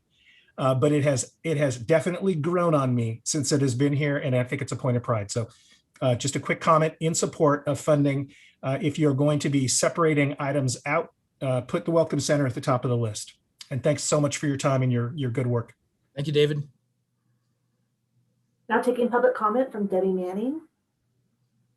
Good evening. Are we all having a glass of wine? Debbie Manning, Debbie Manning, El Dorado Hills Chamber of Commerce. I'm going to assume everyone's had time to read the letter, so I won't take the time to reading it to you. I think we've had some great comments from people on the value of the California Welcome Center. With that, we do hope that you'll reconsider the funding for the Welcome Center program. As for the past 11 years, it has a proven track record, along with the ROI, the visitors, the marketing and promotion of El Dorado County, and the revenue generated from sales tax and those said visitors. We believe the programs you have in place for tourism in El Dorado County are working. And if you disrupt 1 out of 4, your tourism programs will likely be unbalanced and may not be as successful. Thank you very much for your consideration. Have a great evening. Thank you, Debbie. Now taking public comment from Jenna. Hi, board. This is Jenna Hoyt. Can you guys hear me? Yes. I am the general manager with the Holiday Inn Express and Suites in El Dorado Hills, and I am also an El Dorado County Chamber board member. I appreciate the motion that is on the floor, and I just want to acknowledge that and am in support of that motion and continuing the funding, along with all of the comments that John, Kelly, Amy, and Debbie have made in regards to the California Welcome Center. If you guys do decide to not pass this motion, then my support would be to continue the funding of the California Welcome Center and making sure that you guys realize all the benefits that come along with that for our county.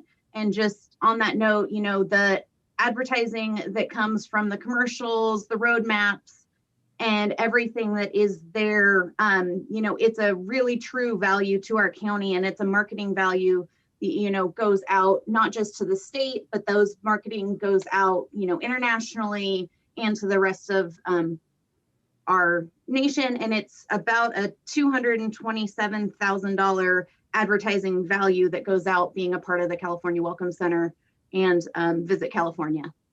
Thank you and have a good evening. Thank you, Jenna. Now taking public comment from 385.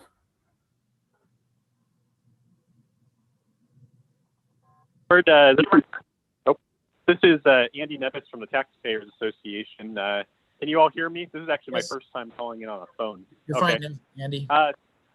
So I'll be real quick. You guys have our letter, and I just wanted to clarify, you know, the gist behind our letter is that, you know, we don't support or oppose any particular TOT funding source, but we do really think this is a good time, you know, when we're implementing this new policy to have a review of where TOT is going and have a full discussion. So to that end, you know, I wasn't thinking that there would be a workshop proposal today, but that does seem like it could be a productive exercise.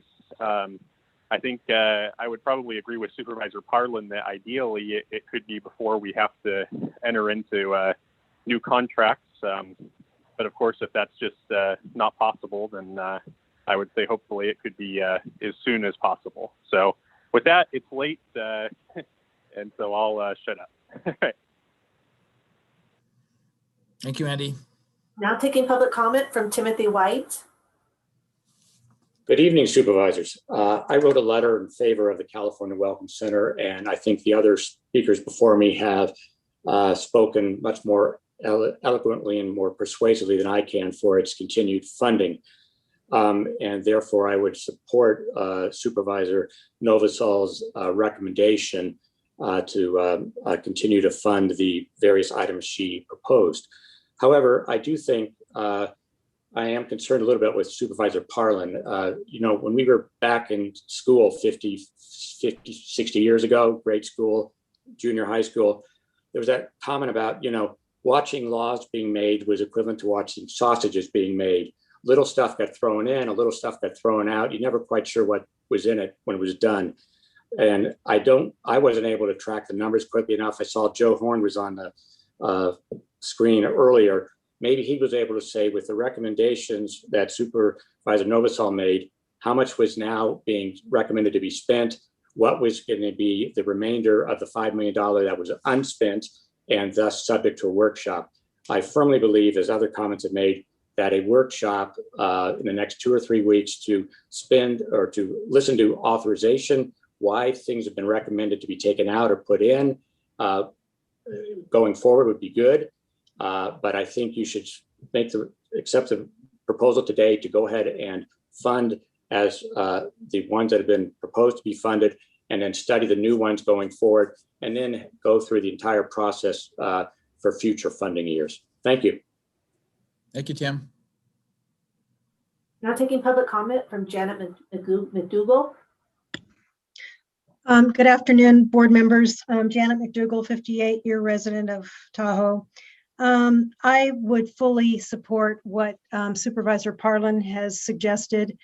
I think a holistic look at the entire issue needs to be looked at.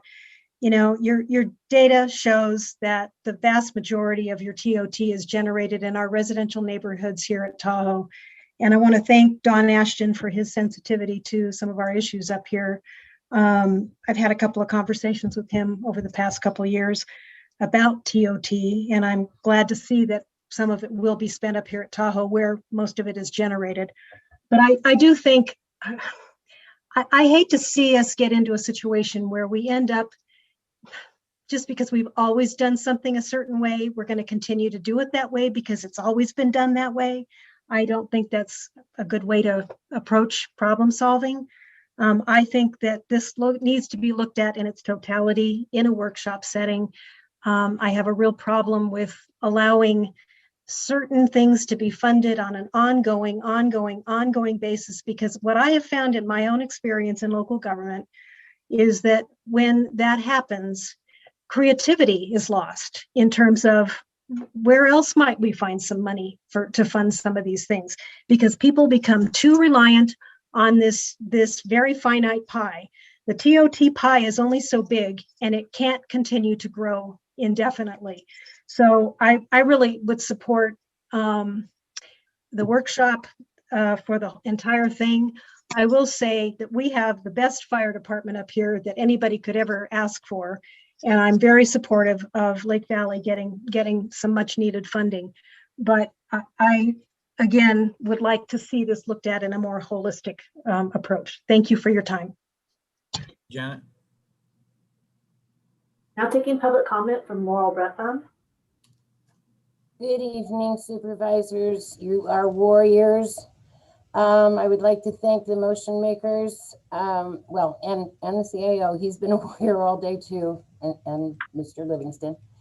I want to thank the motion makers because I appreciate the recognition of our proven ROI. We are held very accountable by the supervisors with our reports, our physical reports in front of the board, as well as our written reports that happen twice a year. So we do have extreme accountability, improving the ROI. So I appreciate the motion. These contracts all have proven track records, and I hope that that the board goes with this motion tonight. Thank you. Thank you, Laura. Now taking public comment from Sue. Hi, Sue Taylor. It's amazing how you jammed through the chamber's massive funding without any accountability. And after you've had no consideration for the communities that you represent and the people that you are over.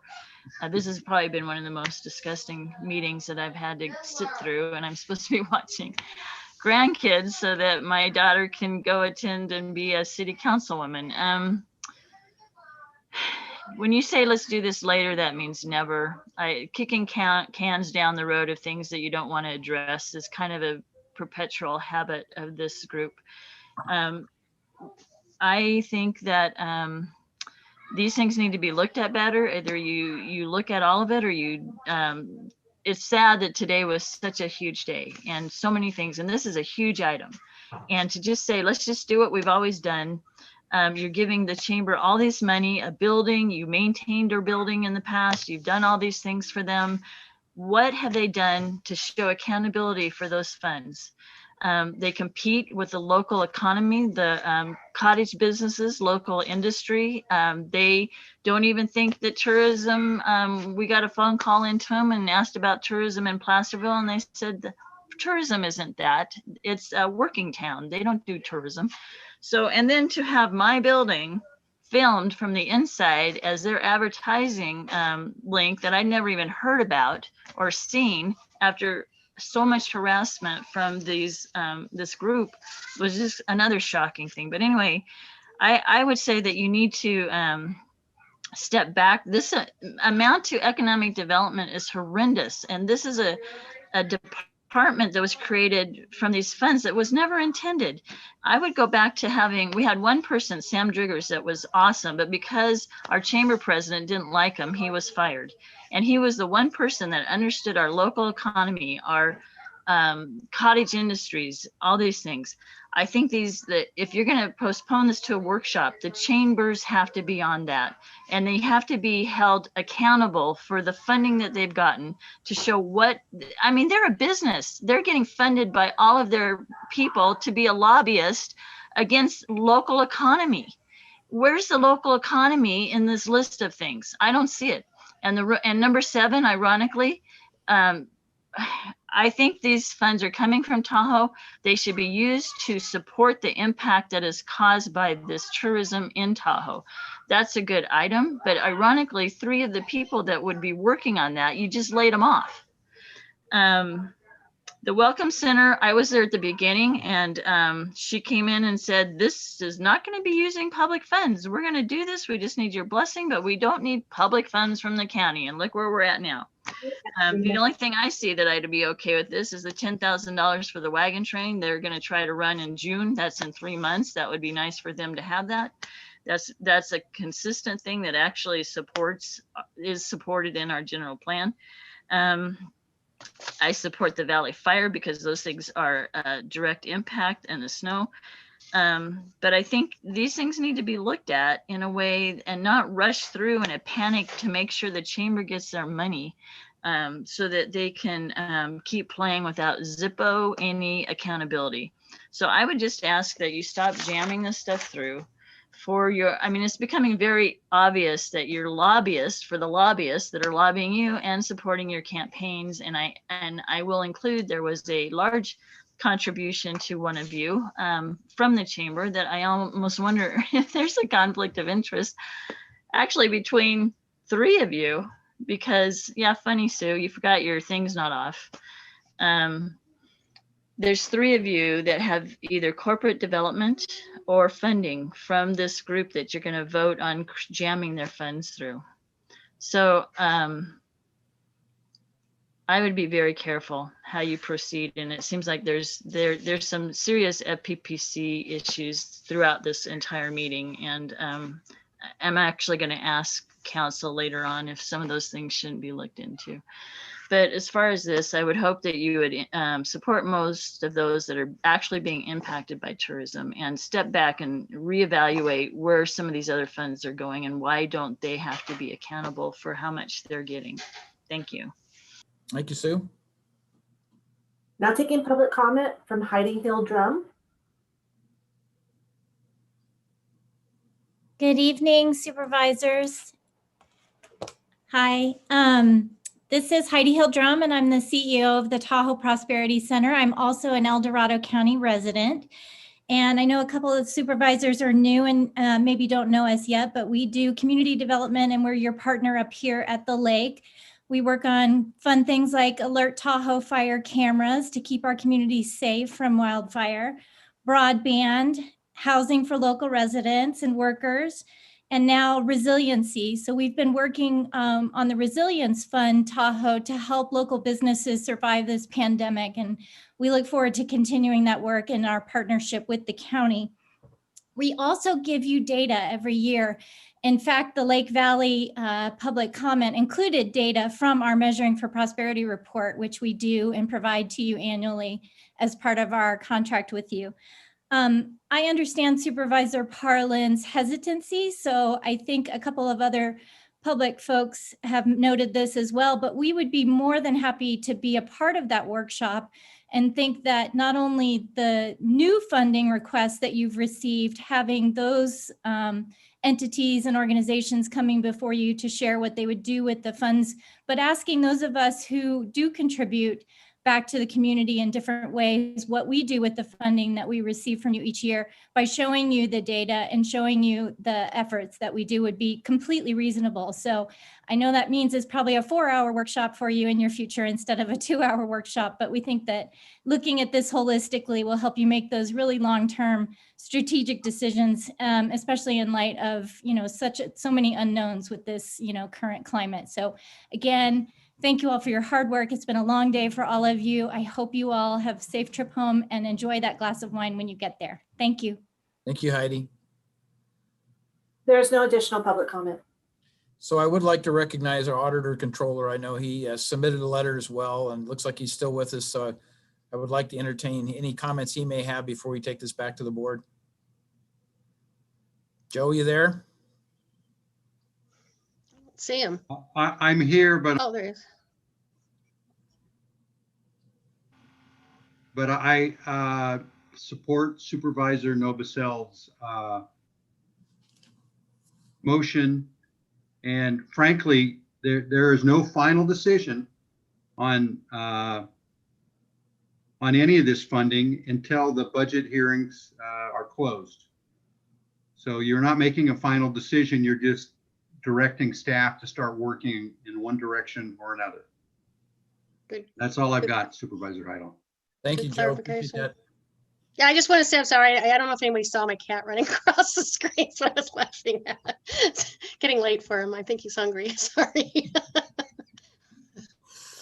Okay, so we're Right. back to the board. We have a motion. I'm going to ask for Kim to tell us what the motion is to make sure we have it recorded right, unless Sue would like to amend her motion at all. No, I think as was brought out by someone during the comments, is the accountability is what I think is important, and we have had accountability by all of the prior funding agents that we've had. So I'm comfortable with that, and that's why I would keep my, unless somebody needs any more clarity, but I'm going to keep my motion as is. And I have seconded it. Thank you.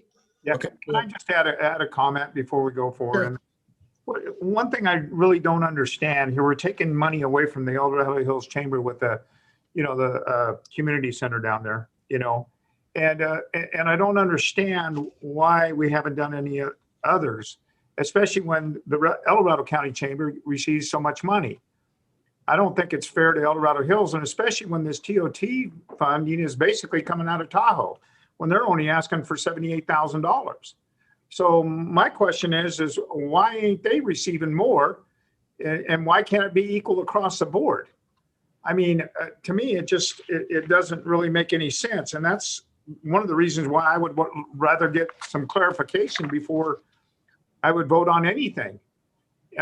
Anyway, I'd like to see kind of an audit where this money goes and what is it spent on before we make a decision. But anyway, that's how I feel about it. But I mean, I just don't understand why we're taking away from one and not really the other, and then and it's not equal across the board, especially when the TOT tax is basically generated in Tahoe, which I think they should receive more. Well, I don't disagree with that. I'm just asking that we take a look and figure out where the nexus is. But Well, I agree with that. Well, Certainly. That's how I feel, because I mean that's something I think we need to look at a little bit more before we make a decision. Anyway, that's how I feel, Sue. Sure. So Don Ashton, I'm sorry, Lori, go ahead. That's where I'm coming from, actually, is that, and when you look at that, what was it called? That government funding spreadsheet, what was that thing called? I can't find it. That government funding on chambers and the list and all of that. El Dorado County is off the charts for that size of a county. And I really think that we need to take a deep dive at that. How are these other chambers funded? How are other visitors authorities funded, film commissions funded, the Welcome Center. I don't believe counties fund all of those. And you look, we're spending way more. So I feel like something's off, and I really would think we need to explore that. It just seems fair to our taxpayers. This is taxpayer money. And if we're not going to be willing to look at it, that just raises a lot of red flags for me. Well, actually, it's TOT is from our tourists, not the property owners and all. But agreed, but it is user tax.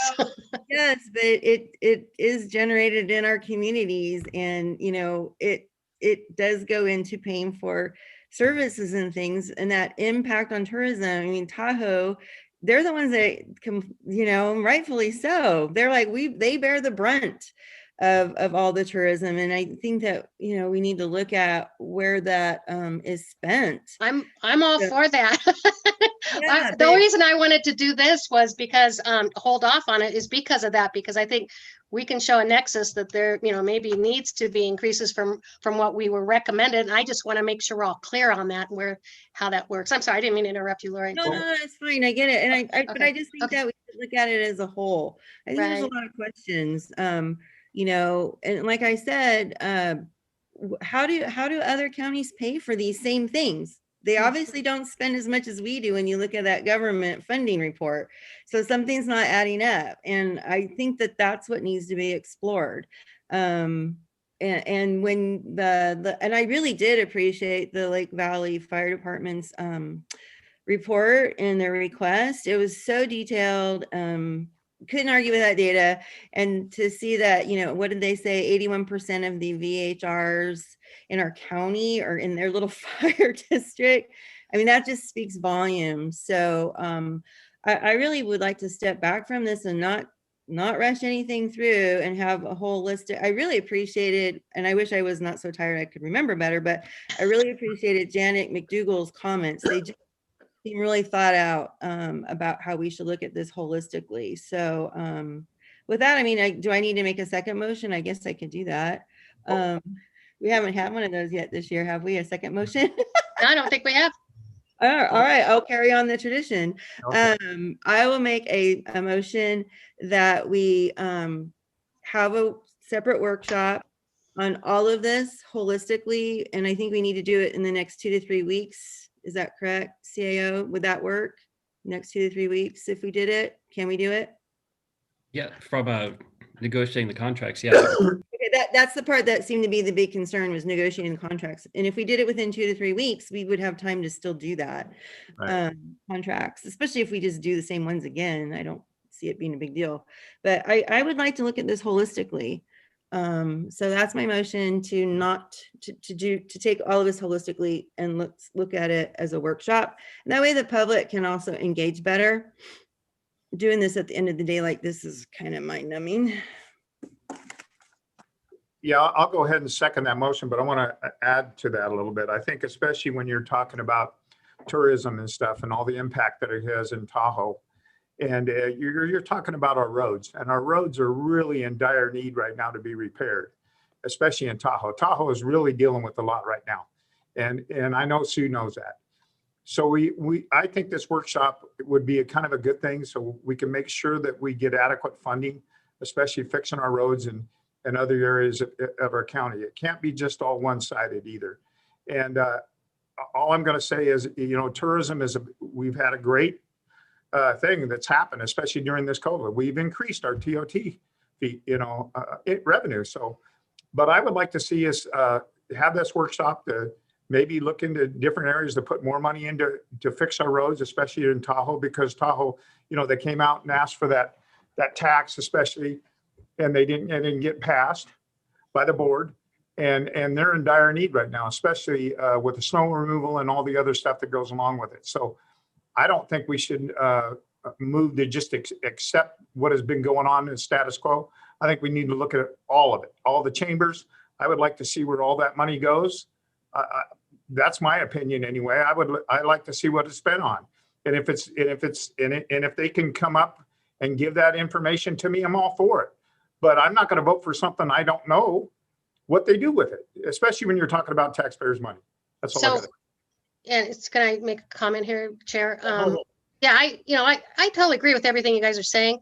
The bottom line is the chambers do come in every year and give us a very good accounting of where that money goes. And all you have to do is go look at our previous board minutes and you can look at the videos, and they always give us an accounting of where that money goes. So I'm that's why I'm so comfortable with that I said we've got lots of extra money to put in 2 roads this next year. Thank you, Lori, and thank you, George, because I'm going to I'm going to hold your feet to that one that you want to give that money to Tahoe, because that's absolutely where I want it to go. But that being said, economic development and our chambers are very important, and I don't want to negate the fact that that is an important part of our community, and they count on us. And so, I know because of reports they've given us that money is going to very good causes, very needed in our communities also. So we do have this year, we're going to have extra money from our TOT. I think it's a user tax. I think you're right. I think the majority should go up to Tahoe and get up there and fix our roads and work for fire. I'd like to see more money for the fire departments. Why I'm saying I'd love to sit down and have a real nexus about this. So thank you. But I'm going to stick with that first motion because I think it's important to also allow our chambers to do what they're doing so well and to support them. Thank you. Okay, so I want to turn to the CAO, Don Ashton, and ask him first of all if there's anything you'd like to comment on. And then I have a question for you relative to timing on this. Because if we got a second motion, I would like to see a time specific or at least a narrow time frame to get this done, so that it doesn't end up taking 3 weeks or 4 weeks because we get inundated with everything else. So first of all, Don, do you have any comments to any of the board comments here? Obviously, you came forward with a recommendation. Anything you'd like to add at this point? And if the answer is no, that's fine. No, I'll just say, I mean, as I said before, this item was scheduled in the planning calendar 2 or 3 months ago. I was hoping to have this conversation this afternoon. Things happened that didn't allow that, and that's fine. Staff are ready to have all the conversations about the nexus and everything. All the information is attached to the Legistar item. A lot of information.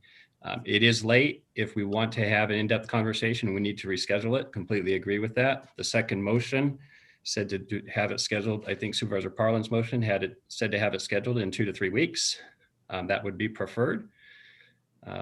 We have a lot of budget issues to talk about with this new board coming up in April, May, and June. And we did this strategically when we started off in January with a budget process workshop. And then we did a budget basics workshop. Then you heard from your departments. This is a series of conversations we're going to have, so we don't have to talk about the budget for 12 hours in one day. But I recognize it's late, and you have 2 motions on the floor. And so I would suggest I think the process is you vote on the second one first. Yes, we do. So can you commit to having the special workshop, if it goes this direction, completed before the end of March? I guess that's what I'm asking. Oh, I can. I need to get your guys' availability. I'm going to put that back on. That's the harder part. Hey, Don, one of the suggestions, can we have that on a special meeting for this on a Monday? I mean, we've had them in the past and stuff instead of having a regular, on Tuesdays, so that we can get through it. Yes, we will have no time on Tuesdays between now and the end of the March to do this. Yeah. So it'll have to be a day other than a Tuesday, and we'll have to work with your assistants and your calendars to see if we can get all five and staff available at the same time. So with what you know now, do you think that's a 4-hour meeting, a 6-hour meeting, an 8-hour meeting? And because I did the homework, I've read all this. Like Sue, I have a real good background. I recognize others may not have had that opportunity, but how long do you think it's going to take? I'm going to have to talk to Supervisor Novosel to see exactly what we want to talk about in the workshop. We've talked with the prior board. We talked about TOT, I think, 4 times in the past 18 months. So there's a lot of background. It's all in the Legistar items.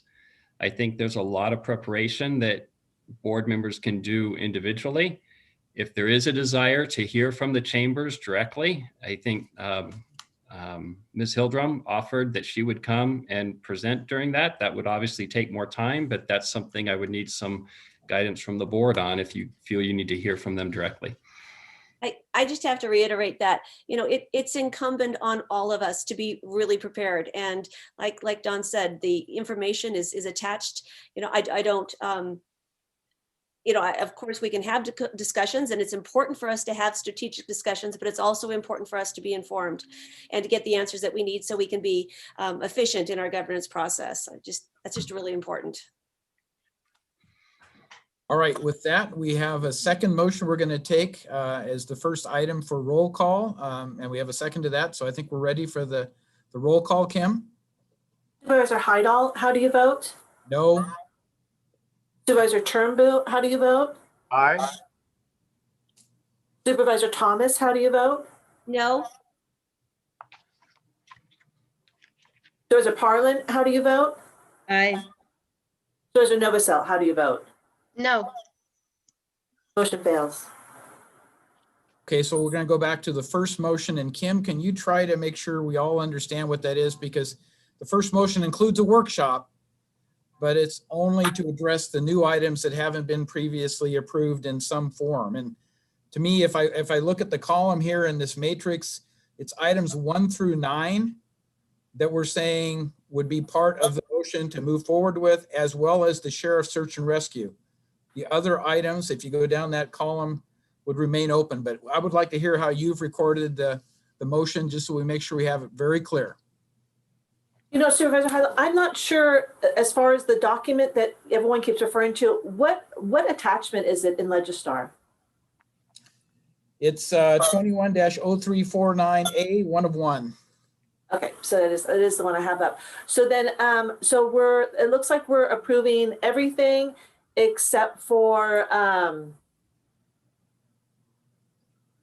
think we would be approving the first 9 items to include, funding of the Welcome Center, funding of Greater Sacramento Economic Council. So it's the first 9 items in that row, plus the sheriff's search and rescue, which I'll call the 10th item, but it's clear down the list further because we know that is currently funded.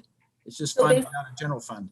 so basically, you would not be, the workshop would center around the discussion for the road maintenance, for the DOT snow removal, veterans, the commission, the veterans positions, the Veterans House Council, the additional code enforcement officer, the additional senior development tech, and 1 through 13. And unless Sue wants to include the veteran stuff, but those changed a little bit. So I guess that's the discretionary part. You want to include the veterans I items? thought she did. I thought you did. All right, Yeah. So then Kim, it would include the 3 veterans Yes. items Yeah. as well in the Yes. motion to approve. Yes. And then, That's so correct. are we also including county fire and Lake Valley Fire District No. request? No, Okay. no, nothing new. That's at 1 through 13, not those. Okay, so just then the- to recap, we will be funding everything in attachment A, excluding for a workshop, the general fund road maintenance, the DOT snow removal, the additional code enforcement officer, the additional senior development tech, the county fire, and the Lake Valley Fire District request. And Georgetown Fire, and the, they go down through 13, the planning and building, senior tech. Yeah. But not 13, sorry. Yeah. Yep. Okay. Okay. Can then I have a question before we, because I don't feel like we had an opportunity for good discussion. So I do have a question before we vote on this then. One of the biggest questions I have is that quite often when we do contracts and we have agreements with community organizations and stuff, we usually insist that they're a 501c3 so that they don't have a political bias. And our chambers are 501c6s and they're very politically active. They both have PACs. And that's been one of my concerns and something I wanted to explore. Just today, Laurel Brentbaum, was wearing her chamber hat and she called in and lobbied our board. She lobbied our board in such a way that didn't agree with the wine association or a whole community. So I'm very concerned about having contracts with 501c6s that are politically active against the wishes of our community members, where this money should be benefiting our community members. So that was part of the big discussion I think we need to have. And beyond that, with the PAC's involvement, it's really hard to split hairs and see where that money goes. And I think that's where George was headed, is we need an audit of that. The money that they get, which part goes to where? Laurel calls in all the time. Debbie Manning calls in all the time. Quite honestly, one of our sitting supervisors got a chunk of money from the PAC, and I'm really not certain they should be voting on this. We need transparency in campaign money in El Dorado County. I mean, our federal government is working on that right now, you know, trying to get get money out of politics. And I feel that by not exploring this and looking closer at where this money exactly goes with the chamber, when it wears so many hats and is so political, I feel like we're doing our communities a disservice. So that's really why I wanted to have a bigger conversation, because I support giving it to the, you know, the fire and all that, because, you know, they're not politically active in our communities. So I'm very concerned about this and shoving it through so quickly. And I don't even know, maybe we need to have a recusal. I'm just, you know, really, why can't we have a better conversation? I think it's a different conversation. I I do have a motion on, and it's been seconded, and I'm hoping we can. I'd like to just clarify that PACs are separate entities. They are not attached with the chamber at all. That's what you need to understand. Separate entity. I do understand that, but it doesn't come across as transparent. And there's times where I really wonder about that. So And we're kind of moving away from our conversation here. Can we please stay on We're this? talking about funding the Visitors Authority and the Film Commission. Those are the two items called out. Through the Relative chamber. to the El Dorado County Chamber. We could actually get those programs funded through a non-political entity. We could do that. It doesn't have to go through the chamber. And that's my point. I think that we want to look at that. Our residents expect transparency. And when you have someone calling in and lobbying the board and we're giving them money, it just doesn't feel right. Okay, I think we've had the conversation. Don? Yes, I have, for clarification, one minor piece of clarification on the motion for staff to start developing the contracts. Is the intent to do 2-year agreements like we did most recently? I would like to propose 3-year agreements, but I'll settle for 2. We did the 2-year because of their issues with employees and all that. So yeah, I prefer, yes, I'd like that motion to include that. Yeah, thank you. I don't think we should if we're not willing to have the bigger conversation this year. Well, that's your opinion. Thank you. Yeah. I know, I'm offering that. Yep. Okay.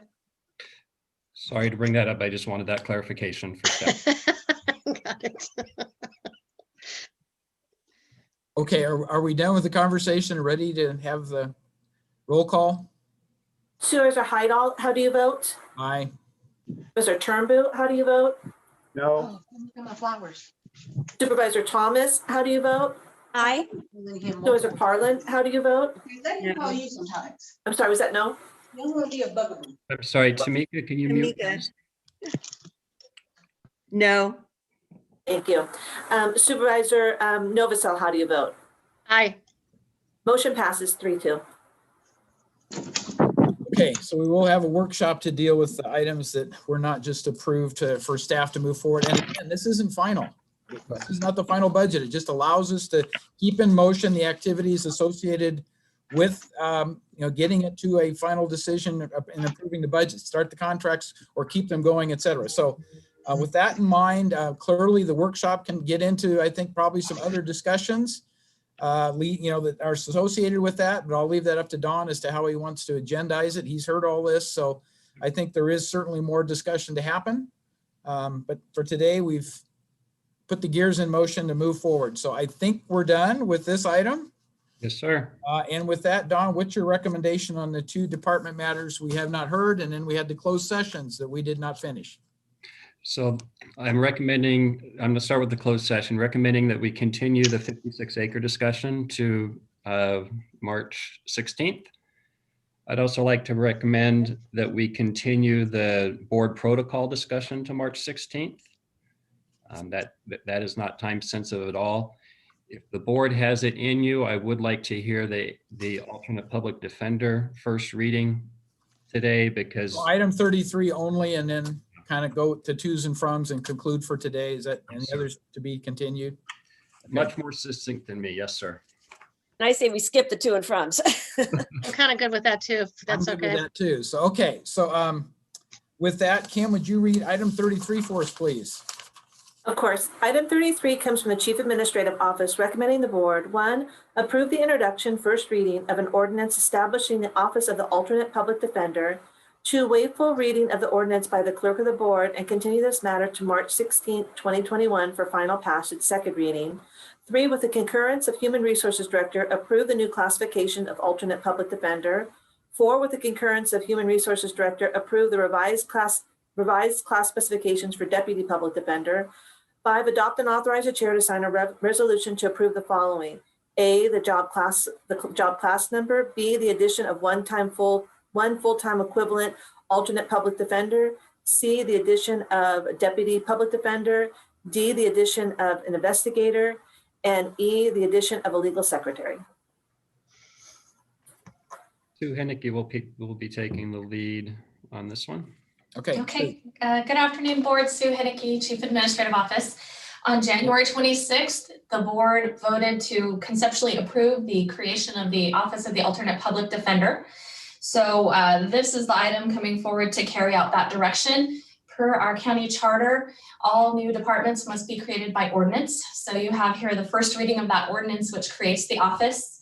And then along with that, you've got the creation of the job class specification for the alternate public defender who would lead that office. And then the establishment of the personnel allocation to serve the West Slope. Again, just as a reminder, the plan would be to start with this model serving the West Slope for the first 2 years. And we would like to continue with our current South Lake Tahoe contractors, contract attorneys for that 2-year period. At the end of that 2-year period, we would hope that the alternate public defender would have evaluated the services on each slope and come forward with a recommendation for moving forward. Okay. Is there any other staff comments at this time? Is that kind of concluded? Okay.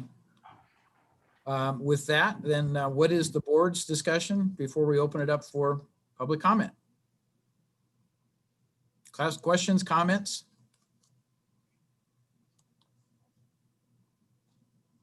No, I'm curious to see if we have any comments, public comments. Thank you. Okay, so then let's go ahead and open up for public comment, Kim, and then we'll bring it back to the board after that.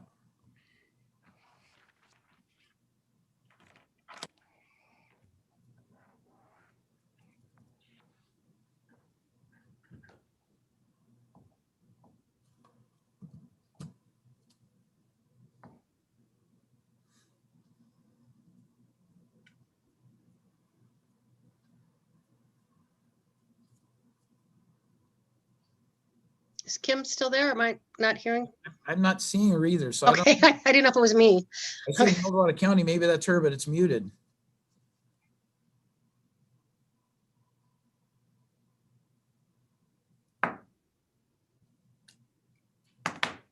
We probably Dawn turned is- everything off, right? Nope, I'm texting her now. I don't. Okay, yeah, I don't see her at all now. Oh, there's, yeah, I see her a little bit there. All right, are we ready for public comment? Yes, please, open up for public comment. Now taking public comment on item number 33. Please make sure you unmute yourself when called upon. Individuals will have 3 minutes to address the board. Individuals representing an organization may request up to 5 minutes. It's at the discretion of the chair to allow for additional time. If you're joining the meeting by phone, press *9 to indicate a desired comment. If you're joining by Zoom, press the raise hand button. Please voluntarily state your name for the record. Now taking public comment from Adam Clark.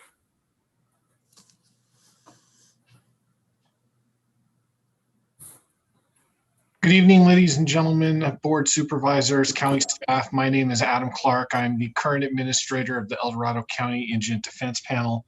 I've been the administrator of the IDP for the last 5 years. Before I begin my comments on this agenda item, I just want to take a moment to recognize the good work of all of the panel members that I have had the privilege of working with over the last 5 years. This is a dedicated group of individuals who have really put a lot of energy into providing the best legal representation that they can for indigent defendants in our county. It's a underserved community and an underappreciated role. So to the extent that we have any of my fellow panel members on the Zoom at this point, I just want to acknowledge their efforts for the last 5 years. Because I am the administrator, I am asking for 5 minutes to make my comments this evening.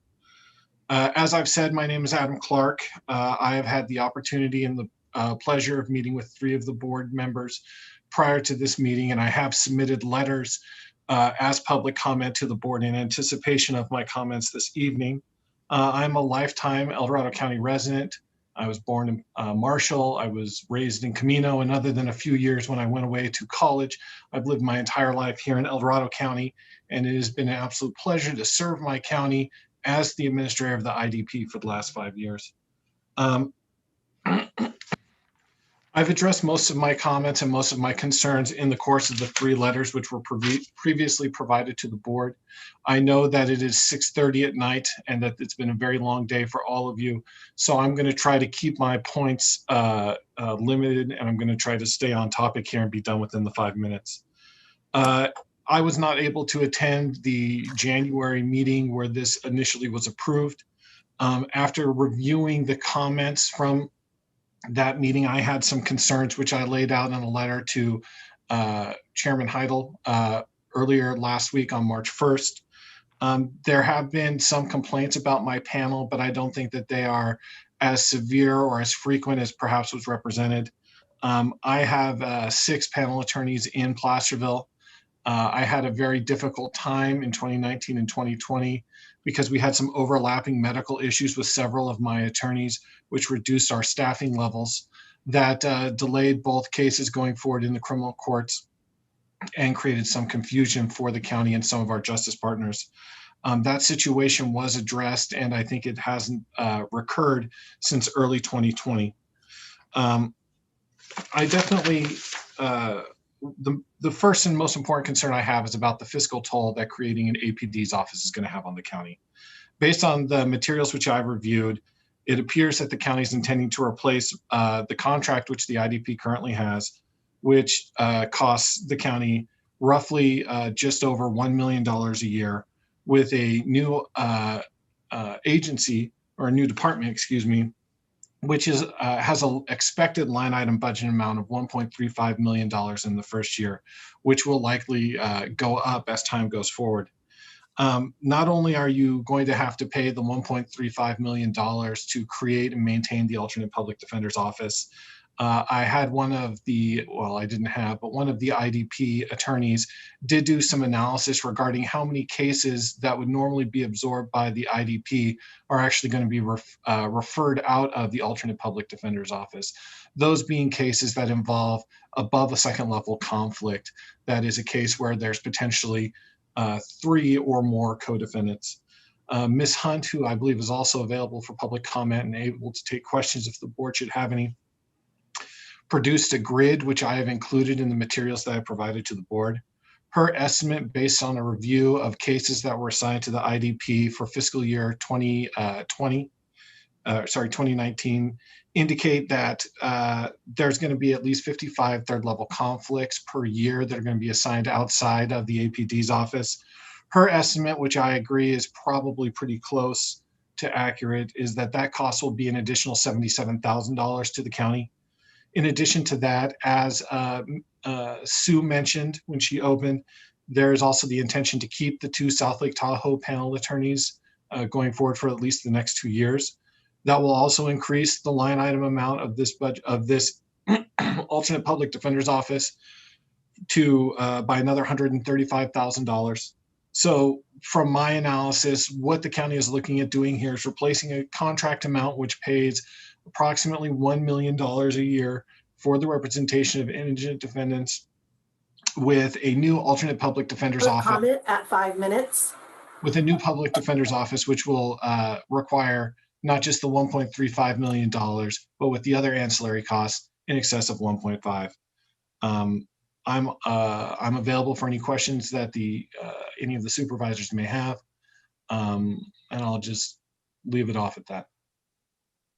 Thank you, Adam. So There is no additional public comment. okay, very good. So we're going to allow staff to comment back if they choose at all. I'm not sure if Sue has any response, or Terry or Don, any staff response? I'll just clarify one piece, Mr. Chair.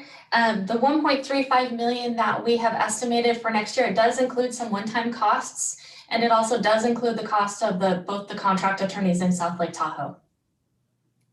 Okay. So can you tell us of the 1.35 million, how much of that is the one-time cost roughly? You got a ballpark number? I think it was on the order of 75,000. I'd have to double check that. We do tend to be very conservative, especially when we're setting up a new office like this. I would fully expect that we'll come in well under budget in the first year, unless we have extraordinary cases. And that's kind of part of the point of this, what we're trying to do here. There's so much unpredictability in this service every year. And the bottom line is we're required to pay the costs no matter what they are. So what we're trying to do with this is not necessarily say that we're going to save costs over time, because we could have a murder case in any given year that could cost us hundreds of thousands or millions of dollars. What we're trying to do here is bring some accountability, some consistency to the delivery of this service. As Mr. Clark noted, and I want to agree with him wholeheartedly, having gotten to meet with a lot of these attorneys and have some pretty heated debates with them, they're a really intelligent, passionate, hardworking group. But as he noted, there can be circumstances beyond his control with this model of service delivery that we can mitigate for by having permanent county employees in that role who are serving full-time in this capacity, as opposed to this being a part-time job on top of a private practice and potentially serving other counties. So I think that would just be the reminder to the board. I think we had some of these discussions when you approve this in concept. We can speculate all day long about how many third level conflicts we might have. We do have data going back 3 years about the non-contract costs on top of the contract attorneys, and they hover much less than that $75,000 mark that that Ms. Hunt is quoting. And all of those aren't necessarily related to third-party conflicts. Those are just simply ancillary costs. The vast majority of the extra costs over the last 3 years have actually been paid to attorneys that are on the conflict panel for cases that have been deemed by the court to be extraordinary or complex. So that's another area where we'd have a little bit more accountability and control over this by having these be in-house county employees. Okay, so would you care to comment on the fact that the current panelists that serve would be eligible to apply for the positions in this alternate public defender? Is that true or not true? Oh, that's absolutely true. Okay. So they would have the opportunity to present themselves and apply for the open positions and continue the services they have, but it would have to be consistent with obviously becoming an employee and all those kinds of other things, which might limit your flexibility, et cetera. But we're not necessarily causing job loss to that group of people if they choose to try to come on board with this. So I see Tamika coming on. Do you want to add anything to that, Tamika? No, I would agree with Sue. At the point that this item is approved and goes through the process, there will be a competitive recruitment, and all are welcome to apply, and we'll treat them no different than any other applicants we treat related to the recruitment and selection process. All right, so since I kind of started and got it backwards here, I would like to acknowledge that I did meet with Mr. Clark. He made a very good presentation, very compelling, but as a minimum, I want to thank him for all of his efforts in the past years to whenever we asked for a cost reduction because we had to squeeze tighter, he found a way to make it happen. And I really respect and appreciate that effort. No matter how this goes, I mean, we've had a good history to date. we're now looking at a departure and doing something different that staff is telling us gives them a little bit more of the control element, at least in their opinion. So I'm going to leave my comments at that. Supervisor Parlin. Yeah, I just wanted to ask, and it might be, I think it might be Terry Monterosa might be able to answer this, I'm thinking, but I could be wrong. But in the staff report, it did have a note, it should be noted, the El Dorado County Superior Court believes an additional attorney will be needed to handle the workload because it's so large. And I just wanted to know Terry, do you have a feeling, or Sue Henneke or whoever, do you guys have a feel for that? Like, is it really likely we'll have to add another attorney? So should we be anticipating this budget to be a little bit bigger is what I'm just curious. I don't want to step on Sue. If Sue wants to respond, I'm happy to hear from her. She and I have had a couple of conversations. It is our current best estimate that this will be what is needed to fulfill the obligations. And again, as Sue pointed out, we tend to be very conservative. And I know that the CAO's office has worked really hard on this. They've worked hard on it for like 3 to 5 years. This has been an ongoing process for them. So I have a lot of confidence in Sue and in Carrie, who've worked very diligently on this. Do we know what that number would look like? How much more would it be if we did have to add another attorney about? It would be hard to say in addition to the 1.3, since that is a year one estimate. And as we said, we're projecting full health benefits and one-time costs and kind of taking a swag at ancillary costs. So it'd be hard to say in addition to that 1.3 or if we could fit within the 1.3, but I would say probably about fully loaded $150,000 to $170,000 for another attorney. Okay, that's what I was trying to get a feel for. Okay, thank you.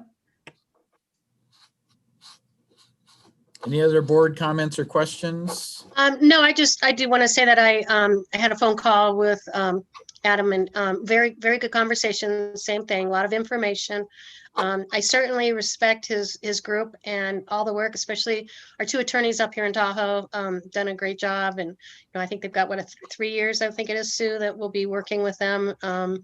And I think it'll be interesting to see how this new model works, but I just wanted to point out that it sounded to me like it was just us needing to take a look at the best costs model for our county, and we need to do that. So and if it doesn't work, then we'll take a look back at how we've been doing things. But it'll be interesting. But I do thank and appreciate all the attorneys and the system that has been here previously.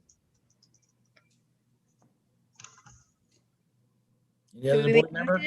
Go ahead. Motion. Let's make a motion to approve this as recommended by staff. I'll second. Okay, we have a motion and a second. Roll call, please, Kim. Supervisor Heidel, how do you vote? Aye. Supervisor Turnbull, how do you vote? Aye. Supervisor Thomas, how do you vote? Aye. Supervisor Parlin, how do you vote? Aye. Supervisor Novosel, how do you vote? I think you were muted, Sue. Sorry, aye. Thank you. Thank you. Motion passes 5-0. Thank you, Kim. Dawn, I think we're ready to adjourn, but any final thought?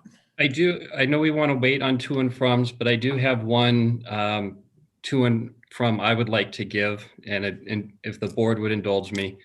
Tamika's on the line. She probably is going to regret this. This is her last board meeting with us.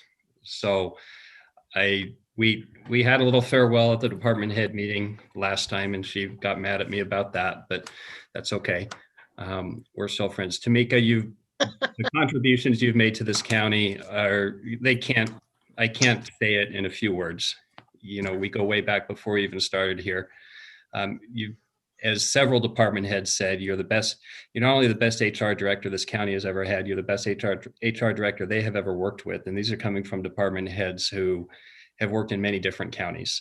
So I just want to say thank you. I I see you as a friend. We're going to stay in touch. But thank you for everything you did for me and for the county and for the departments you've supported.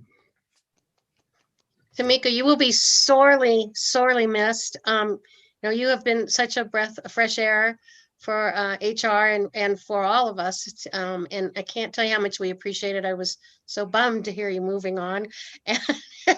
And I wish you the best in all your future endeavors. And yeah, you'll be missed here. Yeah, absolutely. Thank you for everything. And what you've done for our county, we will be reaping those benefits for years. And I know how you think that's what you want, which that's cool. So thank you for that. We really appreciate it. And Tamika, thank you very much for all your service and all your guidance and stuff, especially helping me with certain issues and stuff. And I really, really appreciate it. And you're really going to be dearly missed in this county. Trust me, you will. I'll just echo my fellow board's comments and just wish you all the best in your pursuits forward. May you be richly blessed. Thank you. And Tamika, I'll just say, I think you accomplished twice as much as what any other person in your role could have done, given the state of disrepair, I'll call it, of our HR organization. You put us on the straight path. You've hired a lot of good personnel. I have every confidence in the people you brought in the organization, but we are going to dearly miss you. And please recognize there's always an opportunity to come back. When you get a little bored or something or other, we've got a lot of really good stuff we work on here, and through your efforts, we've been able to accomplish a lot. So, and she likes consulting, John. Remember, right, she likes to consult. Right. Well, and maybe that's in your future, and maybe that's where the fit is. But please consider us in the future if you ever turn that corner again and consider something different, because we would really love to have you back in some capacity, whatever it is. So. Thank you. Yes, Don, I'm mad at you, but we are still friends. I appreciate the comments.